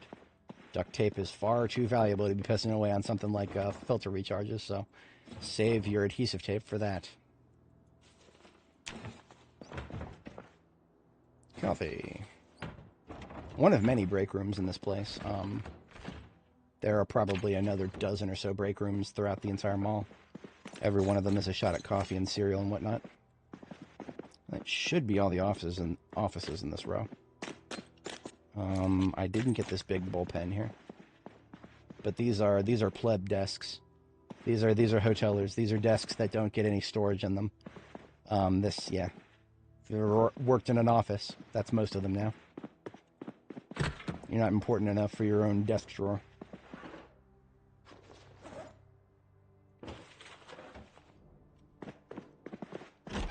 this guy's important enough for his own bathroom. Now that's the executive desk right there. And not even he had any glue.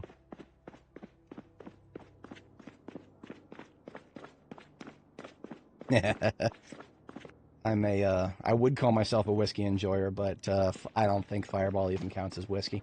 It's technically whiskey, but it's slop. It's the slop of alcohol. I'm under no delusions about it just because I like it. Oh, hello, come on now. Targeting those trap zombies is a little weird. I also don't understand how they show up on the upper floor like this. They're supposed to show up in places where the zombies would fall from. But we're already on the upper floor. Where did those guys fall from? Hello. I actually didn't think she was one.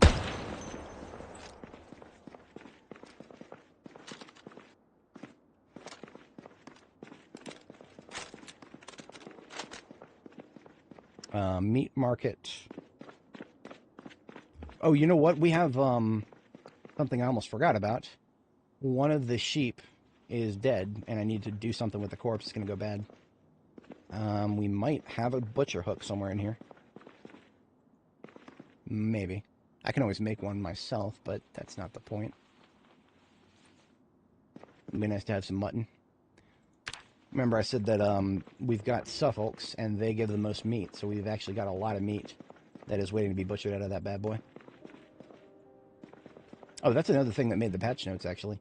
The next patch, apparently, they're going to be increasing meat from butchering.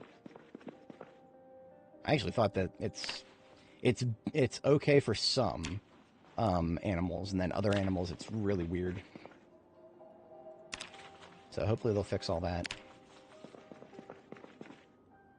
Barbecue starter fluid. Never seen that anywhere else.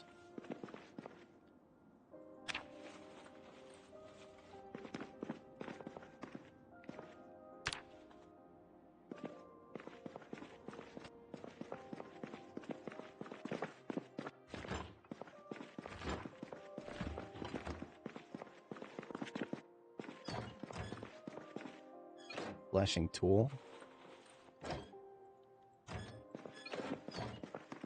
You know, there is a tool shop in here somewhere. I could just go to that. We'll definitely find a hook there.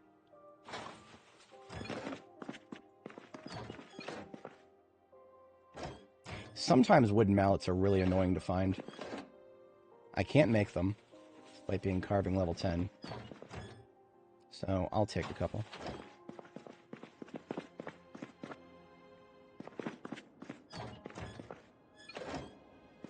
Right, so no butcher hook here, and no iron hook that I could turn into one. So there is a tool shop, and I think it's actually just right up here. We passed it when we came upstairs. Oh no, Kraken, don't do that. Don't do that. Don't put that in people's heads. You're gonna curse them. Nasally voice. Did her voice get better when she got older? Sometimes that happens with singers. They start out young and their voice has got a little bit of unfinished quality to it. I feel like she could have been a much better singer if she was just a little bit better at holding a key without sounding nasally.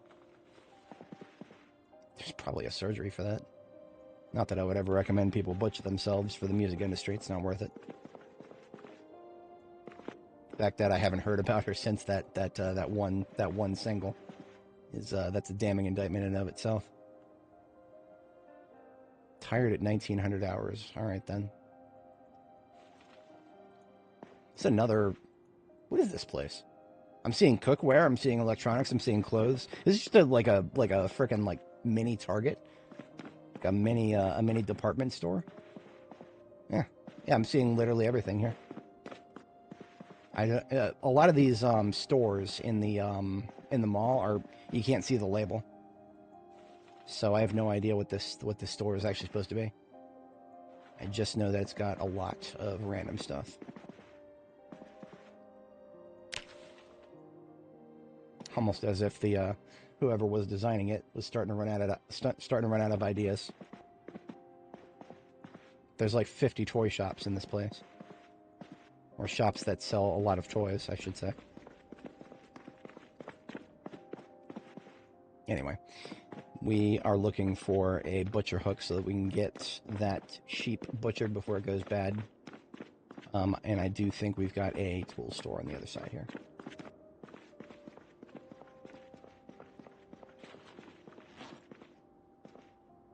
In fact, it's right in front of us.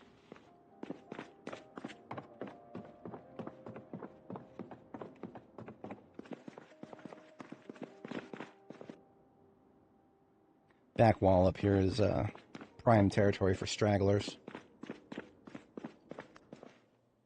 But we're looking good.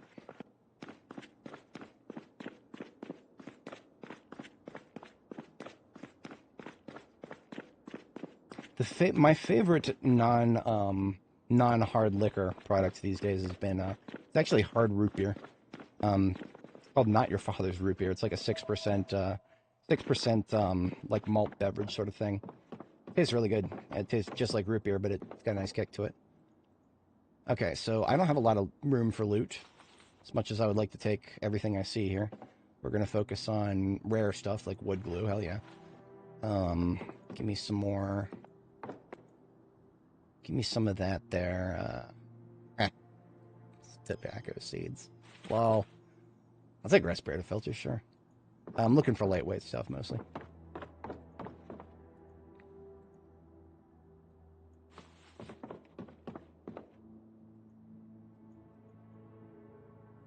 Mason's chisels, I can make those myself. I have plenty of them until I don't. Torch, please. Duct tape. Sack.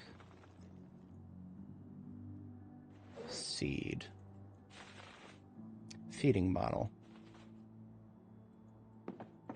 Only because I recently had trouble finding one. So having a spare would be nice. Scythe. I like leaving scythes in my animal trailers, because then the animal trailer, regardless of where it ends up, it is capable of feeding animals by simply taking the scythe out and scything some grass. I don't think I'll be doing mod runs, not anytime soon, but I'm not just, I wouldn't rule it out, but yeah, that is something for the much long in the future, if ever. I feel like the best way to give feedback on a game, and the best way to introduce people to it, is to just play the vanilla. But if we're going to exit the B42 unstable phase, then, well, the devs aren't going to be out there looking for feedback as much, are they? That, in my mind, is a time for going nuts with mods. Especially because more modders are going to be into cooking up some good shit.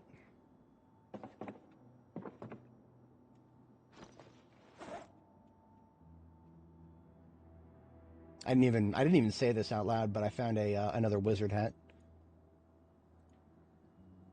Yes, that is another wizard hat. I've already had one.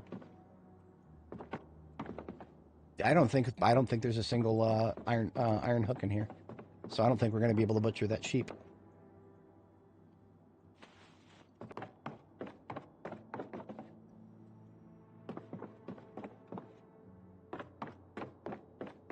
Back row here. Duct tape, yes please.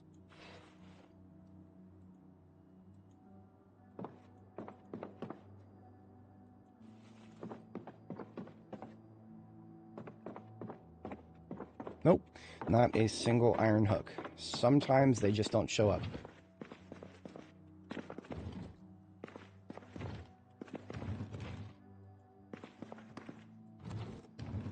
Well, like I said, we can make one ourselves, but we got to go back to Jericho. And if we're going to go back to Jericho, we might as well just take the sheep with us and leave them at the proper animal pen, and then just use the butcher hook that's already there. I was hoping to avoid that, but at this point, let's just do that. Much easier. That'll get us some mutton. Mutton's nice. Tastes good. Literally the last container in the building, and in this particular loot area that I hadn't looked at. 2 large hooks. Okay. Now I have one for now and one for the future. We are over encumbered to the point of losing health now, but we are out of here.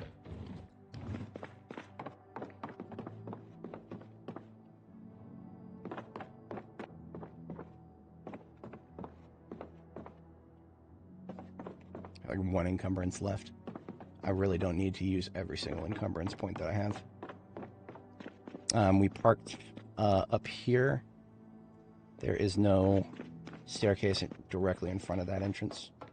I want to say the mall is 99% clear now. There may be a few of these people on the floor who have not woken up yet. Otherwise, I think we are... Yeah, we're looking good.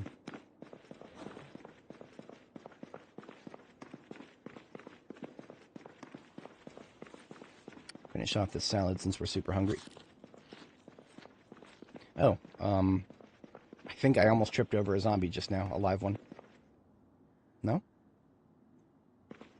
I saw her get panicked for a moment.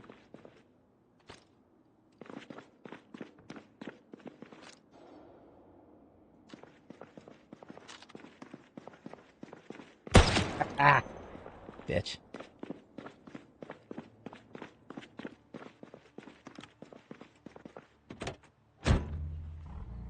And I do hear somebody just flipped over something to the right. We can hear that sound from 70 tiles away now. You couldn't pay me to go looking for it right now. There's so many places it could be that we would hear it from that distance. I just don't care. The mall is a massive, massive building. I'm not trying to build a base in it. I wouldn't recommend ever trying to do like a mall base unless you have a huge squad of homies to help you keep it secure. Like, I'm thinking like at least 3 or 4 people. I don't know if I would even want to do it with a 2-man group of, me, myself, and I. If I could clone myself, I still wouldn't want to hit the mall. There's just so much real estate.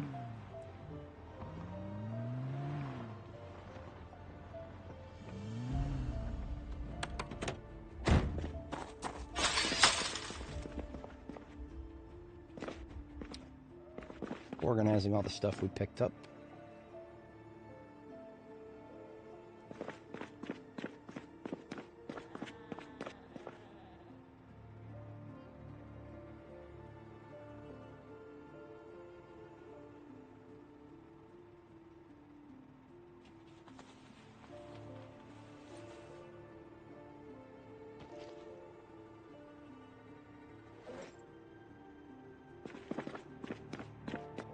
Overalls I picked up for laundry, so I can actually take these the yellow ones where they need to be somewhere special, not right here.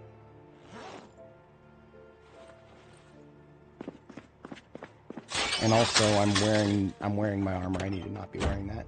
We're about to go to sleep. Choker, coat of plates.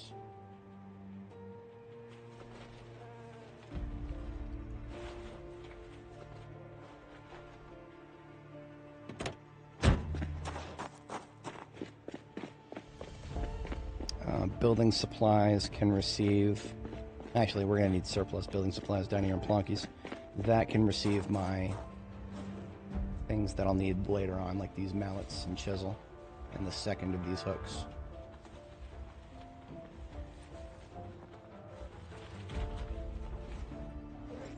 That's a gate bag, as is.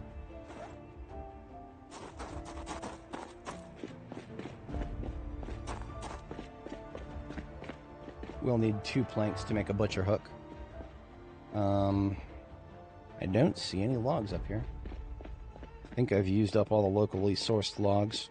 So I'm going to pull apart one of these. I'll pull apart a piece of furniture. It's fine.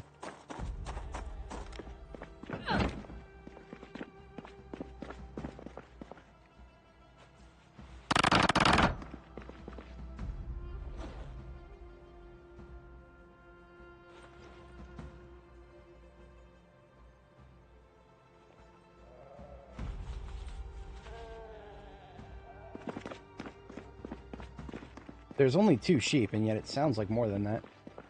Not sure what's going on there.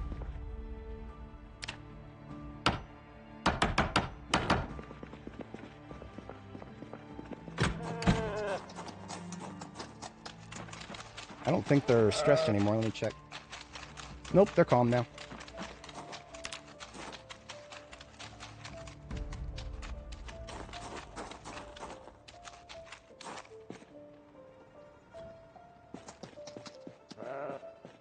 animal trailer is right here. Just gotta take the... some stuff goes in it. We wanted to put the shears in here and the scythe.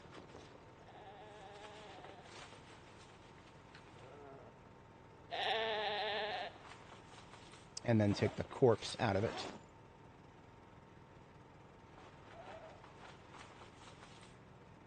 What? Okay. This is not the first time this has happened. I have not been able to get this to happen reliably. But this thing was dead when I put it in there. It was a corpse on the ground when we found it. We got Lazarus, boys. It's alive. Sometimes animal trailers, if you leave a corpse in them and then like leave an area, come back, sometimes animal trailers become resurrection chambers. I don't know how or why that happens, but yeah. Whenever it does happen, I think you need to check it. It says it's dying right now, but it doesn't look like it's dying. Let's just see what happens. If we place it, like if we put it down, if we drop it, it might instantly die. Which is weird. Shouldn't happen, but unstable beta stuff.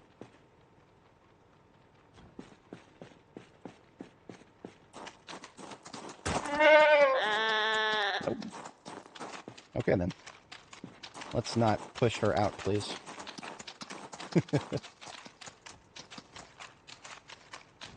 Yeah, take that. Now you get to live. Okay, never mind. I guess we're not butchering sheep. If its health starts going up, then yeah, resurrection chamber worked. Maybe it was never dead. Maybe it was just lying on the ground bleeding, and then I thought it was dead. I put it in there, and it got back up. I ain't gonna question that. If it wants to live, it gets to live. I'll butcher it when I'm ready to butcher it. Now I no longer have a ticking clock over my head. I don't have to worry about it rotting. But yeah, I've seen that happen before where sometimes it used to happen the opposite too. Sometimes you would put an animal into a animal trailer and it would instantly die. Like it would show up as like lying on its side dead in the animal trailer. So the opposite happens too. And I never was able to exactly figure out what caused it. It did seem to be correlated to finding the animal trailers in wrecks, like, on the side of the road. That was definitely correlated to it. So like a trailer you find in a parking lot. I don't think I've ever had that happen to me with that. That's as far as I can,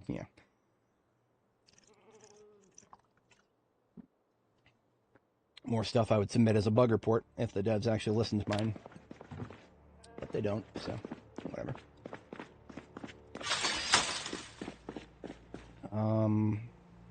Who's RGB next? Let's do this fire truck, the secondary one. This one is RTB next, so anything I want to get back to Jericho goes in here.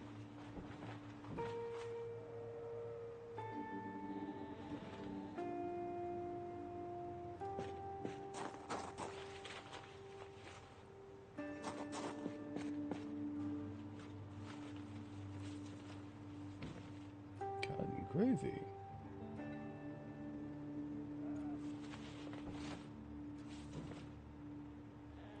Barbecue starter fluid. We have a specific home for welding rods. We keep our collection in the welding van, which is first in the stack over here. First of the dirty ones, yeah. First of the dirty ones.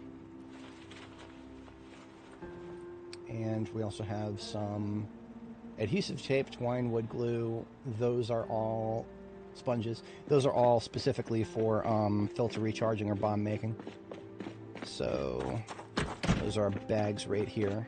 Blue golf bag gets the tape. And the wooden glue, or wood glue. While the red duffel here gets the duct tape. And the twine for making bombs. And then I put tobacco into first aid, so that goes here. Fleshing tool, I don't think I'll need it. I mean, we don't need a fleshing tool if there's nothing to butcher, so I'll just put it in surplus over here. It's fine. Just about everything else is going to be food related in my loot here.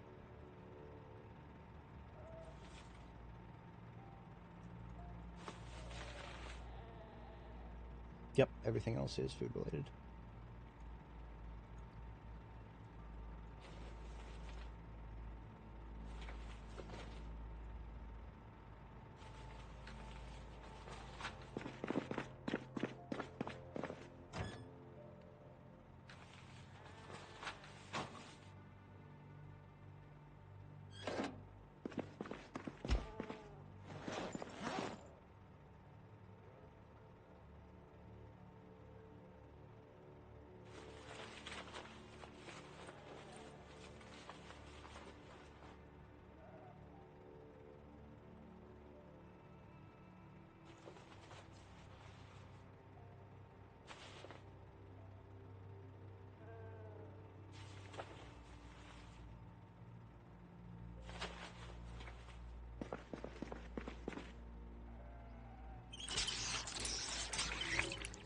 Sheep was aware of the hippity hoppity.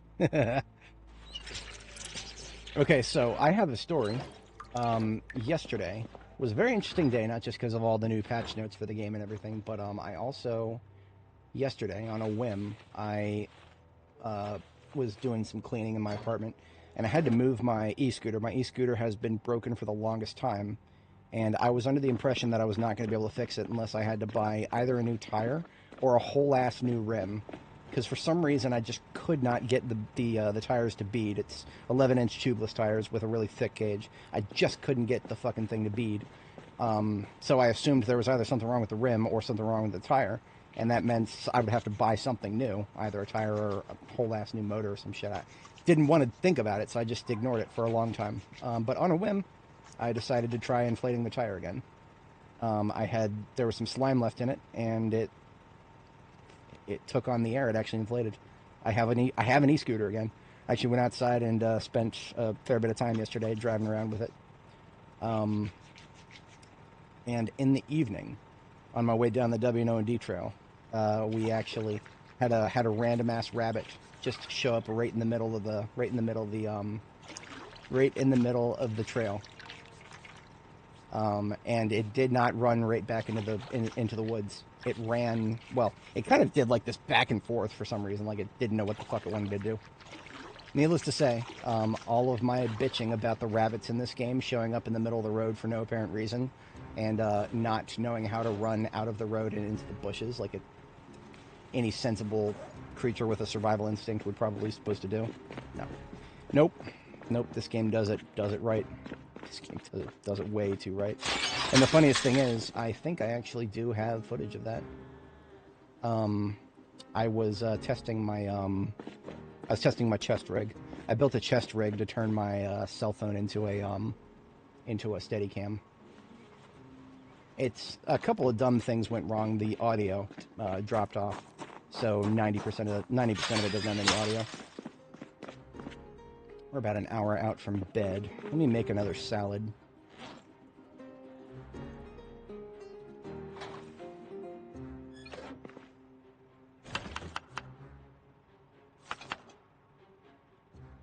This is all using leftovers. That's just right in the fridge. Leftover kale and eggs. We'll oil it up with some veggie oil to keep the calories up. And just eat the whole thing. Well, I mean, PZ never really had animal husbandry until the latest patch. B42 is what actually introduced animals. 99% of animals are not really needed.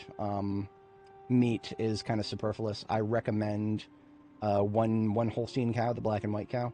Just one of those, a Holstein bull, to make sure it stays pregnant and produces milk, so that you get an endless supply of milk. And then just a couple of chickens. Just a couple of chickens to give you a steady supply of eggs, and your nutritional needs are basically met there. You could get away with that almost indefinitely.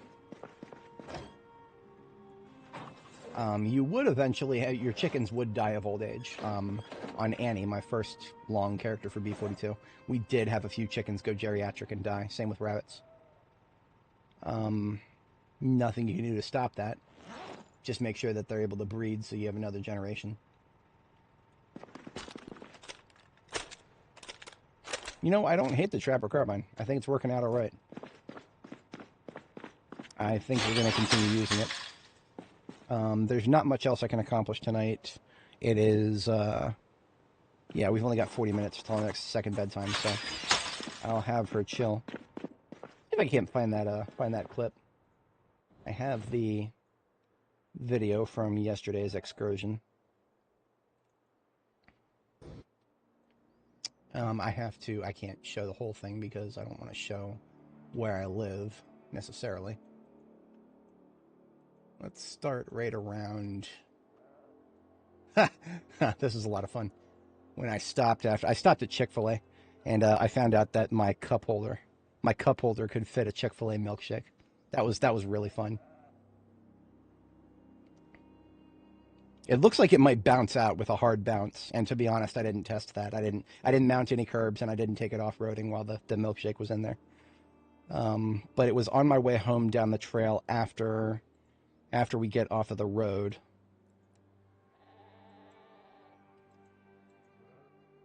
I don't even know if we'll be able to see it. Yeah, we probably aren't going to be able to see much. Because this is where the low light level, a Google Pixel 7 is not going to be very good at low light shooting.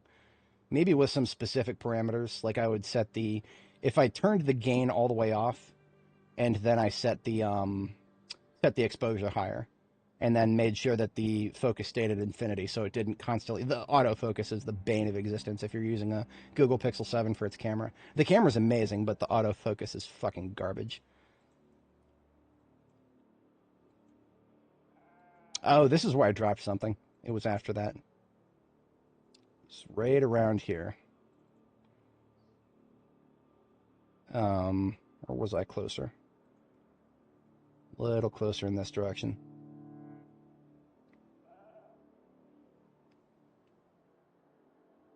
I vividly remember there was a lot of foliage to the right.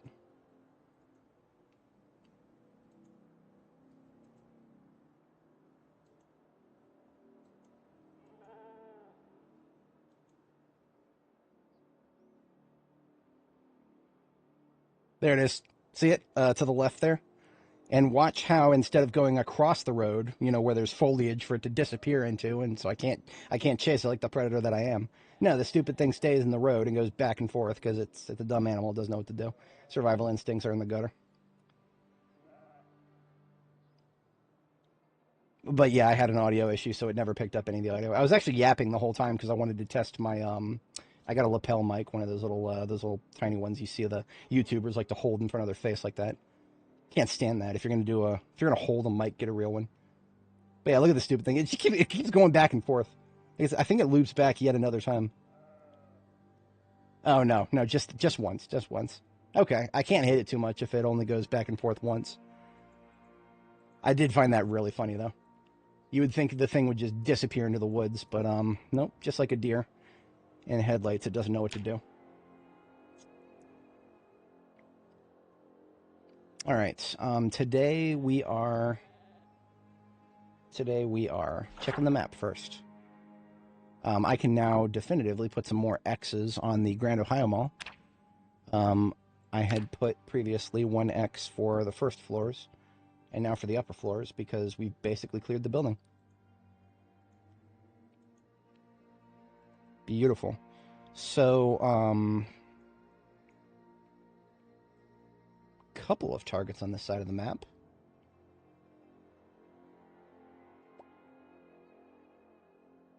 Couple of targets on this side of the map. Calculating. This was the music festival area. We've wiped this place out. I do recall seeing some Zeds in the general this way direction, but they would have already been. It was at this, in the middle of Hikes Lane right here on this little L-bend. That's where we did the most recent bombing. And all the noise we made would have definitely pulled anybody out of this territory. Don't know about that part. I mean, honestly, at this point, this is the outer edge of the map. Aside from Louisville International Airport, but then there's this little bend up here is nothing but forest.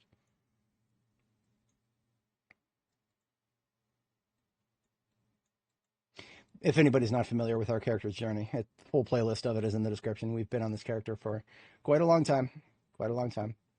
And it is now drawing to a close since a save breaking update is on the horizon. We've had a good run. It's been great. I do look forward to. There's very, very, very few things in Project Zomboid that I have not explored at this point. 3,500 hours. I should hope so, right? Otherwise, it would be a skill issue. I have never actually made it all the way into the center of Louisville Central Park here. You know what? Yeah, let's take a look. Let's take a look. Let's get out to Rudy Grady up here, and let's just start clearing a path down Rudy Grady, because that would be helpful for reasons other than just getting to the park. That would open up a supply line that could help us get straight back to Jericho from our current base, which I don't usually call it Butcher right now, but that's what I called it before, Butcher Street, gas station on it. So Butcher to Jericho, a direct supply line without having to go up here past the Cozy Box. That would be useful. Yeah, Rudy Grady it is. We will, we'll keep using the Trapper Carbine. I was having an alright time with it.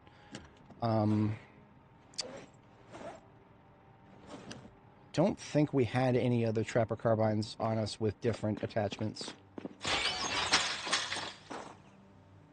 I was saying before that you'll occasionally find an impossible Trapper Carbine, because it'll have an attachment on it that you cannot put on it yourself. But if I had stockpiled those, I wouldn't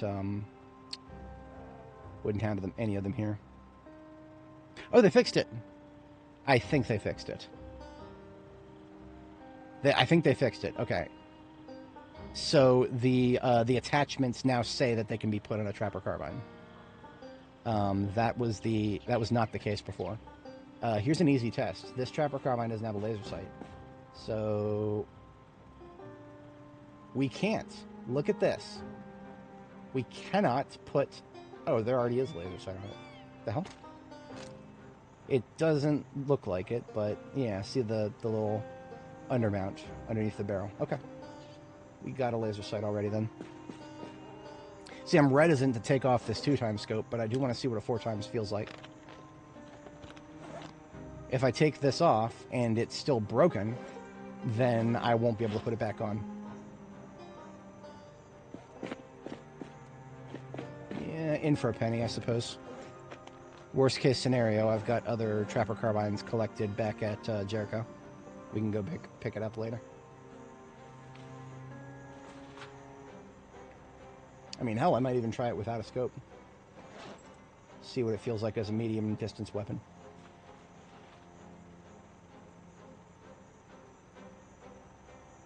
Nope, it works now. 4x scope on a Trapper Carbine. Beautiful. So disregard pretty much everything I said about Trapper Carbines being impossible. That must have been a previous patch that got fixed, which is great. I will also take with me one of these red dot sights, so we can try that too. So what we had before was a 2x, and now we're trying a 4x. And then I'll just, for the hell of it, I'll try a whatchamacallit. For the hell of it, we'll try a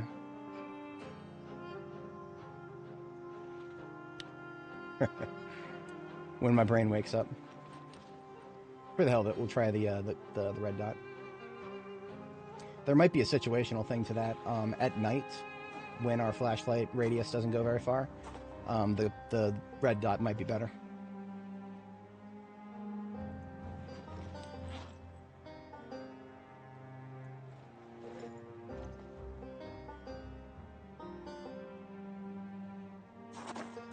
All right, off we go. Rudy Grady is not far from here. It is the it is the actually it's the first one after the L bend here. The first one where we hit to a T intersection on our way out of Butcher. So just right this way then. For anybody joining, welcome. We are in far northeast of Louisville here, kind of like the northeast corner of the city. And we are currently just going to roll down this street right here. Is it? No. Next turn, because the T intersection. Yes. Yes, yes, yes.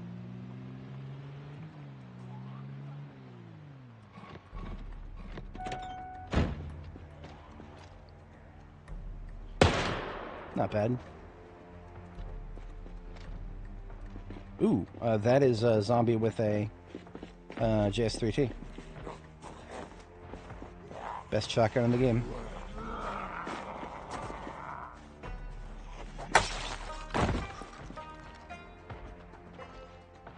And a pistol. Hell yeah. Thank you for your service, officer.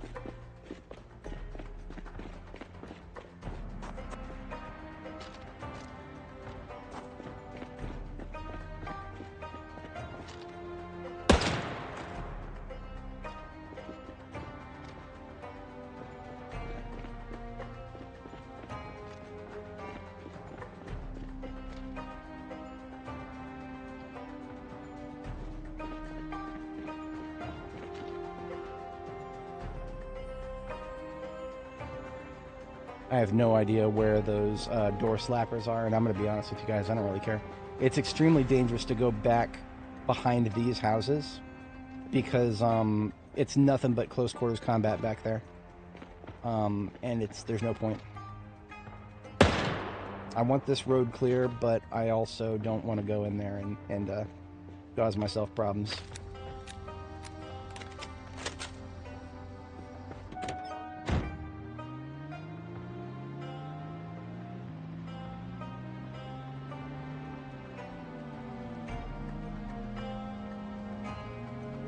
Alright, here's the last known location of foot mobiles. Remember, we don't have any magazines for this thing. We are literally just reloading it bullet by bullet. So we got to do that carefully.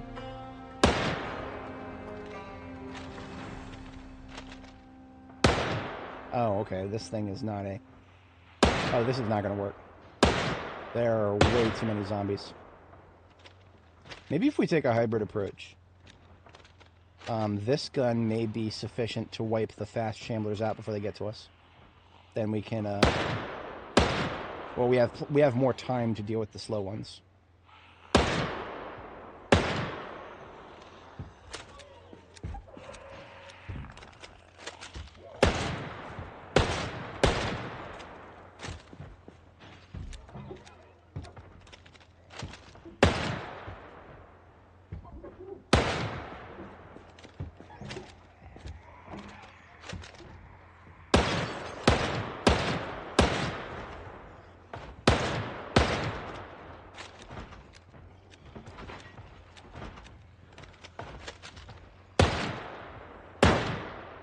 Car.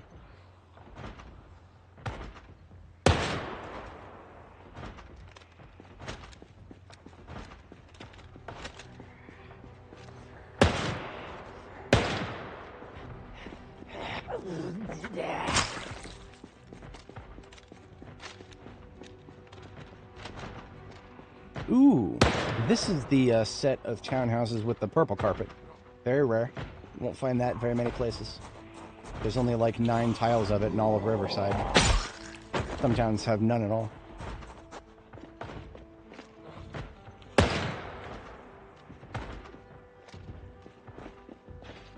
We've got a lot of zombies behind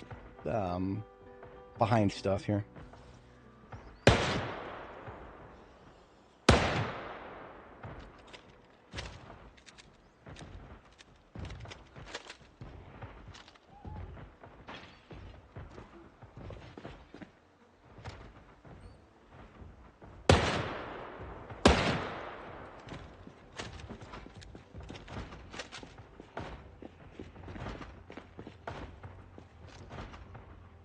I have to keep falling back in this direction because I have no idea when one of these that are slapping a door or a window or something might change their mind and take a different route and suddenly be able to get to me.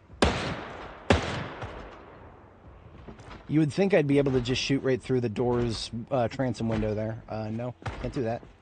Doors are 100% solid objects, including the glass at the top.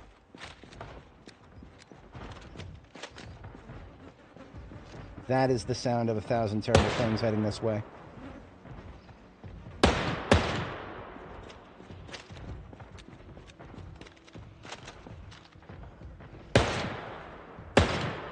After a certain point here, I will start getting stressed, because that's the sound of them slapping wooden fences, which that's counted as a wall, so that causes stress.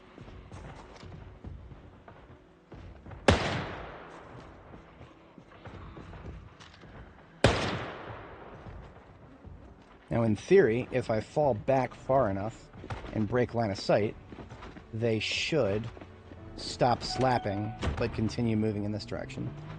Should. I don't know. I have not had consistent results with that strategy. So I've broken line of sight.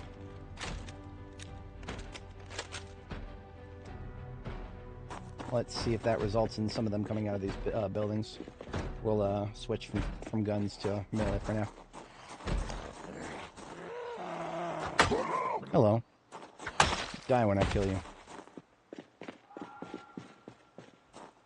One tile alleyways. I don't trust them. Nothing personal, just don't like them. Speaking of, got a trap right here. Nope.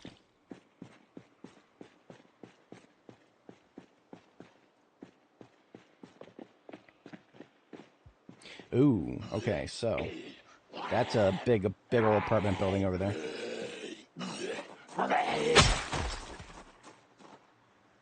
And I do not believe that is one of the that has not been spawned in yet. So we want to maintain our distance from that for now. I'd like to clear the chaff on the road first, and then we'll take a look at large buildings in the area, see about an optimal bombing site if necessary. I didn't take any food with me for the day. I'm an idiot.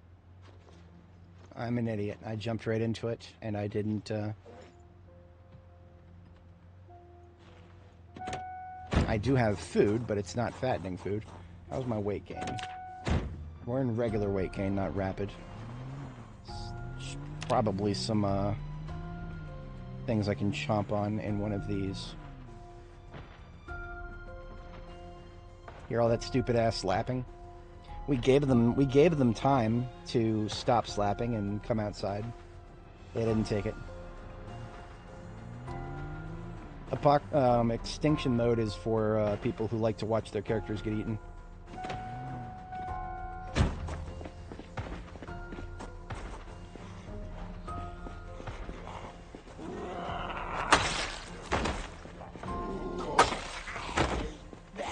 I don't know why I'm bothering with melee. I can probably just go loud. There's nothing's going to stop them from slapping at this point.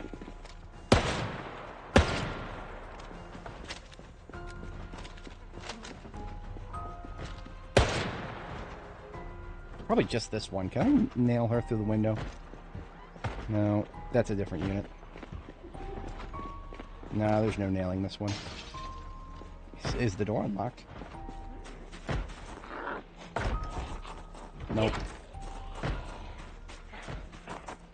Nobody's got the key, do they?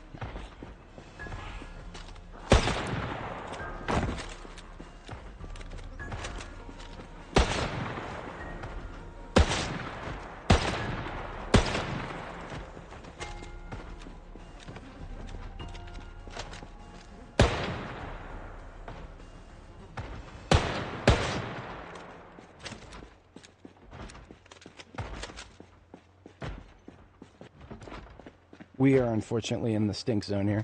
We will start getting sick relatively soon if I don't displace. Like I said, I'm not particularly worried about these units. They can, if zombies are going to be stuck in them and I can't find the keys, then they can stay stuck in them. We're just going to be driving right past this place for the most part. Assuming I don't leave corpses all over my road. I was in the mentality of, oh, I'll leave a drivable space. Look at that, I didn't.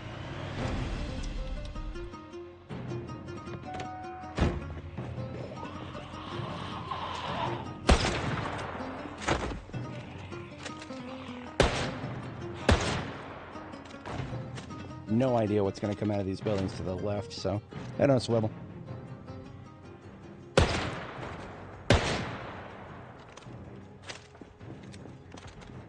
Ooh, there's a cop car down there.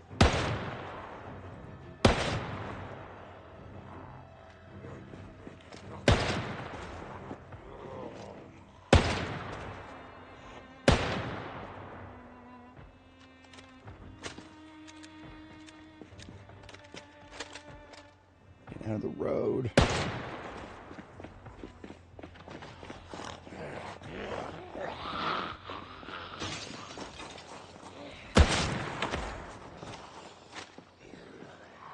Wait, what?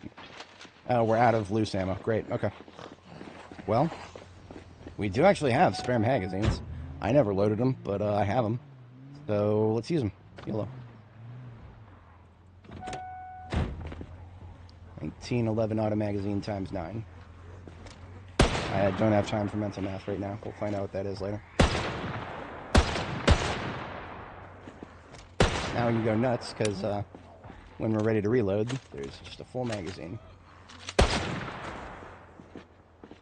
1911 ACP was designed for, not for mass shooting. It's a sidearm that can finish somebody off if you're, or situationally, I guess. It's not designed for zombie apocalypses, that's for damn sure. It'll take a zombie, it just, nothing stores enough of them.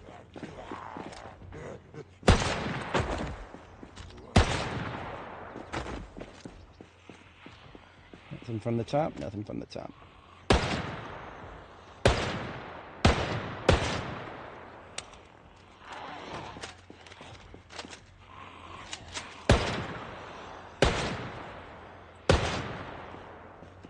Nope. My instinct is telling me just hit R.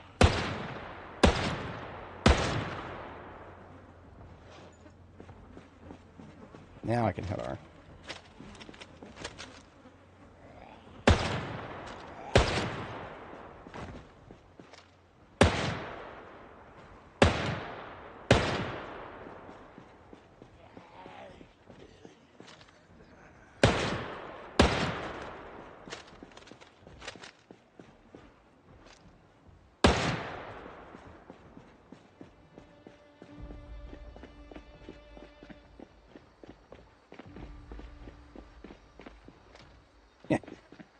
We'll catch him napping.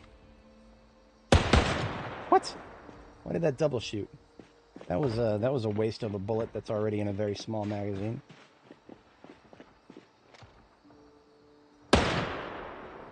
Why don't you take a long shot from a short magazine, pal?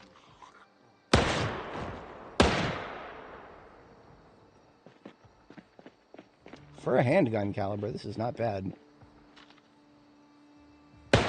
50 bullet to a box, this is actually great.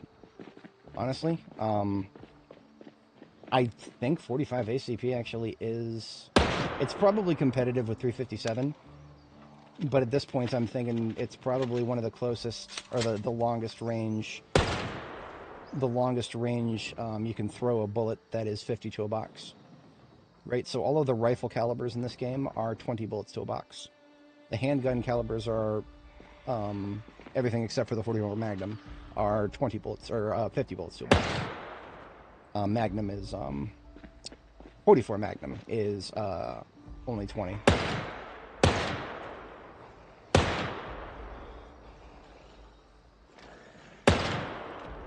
Yeah, this is the longest range, 50 bullet to a box option here. I never really thought of that before. Oh, yeah? No, honestly, respawns, I'm not, you know... I have mixed feelings on it now, at this point, after being off without respawns for a while. I have mixed feelings on it.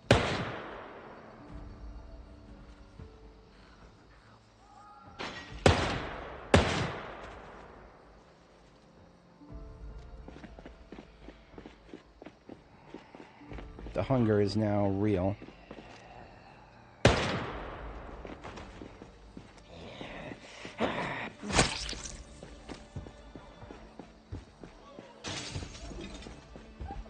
We have 2 1911 auto magazines left.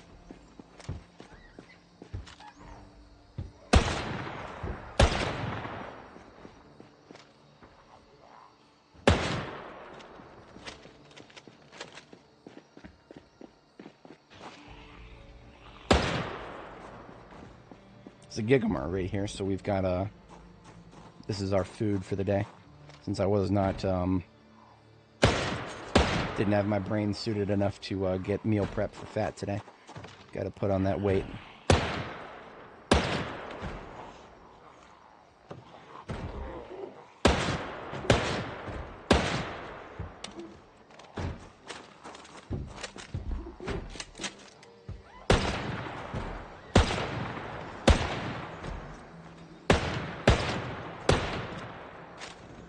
And that's it. That's all of our 45 ACP. Back to a real caliber, I guess. It wasn't bad. It's just it's gone so quickly. You know what?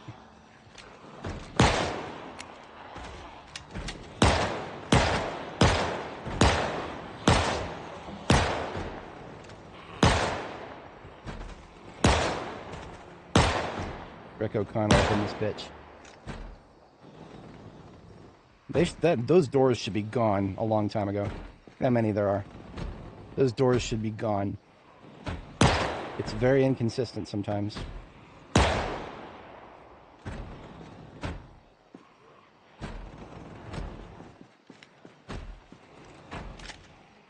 There, that's the sound of a door. It's about to break. Okay, good.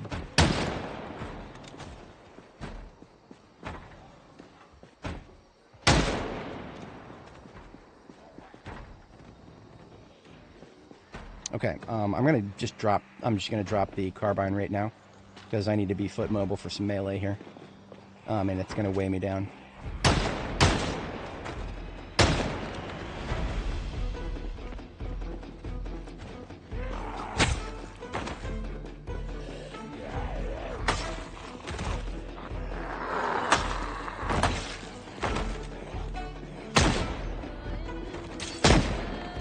Dead. Come on now.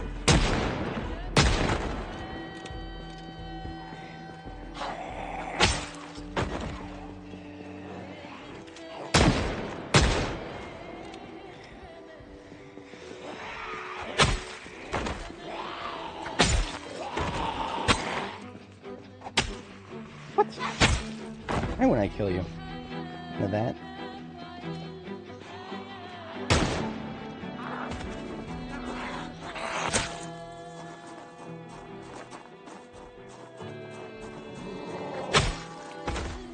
Hello, survivors. Let's relax and this not be a... You know what? You know what? There's a time and a place for chill. And I'm here for it. Hello.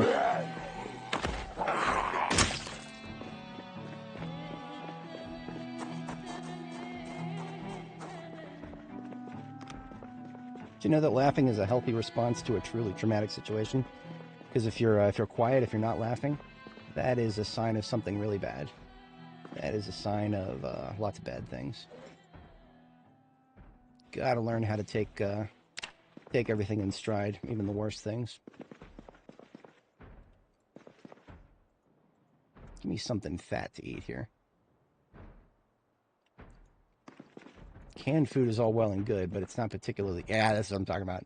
Give me some of them chips. We'll get fat in no time with these.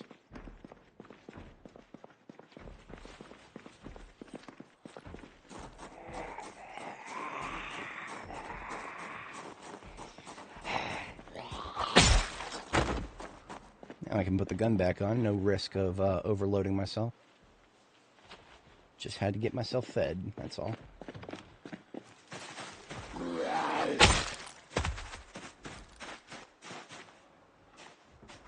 You know what? There might be 45 ACP in the trunk of this thing.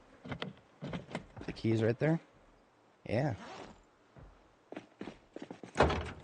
Nah, 9 mil, it's fine.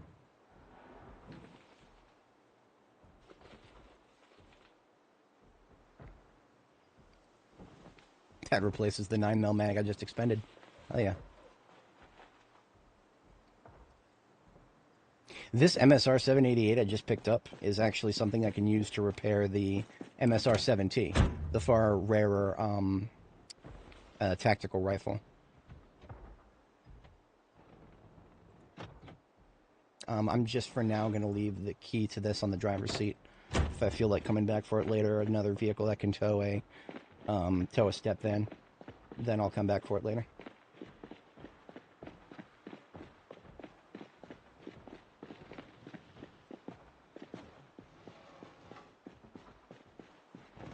Ooh, look at that. That's a dude with a improvised spear weapon on his back and a duffel bag. Wonder what we'll find in that duffel bag there. I can't tell if this would be a survivor zombie. It looks like might just be a weirdo.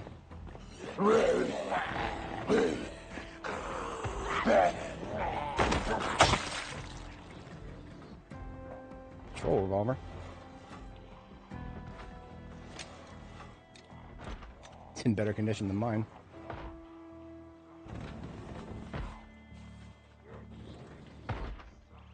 Oh, he does have some food.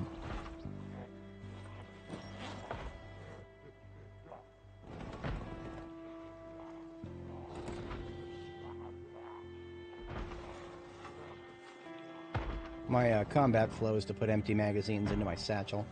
I actually, as much as I enjoy the satchel for being able to carry a lot of stuff, the encumbrance reduction factor of satchels is actually kind of fucking garbage. If you put a lot of stuff into a satchel, don't be surprised if you get over-encumbered a lot quicker than you expect, because that's just, satchels just are... If you put something in a normal, like a regular school backpack, that has a better encumbrance reduction factor than frickin' satchels. Now, personally, when I go to work, I have a laptop bag, and the way you wear that over the chest, it's basically the same as a satchel. It doesn't feel like that's all that much different than what I put in my actual literal backpack. But I digest. Oh. Ah, okay. This is a trap. Don't ever do this. Don't fall for this. If I were to go in here, I'm giving him a free shot. He can turn faster than I can if he knows I'm there. So it's quite literally safer to do this, even though it's not very safe. If I'm within lunge range, that's actually very not safe. Oh, this is a checkmate. This is a checkmate. I'm giving him a free hit no matter what. Fuck that. I'm not engaging with that. I will go around and hit him from behind.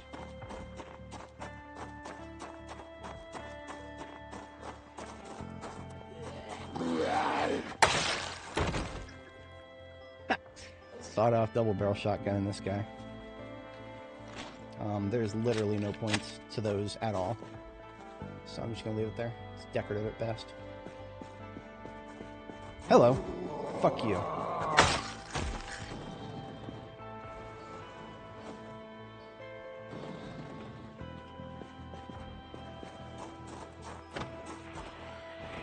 Oh, that building's awake. Okay. Is it? I actually have no idea.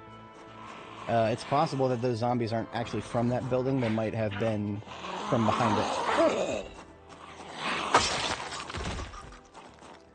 Yeah, they might have just tried to go through it. So there's probably more in here. It's not just that one in the front door.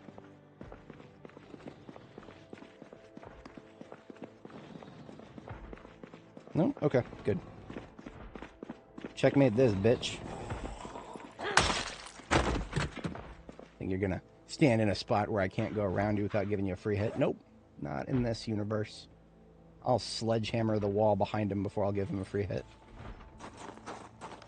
To be honest, if I just sprinted right past him, I'd probably be fine, but I don't like doing that. I don't like putting myself within half a tile's distance of a zombie that knows I'm there. That's just, don't do that. Don't. Don't. It's not good. Bad for your health.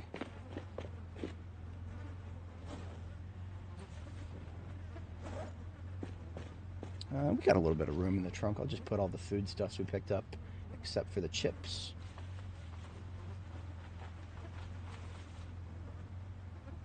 We've picked up several 9mm.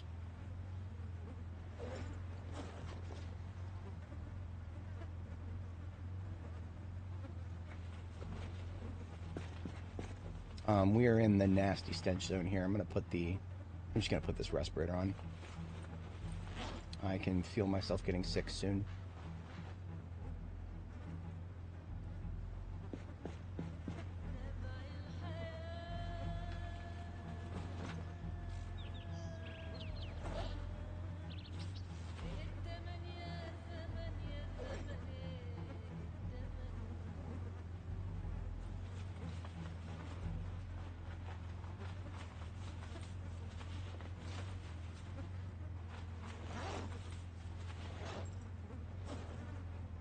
Actually, I have room for all that stuff. Great.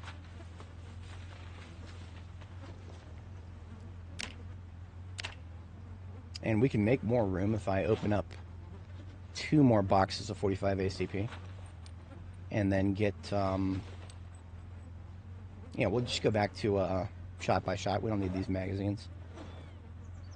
These magazines are for chumps.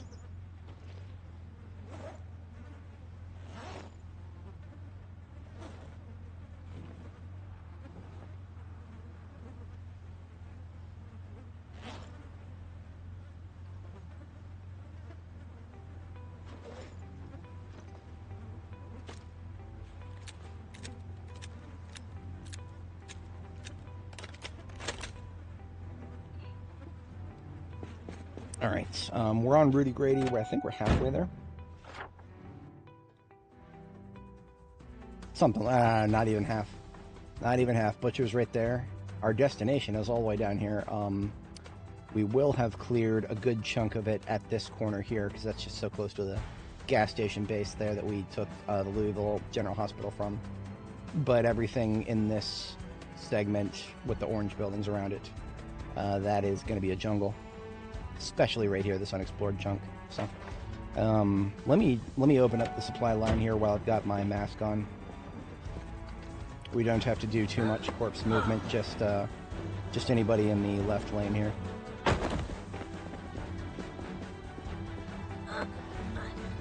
Don't tell the devs, but if you're moving corpses, you can instantly drop them by pushing. Otherwise, the animation can take a while.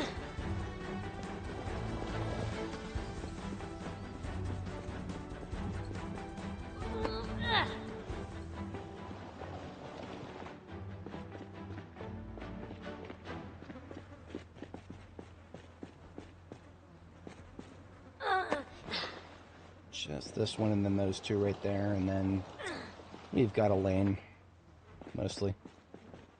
It doesn't got to be perfect, it's just got to be drivable.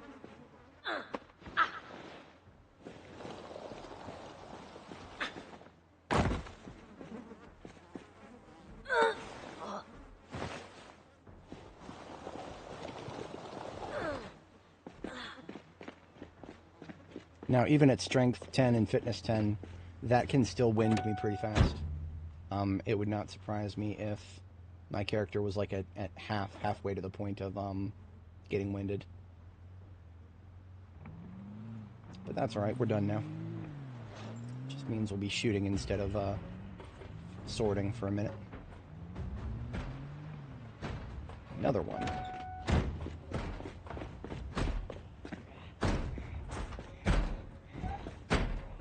This is sus. Oh, here we go. See the one on the second floor there? Observe. That's glorious. Let it never be said that the new aiming system is completely dumb. You can shoot upper floor targets now. Do I have to go around? Yeah, that's a one-way hallway. Do I have an axe in the trunk? No, I have an axe in the passenger seat.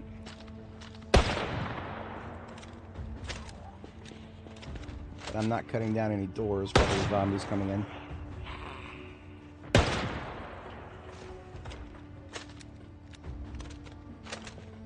See, when there's like that's a one-tile hallway, and there's nowhere to flank the zombie from. Sometimes in the past I would just ignore those zombies, but I want this road clear, so I'm just gonna break the door down. I'm a level 10 axe user. Having a zombie in front of me. And what I do, if I have to break down a door with a zombie on the other side of it, what I do is I slap it, and then I let them slap it. And when they slap it, if I hear a splintering sound, then I know the door is about to break.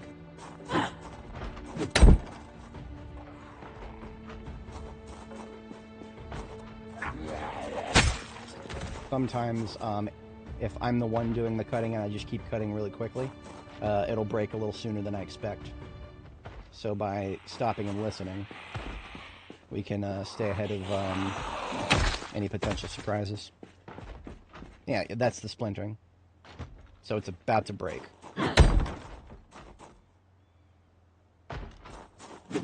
Yep.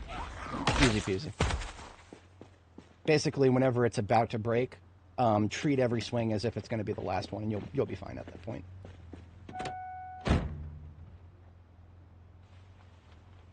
I don't even think axe skill affects how much damage you do to doors. I think it's fixed. So you could probably get a similar result even at a lower level. Maybe fewer one-shots. So this is we're edging into unexplored territory here. I expected tons of foot mobiles on the ground out here. This is sus. This is really sus. This is really sus. Are they all hiding in that, what is this? The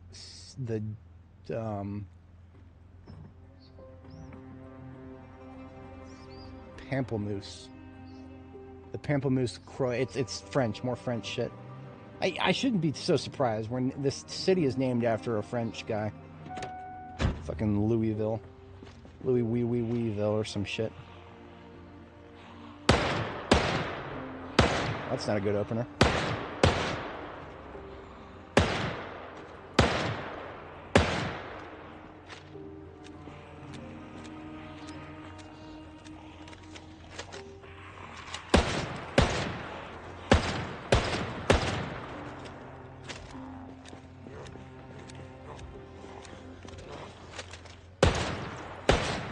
Falling back. We're just kind of parsing the area. We're not going to try to stand our ground and kill everybody. Not yet. I want to get a beat on who's going to be coming out of these buildings first, if anyone. And we've also got a 4x scope, so our effective radius is a little farther away than what we were doing there.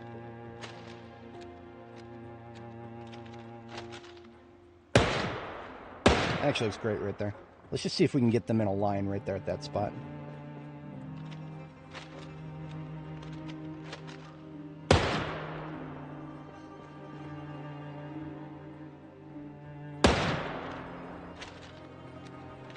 Looks like a lot. Looks intimidating.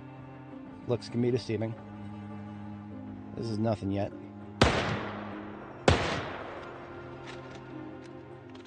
The only thing that's intimidating about this right now is the fact that if I kill them where they stand, my supply line is going to be littered with corpses on both sides of the road.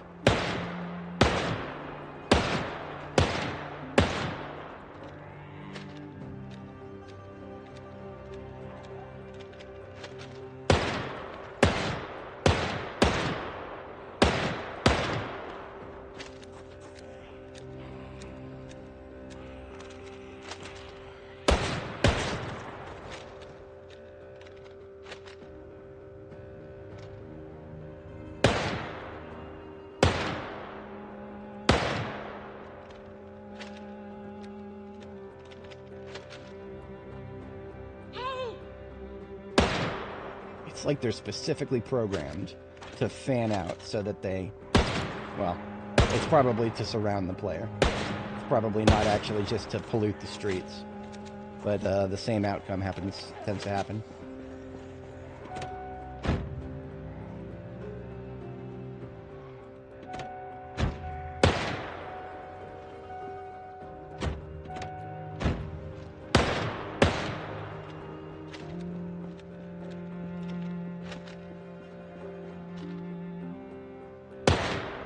Yeah, I'm honestly enjoying the Trapper Carbine with the 4x. Especially now that you can actually slap a 4x scope onto it.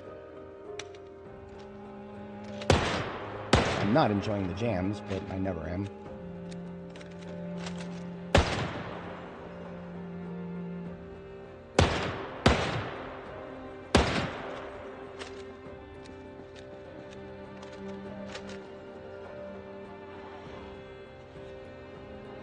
Normally, I would not feel inclined to use bullets on zombies that are not fast shamblers, but we have so much 45 ACP that it's perfectly fine. We have cartons upon cartons upon cartons of it. I've quite literally I've shot more 45 ACP on today's stream than I ever have on this character before, because we just haven't been using it.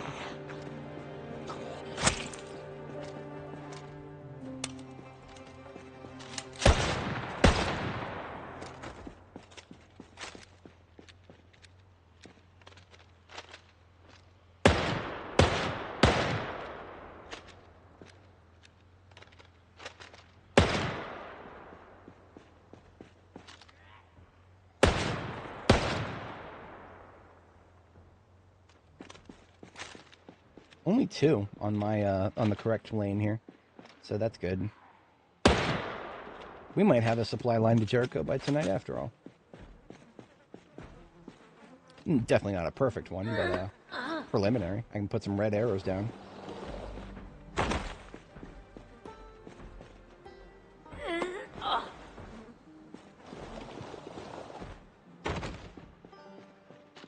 Now, that being said, this French building, whatever the hell it is right here with the unbroken windows, yeah, that we have not gotten close enough to spawn in the zombies inside of it. I predict there's going to be a fair few. So, that's one of the reasons I wanted to deal with everybody who's outdoors here. Got them all nailed up to the wall. 700 XP from Nimble 8. Hey, nice. Do you have any... I can't remember, did you take a character with any bonus to it?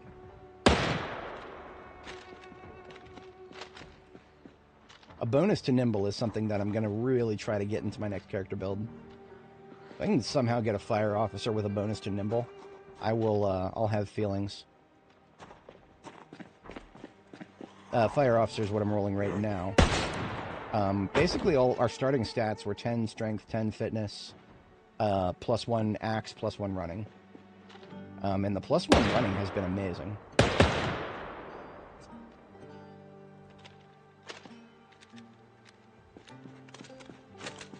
Gymnast, yeah.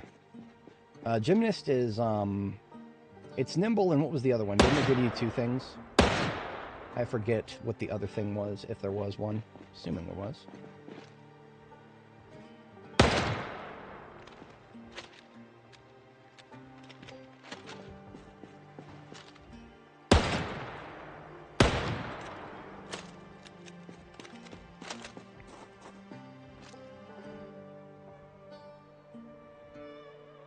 That's right, on this side of the road. Anybody's ever wondered how to deal with corpse management, just let them manage themselves. That's all you gotta do. It's annoying, I granted, but it's a lot less annoying than going around and trying to pick up the corpses and move them yourself.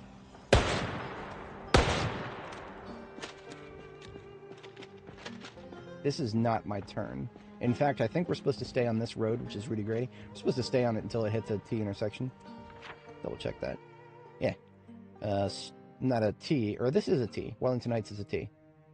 I mean, if we get to Wellington Heights, the Lady Kiss base is right there. That is a mothballed field outpost. I haven't been there in a while. Probably has more chips. Now, we have not discharged in this beyond this point, so there are probably more. Yeah, more right there. Coming out and out of these units.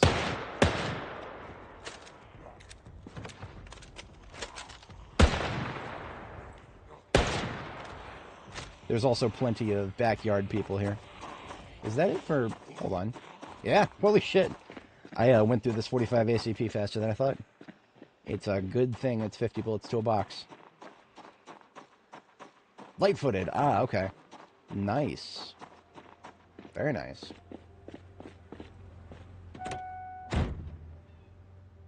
I have never ruled out Lumberjack entirely.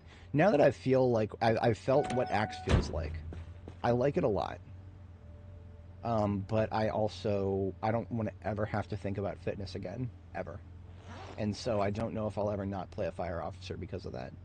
I think fire officer is just going to be a permanent thing for me going forward. I mean, it's done so well here on Dani that I can't see myself not doing it. We're opening 2 boxes of 45 ACP.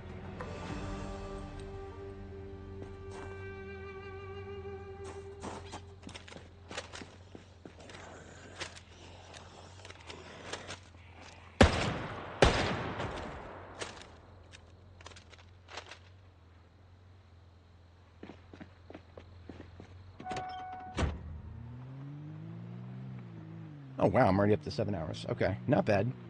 In fact, I'm actually allocating some time for myself today to go outside. Not just for touchy grassy stuff, but like I was showing you guys earlier with my now that I got my scooter working again.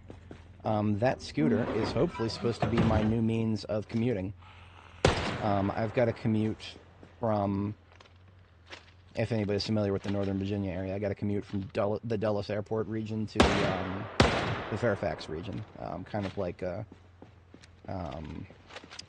near where the GMU station is in Fairfax, and that is normally that's a lot of gas and that's a lot of parking. I'm spending almost 15 bucks a day. But if I have an e-scooter, I can go straight down the W&D trail, and there's no parking, and the electricity costs me about 10 to 12 cents. So, yeah. That being said, it's easier said than done doing a several mile commute down the W&D trail, especially if the weather's nice. If the weather's nice, I have to constantly slow down and dodge pedestrians because, I mean, you know, it's not a road, it's a footpath primarily. There's regs for horses and, you know, bicycles and everything. But I won't be blazing down it at 60 miles an hour like I could on, you know, other places. And yes, my scooter is one of the ones that can go up to 60. I clocked it at 62 when my own load is lightened.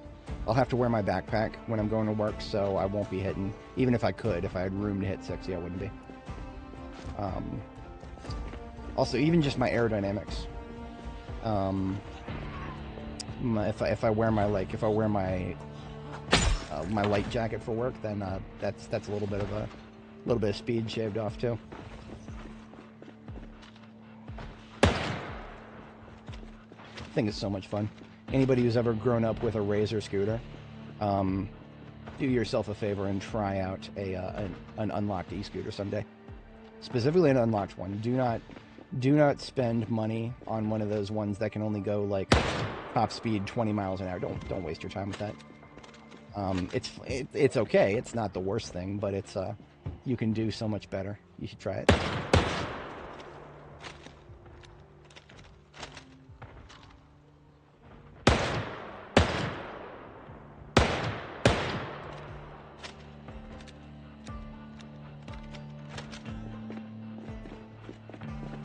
See, what I have to do is, now that I've gotten my scooter fixed, I've got to progressively try going up speed.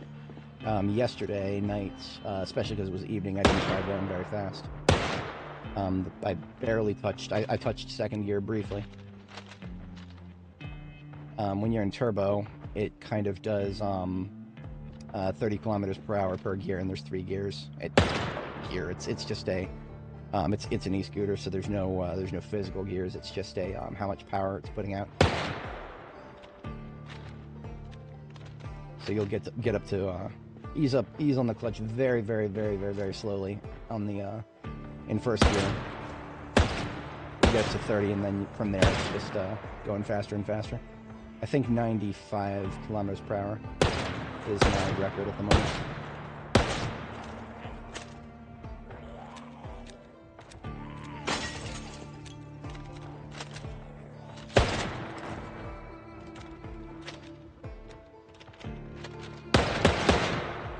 Okay, I only meant to hit shoot twice, but there's a third shot. This happens sometimes with revolvers too, and I don't know what causes it. I don't know what causes it. Sometimes when I click once, I get 2 shots. 2 for the price of 1. And I'm using price unironically here. These mouses have finite lifespans. Oh, I'm fatigued. Okay. We don't want to have that hanging over our heads.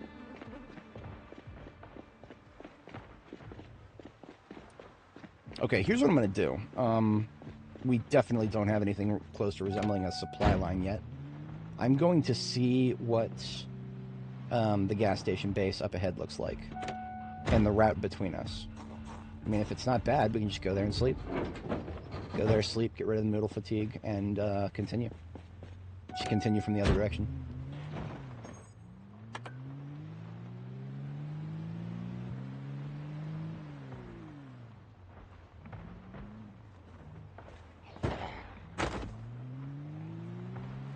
Lots to kill left here, no surprises with this. I expected everything that we're seeing right now and more for this spot. It is when you get to the T intersection up here and then we turn north. That is the big question mark. Is anybody right here? None of these people are going to follow me all the way back to my where I'm going. See, that would be something that would make this game much more compelling, is persistent hunt. If zombies, when they see you, they don't lose track of you just because you leave the area. That would make for, well, make this game a hell of a lot harder than it already is for new players to learn. So that would be something for extinction mode, of course. Persistent hunt is definitely like my buddy Panaka and I back when we were playing 7 Days to Die a lot. Like, we were playing it religiously at the time. We tried persistent hunt at one point, and it was a lot of fun. We never got very far in that playthrough, and I regret that, because that'd have been some neat content. Back then, I was only doing occasional recordings, but yeah, we could have gotten into some shenanigans. Here we are. Not a single soul is going to make it all the way up here. I didn't really come up with a name for this place, but this is one of my gas station bases for the hospital. The hospital we hit early on after getting into Louisville, so there should be no remnants left here.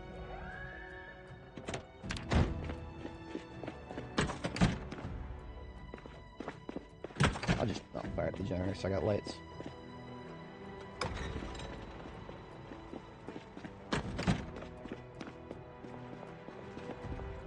And as predicted, plenty of foods here that I can boost my weight gain with. We're already back into rapid, so I don't need to eat the whole box of cereal. Let's just whip something together out of non-perishables. This is literally the niche that I have them for. Pots, fill with water.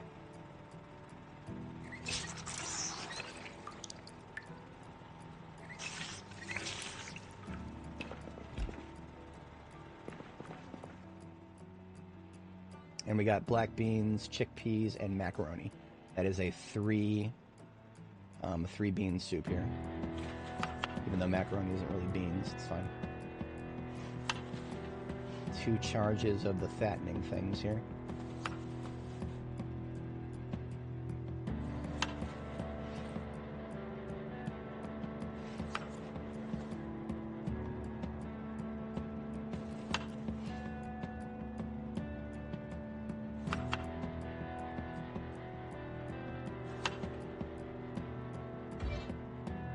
Very heavy soup, like extremely heavy. The whole pot weighs 10.2 encumbrance. That is absolutely a weird part of the game as it is right now. I'm gonna do a load of laundry while we're here. We actually have a full water cache at this base because we haven't been here in a long time, and we actually have pajamas here too. So I can do a full load of laundry and I don't even have to worry about getting cold overnight. Shield your eyes, YouTube. I can't show this in public.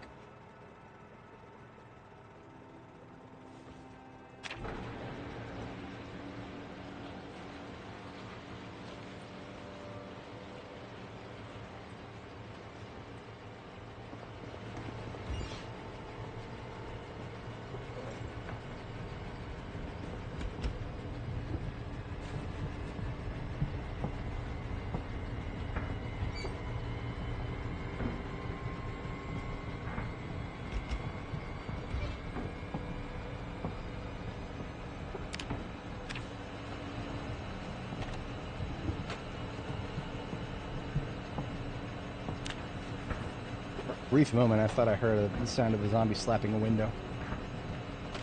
No, we're good.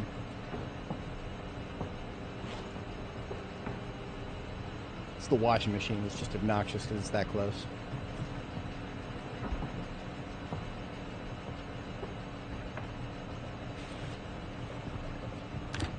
Even though this soup is ridiculously heavy and I'd prefer to... Yeah, I'll split it into bowls. We've got 2 bowls.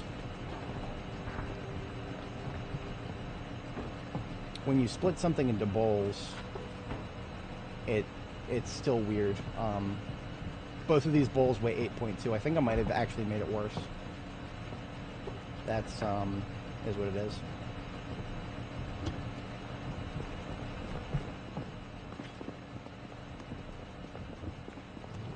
We're going to use one of the alternative barrels up here to wash our weapons and backpacks and whatnot.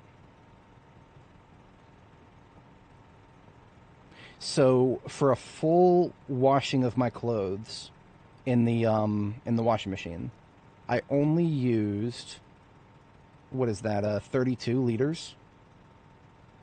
That is like 1/10 of what I would have used if I was hand washing. That's kind of crazy. Yeah, that is really crazy actually. I didn't realize the ratio was that good. So yeah, if you're somebody like a Fear of Blood player or something like that, and you need to be clean all the time, make sure to invest in washing machines.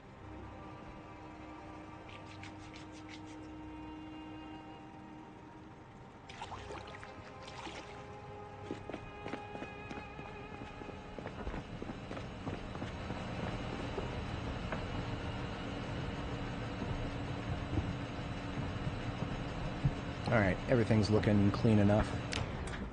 Just set the mode to the dryer and turn it on. See, we have a separate dryer right here, but it would take a long time to transfer them between it. The combos were broken when we built this base. So the combo washer-dryer used to just be a washer stuck there forever. Now it's both, like it should have been.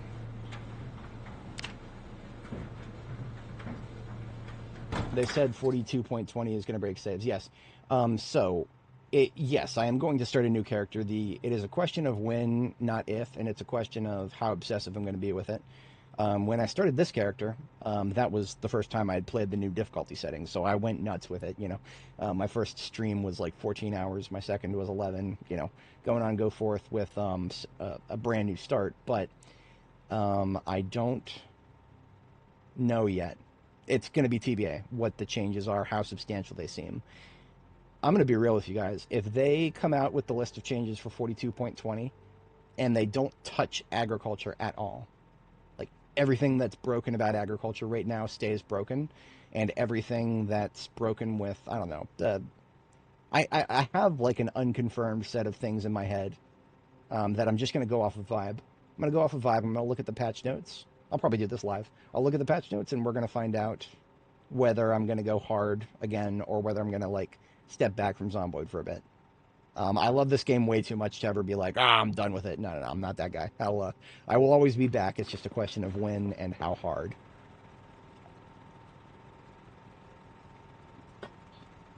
Short answer is, I don't know yet. We're working on that. We'll figure it out.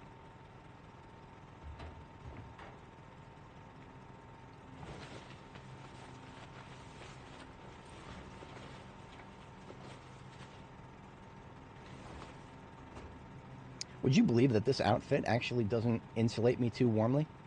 If I take the scarf off, we're close to summer outfit. That is just, it's a beautiful little niche. You'll notice that my chest, my neck, and my head are actually not very insulated right now. That is because we're wearing a leather jacket that has holes in the chest. We specifically did not repair the holes. We lose out on a little bit of chest protection, as you can see. But that's instantly compensated for if we just put on our heavy armor for the chest, the coat of plates. If we do that, our chest protection goes to 100%.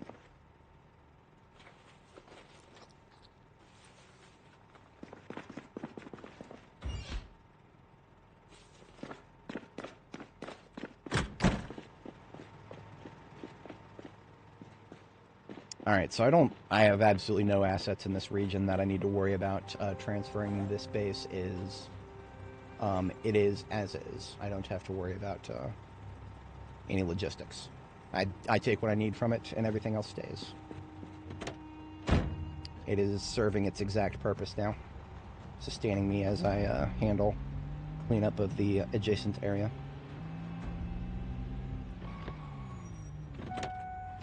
It's way too close for comfort.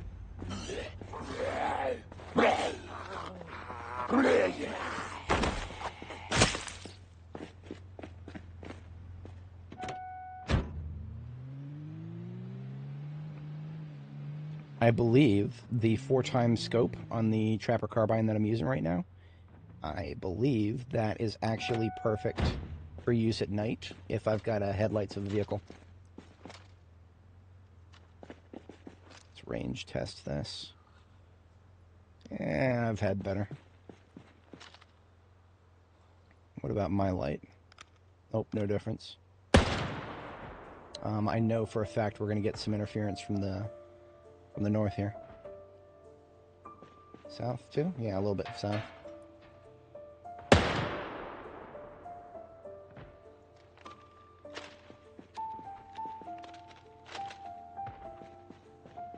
I'm surprised this one up here didn't hear me.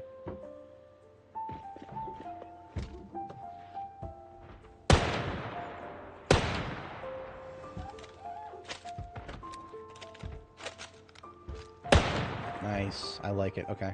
So my own flashlight radius is a decent viewfinder for optimal distancing. But I can't go too far beyond it. That was a pretty wide one.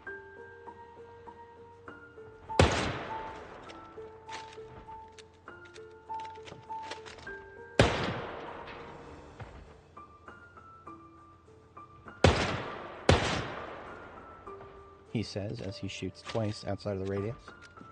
I need to be a little bit more patient.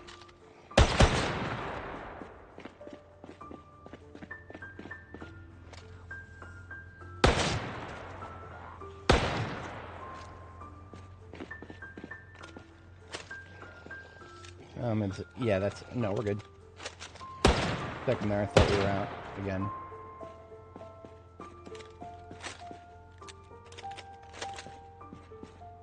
I've decided that it will be the right lane this time. Pick a lane and stick to it.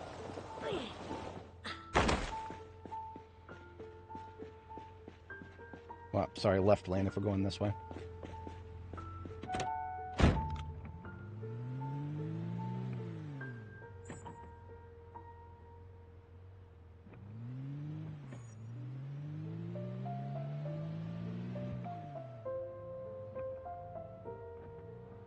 Ambulance right there is untouched. I'm gonna just assume that it's not gonna be a high engine quality because it spawned in a parking spot. That's just how this goes. We'll take a look, but I have no expectations. Probably mid-60s. 76? That's not bad. That's not bad at all. Let's see if I can spy this lady here.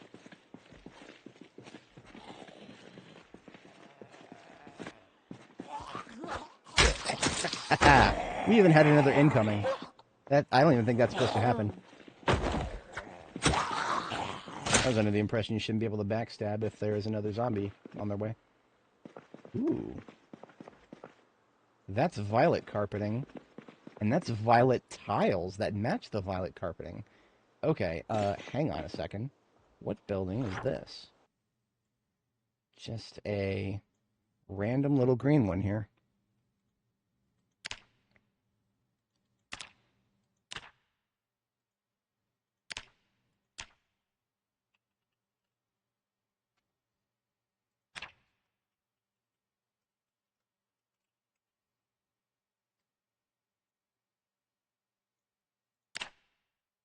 Yeah, I need to not forget about that. Dani the Drifter is the name of my character right now. She is not the kind of person to settle in one spot forever. So the notion of building a really cool, customized, pretty looking base beyond just, decorating existing bases, right? But I won't rule anything out, ever. Who knows? Maybe I will use that. Maybe I'll stay there for next time.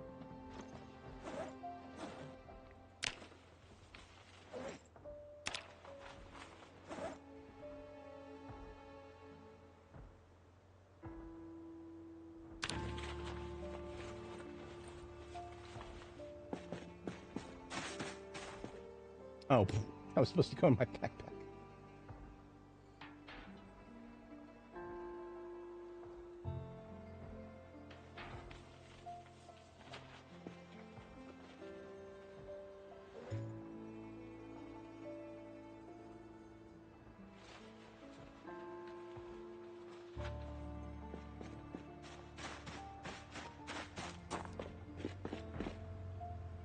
No room left in this thing, so that loot is just going to go right back into the ambulance.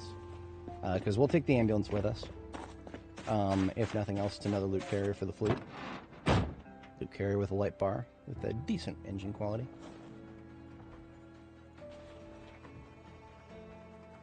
Got a key to it and everything.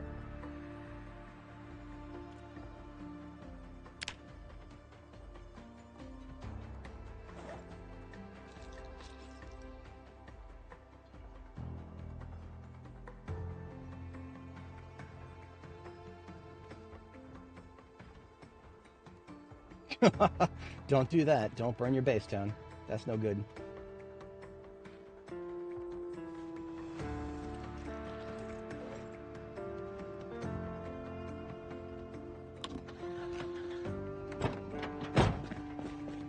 Of course, the battery's not charged. I don't know what I was expecting there.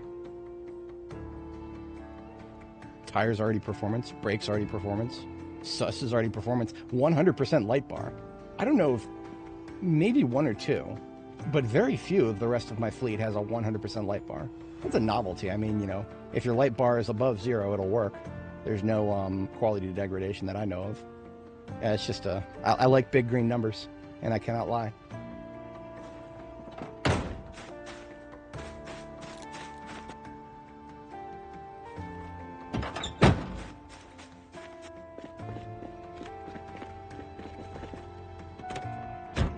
We're actually already ready for bed again, so I'm just going to... here's what I'm going to do. I have on my person, because my combat vehicle is equipped for many things, we have a lovely car battery charger here. So we'll just take the ambulance back to our field base, and we will put down that battery charger, charge its battery overnight.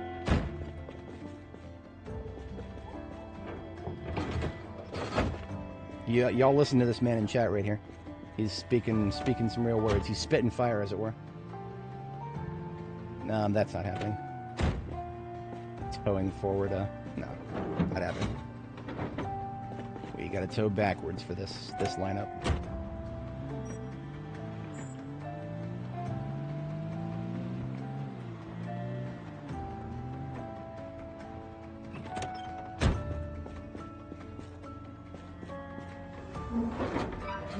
Let me touch it, let me touch it, let me touch it.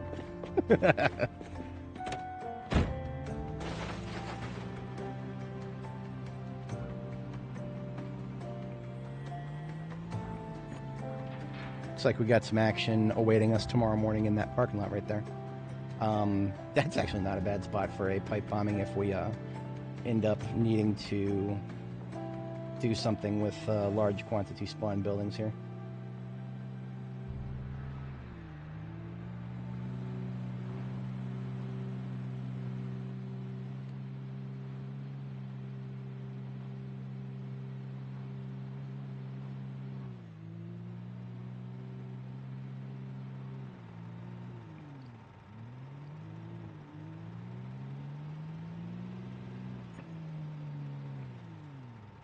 That's fine. Doesn't gotta be perfect, just nearby.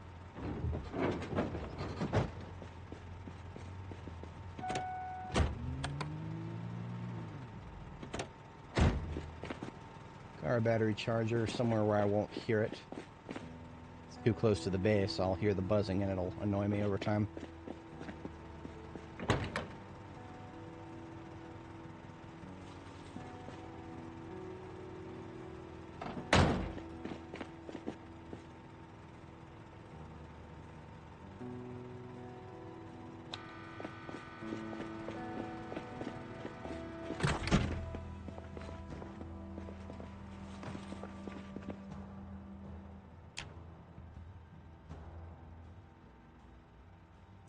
Alrighty, so getting into the evening here, and it's Friday, so Friday evenings are usually not a good ROI on time spent live streaming, so I will probably finish out today, and after the end of the in-game day today, tomorrow morning in-game, we will call the stream there. So we've got some combat ops today, and probably, well, it's going to depend on what Rudy Grady feels like when we go past some of the bigger buildings in it. Yeah, we'll just see how that plays out.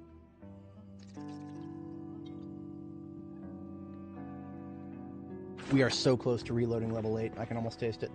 We are at 519.11 out of 6,000.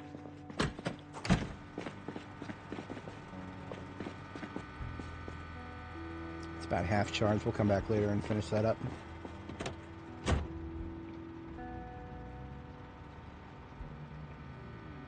We have also a little bit of room for more gas here. Pay no attention to the signs. They don't really mean anything. Every single one of these pumps has fuel in it.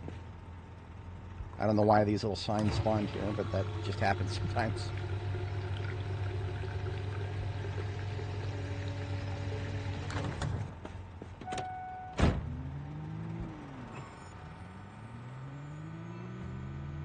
Alright, more Trapper Carbine today.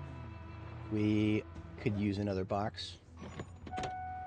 Military or Rust-themed base for the fossil oil beside the hospital. Are you talking about this one right here? Or are you talking about the fossil oil behind Pippin's hospital? Golf right here at the corner of Rockford. For that one, the fact that it's like... honestly, when I'm thinking of this place, I'm just mind's-eyeing it right now. The way it's out there all by itself, I feel like you could do a military-themed base of some sort. Rust-themed base makes me think of the video game Rust. I don't even... Yeah, after the job, yeah. I'm thinking, I don't know, military, because I mean, military, well, you got all military decorations right here, don't you? You don't have to go too far for military decorations. That would be, that'd be my first pick, easily. Hang on a second, we didn't actually get the ammo. Give me that.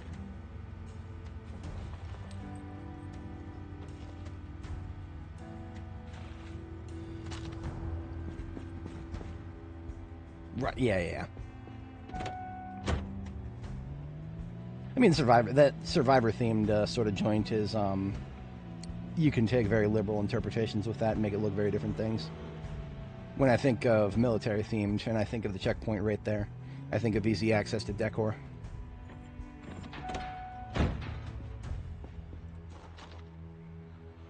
What is that? Did I put that there? Yeah, I did. We killed a bunch of Zeds in this area once before. That is... I was using, at the time, I was using a baseball bat with rail spikes. Interesting. That just means that everybody here right now is a migrant.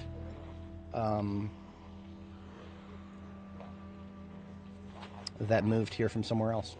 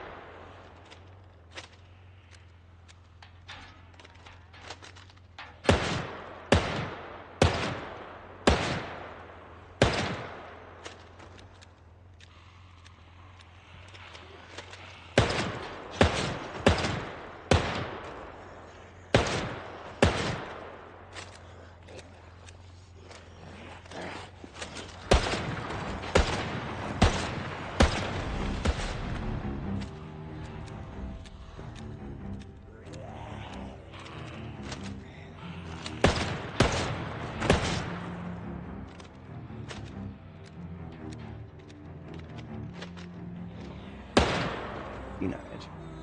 One more coming from that direction.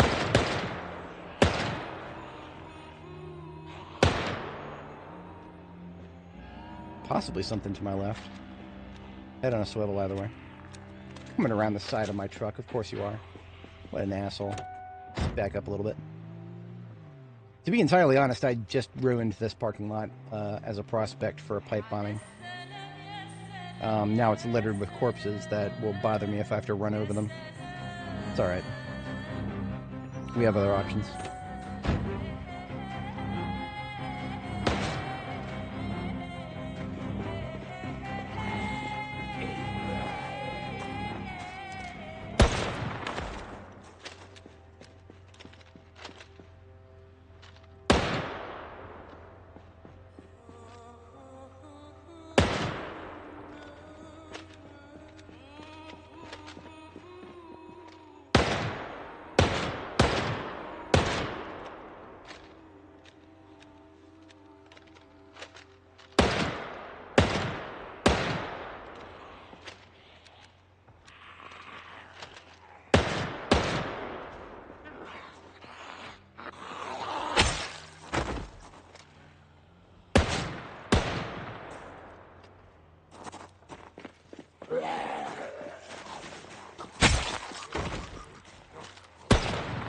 Falling back.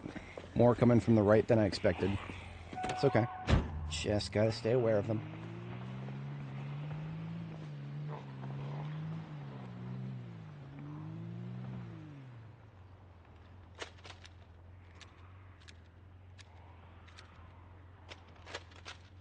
I forget what kind of population density we can expect in an area like this. Oh, you know what? I should have tried this from a while ago. We can shoot out the window with two-handed guns now. The only thing we can't do is drive in a very controllable manner. But what we can do is we can drive with cruise control. That's something that I only recently kind of figured out.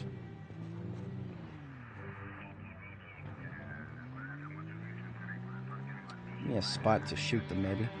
Yeah, here we go. Let's set cruise to 5. That is a shit radius. Look at that. That is terrible. I mean, we nailed him, but it was...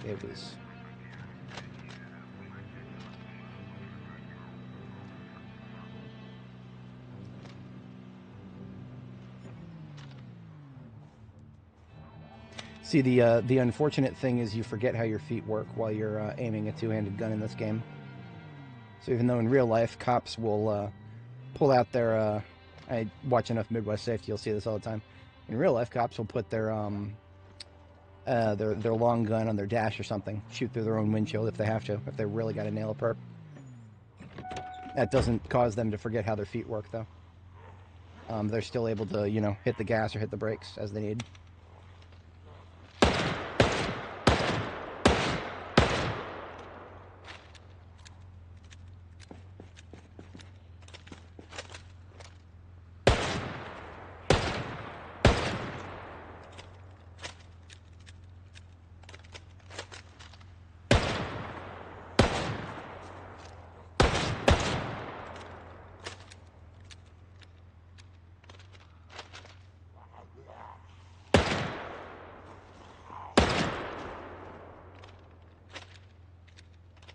Yeah, this parking lot that they're coming out of now from the top right, if we need to do a pipe bombing, we'll keep this parking lot free of corpses for it, so that, you know, we can just come in here and remove these cars out of the way.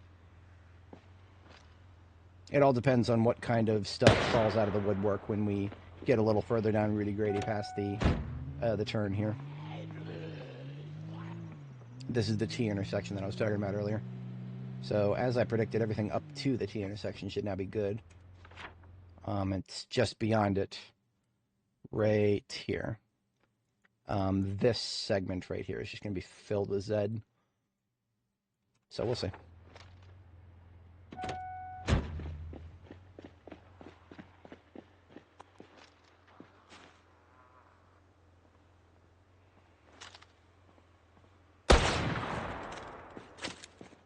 Honestly, that's not a good spot. We want this corner cleared. Brief moment. That is an LEO. Give me your handgun. Trooper without a handgun. What the hell kind of trooper? Trooper Delgadillo. I'm gonna need your badge for that one.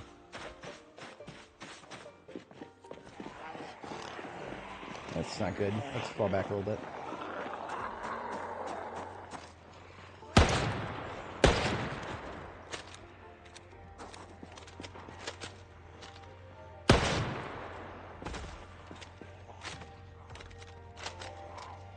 Come on, out of the road.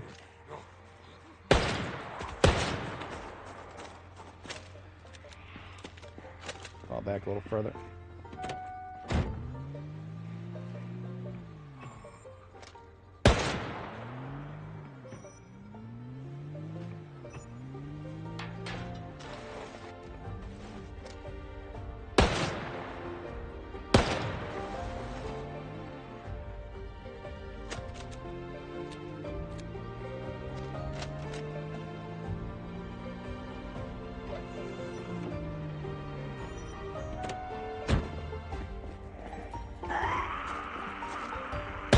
Bayonets. No, you're dead. One to the forest dwellers. Friggin' tree fairies. I know, right?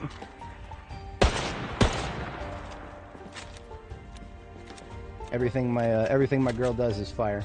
That's why they call her the fire officer.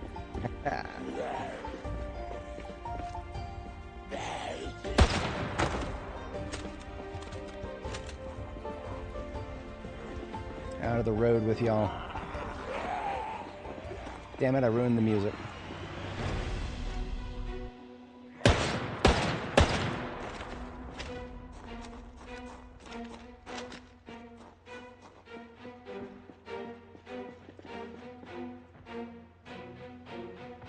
We're eating some really chunky food here.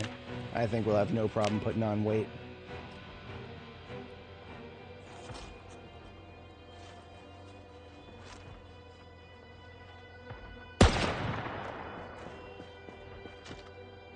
Right in the middle of the road.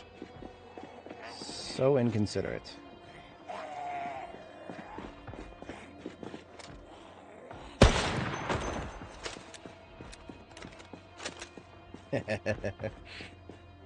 Yeah, well, it's not at this point. It's no longer unmowed lawns. It's uncut trees, and after a certain point, you don't see trees anymore. You just see fuel. Oh, here we go. Drive by, motherfucker.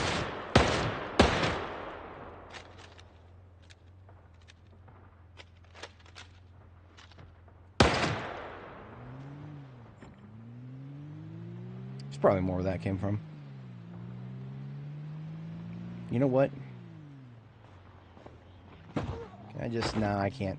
Without ragdolls, it's actually kind of hard to nudge them out of the road. With ragdolls, I could have probably nailed that hit at a certain angle and just knocked her out of the road. You know, now that we're done with Grand Ohio, I can turn ragdolls back on. So at the end of this session today, because sometimes turning ragdolls on and off makes the game unstable if you don't also, you know, close and reopen it.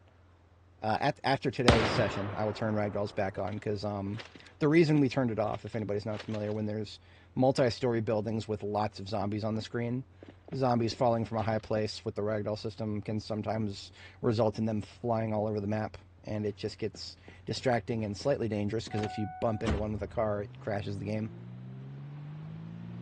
Basically, if you see a lot of zombies flying across the screen, it's probably because ragdolls are glitching.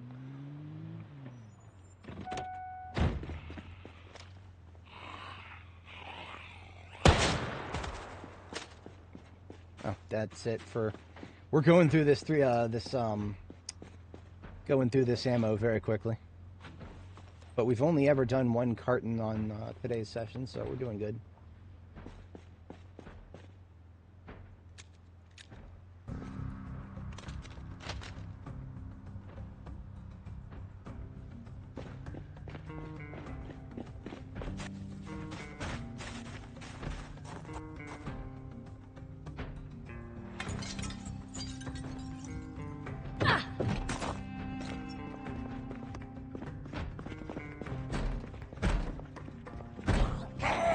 Peanut.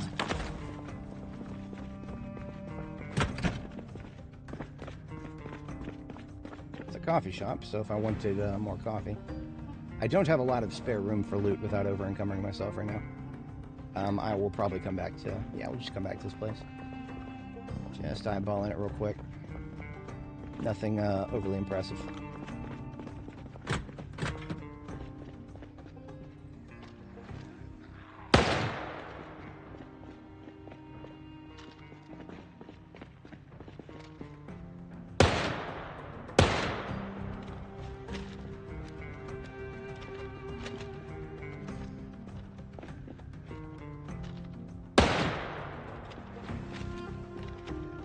This blue van right here is kind of meant to be more of a loot source joint. It is metalworking stuff. Tradewinds Forge. Probably, what we got? Ooh, welding. Welding torches. Flashlight. Angle-headed flashlight. But surprisingly no anvils or anything like that. Smithing hammer. I will probably come back into this sometime in the future, maybe. See, just because there's a possibility, or there's a guarantee that my save's going to break someday, someday relatively soon, I don't care. I always like to play this game as if my characters are going to live forever. It's just it's a mentality. It's a mentality that I think is actually going to be, it's going to be a psychological buff to your gameplay style. Because a lot of people just come to this game with the mindset of, oh, I'm going to die, whatever. That if you actually want to survive, then don't come at it with that mentality. Got to come at it with a positive mental attitude. Good old PMA.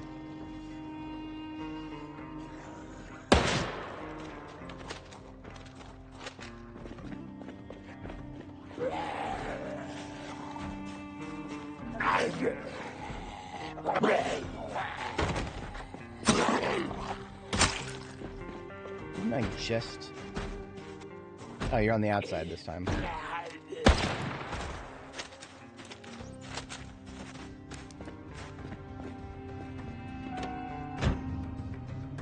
Alright, so this part of the road right here, this is the determining factor. If there is a huge amount on this road, we'll bring them on down and pipe bomb them in the parking lot. And it's looking like that's going to be a yes. Especially if we factor in all the people who are going to come from around this side. And this place is a fucking maze.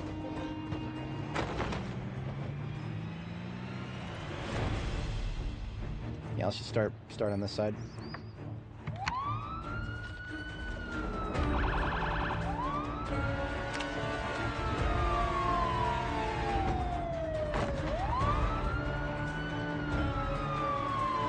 So we are starting another pipe bomb. Give me a timestamp of 8 hours and 2 minutes.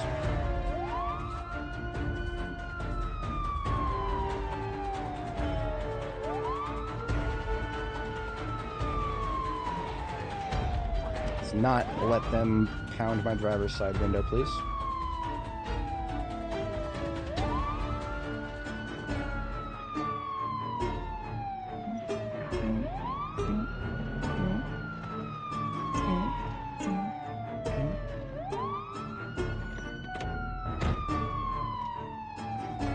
Now I have to take this in shifts down this road because this road is, it's narrow. And there's lots of places for them to come out of the woodwork. Actually, instead of getting out and shooting, we need to be setting the bomb. Set up us the bomb right here, as it were. This is a better spot than the other one I'd scoped. Got a bomb, got a controller, got a linked bomb to the controller, right click, set bomb. So this broken street light right here is now our point of reference. We've got a explosive radius of 7 tiles. 1, 2, 3, 4, 5, 6, 7. So a little bit beyond the parking lines on both sides is our kill zone.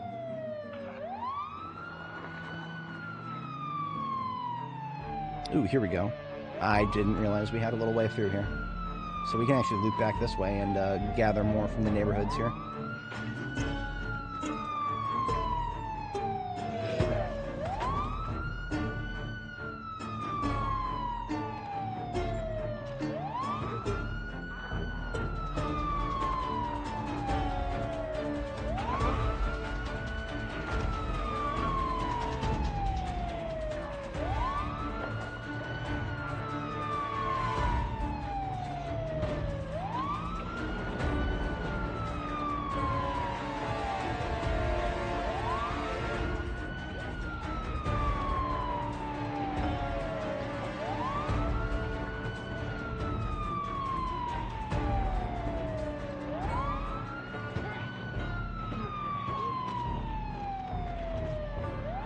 What I'm going to do is come around this side and loop around up this way a little bit.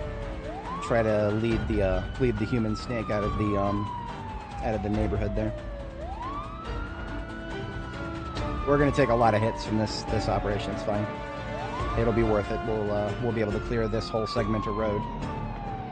And by the end of the stream today, we theoretically, unless something stupid happens, we'll have a clean supply line from Butcher to Jericho.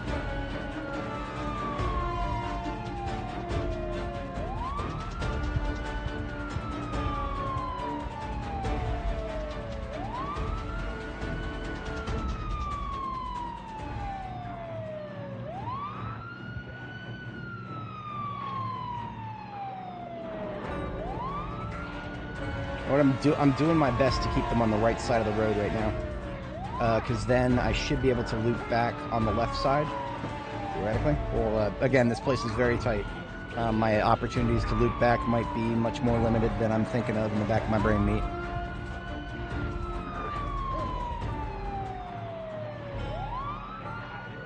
Having a bite of soup while we do this.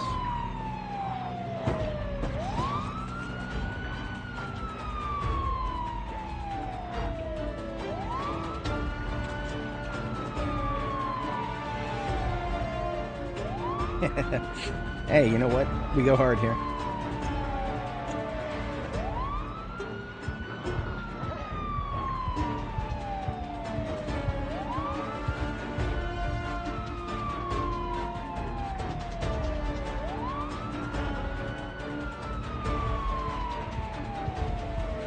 Every time I think of the road we're on right now, Rudy Grady Boulevard, all I can think of is that scene where Shia LaBeouf is telling the gunner to reload the tank.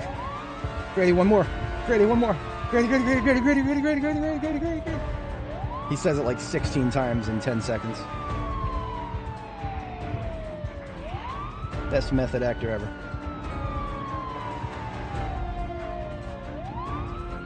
All right, boost into 10 for the loop around here. Almost everybody tailing us is a fast. Yeah, see, this is what happens when you've only got a small street. You'll never keep them on one side. So my ability to mosey at 5 miles an hour to keep everybody on me is severely limited right now. Otherwise I'm going to get mogged and take a lot of damage that I don't need to be taking.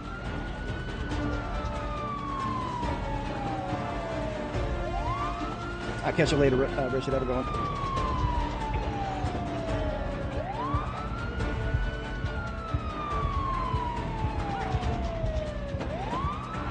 Thankfully, on this particular aspect, we don't have too many places for them to get stuck if we're pulling them from the top right of the screen to the bottom left here. Now, the slow ones on the road right here, I don't think we're going to be able to bring them all the way down to the bottom site. That's okay. If all that's left is 90% slow ones up here, then that's perfectly fine by me. That just means that they're much easier to deal with.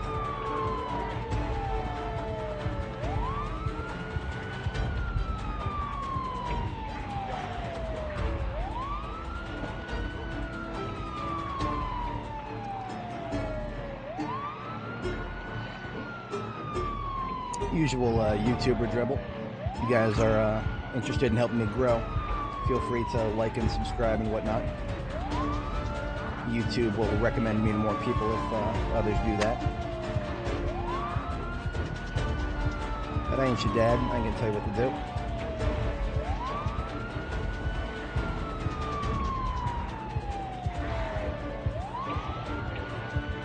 Also, something that I kind of want to mention more often when I get the opportunity is I am streaming in surround sound. So these 5.1 speakers around me, y'all can hear exactly the way I hear it too. The only problem is YouTube doesn't play it unless you're using the YouTube TV app. So you got a smart TV in your living room with a home theater, and it has the YouTube TV app.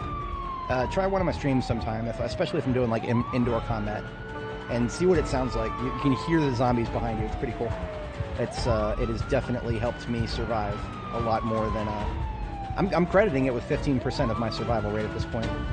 Has all been thanks to my ability to hear zombies, echolocate them just perfectly physically. Headphones are good, but it's nothing compared to surround sound.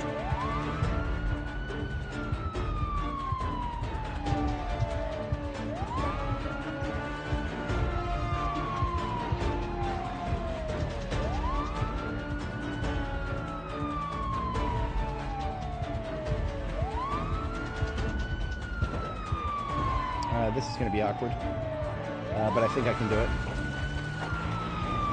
Yeah, this is not good. I'm all right, but I mean, that's cutting it way closer than I would have preferred. Not necessarily worth it.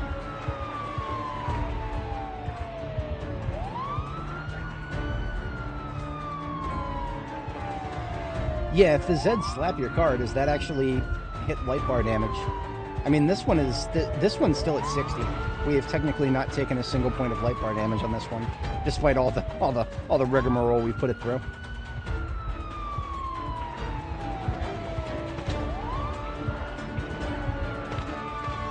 My current, it's just a kind of a wet theory, is that currently zombies won't damage the light bar while the player's in it. I think if the zombie's coming out of the vehicle with a player in it, they're going to go for the player before the light bar. But if you get out and run away, which we've actually had to do once, we accidentally had to bail once. And when we came back, the light bar was still good. That may have just been sheer luck. Okay, now here's what we're going to do. This is the bomb site. If anybody wasn't here a few minutes ago, the bomb is placed right here. But we do have a nice little, loopy-loop here. Nice little loopy-loop right here, and we're just going to go through this neighborhood and just flank the group. And what that's going to do is it's going to result in more people from the top right getting down here to join the main group. We are going to be veritably surrounded for a moment, but I think we're going to do all right. We'll just try that same trick again.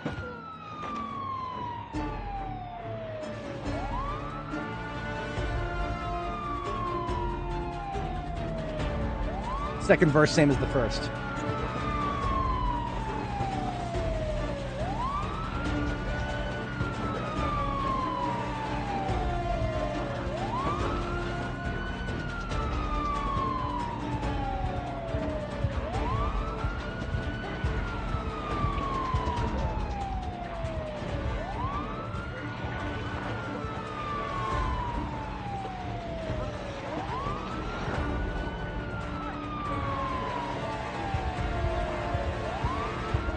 Definitely more damage than I would have wanted to take for this part, but it's all right.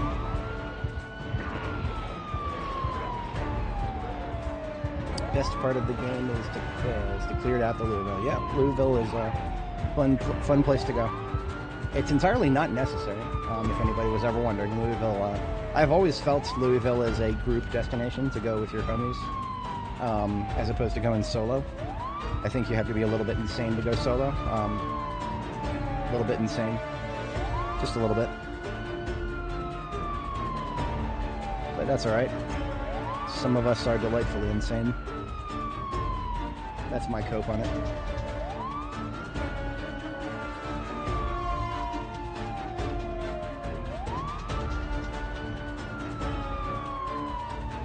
Yeah, I'll just kind of loop around this parking lot a little bit. I think just about everybody who needs to be within hearing radius of the siren is now in hearing radius of the siren, so it's just a matter of time to get them down here. So now I think we can focus a little bit more on minimizing vehicle damage. In a perfect world, you know. We did just give it perfect tires today.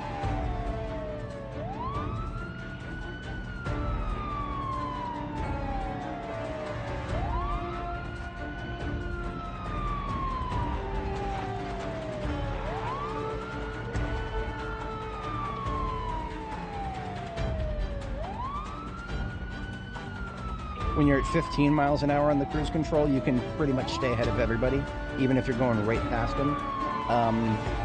Problem is that starts to result in stragglers exiting the blob. So when it comes time to get everybody in the blast radius, 15 miles an hour is don't do it. Don't do it. You'll get strays all over the place, and it'll just get messier for the cleanup. 15 miles an hour is for doing loopbacks like this. Keeping them in the same area, but not taking too many direct collisions.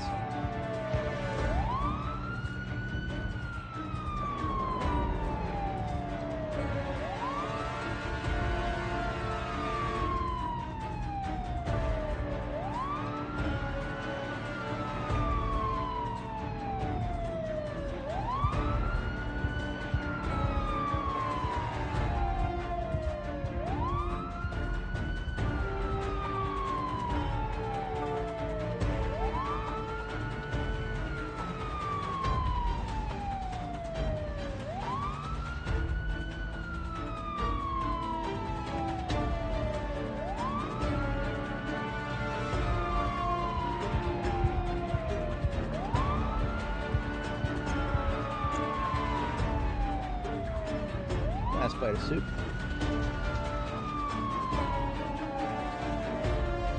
We've got our group. Just gotta let them all into the parking lot now.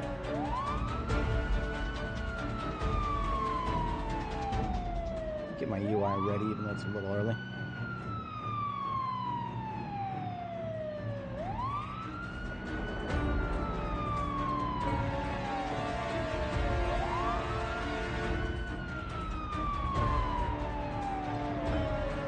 So if anybody watching is new, whenever we do a pipe bombing here, we're focused on a specific threshold where we can start circling the zombies in a group.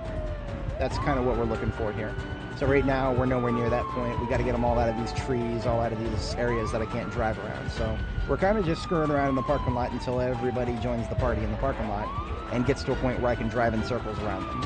When I can drive in circles around the target group, that's what I like to call critical mass. We've got critical mass on the blob of zombies, and then we can start collapsing it into a specific point, such as where our bomb is planted right there.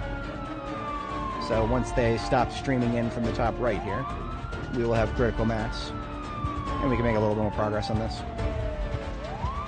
Until then, it's, yeah, like I said, just kind of screwing around here. There's nothing particularly special about the movements that I'm making. Just staying ahead of them and not letting them get too far away. I'm going to boost it to 15 for the loop back here. Get right past all of them with no hits.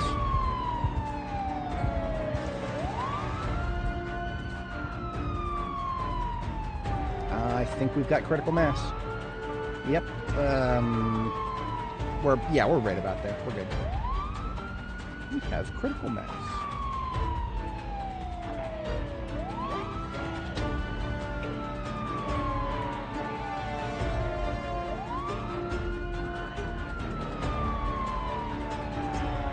Boost into 10.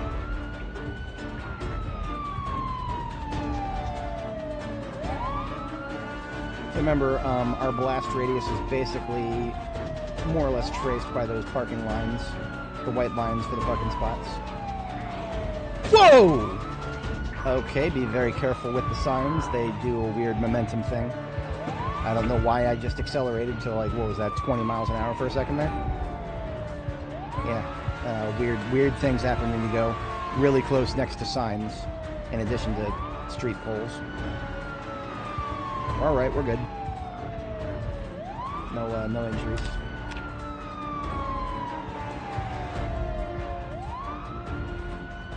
We actually got an arm laceration for a low-speed collision at one point. Not on this character, but on one of my previous ones.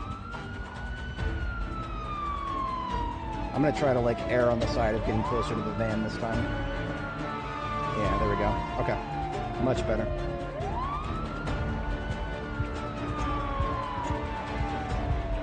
Oh, look at that. We actually took a side hit that damaged our... Okay. Need a new windshield after this. Or, new side window. Let me count 1, 2, 3, 4, 5, 6, 7 tiles.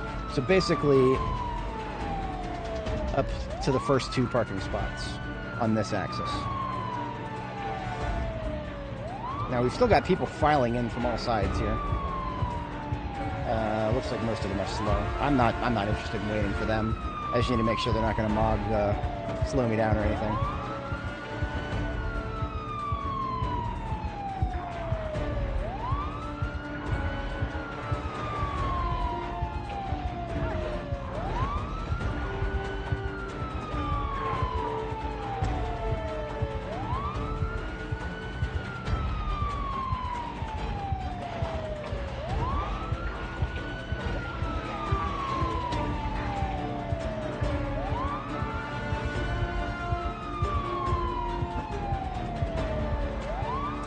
Here goes nothing.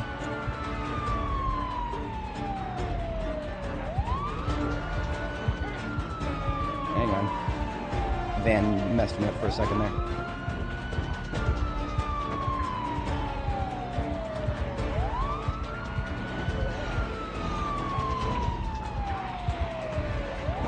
Okay. when we get up to the white line here.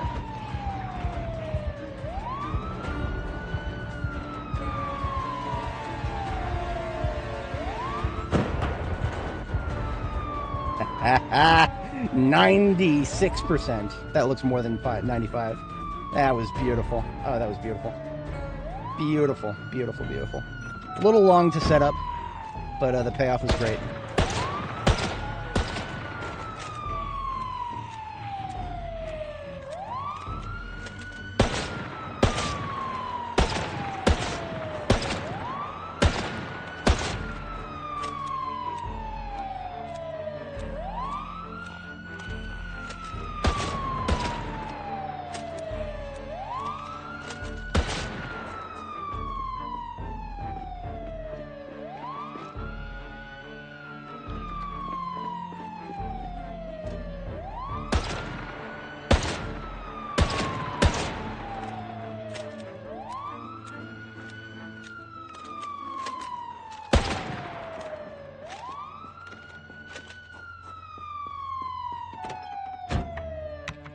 All right. Now, there's going to be a lot more cleanup to do on the road, because a lot of slow ones who didn't get the memo and fell behind will go down the road, and they'll still be moseying as if we just, they'll be right where we left them, basically. Give me a second to get the second timestamp for that pipe bombing. That was 8:02 to 8:22, so that took about 20 minutes to set up. Worth it. It would have taken a lot more than 20 minutes to kill them all by hand. I can tell you that much. And if anybody is not sure what I mean with this, I'm just getting timestamps for the start and finish of each of the pipe bombing activities. This is for my folks who watch the streams after the fact. I'll put it in the pinned comment so y'all can catch the highlights. Before I forget, I'm going to replace the window since it got a little damaged by that collision. Oof, that trunk took a lot of damage there. Hood, too. That was the hood, the windshield, and the side. Okay. Fair enough. Probably going to need more than just one window here. Yeah, I'll come back to that because I'm going to need quite a bit. Yeah, I'm going to need quite a bit. Remote controller gets put away. Ammo check. We are pretty good. Swapping our water bottle, having a bite to eat.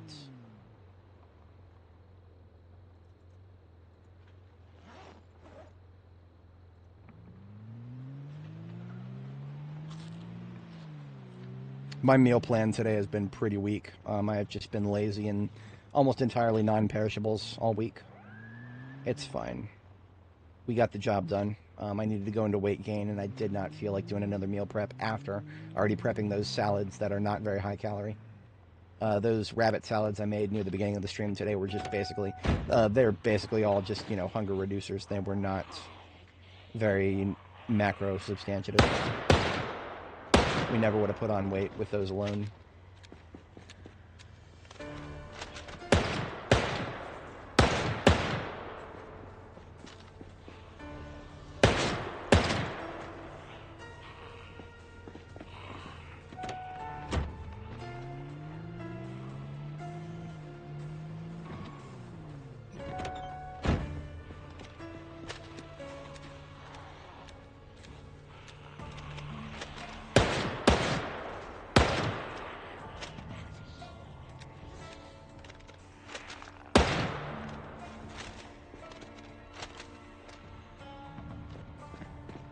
That's unacceptable. This is a no flanking zone right here. We will not be flanked, thank you very much.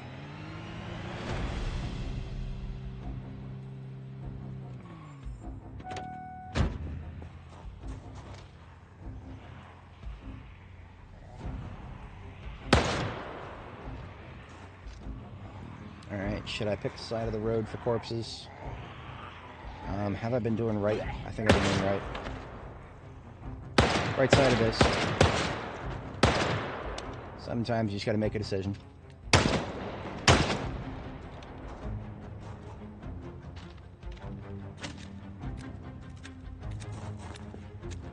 Ooh, we are just about to get reloading level 8. Oh, I can't wait. I think, yeah, we're on track for it. Right at the end of the stream today, we'll have it. Reloading level 8 is a, well, that's, it's a very difficult skill to grind, even if you got the skill book. If you don't have any native experience boosts to it, which we do not. Getting to level 8, that is a feat right there. That is not 1 foot, that is a feat.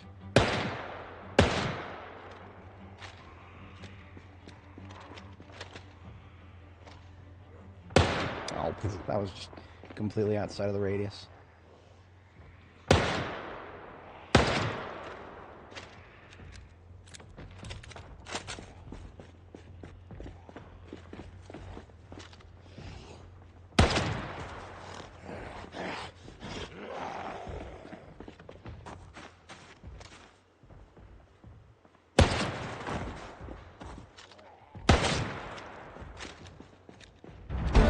Hey, there we are, boys. +1 to reloading. We are now level 8. And that means that I need to read the book. Yeah, I actually have a copy of Reloading 5 somewhere nearby. Yeah, hell yeah. Okay. So I'm just going to put the carbine away then. It's not a bad weapon, but I no longer... the reason I was using it is so that I can kind of grind my reloading experience a little bit there. We're going to melee the rest of these guys for now.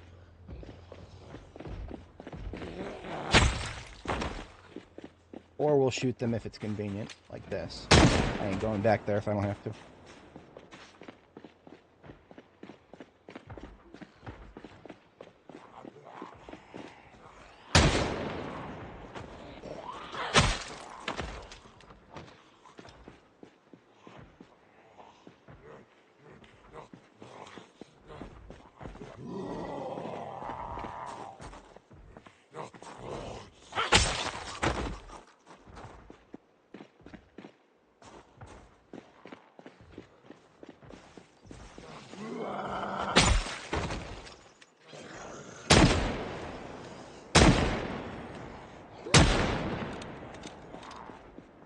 That was mostly for noise making.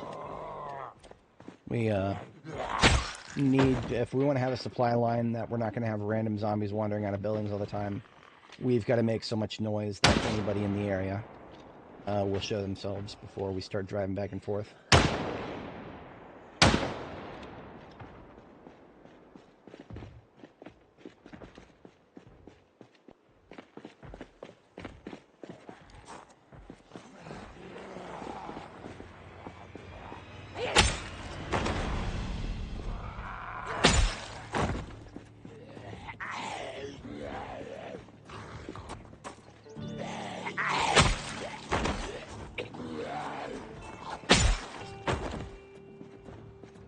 So here's something that I need to do. Now that we know that 42.20 is on the horizon, I actually said that I was going to do this before, but I never really got around to it. I need to make an isolated copy of the game's files. This is a very easy thing to do. Just go to your Steam folder, where the game's installation is, and then copy the entire folder, the entire Project Zomboid folder, and put it somewhere, somewhere else, somewhere out of, somewhere on your hard drive. Call it, name it after the current version, right? So rename it to like, after you copy it, rename it to like Zomboid 42.19 or something like that. The reason I want to do that is because if I ever just feel like opening up my save, even though, the game has moved on and I'll be playing new saves in the future, if I ever feel like going back to my old saves just to reminisce, explore the area and whatnot, I want to be able to do that. And that's easy. I can do that. I just got to keep the save files themselves and keep a version of the game that can actually run them, right? And the only way you can do that, I think there's some trick with Steam Depot where you can actually pull the installation files for old versions of the game from Steam. I've not explored that. I think it's possible. I've heard of people doing it. I would need to do that for 42.12 in order to play my save for Annie Mae, which is she's my 42.10 character, because 13 broke her, and I would not be able to load her on anything after 13. So if I isolate 42.19, I think I'll be able to play Dani on that anytime I ever want to in the future, and I think I can also convert Nora's save. I've said this multiple times, but I have one of my other previous characters, Nora the Explorer, playlist linked in the description. Her save was supposedly going to be broken on the release of 42.16, but that was also supposedly just because they removed Echo Creek as a valid spawn. As in, like, there was nothing else that would have broken a save. It was just that removal of Echo Creek. And since then, Echo Creek has been added back. So I have it on good authority. One of my homies who has played this game just as much has told me that I could just migrate Nora's save at any time. But that will no longer be the case when 42.20 comes out. So that is what the hell? What the actual fuck?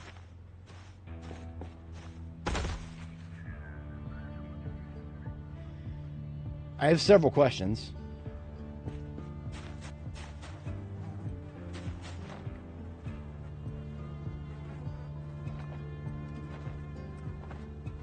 Yeah, no, I think there's just something really weird with animations when you drop zombies.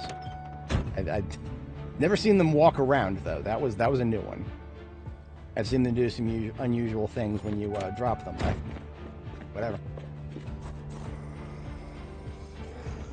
Can't backstab. The one's clocked us.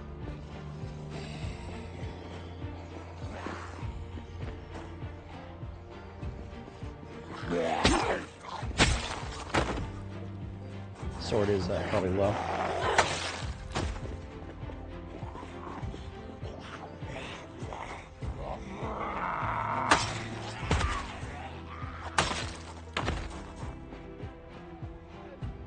See everybody back here right now? All these people, they will eventually make their way around the corner and into the road, so killing them now is a lot better than waiting until later when they become an annoyance. You had Jackie rise from the dead for a moment, did you? I mean, if we've got animal resurrection chambers, then I literally can't rule out zombie resurrection chambers or some sort of zombie resurrection mechanism. We're in the end times right now.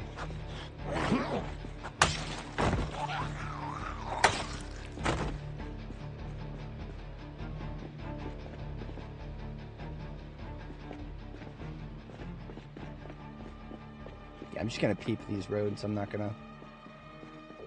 Nice. That's what I like to see. That's what I like to see. I don't really care about one-offs if they're all the way down those roads, though. That's for much later.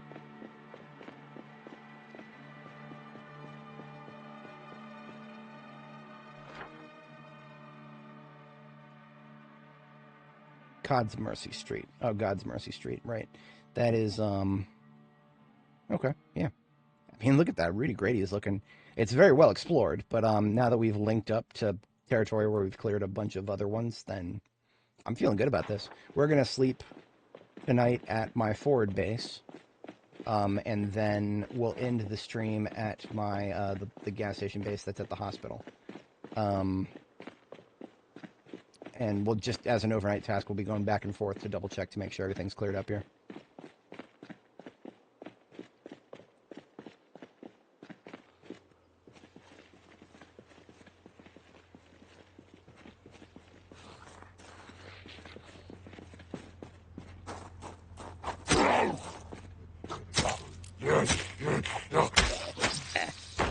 Couldn't get him the first time, but we got him the third time. So this building is the last question mark. If this building has thousands of zombies inside of it that just haven't spawned in yet, I don't have the action economy to deal with them right now. So we'll have to test that next time, perhaps. Yeah, that'll probably be one of our early tasks next session. I do plan to be at this bright and early tomorrow morning. My schedule has been a bit unpredictable lately. Generally it's supposed to be Friday, Saturday, Sunday, Monday. So tomorrow morning I plan to be here bright and early. I don't think I'm going to crash my scooter and have a huge injury or something, but if something really stupid happens, well, that'll cause weird things. Wouldn't be the first time.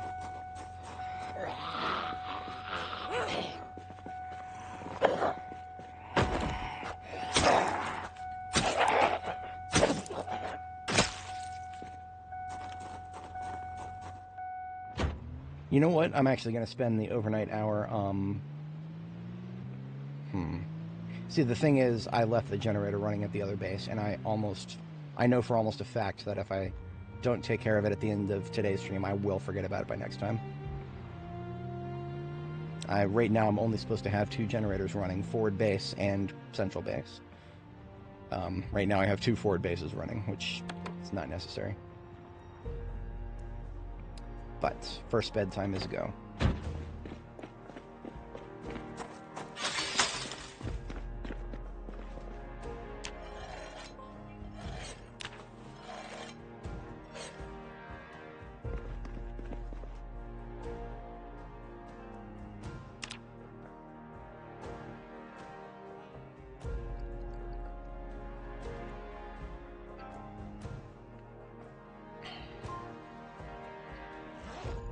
I've never been reloading level 8 before. This will be a new thing for me.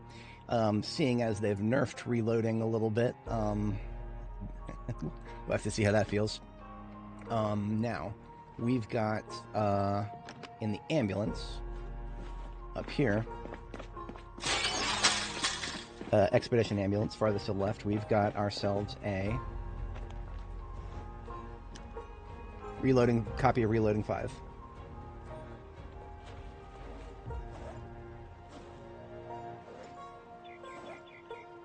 You know what? I'm just going to read that overnight. I'll just leave a note to myself. I'll just write a note to myself and leave it in my inventory. You left Lady Kiss base running.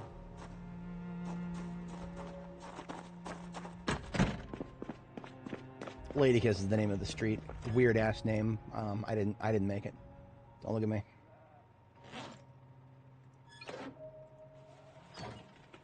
So yeah, we'll just spend the night getting started reading, and tomorrow morning we are good to go. I feel like we had a good stream today. Got a nice balance of content, a little bit of logistics, plenty of combat. I know that some of my viewers are more interested in some of that than others. You know, okay, so I don't want to necessarily tempt them with a slow down our walking speed while we're reloading the magazine. I don't know if I want to tempt them with that, because they might do it and they might make it suck. But I would probably sooner accept a slowdown to our movement speed while walking away if we're going to reload at the same time, until we're higher level. But, you know. Alright, we're sitting on a comfortable surface. We are wearing reading glasses. We are reading a book.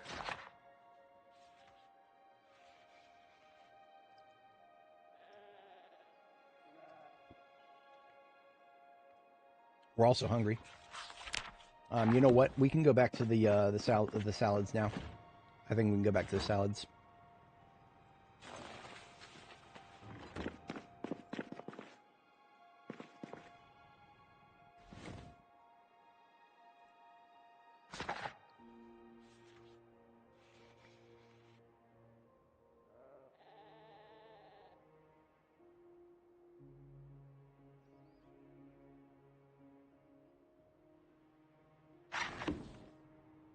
Alright, so tomorrow we will need to finish reading the reloading book. To remind myself that I need to do that, I will just leave... In fact, I'll just go ahead and leave things as is right now. Yeah, this is a great place to stop because the book's right there in my inventory. I'll remember that I need to read it. And I already got my food ready to eat while I'm reading. Because it'll take about half the day tomorrow to finish reading that. My character takes the slow reader trait, because we don't bother reading skill books until after there's no longer any ticking clocks over our heads. So we don't need no rush with reading. No need to rush that. We're not rushing, comrades. All right. Good one today, folks. Have our character bid farewell here. Always screenshot your bases as they progress. Someday they'll be gone forever. Whether by the sword or the slow decay of time. All right, folks. I'll catch y'all later. Peace out and have a good one.